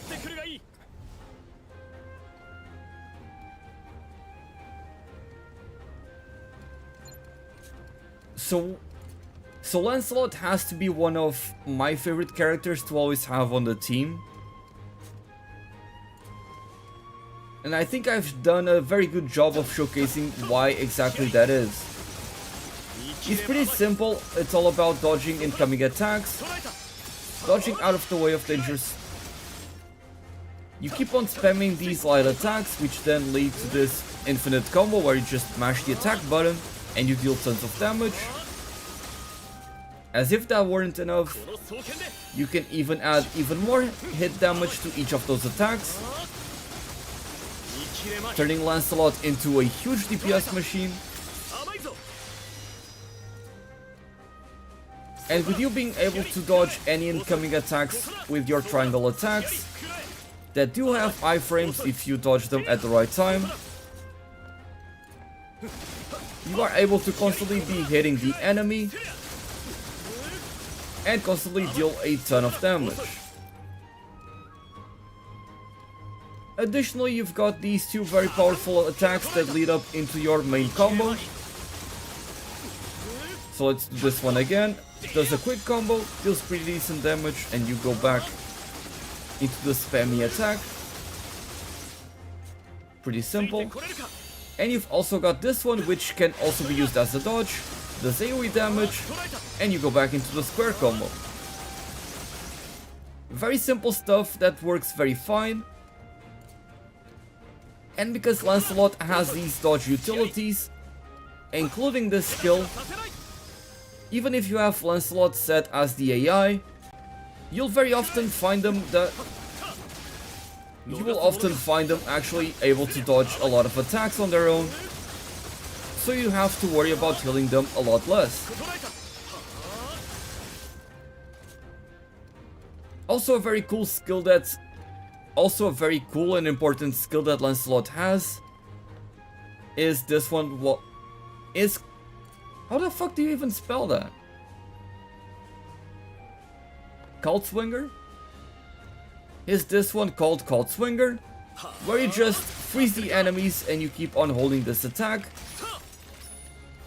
So if you are playing as Lancelot with as your main character, that can be a little bit annoying, but you do give room for your teammates to deal more damage. But if you have Lancelot set up as your AI, you'll actually be able to find many instances where you will do it when the big boss is about to do one of their biggest attacks that will one-shot you.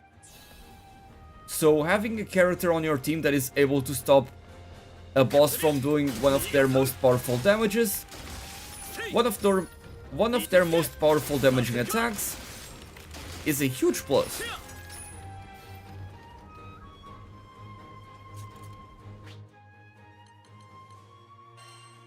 Now there are some more skills to Lancelot that I need to showcase here.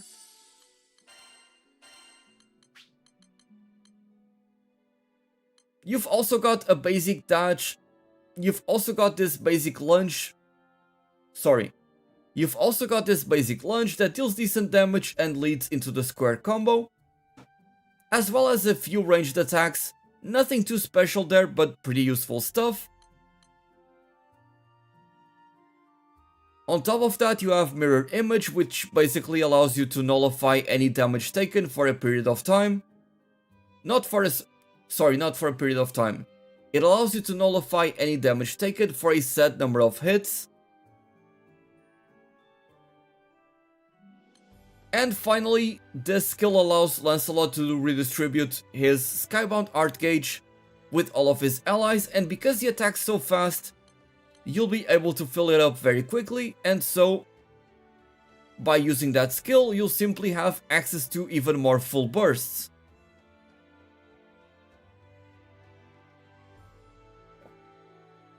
So all in all, I would say that Lancelot is certainly one of the most valuable characters that you will want to use, that you will want to spend your tickets on right away.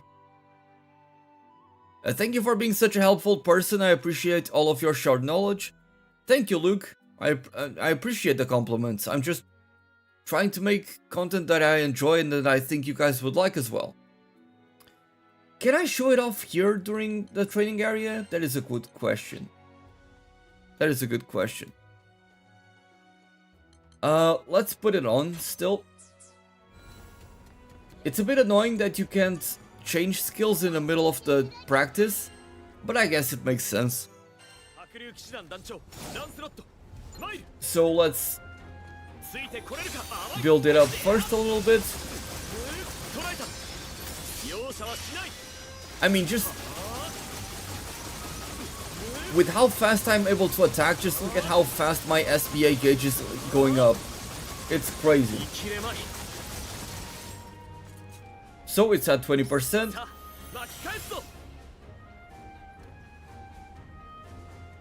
Sadly, it doesn't seem like I can show it here. Which makes sense. There are no allies here, but it would be cool to show it off.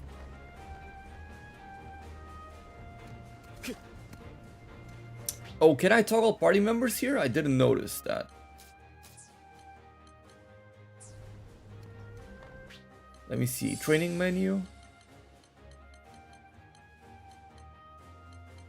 In the practice settings. Thank you. Ah, thank you. Perfect. Oh, let me put this not at 100%, because that might mess things up. And let's put the link level high always to increase it further. Oh, they keep on attacking as well?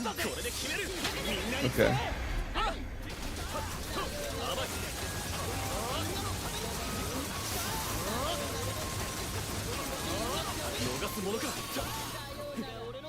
Okay, so they're all around 10%. I'm going to go ahead and use it.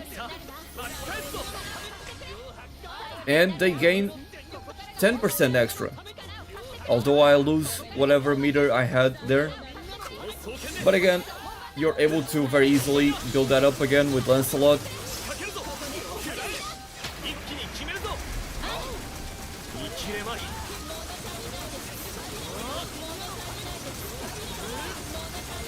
So let's try to go to a higher number, something like 50%.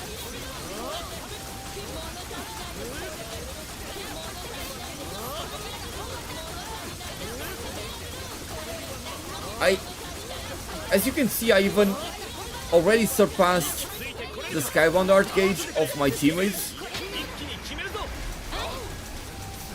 I reached 50%, and Vayne is still at 33, Farias is at 39. So you can build it up very quickly with Lancelot. I'm gonna go ahead and use this to share it with them. I lose 30%, and they gain a little bit, like 10% each. It's not a lot, but given that whenever they activate the Skybound arts, I will gain some more gauge as well, it can be a very useful skill for sure. Now let me stop this because they're making a lot of noise.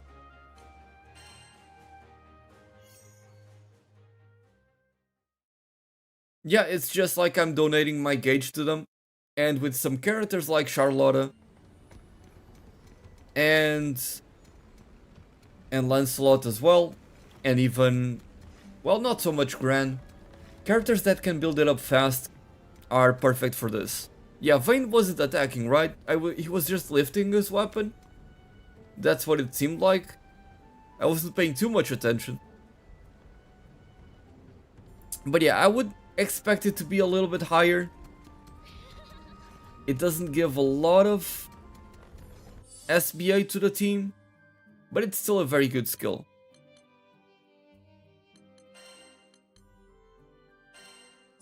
And again, having this on characters that attack a lot and get it fast is going to do very well.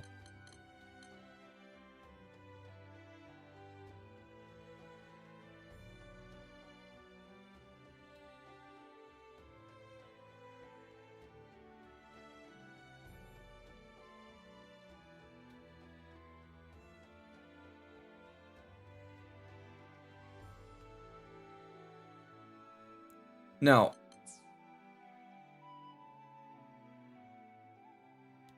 I also want to talk about Vayne.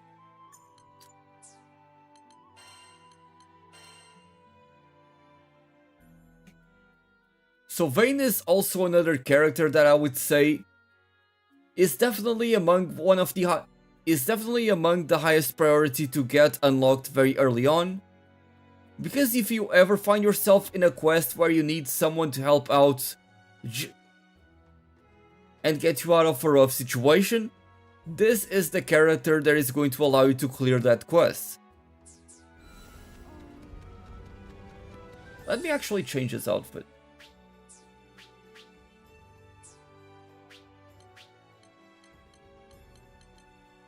Let's go with the purple one.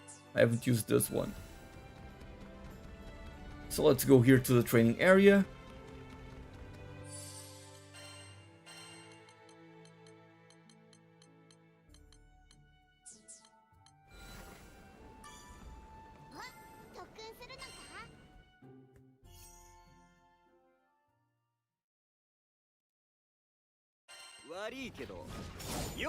I guess Vayne was just buffing himself there because I just have so many buffs on him.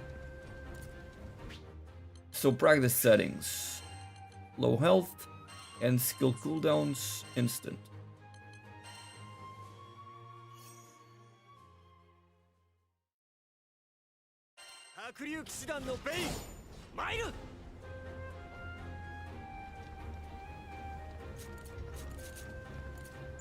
So Vayne is pretty much the big tank of the team,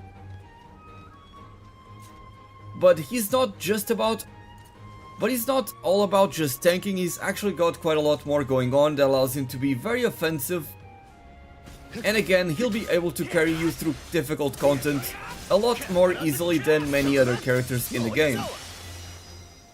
So you basically just do these basic attacks, and at the very end you start doing the triangle attacks for combo finishers, and that's how you build up his meter. A very cool thing about him is that all the attacks you do with your triangle button are armored. So if a monster is attacking you, you can still power through.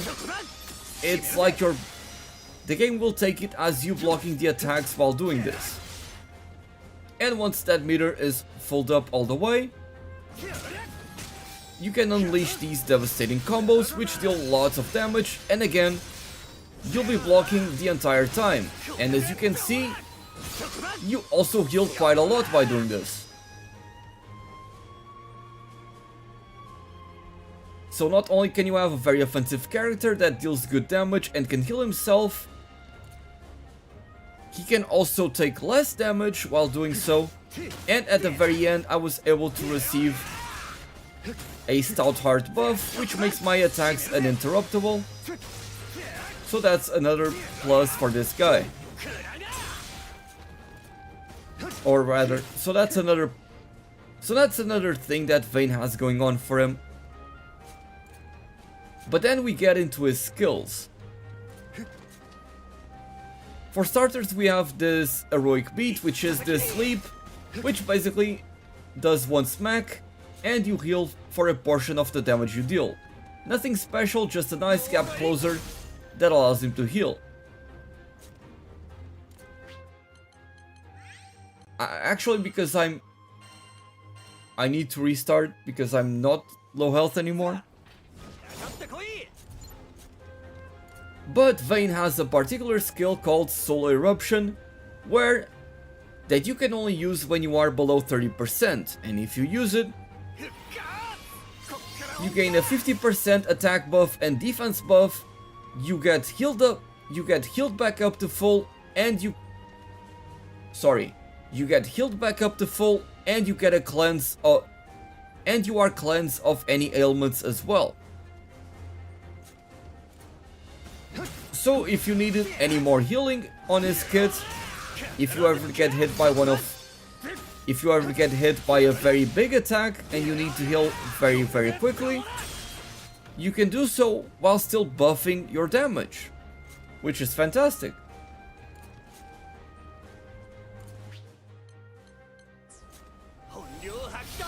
On top of that, Vayne also has this button, the Drakenscholz, I believe is how you spell it, which will increase his attack and defense, and at the same time also grant him guts.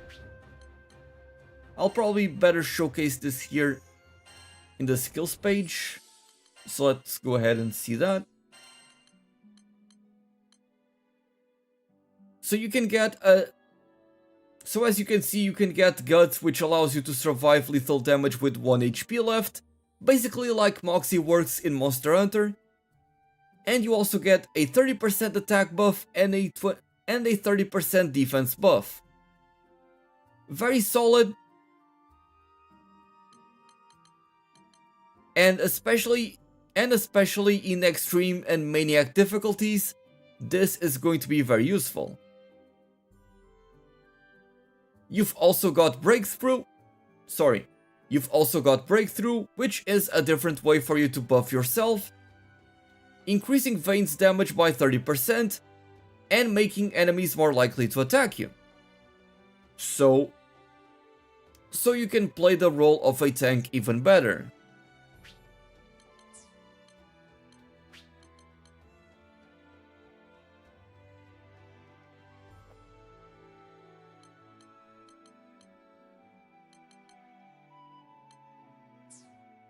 On top of that, you've also got Rampart, which is basically the Paladin's limit burst from Final Fantasy XIV, where you put down a massive shield, and any person standing within this area will be invincible throughout its duration. So if the boss is about to unleash one of the most powerful attacks, you can simply do that and have the entire team stand under it. I believe that this is going to be pretty much a necessity going into the endgame raids that we're going to see being added to the game. Especially in the Maniac difficulty, this is a game changer without a doubt.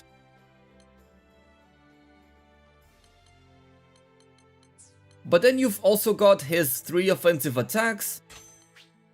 So let's go ahead and equip those.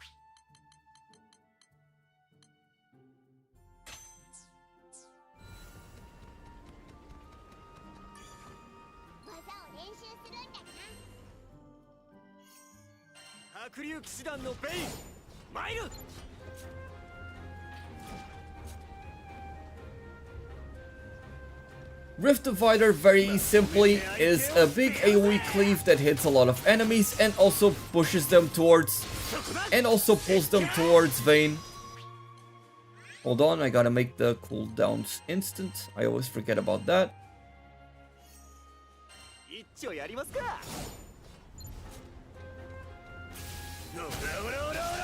And a lot of times, even in boss fights, the bosses will end up summoning ads that you need to kill, or at least should, because they make the fight a lot harder. So having a skill that also pulls them to you and allows you to deal damage is just fantastic. And yeah, the AI does run to the shield whenever you place it down. I did try it once. You've also got this Arm of Destruction, which is a little bit of a projectile, like a short explosion near you, a short to medium distance explosion near you that does very high stun damage, so you can actually interrupt a lot of monster attacks by doing this, including bosses as well. So that is very cool. And lastly, we have this Energy Destruction. This massive attack that does more damage the more SBA gauge you have. Personally, I don't like using it a lot because it is very much dependent on how much SBA gauge you do have. But let's go here and set the SBA gauge to 100%.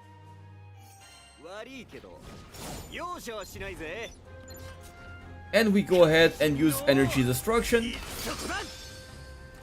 That deals 84,000 damage, which is insane. We don't even have a damage buff on top. And now I'm curious, let me try this with the damage buff where you can only have 1% HP.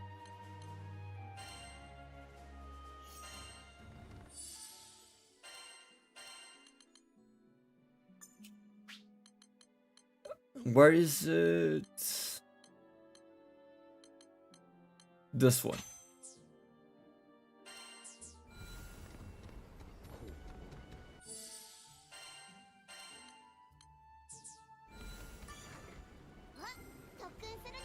So let's get back there.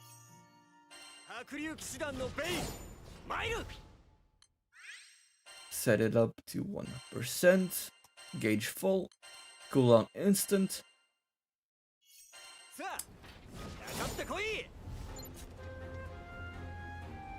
So let's use Soul Eruption.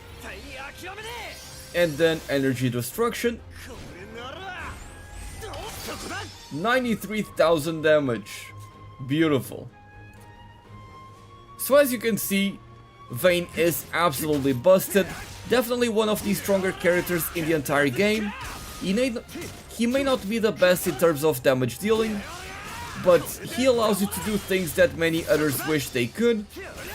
A lot of times, especially towards the harder missions, you'll have to many times avoid monsters, get out of the way from boss attacks, and you end up with losing uptime on your DPS. But with Vayne, you can simply keep on dealing damage as you'll be powering through everything, healing back up to full, blocking his attacks and filling up his gauge, to then unleash crazy amounts of damage.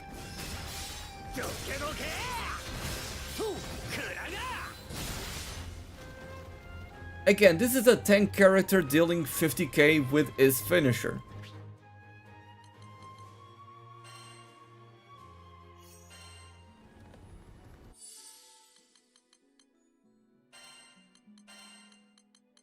And because you have so much heal, and because Vayne gives you so much potential to heal yourself, it may even unlock some doors in your It may even open some doors in your team composition, letting you get rid of any healers and opening a space for a damage dealer character.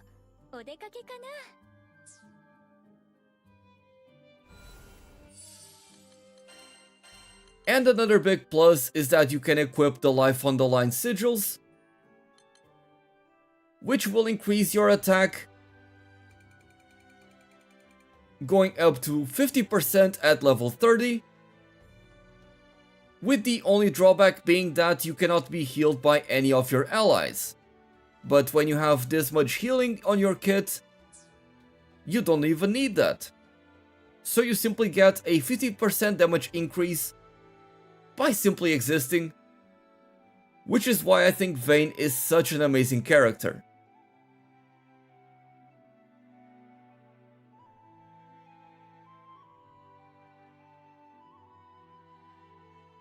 I hope the Vayne dick riding isn't bothering you guys, but I really like him.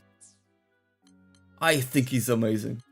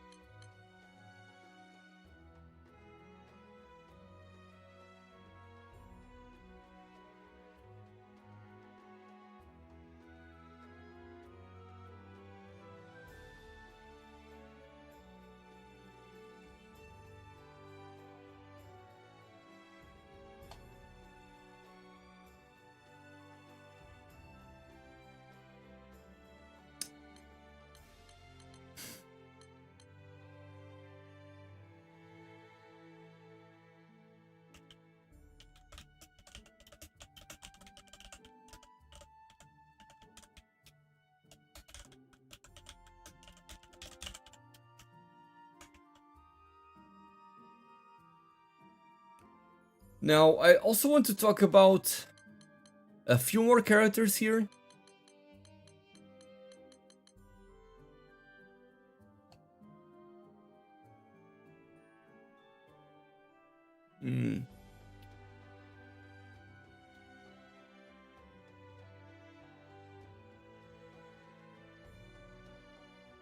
Yeah, the game is not free to play, so there is no pay to win.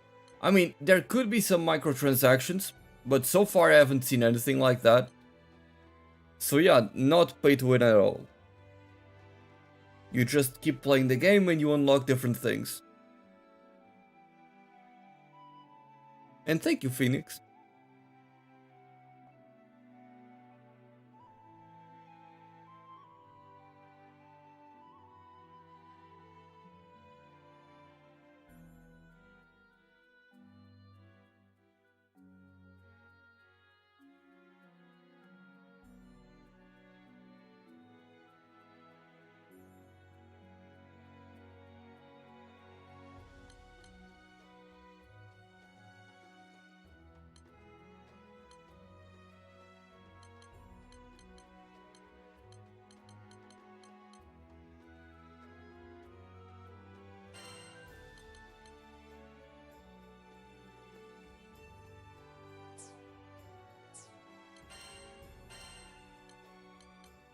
デ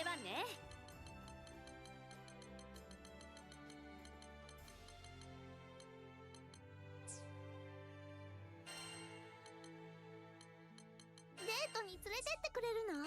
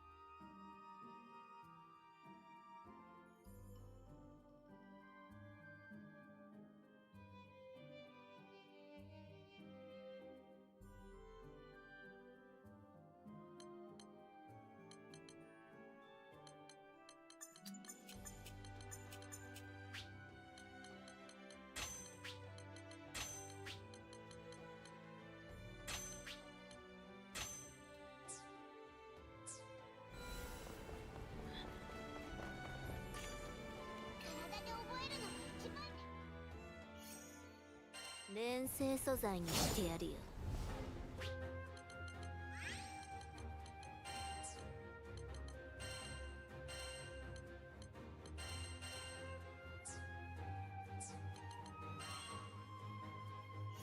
覚悟はできてんだろうな。剥がしちゃうぞ。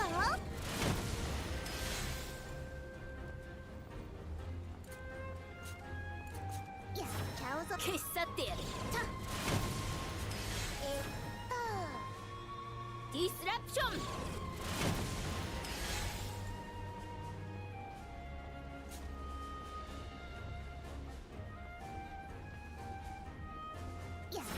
剥がしちゃうぞ。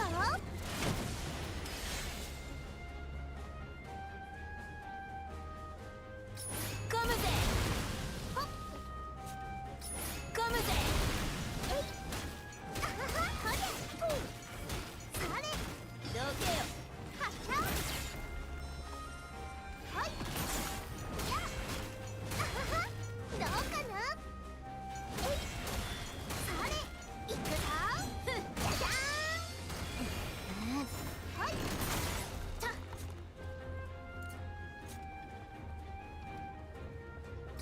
込むぜ。え。あはは。どうかな。ほら。つぶれよ。はい。ほい。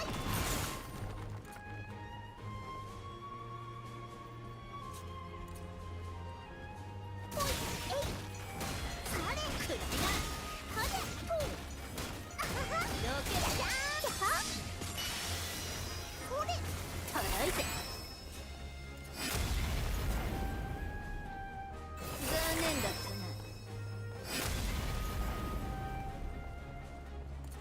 じゃえい。それくらいな。お兄さんこっちだ。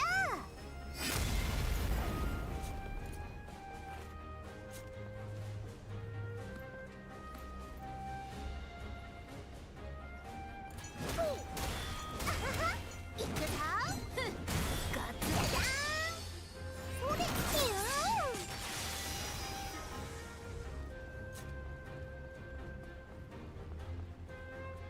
お兄さんこっちだ。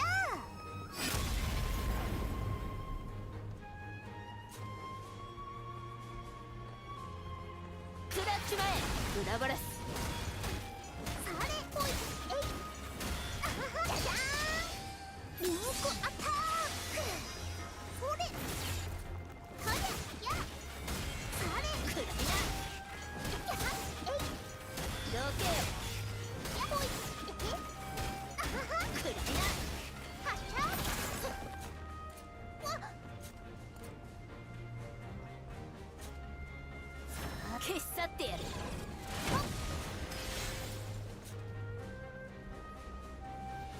払うぜ。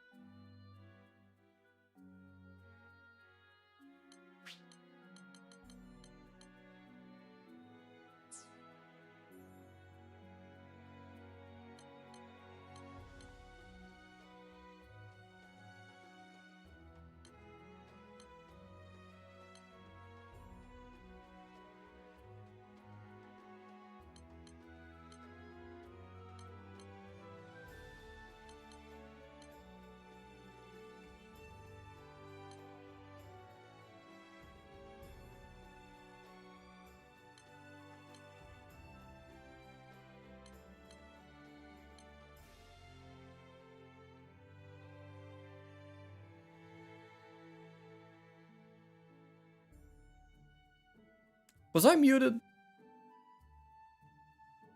I hope I wasn't muted for that entire time.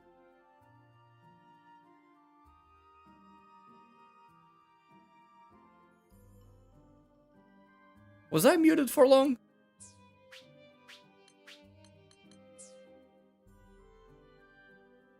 Someone please tell me.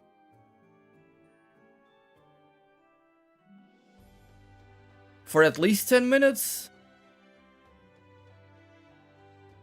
Oh, I'm sorry, guys.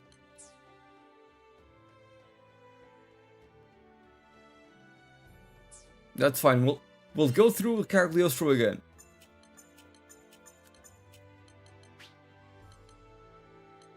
So with Cagliostro, you can go one of two ways. You can go all-out supportive skills, with Reinforce being able to put down a healing field to heal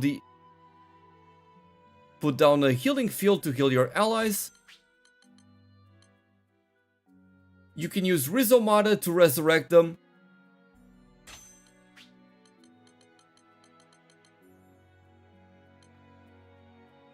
Mehen, I believe is how you spell it, is also a very good debuff that you can place down as a trap that is going to lower the enemy's attack by 20%. And Disruption can be used as a good damage dealing spell that will also remove one buff from an enemy. So having a Dispel ability is very nice, especially in the endgame, where a lot of bosses will activate buffs and make things harder for you. And on top of all of that, Cagliostro also has access to Phantasmagoria, where she can buff the entire party by increasing their attack, defense, and critical hit rate. And the best thing about this is that it stacks with pretty much every single buff in the entire game. So that is fantastic.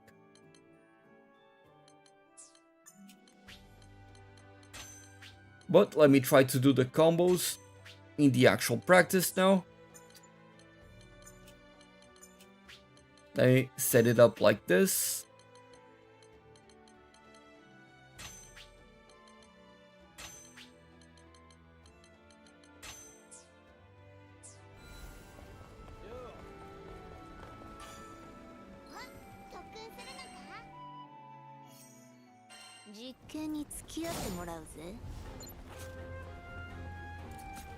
So Cagliostro is... So if you choose to go on the offense, Cagliostro is actually a very competent character at dealing damage. You can use the Pain Train as a gap closer and then follow up with a bunch of different skills.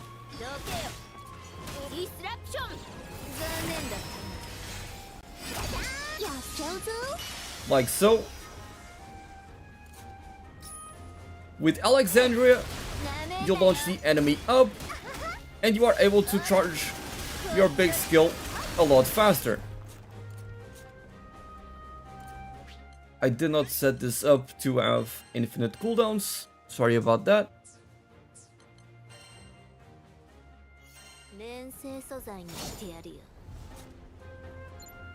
And Mimic Doll also allows you to charge up your attack, your collapse attack a lot faster.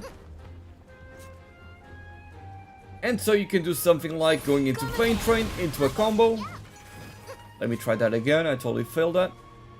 So you can try something like going from a Pain Train. Failed it again. Go from the Pain Train. Why am I failing that?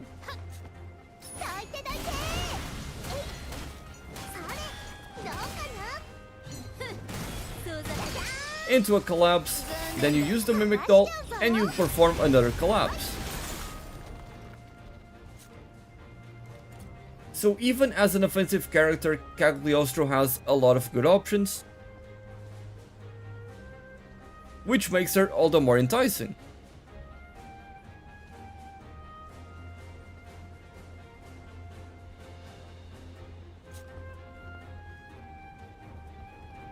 And then of course you can always go with a mix of the two. Personally, I like having Disruption just to have a Dispel as they become very valuable in the endgame, but also having the option to set up traps to decrease the enemy's attack while dealing damage can be nice. And Mimic Doll is a nice way to get out of danger while dealing damage and allows you to charge up your collapse faster.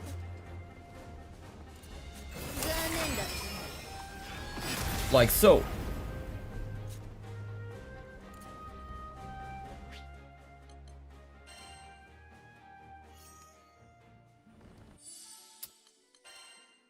So whether you are looking for a character that can go all out on support or all out offensively as a mage,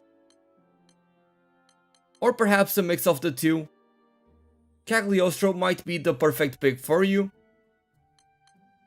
And it's certainly a character that will complement very well the starting supporter cast, which would be the Captain and Rosetta.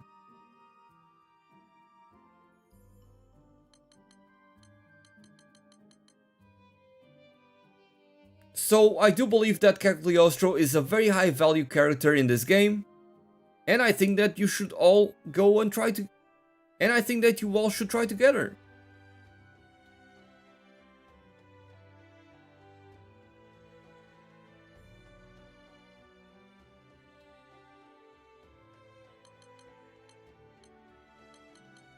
Now, as for Fairy,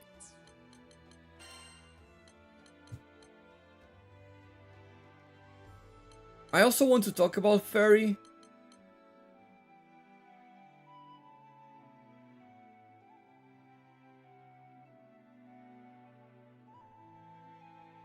Yeah, Mimic Doll, Disruption, Reinforce, then a buff move, exactly. Cagliostro is awesome. The only thing that Cagliostro is lacking. This is not the skills page. This is. The only thing that Cagliostro is lacking is foot. I can't speak. The only thing that Cagliostro is lacking is having a skill like this that is able to cleanse your team. Because also later on into the game, a lot of enemies will apply debuffs, and getting rid of them is going to be a very good... It's going to make your life a lot easier, let's just put it like that.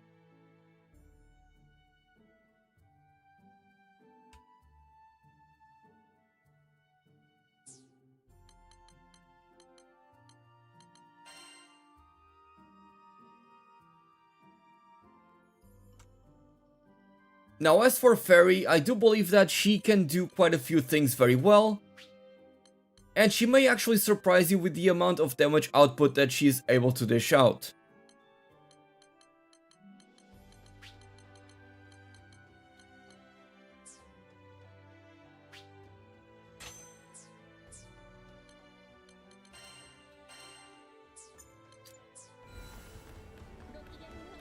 So let's go ahead and head over to the practice area.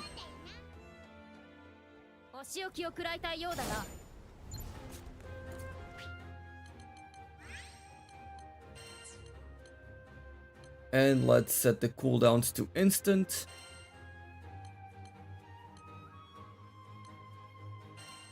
Let's go.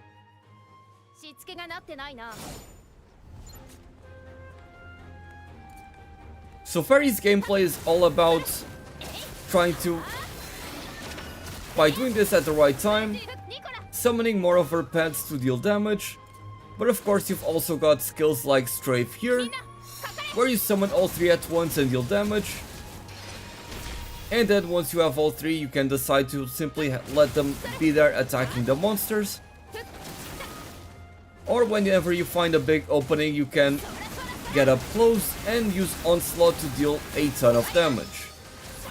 And a very cool thing about Fairy as well is that the Link attack will give you the 3 pets back immediately, so you can keep up with your aggression.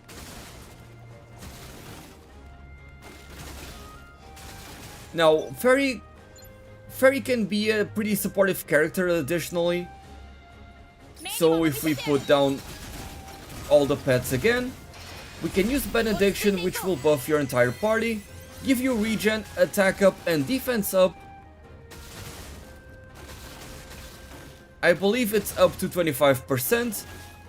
You gain more. So getting a party-wide utility buff just by using your normal kits to increase your damage is quite nice. She's also got this... She can also play like a... How should I put this? She can also act as a CC mage by sending out some of her pets to apply defense down. And you can use her fighting her, and you can use her kind of like a long distance character, fighting from this distance. But then you get up close whenever you want to do the onslaught. And if you want to increase your damage output, you've got skills like Hinrichten right here, which will increase her damage by 70%, make her invulnerable, increase, and so you can get up close to a monster and do that right away. Let's do that one more time. And with the increased crit rate as well, you'll simply be able to dash out tons of damage, especially if you decide to make her a crit monster with lots of crit rate and crit damage.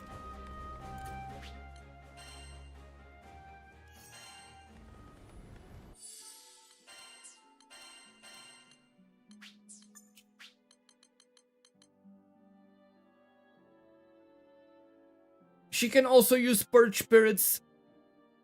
She can also use Purge Spirits to place down even more spirits with a big hit.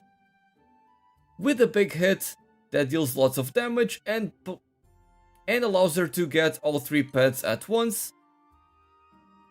She's able to generate a slow sphere that inflicts slow on enemies. Though personally I don't like this very much, but it can still provide some utility.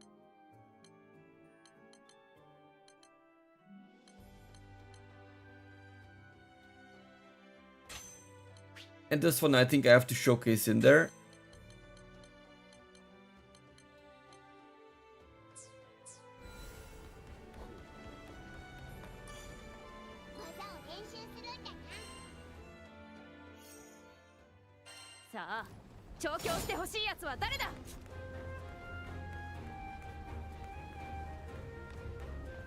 Additionally, you can use Pendle as a quick get out of jail free card. Let me take care of the cooldowns. So if you find yourself in a dangerous situation, simply do this, and you also place 2 pets. So then you just do this,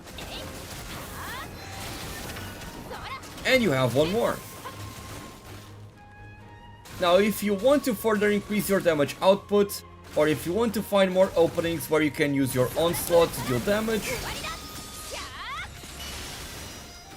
you can use the skill Umlauf, not quite sure how you spell that, where now you gain Stout Heart, and you've also got this glowing ball around you that can deal damage. And so you can combine that with Hinrichten, where you become invisible and deal more damage and have increased crit rate.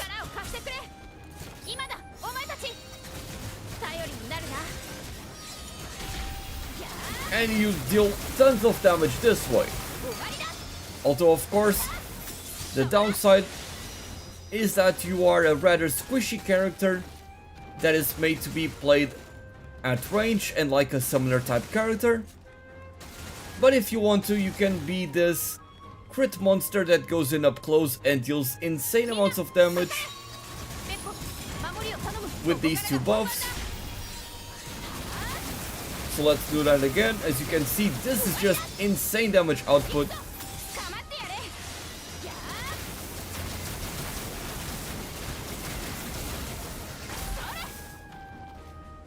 So Fairy can give you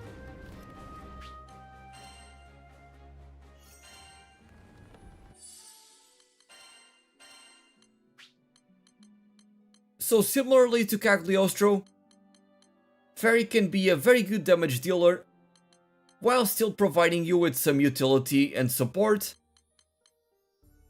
I like to think of her as a secondary DPS that can give you some nice buffs in the form of this attack and defense buff as well as regen. Apply defense down to enemies. And if you are going to be maining her, you can simply be a damage machine.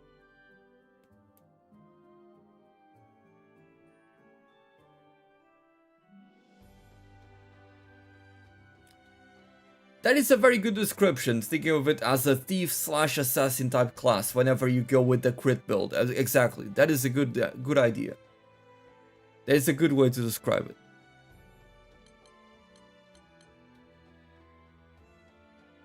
So because Fairy can fill so many roles in a party, all the while dealing consistent damage the entire time, I do believe that she is a very valuable character that is going to benefit your roster, and so I incentivize every single one of you to go ahead and unlock her pretty early on.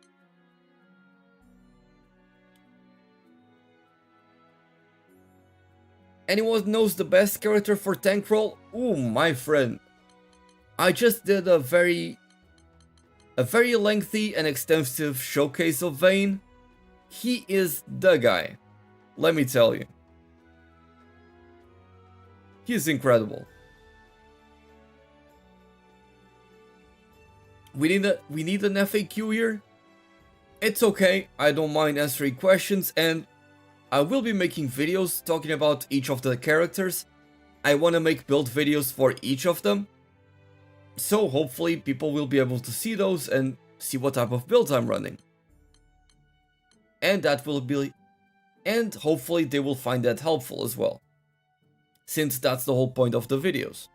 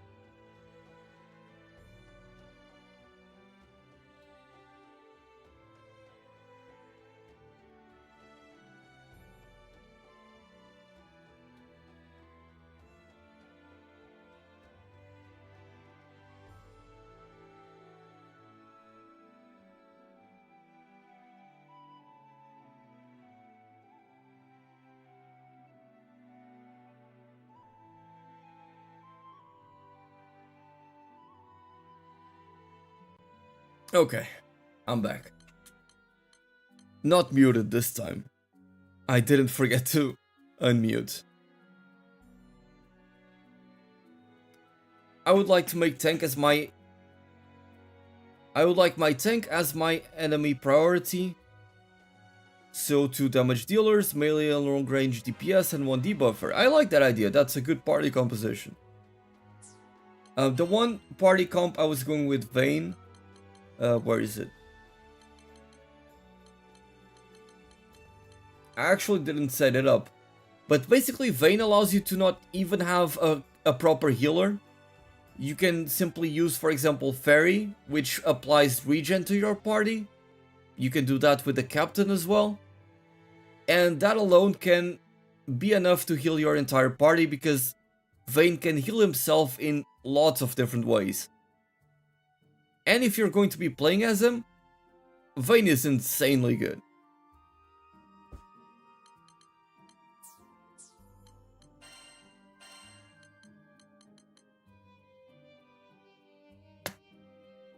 Yeah, he is the king of being a tank, for sure. And he also deals a lot of damage, which is the most impressive thing. Like, I did not expect the damage output of Vayne.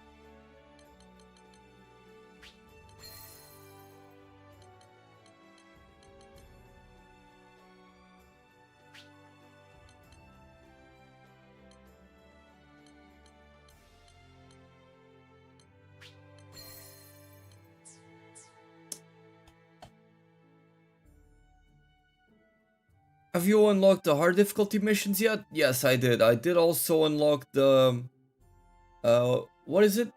Extreme difficulty missions. And the next ones are the maniac difficulty. And those ones I have not unlocked yet. Does AI Rosetta remove debuffs? Yes, she does. She does that quite well. I was using Rosetta for most of my playthrough, actually. I still believe that she is one of my highest level characters. Level 68. Yeah, I think she's amazing.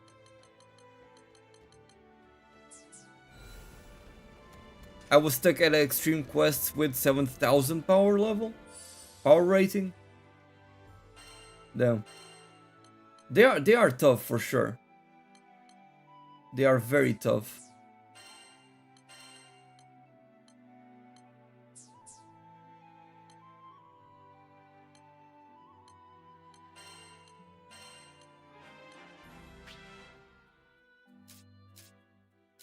I mean, I think the closest that I am to being 7,000 is id with 6,400.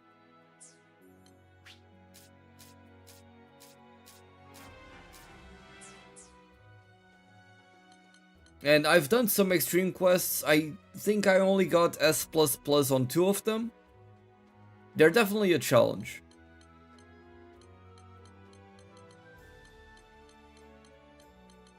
Does she do it when you don't need to be healed? I'm not quite sure.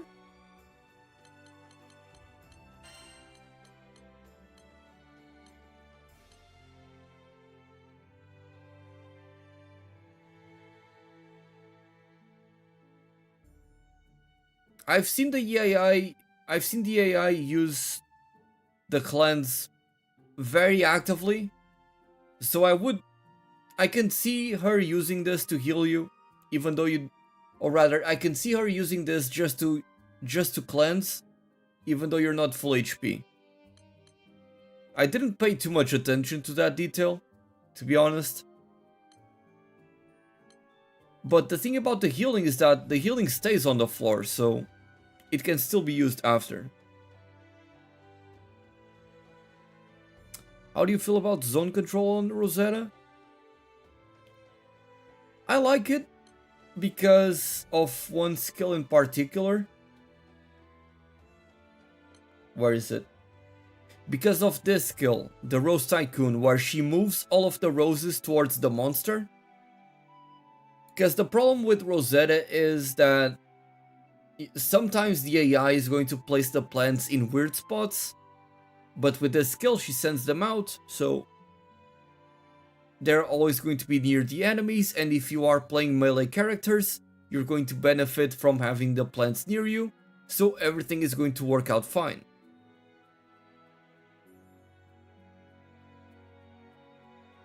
But if you're playing as Rosetta, personally I don't like it very much, but I still think the character works nicely as a control mage. I just don't like how she feels to play.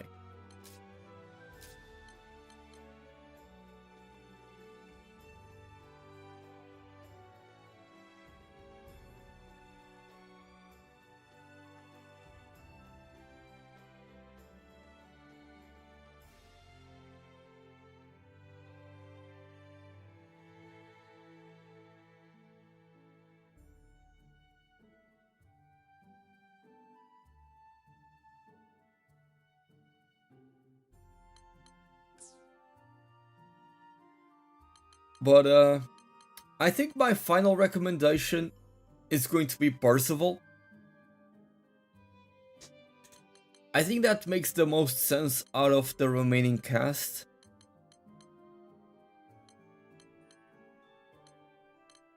Yeah, I think I'm going to be recommending Percival as the final one. Of like my top 5 recommendations.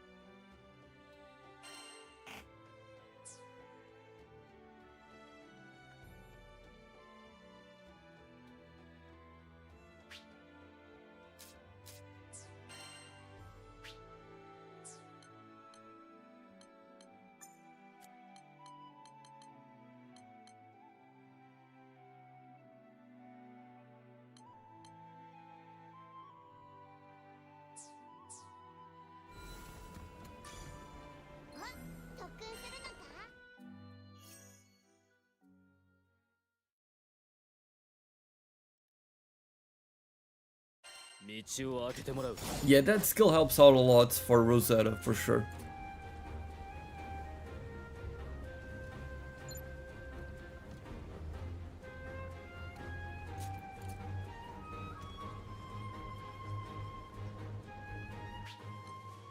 Okay, hold on, let me just...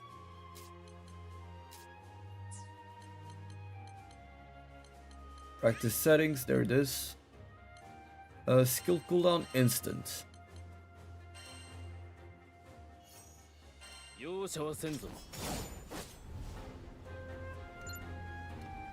Not just DPS and ease of use, but also like just what characters would be good for someone picking up the game.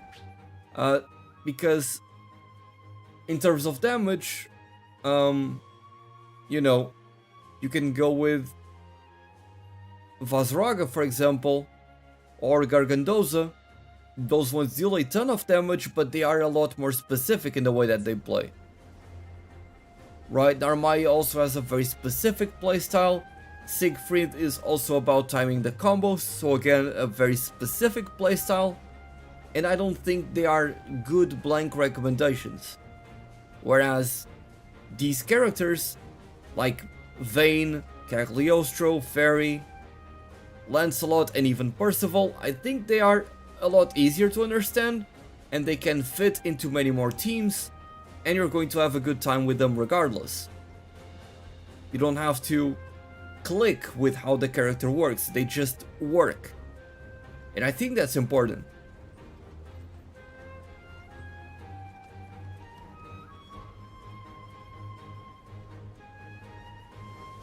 Arc Scene, I'm loving this game, dude. This is the perfect game for me. It's the perfect mix of Monster Hunter with Final Fantasy 16 and many other titles I enjoy. Very satisfying gameplay loop, tons of customization for the characters, a very deep endgame by the looks of it. I'm just having a blast.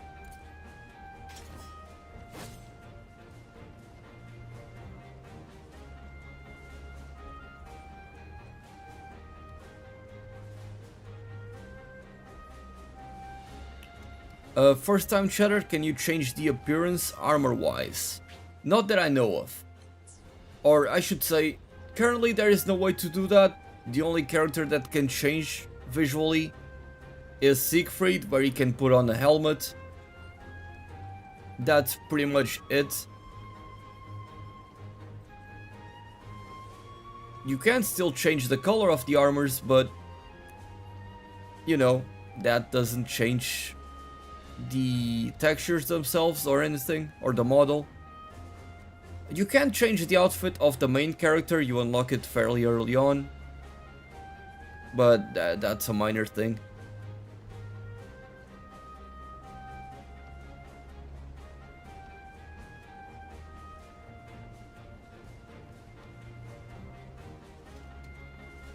Yeah, Monster Hunter, Final Fantasy Rebirth, Tales of Arise. That's a good list of games that this game reminds me of. A combination of all of those. The best parts of those games.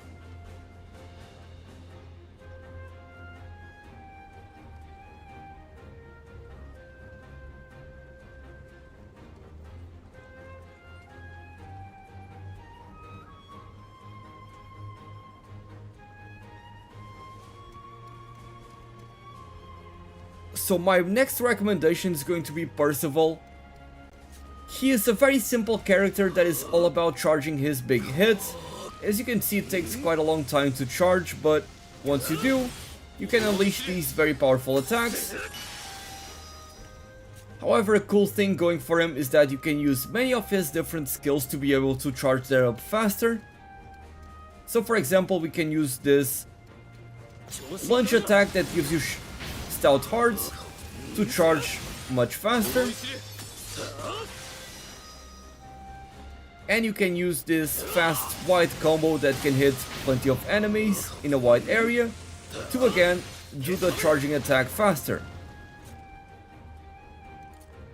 You are also able to put this down, place down this flame cone that deals a ton of damage, especially good for bosses Let me tell you, this thing melts bosses like it's nobody's business. And you are able to freely move around, charge up your next big hit, avoid attacks, do all sorts of things, all the while that is dealing damage. So that is always nice. Especially in the endgame, having low commitment attacks that deal good damage is going to be very important, and Percival has access to that right here. Additionally, Percival has a very powerful buff that you can pull off, where if you are capped at max HP, you will simply deal 70% more damage. Let me say that again, 70% more damage on top of everything you do, which is absolutely absurd. Now granted, you need to be full HP to take the most benefit from it, but even if you're not full HP, you're still going to get a pretty massive attack increase, so it is a very powerful buff. Another very cool thing about Did I say Siegfried? I meant to say Percival, sorry. Another very cool thing about Percival is that his charged attack can actually parry incoming attacks, including projectiles. I cannot show it here in the training area. But if you learn to master that timing, you will have a very powerful tool on your hands that not only deals a ton of damage, can also block incoming attacks. Now, as for the rest of his skills,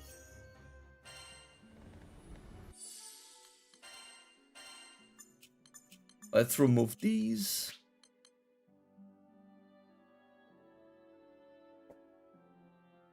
Axial is a wide cone of effect where you inflict petrify on enemies, lowering their action speed and decreasing their defense.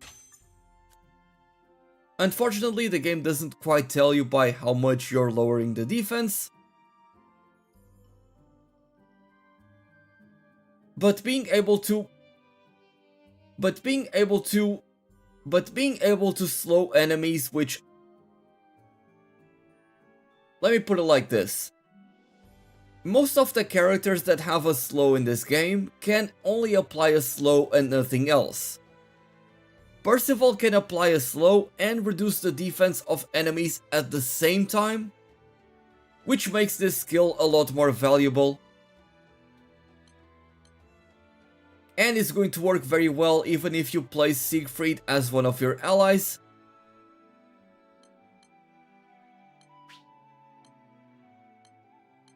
You've also got this party-wide buff that gives you a 20% attack and defense increase, so that is going to be very good. I like to use these two skills when I have Percival as one of my AI companions.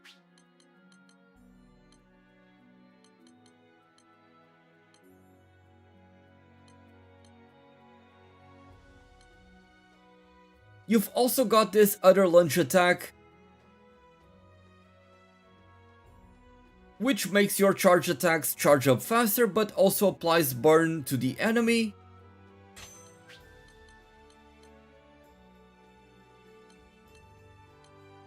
And finally, you've got Royal Authority, which does this massive AoE damage explosion that does a couple of hits. So as you can see right there, actually I can just show it to you in the training area, I don't need to show it there on the small box. 道を開けてもらう。邪魔だ。どけ。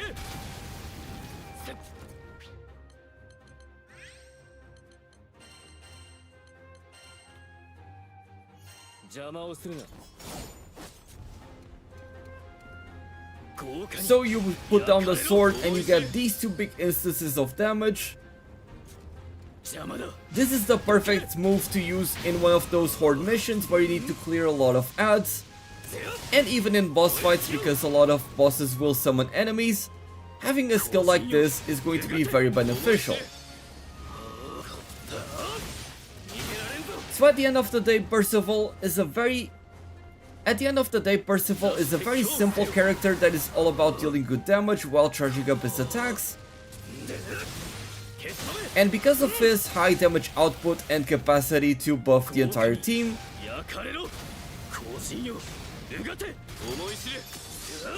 he can be the type of character that you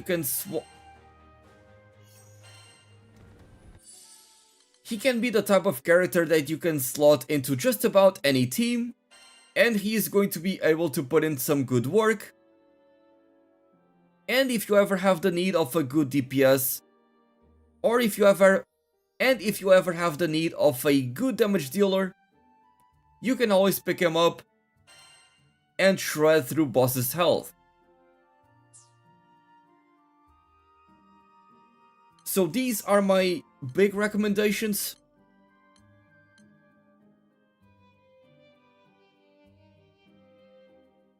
So these are my key recommendations for characters that you should prioritize getting in Granblue Fantasy Relink. You'll be able to get many more unlocked tickets later on in the game, but early on you don't have many of them, so I recommend that you spend them on these characters.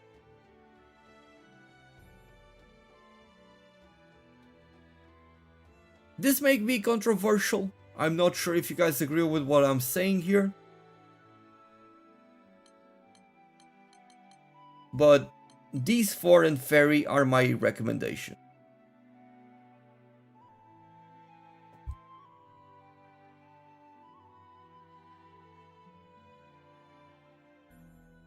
For me, the main issue is that you can't switch characters during battle. I totally get it. Personally, I've grown accustomed to it, and also a lot of times the quests don't take a long time. So because you don't stay in there for a very long while, it doesn't feel too bad that you can't swap characters. I don't end up minding that at all. Yeah, Cagliostro is in the game, she's actually quite good.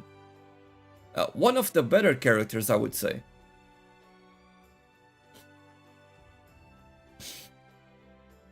So I don't have a tier list prepared right here, and this is something that I'm going to reiterate upon tomorrow, because I want to make a proper tier list tomorrow, but today we're going to be doing the basic revisions for how I would rate each of these characters.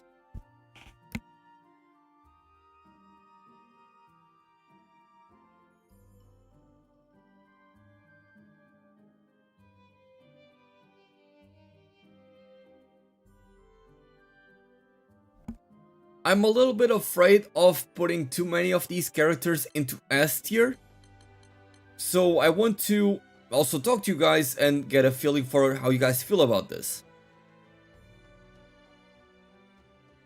I've been following your content on YouTube, man. Hey, thank you so much, Two Chickens.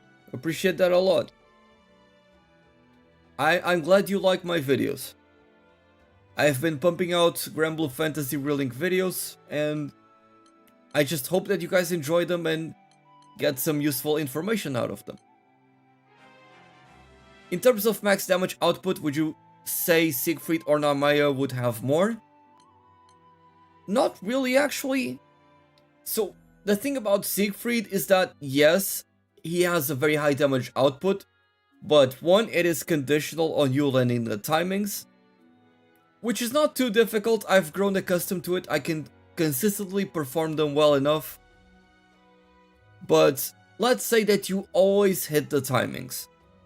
Siegfried has very high commitment to his attacks, and in the endgame, a lot of times the bosses don't give you room to do those long combos that Siegfried needs to do to unleash his damage. And that is the biggest problem with this character, honestly.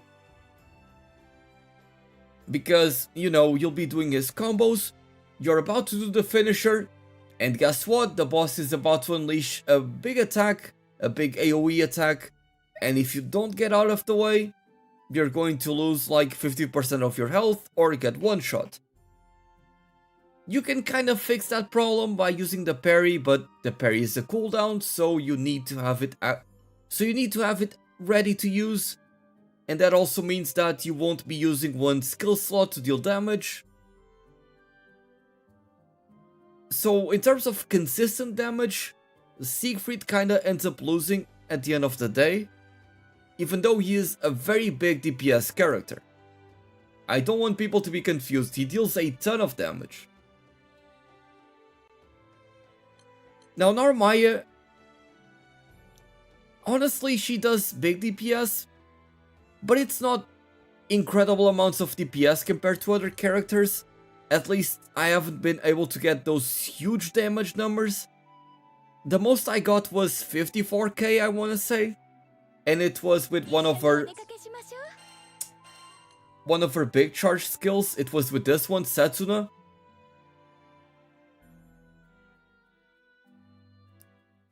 So I don't think Narmaya is actually that incredible in terms of damage output.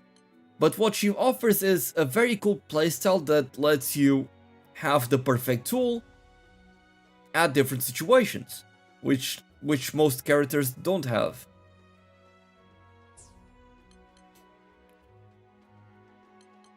Like, you can decide to attack monsters from a long distance with charged attacks, and when you get the opening you can decide to do fast attacks that deal a lot of damage. That is not an option for most characters, and so she has a very big advantage there, but I still think that she ends up falling a little bit behind in terms of damage. So let's start ranking these characters again. I will be changing some of these positions tomorrow where I'll actually make a proper tier list. I will be setting up Photoshop to have a tier list ready and everything. I'll have that on stream. And I'll probably turn that into a video as well. But I want your guys' feedback on all of these characters as I'll be going through them. So starting with Vayne, I think he is very obviously one of the biggest S tiers in the game. He is insanely nutty in terms of defensive capabilities. He also does great damage. And he gives you room to not have a healer in the party by having him tank everything and him being able to heal everything by himself. So I think that Vayne is just straight up an S tier. No question about it. Cagliostro, I'm kinda in between A and S. I'm not too confident about giving her an S just yet because 1, she doesn't have a cleanse, and 2, because her damage output is high but it's not the biggest damage output. But she does have a Dispel as well, and she does have Phantasmagoria, which is one of the best buffs in the entire game, one of the few ways that you can give crit rate to the party. So, actually I'm going to give her an S. Yeah, let's say that Cagliostro is also an S. Let's go ahead and put it like this. Hi, nice content, I just came here by watching a YouTube video of yours. Good content, bro, keep it up. Thank you so much, Benka. Appreciate it a lot. I try to put out good videos and that you guys enjoy, hopefully. So I'm very happy to hear about that. Now, after these two S tiers, I would say that... how would I rank Narmaya?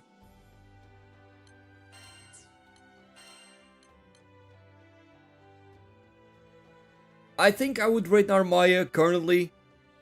I'll probably change some of these ratings tomorrow. I think I would probably rank Narmaya as a B tier character. And again, B is not bad at all. She deals good damage. She can also be a little bit of a support. There is one of her skills that lets her heal the party. But I don't think she has enough damage output, or at least I haven't been able to consistently deal good enough damage output for her to reach the higher tiers. And I think that because she has such a specific playstyle that requires a lot of mastery to be good at her, I'm not confident in putting her any higher than B tier.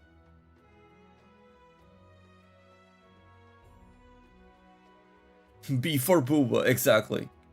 And welcome, Traveler.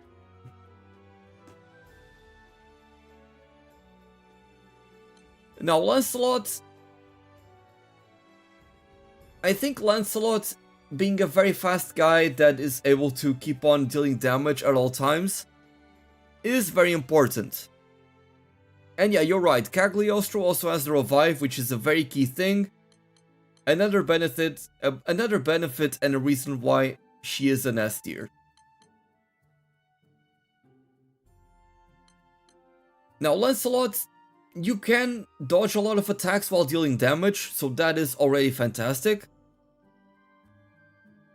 He's also, if you get a big opening with Lancelot, you just shred through enemies' HP, which is awesome. And I think that this skill right here, being able to freeze enemies in place, if you have Lancelot set up as your AI companion, very often you'll see him do this to bosses when they are about to do the big hit, or if you are playing as Lancelot yourself, you can even do that. And just being able to stop one of the biggest attacks from the monster not only saves you from one taking damage, which means then the healer has to spend time healing you. You likely get knocked back, so you need to spend time getting back up and then going to the monster. And all of that is damage that you are simply missing out on. And with Lancelot, you don't need to miss out on that damage. You can freeze the enemy, keep on dealing damage, and you don't have to worry about anything. Like, I may make a tier list for AI companions, just AI companions. Lancelot is going to be the number one, just for this alone. And then you also have the rest of the things that Lancelot has, where a lot of his attacks let him dodge out of the way while still dealing damage. So he's just a very strong unit.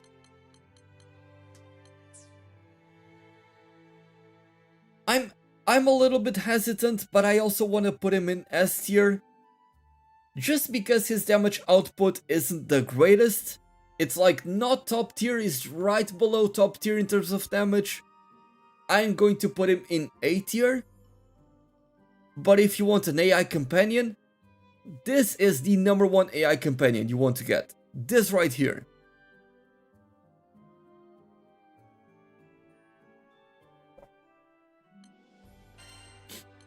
Now this one is a little bit tricky. The captain... The captain is supposed to be a jack of all trades, really. You can kinda set different skills and masteries to make sure that they fulfill different roles. You can make them more tanky. You can make them be able to cleanse debuffs, heal teammates and revive allies as well. You can even make it so that they are able to give their gauge to their allies. In terms of offense, they don't have a ton going for them. They have this party-wide utility buff that gives you between 15 to 30% attack increase, which is nice. But I think that the captain kinda ends up losing out on some big things towards the end game. And for example, I have the captain set up in this way where they can be a very solid debuffer while still offering cleansing and some damage resistance. But the problem with this one is that they simply don't deal enough damage, which is fine. It's because I don't have a damaging skill here. But even the damaging skills you have don't do a lot of damage. And you don't generate a lot of Skybound Arts gauge, which will result in a lot of times you having to wait for the captain to generate enough meter for you to be able to do a full burst. In my case, I even had the sigils that make the captain increase their gauge faster, and even then I was not able to get full bursts consistently with them on the team, and that is a big flaw. But because of how solid and well-rounded the character is, I think I'm going to place it in the A tier as a very good support character that can also provide some good debuffs. Now,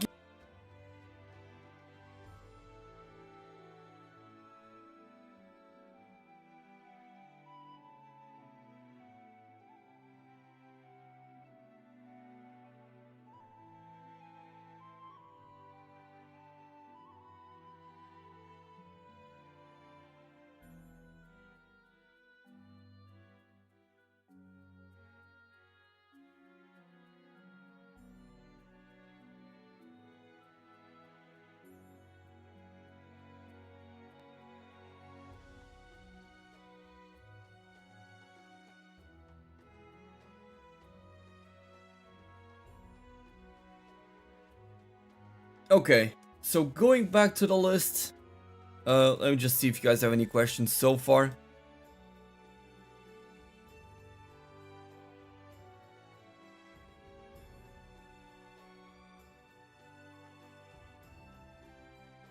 Any good mage characters other than the ones from the demo?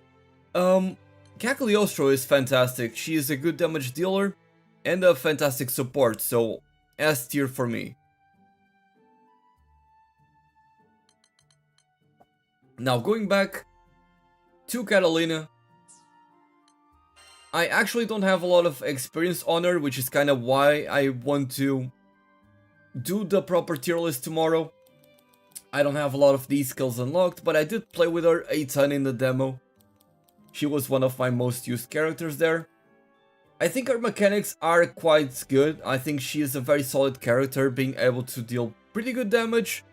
But I think what kinda holds her down a bit is the whole Ares mechanic, where you need to make sure that Ares is available whenever you use your skills. So a lot of times you just will hold back from using the skills. No, Cagliostro is not from the demo. The one that was from the demo is Io. She's a different one, but she's also small. But I think her party-wide utility is also quite nice. She's able to grant healing. She's also able to grant immunities and defense buffs. But again, she is very much dependent on having Ares to get the most out of these buffs. And that can get a little bit annoying. Tomorrow I want to give her a proper run through and properly test her out.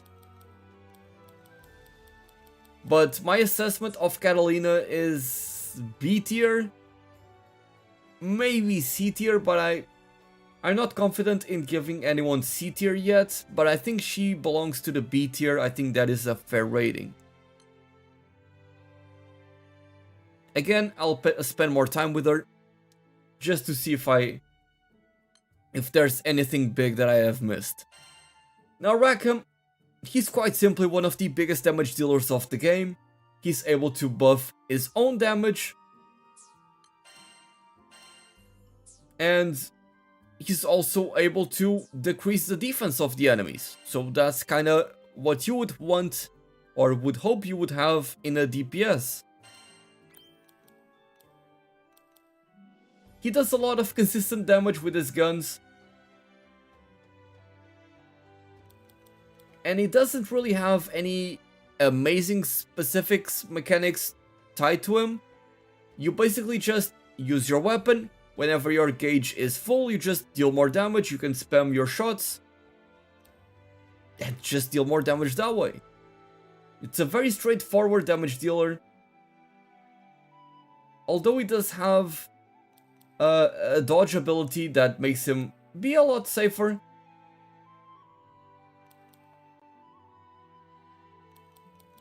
but overall he's just a very solid DPS unit. He might be in the top 3 characters in terms of damage output. I need to do more testing. But I think that Rackham is very solid and he's an A tier in my opinion. Now Io, this one is the mage that was in the demo. She can use her elemental skills to apply debuffs to the enemies. She can pull them together with the vortex. She can use paralyze with this. She can charge up her skills faster with this. And she can also paralyze enemies. I don't know where that skill is on the skill tree. But she can also heal allies and paralyze the enemies. She's kind of like a control mage that deals good damage, but doesn't offer much beyond that. She's not bad at all, but she is a pretty selfish character for someone that doesn't have the most damage output. You know, if you are playing a selfish character that requires you to charge up the big hits, or that you need to have this skill right here to be able to charge up faster, you would hope that the damage that you deal would be insane, but it's not the case, it's reasonable damage. So she kinda loses in that department.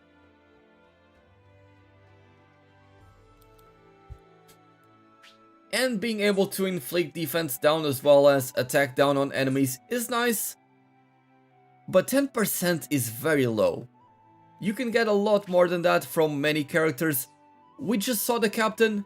They can inflict 25% attack and defense increase with the same skill.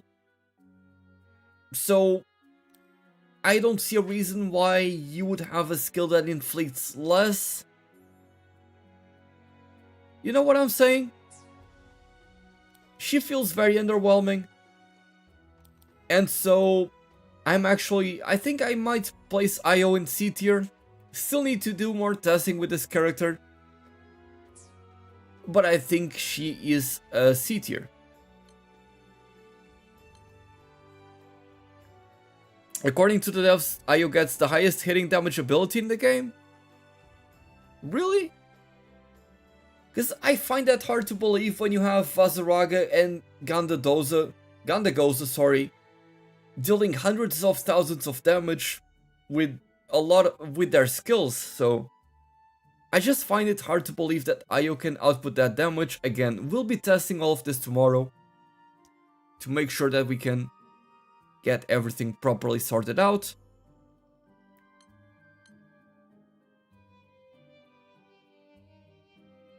But moving on from there to Eugene.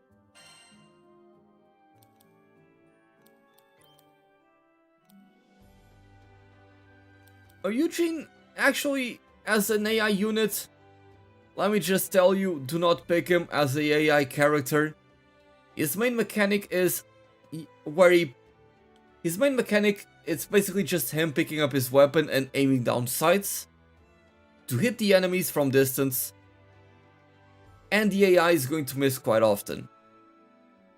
It's a bit of a shame, but you kinda just have to live with that.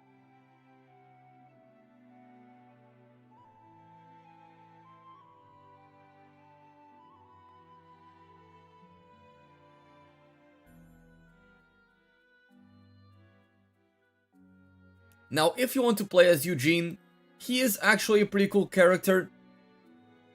He can unleash some pretty powerful skills, like that laser beam we saw there. And he has actually got some pretty decent party-wide utility. He is able to heal allies. And I believe he also applies defense down with poison. Let's see where that skill is.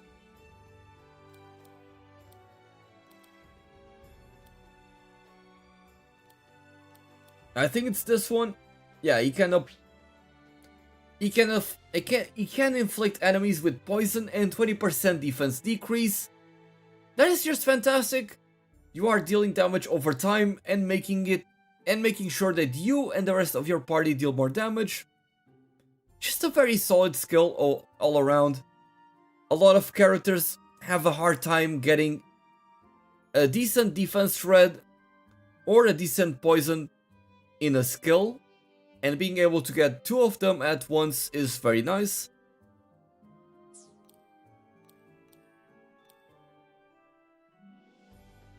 And as a damage dealer, Eugene is actually pretty competent. Although Eugene has a little bit of a weird mechanic where you can kinda just forget about the gun and go in and start fisting enemies. There's not much reason why you would do that, but you can simply use Eugene as a melee combatant. He's not going to be very good if you do that, but hey, you can do it. Hey, you can do it. I just tuned in. Would you recommend this game? You don't need to play any Granblue games. This game is, if you like action games, if you like Monster Hunter, Final Fantasy 16, Tales of Arise, any games like that, you're probably going to love this game. I'm having a blast. Just, I don't see a moment where I don't want to play this game.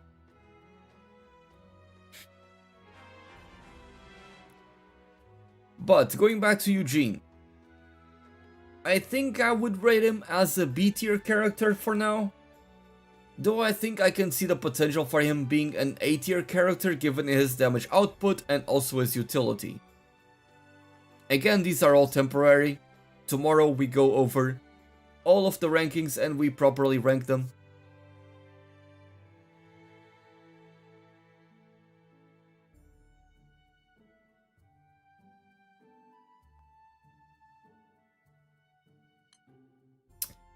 Now let's be a little bit quicker because there's still quite a few characters left. Rosetta, I'm torn between an A and an S tier. You're kind of very dependent on how the roses are going to work. The AI sometimes places the roses in weird places and so you can lose out on some big damage or some big utility if that ever happens, although there is this skill which I use and recommend everyone to use.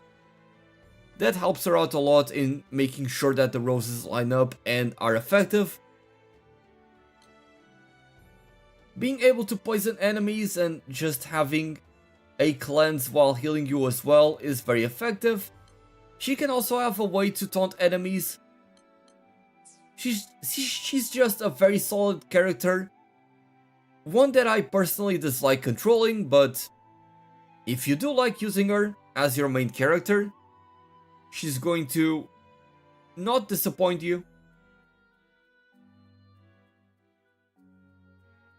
So at the end of the day, I think Rosetta is like an A character. I think I would place Rosetta as an A tier character.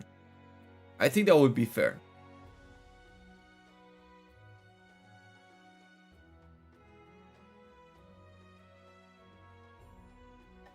Yep, I am indeed still streaming.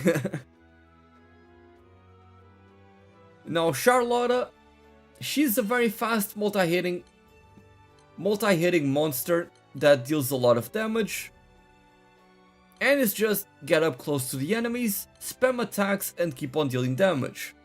She provides some utility to the party. She's able to make herself immune. She can give a 50% damage mitigation to the party, which is very, very good. She's able to deflect. She's able to reduce the target's defense by simply using her dash. And because a lot of times you'll be using the dash, that is very effective. A lot of times you're going to add dashes to your characters just because you want a dash. And having a defense shred on a dash is just a nice buff.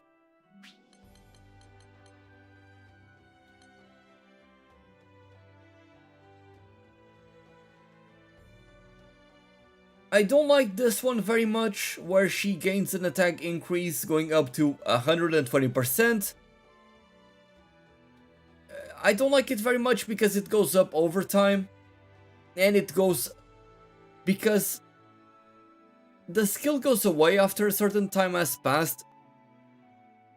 if the skill were essentially giving you a damage upgrade that is permanent until you take damage, I think this would be amazing. But because it goes away after a set period of time, it just isn't as good as I think it could be. And because it's above that ramps up, you may lose out on some big damage, you may use it at the wrong time. I don't particularly like it. But at the end of the day, she is a very solid character. But when you take into account the crazy over-the-top characters that we have in this game, I think that Charlotte, for now, is going to be in the B tier.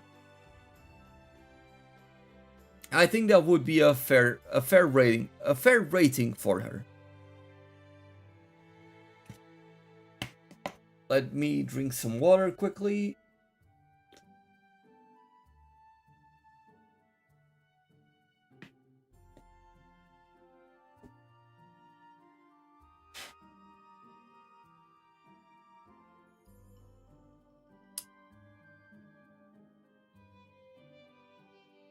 Now, Gendagoza, he is a character that I don't enjoy playing as, but I do recognize that he is an incredibly powerful character.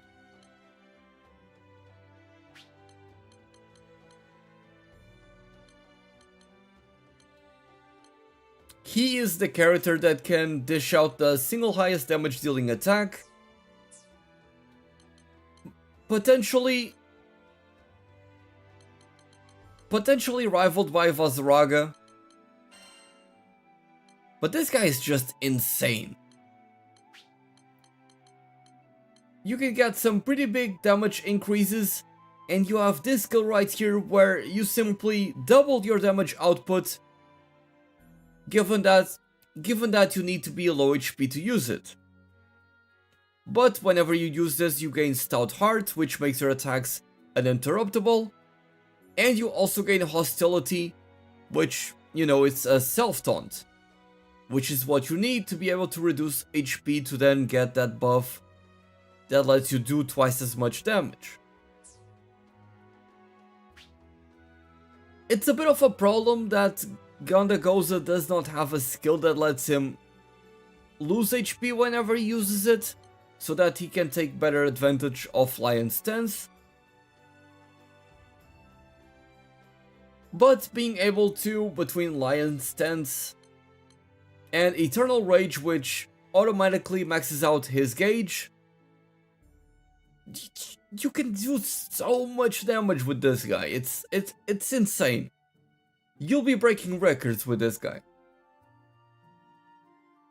So while I don't like Gendagoza's playstyle very much, I think I have to place him in S tier. Like, on top of that, he also has a way to heal himself and remove debuffs, so whenever you're playing with a character that likes to stay at low HP, being able to recover a little bit and also cleanse yourself is fantastic. It lets you be a lot more reliant and self-sufficient, which also opens up windows for you to add even more DPS characters on your team. So yeah, he's just an S tier character. I don't see a reason why he wouldn't be. The only thing I have is that I don't like his playstyle. But yeah. Now next up is Fairy. We already went through Fairy for a very extensive period. Being able to buff her party while also increasing her damage output is a very nice thing. You want to do those two at the same time.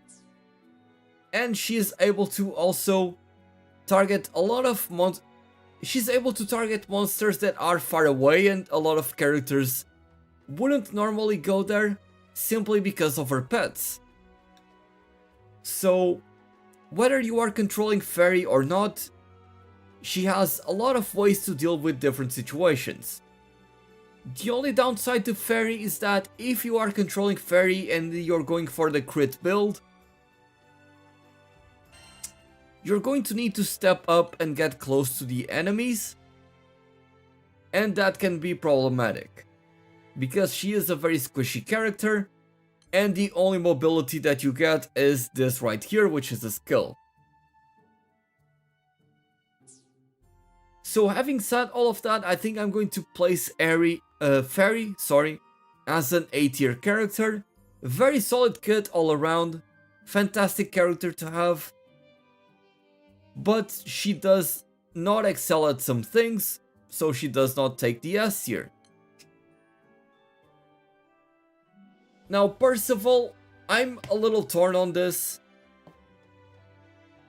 I'm torn between A tier and S tier for Percival, although I think that in the endgame it's going to be very difficult to put him in S tier.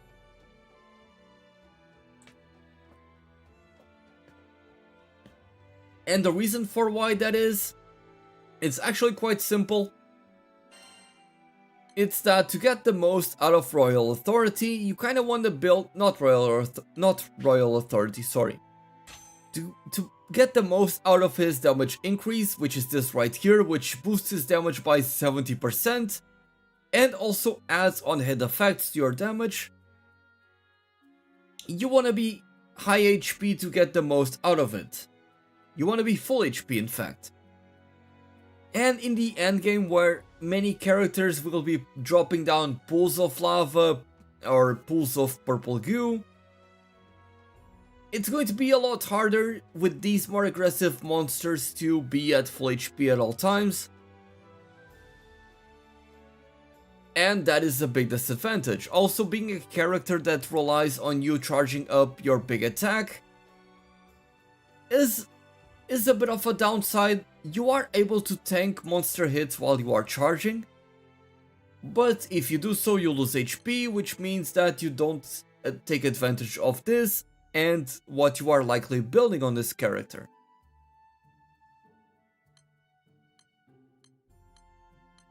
His offensive skills are actually quite good, and I would say that this skill right here is actually downright overpowered. If you can set it up in the right situation, this shreds through bosses. Like, this is one of the best offensive skills in the entire game. You put it down, you can keep on moving, you can do all sorts of different things, while this attack is going to deal millions of damage. You've also got this right here, being able to slow and decrease damage at the same time. Most characters can only do one of the two, and being able to do the two at once is very good. But I'm a little hesitant on putting Percival on S tier, so I think I'm going to err on the side of caution and put him in A tier, though I can see myself changing that. Siegfried deals a ton of damage, it's all about the timings. If you get the timings right, you can deal a shit ton of damage.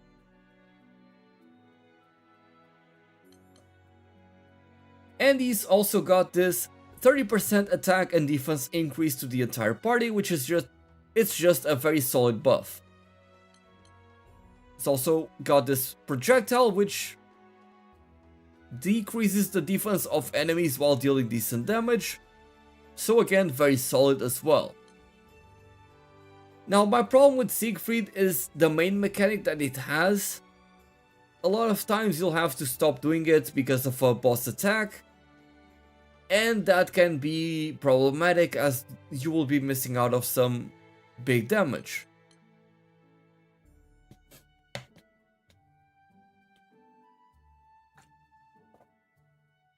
And so, because of that reason alone, and because so much of his damage output is reliant on you hitting those big attacks at the right time, I don't think I can place him in S tier, so Siegfried goes into the A tier. Now Zeta is a very fun character that lets her, keep on dealing damage to the enemies while she is in the air. She's also got some projectiles as well, and the party-wide buff as well.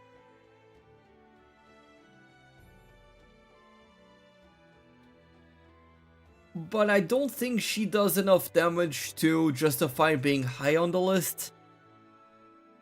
I do feel like being able to play in the air allows you to be a lot more offensive, as you'll be dodging a lot of attacks by simply attacking in the air. And you can also dodge in the air. She has a parry of her own, and you can add even more parries. She has a skill that is a parry. Where is it?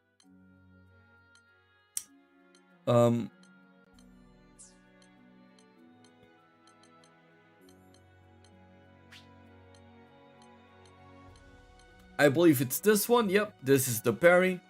So she is a pretty solid character, but her damage output just does not compete with the top tiers. So I think I'm going to put her in A tier.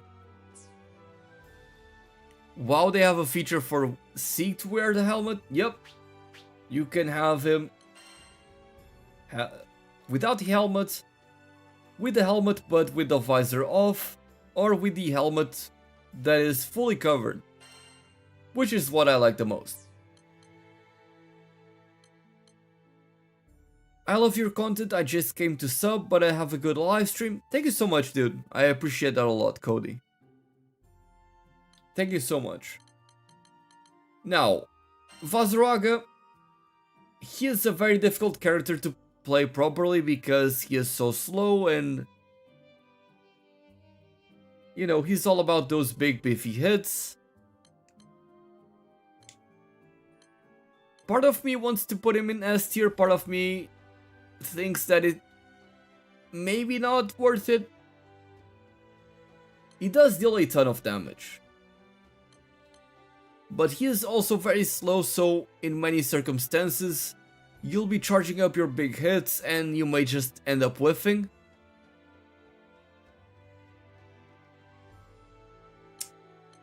I find this character very hard to rank partially because he's also very hard to play correctly. But I think again I'm going to err on the side of caution and rank Vazraga as an A tier character. Now actually, before we finish that tier list, I need to come here first.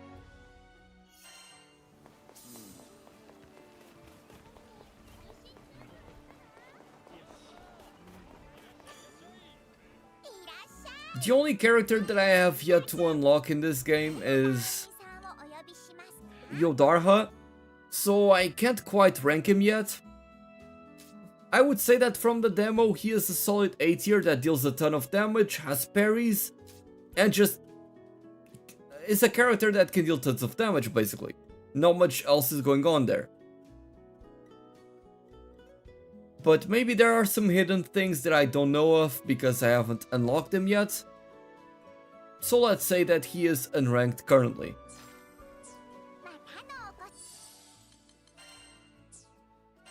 And finally we have my favorite character in the entire game, Id. I've showcased this character enough already. I think you guys know just how strong he is.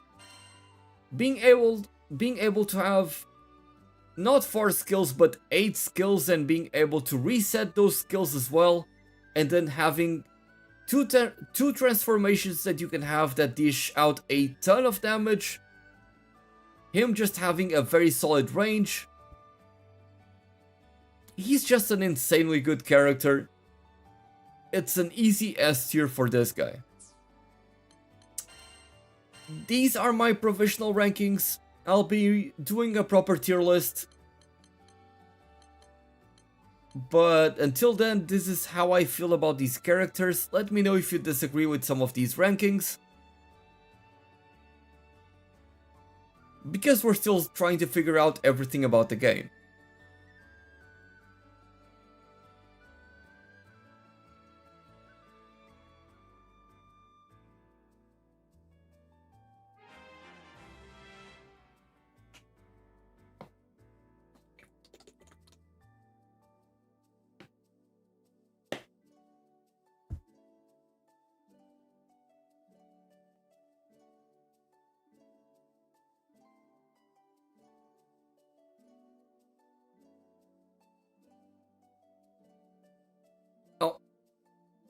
Now I am going to ask you to please go ahead and watch the video that I posted recently.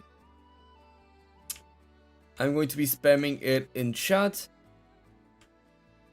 And it's also pinned on both YouTube and Twitch, where I talk about how the endgame of Granblue Fantasy Relink is. Because honestly, I've been streaming for 11 hours, I did not realize it was that long. And I want to take a break, I very much need to get some rest. But thank you all so much for being here. Hope you had a fun time, hope you learned some good things about the game. And I hope that you all like it as much as I'm liking it. As always, thank you so much for watching. My name is Dark Hero, and happy hunting!